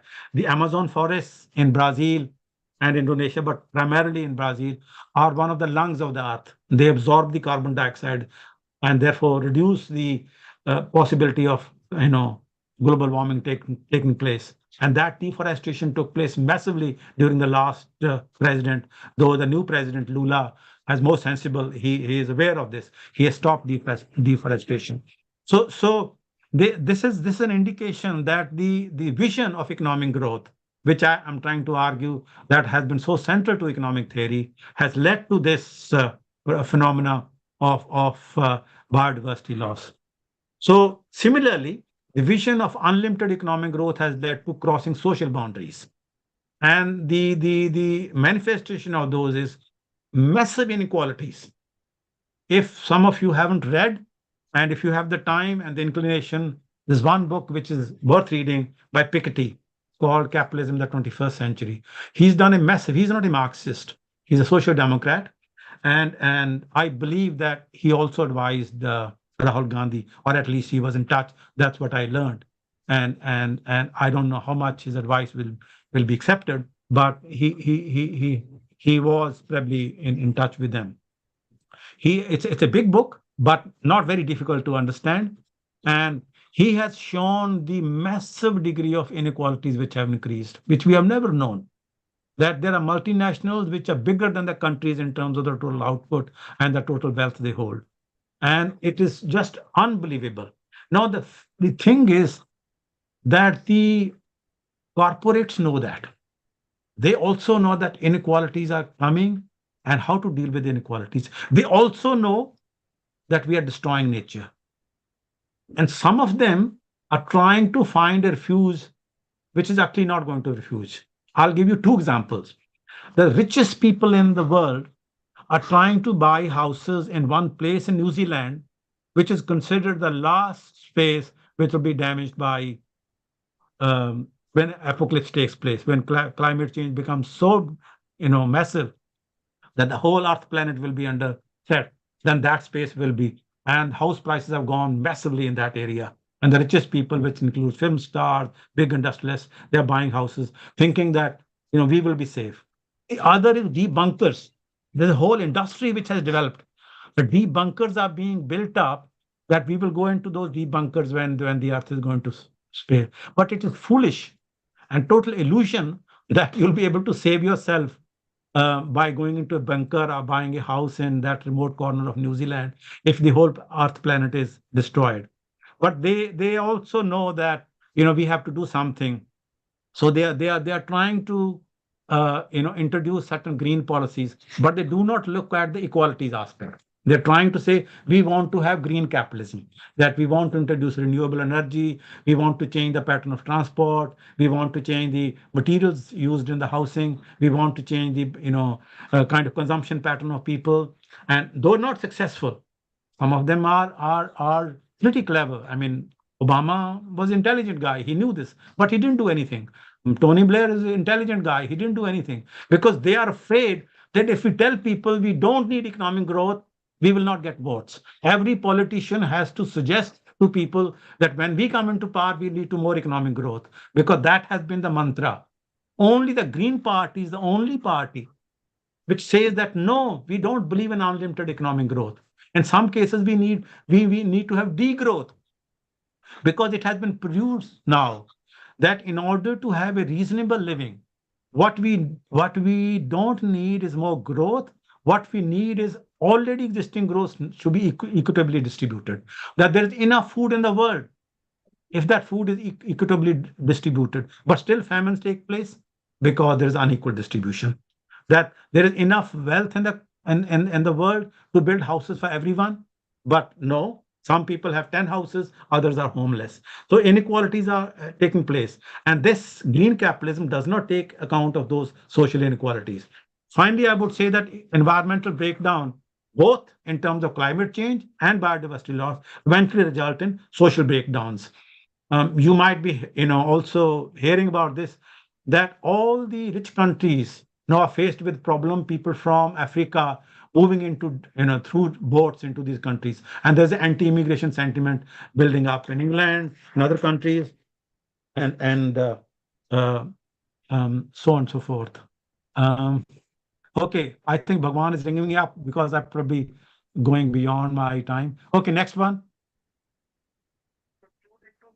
Okay, I will. Who will bring the transition? So question is that, okay, if we need the transition, so I will say theorists and intellectual narratives. Keynes once said that people underestimate the importance of economists and philosophers, that many people who are politicians and rulers, their ideas have been already determined by economists and philosophers. But they are not the only ones. Social struggles have to play a very important role. Unless there are massive social struggles by people who are marginalized, who have been damaged by the process, intellectuals themselves cannot do this. State has to play a role in that. And the administrative and ideological institutions, by ideological institutions, I mean education, media, and so on and so forth, and the individual. Now, this is something the green thinking has brought into focus. The old socialist idea did not value the individual. They believed in social struggles, mass demonstration, but the role of the individual, even a passive individual who sits at his home or her home and participates. I've written a paper. At the end, I'll give you the reference of that paper by examining the role of the individual. So next, I think it's references, and I'll take conclusion. So I'll conclude by saying that traditional economic theory is fatally flawed. I'm using the word fatally flawed in the era of climate catastrophe by its continued obsession with economic growth. So my appeal to my economics colleagues would be that abandon this obsession with economic growth. Agriculture to industry services. It's a mantra, you get rid of it. And when I'm saying this, I'm talking to myself as well. I was also a prisoner of this. But I'm trying to liberate myself, and I could say that more or less I've liberated myself. A new vision of eco-socialism, which critiques capitalism, because capitalism is based on exploitation and inequalities, but also old socialism, as I told you, that was also based on the wrong. And a just green transition to reforms in capitalism aiming at eco-socialism. Just green transition is that within capitalism, you need to make reforms. Therefore, capitalism need to be made green. And the reason capitalism need to be made green is that if socialism comes, it will be green only if capitalism is green. If capitalism is dirty, the socialism which will come will be also dirty. The example of Soviet Union is this, that Soviet Union before the revolution was a thoroughly autocratic society. And the revolution came, but it became a very autocratic society. So from Tsar to Stalin to Putin, there's a continuous links between that. So Punjab needs a green transition. Now, I don't have time, unfortunately, to develop on this. And that green transition has to be implemented in agriculture, in industry, transport, housing, and not green revolution. Let's abandon the old celebration of the green revolution. Green revolution wasn't green. It was the most ungreen. That time we did not recognize. One would not blame the policymaker that time. They did not know this. But now we know that it's damaging. And we need to have a green transition, and maybe another paper or lecture would be needed to go into more details that how green transition will take place in this. And this, we need a coalition of social groups as the agents to bring about just green transition. I'm saying coalition of social groups because I'm making a criticism of the old socialism, which thought the working class will bring about the transition. I'm saying that in the new era, it's a coalition of social groups, which I've already mentioned in the previous dialogue. Next, very quickly, I will just take 1 minute on the references because it's important to tell you about those references. Next one. Next. Hello. Yeah. So the first one is the green reforms and individual interventions in the Green New Deal transition to eco-socialism. It's a paper which I've written, which for the first time has been written by anyone. It's included in a book, Routledge Handbook of Eco-Socialism. It's very expensive, but the university can. The second article is written by my daughter, Tanya, and Tanya Singh, myself, and my wife, Hina Danda, which is on the understanding the significance of the farmer struggle. The farmer struggle was a massive struggle, and its full implication, full importance, need to be understood. And the third is a paper written along with one of my students, where we are saying that why center does not want Punjab to diversify. One keep on saying Punjab needs diversification, but the dependence on Punjab for food grains means, given the constant worry about insecurity, center will not do anything substantial to help Punjab to diversify. That we need to organize, and it's something internally we need to do. And the fourth is a book written by Alan Thornett, who's a friend of mine, who I would call an organic intellectual. He's written this book called Facing the Apocalypse, Arguments for Eco-Socialism. By apocalypse, he means this, that climate breakdown leading to social breakdown. And then more for economists, I've written this paper on competing theories of development and underdevelopment from an eco-socialist perspective. And I also want to add last one. It's a paper on social and ecological egalitarianism in Guru Nanak's teachings. It's in a book which Sucha Singh edited. And why I want to say this, that we should feel privileged that we come from a land where the ideas of ecology are very important. Guru Granth Sahib is a great literary, social, cultural source to embed the importance of ecology, and that we need to take inspiration. And next one, and then we will finish. No. Pritam, please conclude. Yeah, this is the last one, and this is my book, and last one is an article which is on did Indian federalism fail Punjab, just for those. Thank you very much. I'm sorry if I take a little more time than I should have. Thank you so much. Thank you, Professor Gill. I would now like to invite Sri Manish Tiwari for to address the audience here.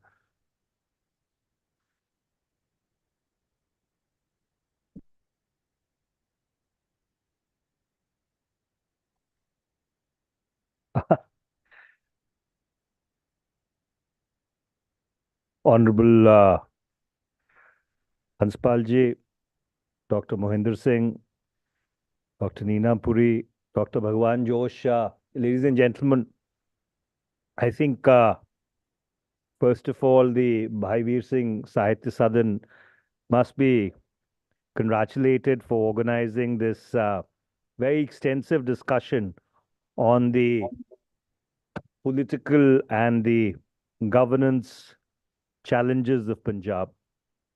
And obviously, at the end of 2 days and what I'm told, extremely erudite presentations, all of you who've participated in these proceedings would obviously have a lot of food for thought.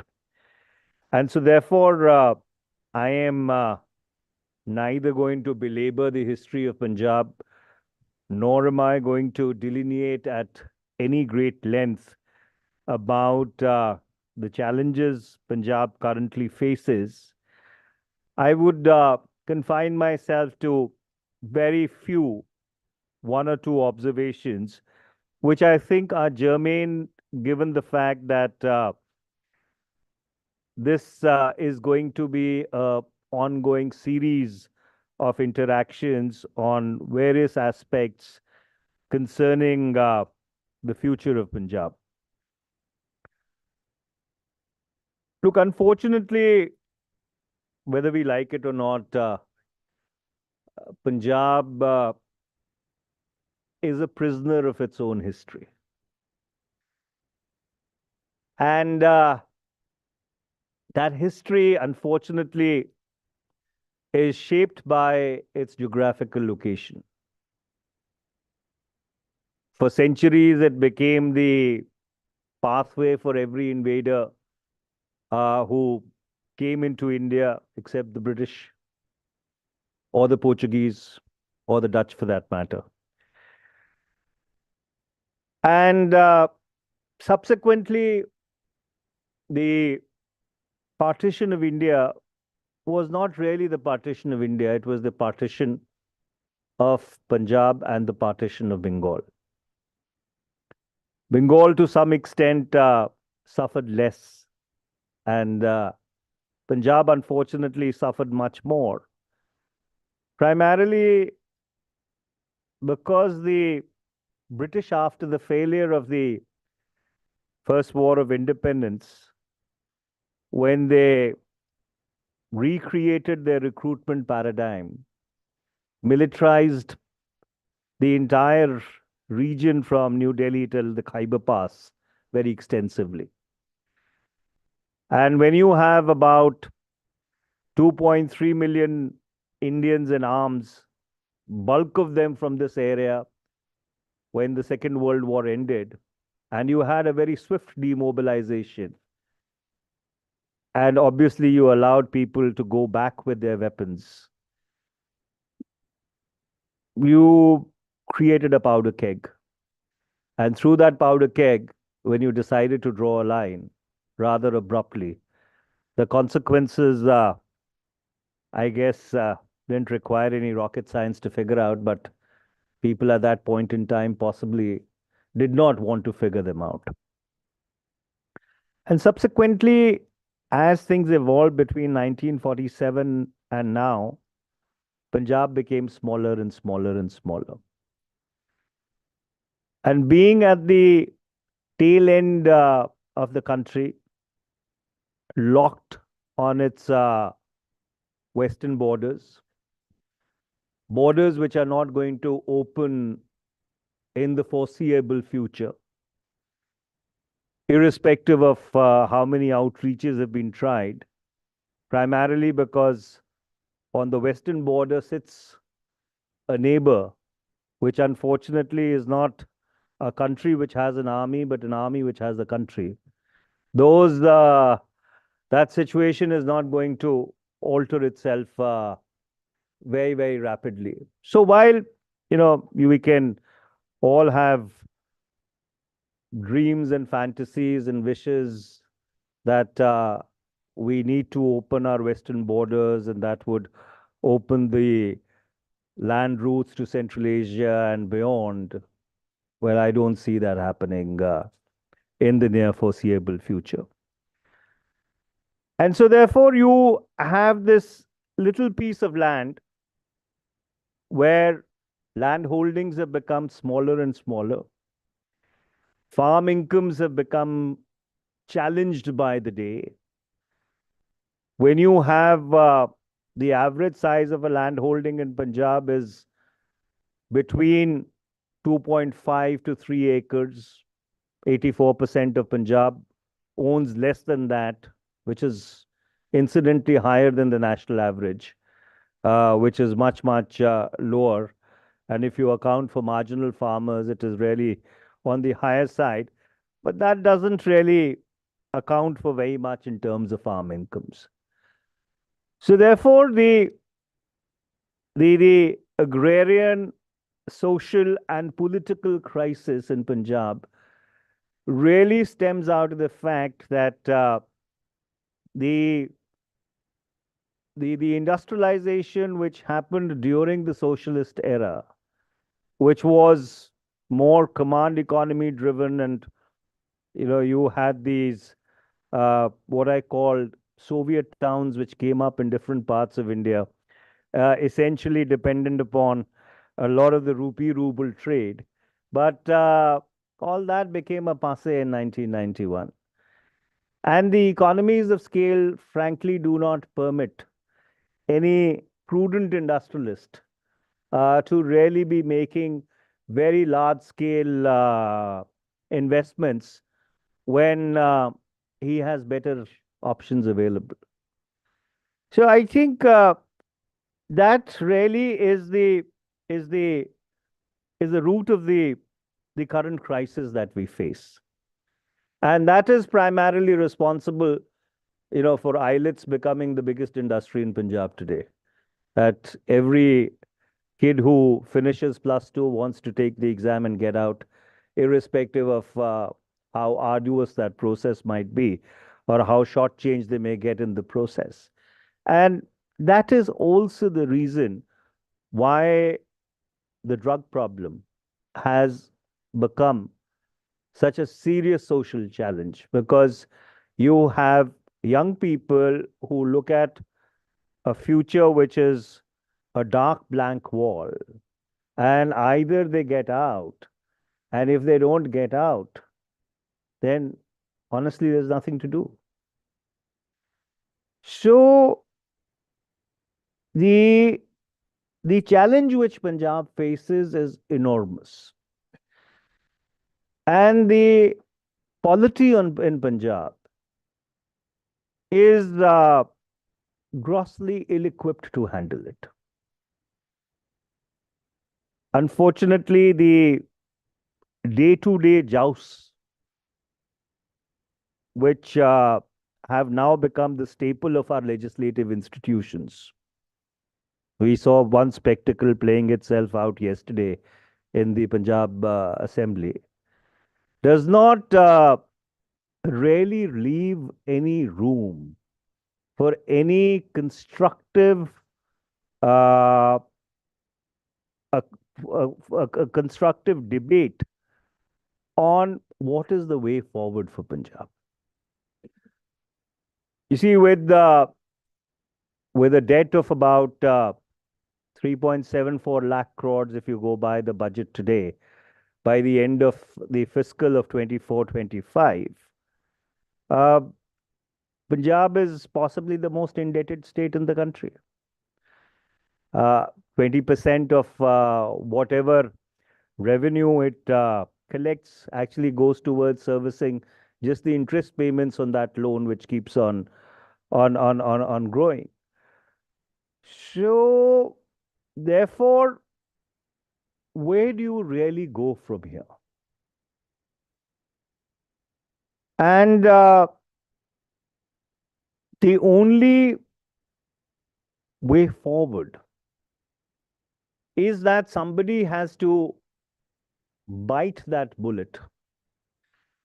And the person or the institution which has to bite that bullet is the government of India. Once the slate will have to be wiped clean. I'm not going into the he said, she said, why the debt accumulated, who's responsible, who's not responsible, why the Punjab Legislative Assembly didn't exercise its mandate under Article 292 of the Constitution. Those are academic discussions now. The fact is that this is the 600-pound gorilla which sits on your doorstep. And so therefore, how much ever we may not like the Indian Constitution, how much ever we may say that it is heavily tilted towards centralism, and there is a whole context and background, and you all obviously are very tired. I don't want to bore you with that. But you have to deal with the cards which are dealt to you. And the cards that are dealt to you is that you have to operate within the constitutional system of India. And therefore, all governments in Punjab will be well served, irrespective of ideological, political differences, to try and work with whosoever is in government of India to see that this albatross around Punjab's neck is mitigated in some manner. Because Punjab does not, at this point in time, have the resources, the ability, the bandwidth, or the wherewithal to be able to generate those revenues which will be able to defray this debt. So, at some point in time, and it's going to be very difficult for anybody in government of India to do that, because there would be corresponding demands from every other state which is equally indebted. But given Punjab's very peculiar position on India's western border, that's a fact which weighs heavily with every government in Delhi. And therefore, under those circumstances, I think it is prudent that the polity in Punjab rises above partisan differences and sees to it that a concerted attempt is made after the next Lok Sabha election to try and find a way of dealing with it. Because the state can only grow. The state can only do something for the people if it has the wherewithal to be able to make the essential capital expenditure. If you rewind back over the next, thanks ma'am, if you rewind back over the past 4 years, even Government of India has been using the engine of capital expenditure, government-driven capital expenditure, in order to keep the economy going. There is still not very much of private sector investment which is happening in the economy currently. So that's a bad model. But in the case of Punjab, possibly that is the only model. And that only model will kick in if you have some kind of wiggle room, which you currently do not have at all. The second thing is, I think these pipe dreams of big industry, the sooner we get out of that mindset, the better it would be. Because that's not happening. right? If the economies of scale work for me on the Gujarat coast or the Tamil Nadu coast, the Maharashtra coast, I am definitely not going to come inland. And all those freight equalization policies which created Mandi Gobindgarh, etc., and which were done for the right reasons because the hinterland also needs to develop. Unfortunately, we threw all that out, lock, stock, and barrel, when we decided to liberalize the economy. You know, while some good things happened, some bad things also happened. And we are, unfortunately, the worst sufferers in that process. So the thing that we need to look at is what is the natural resource that we have? Cotton, wheat, rice, agri-products. You know, we need to actually create an industry around that. And that's the green transition which Dr. Saab was talking about. It is through the efficient use of the raw material that we currently have.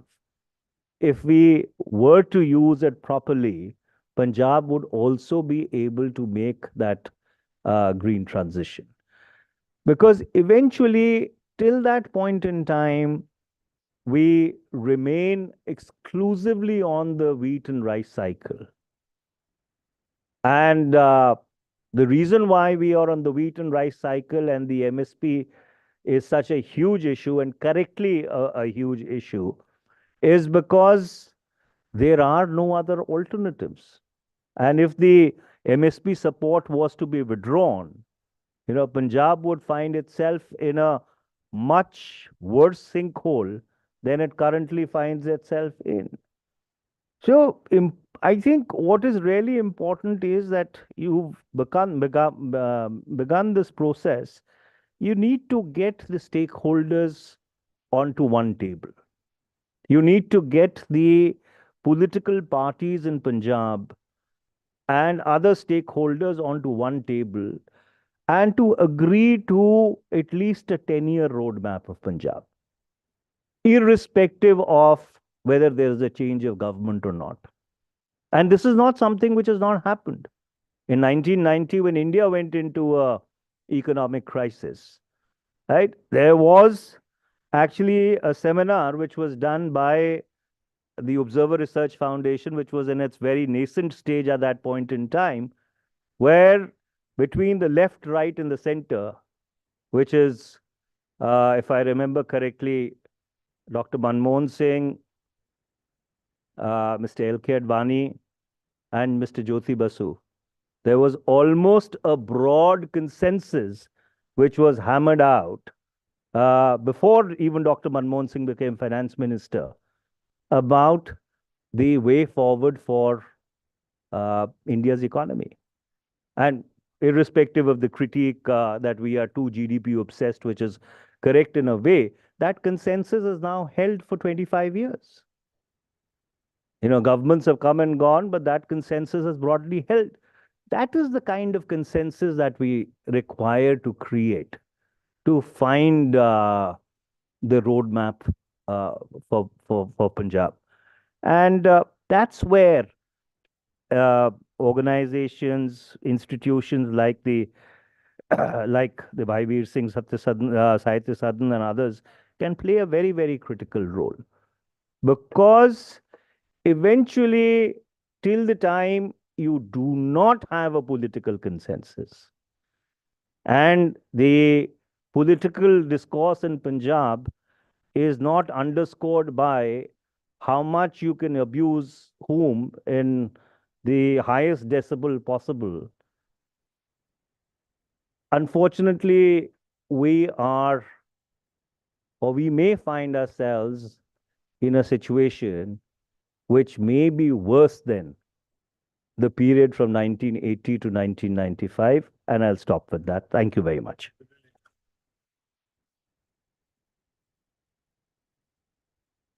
Thank you so much, sir. I would like to invite now Professor Bhagwan Josh to give the vote of thanks.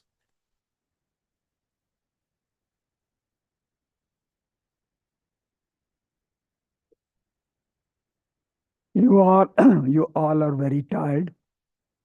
There's no doubt about it.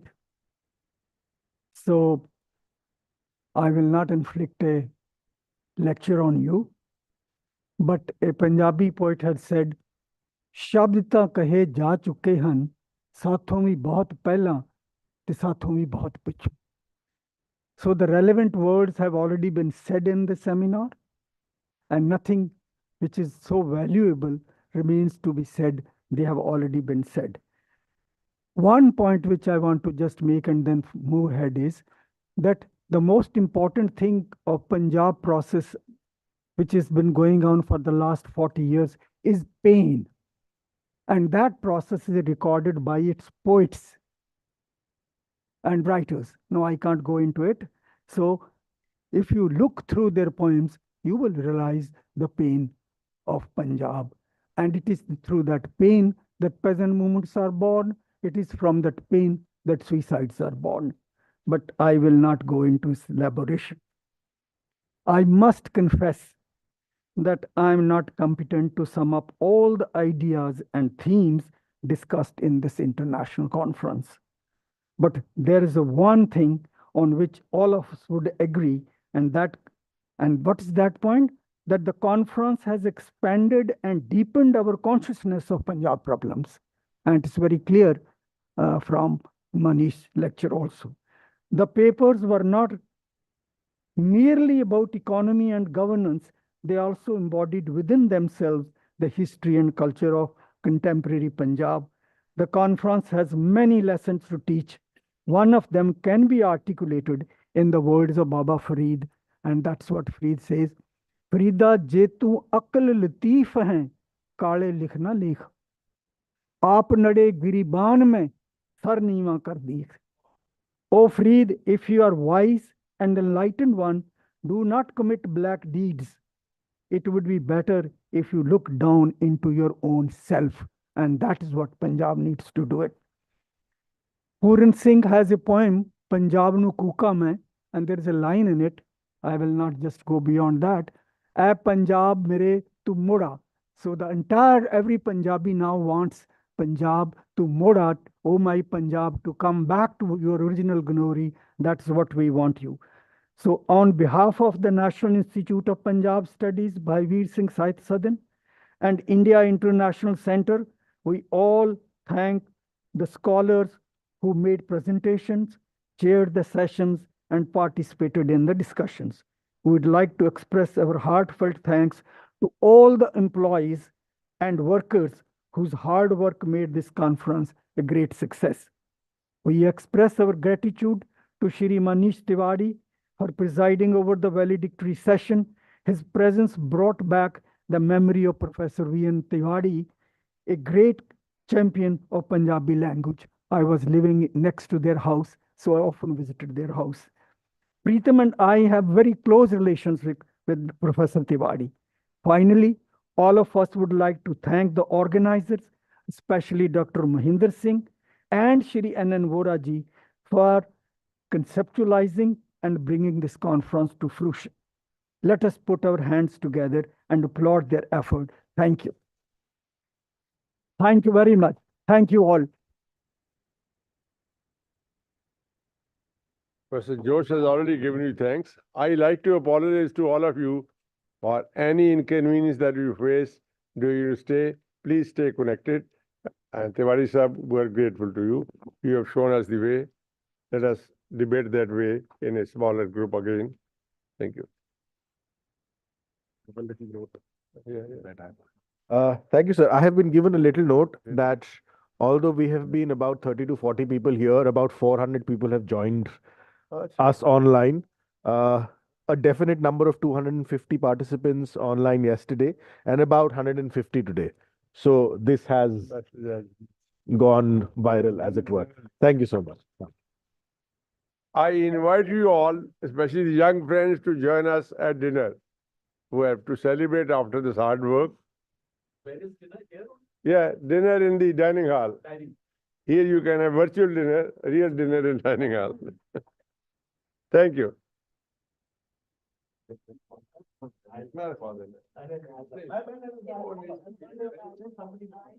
Very kind to us.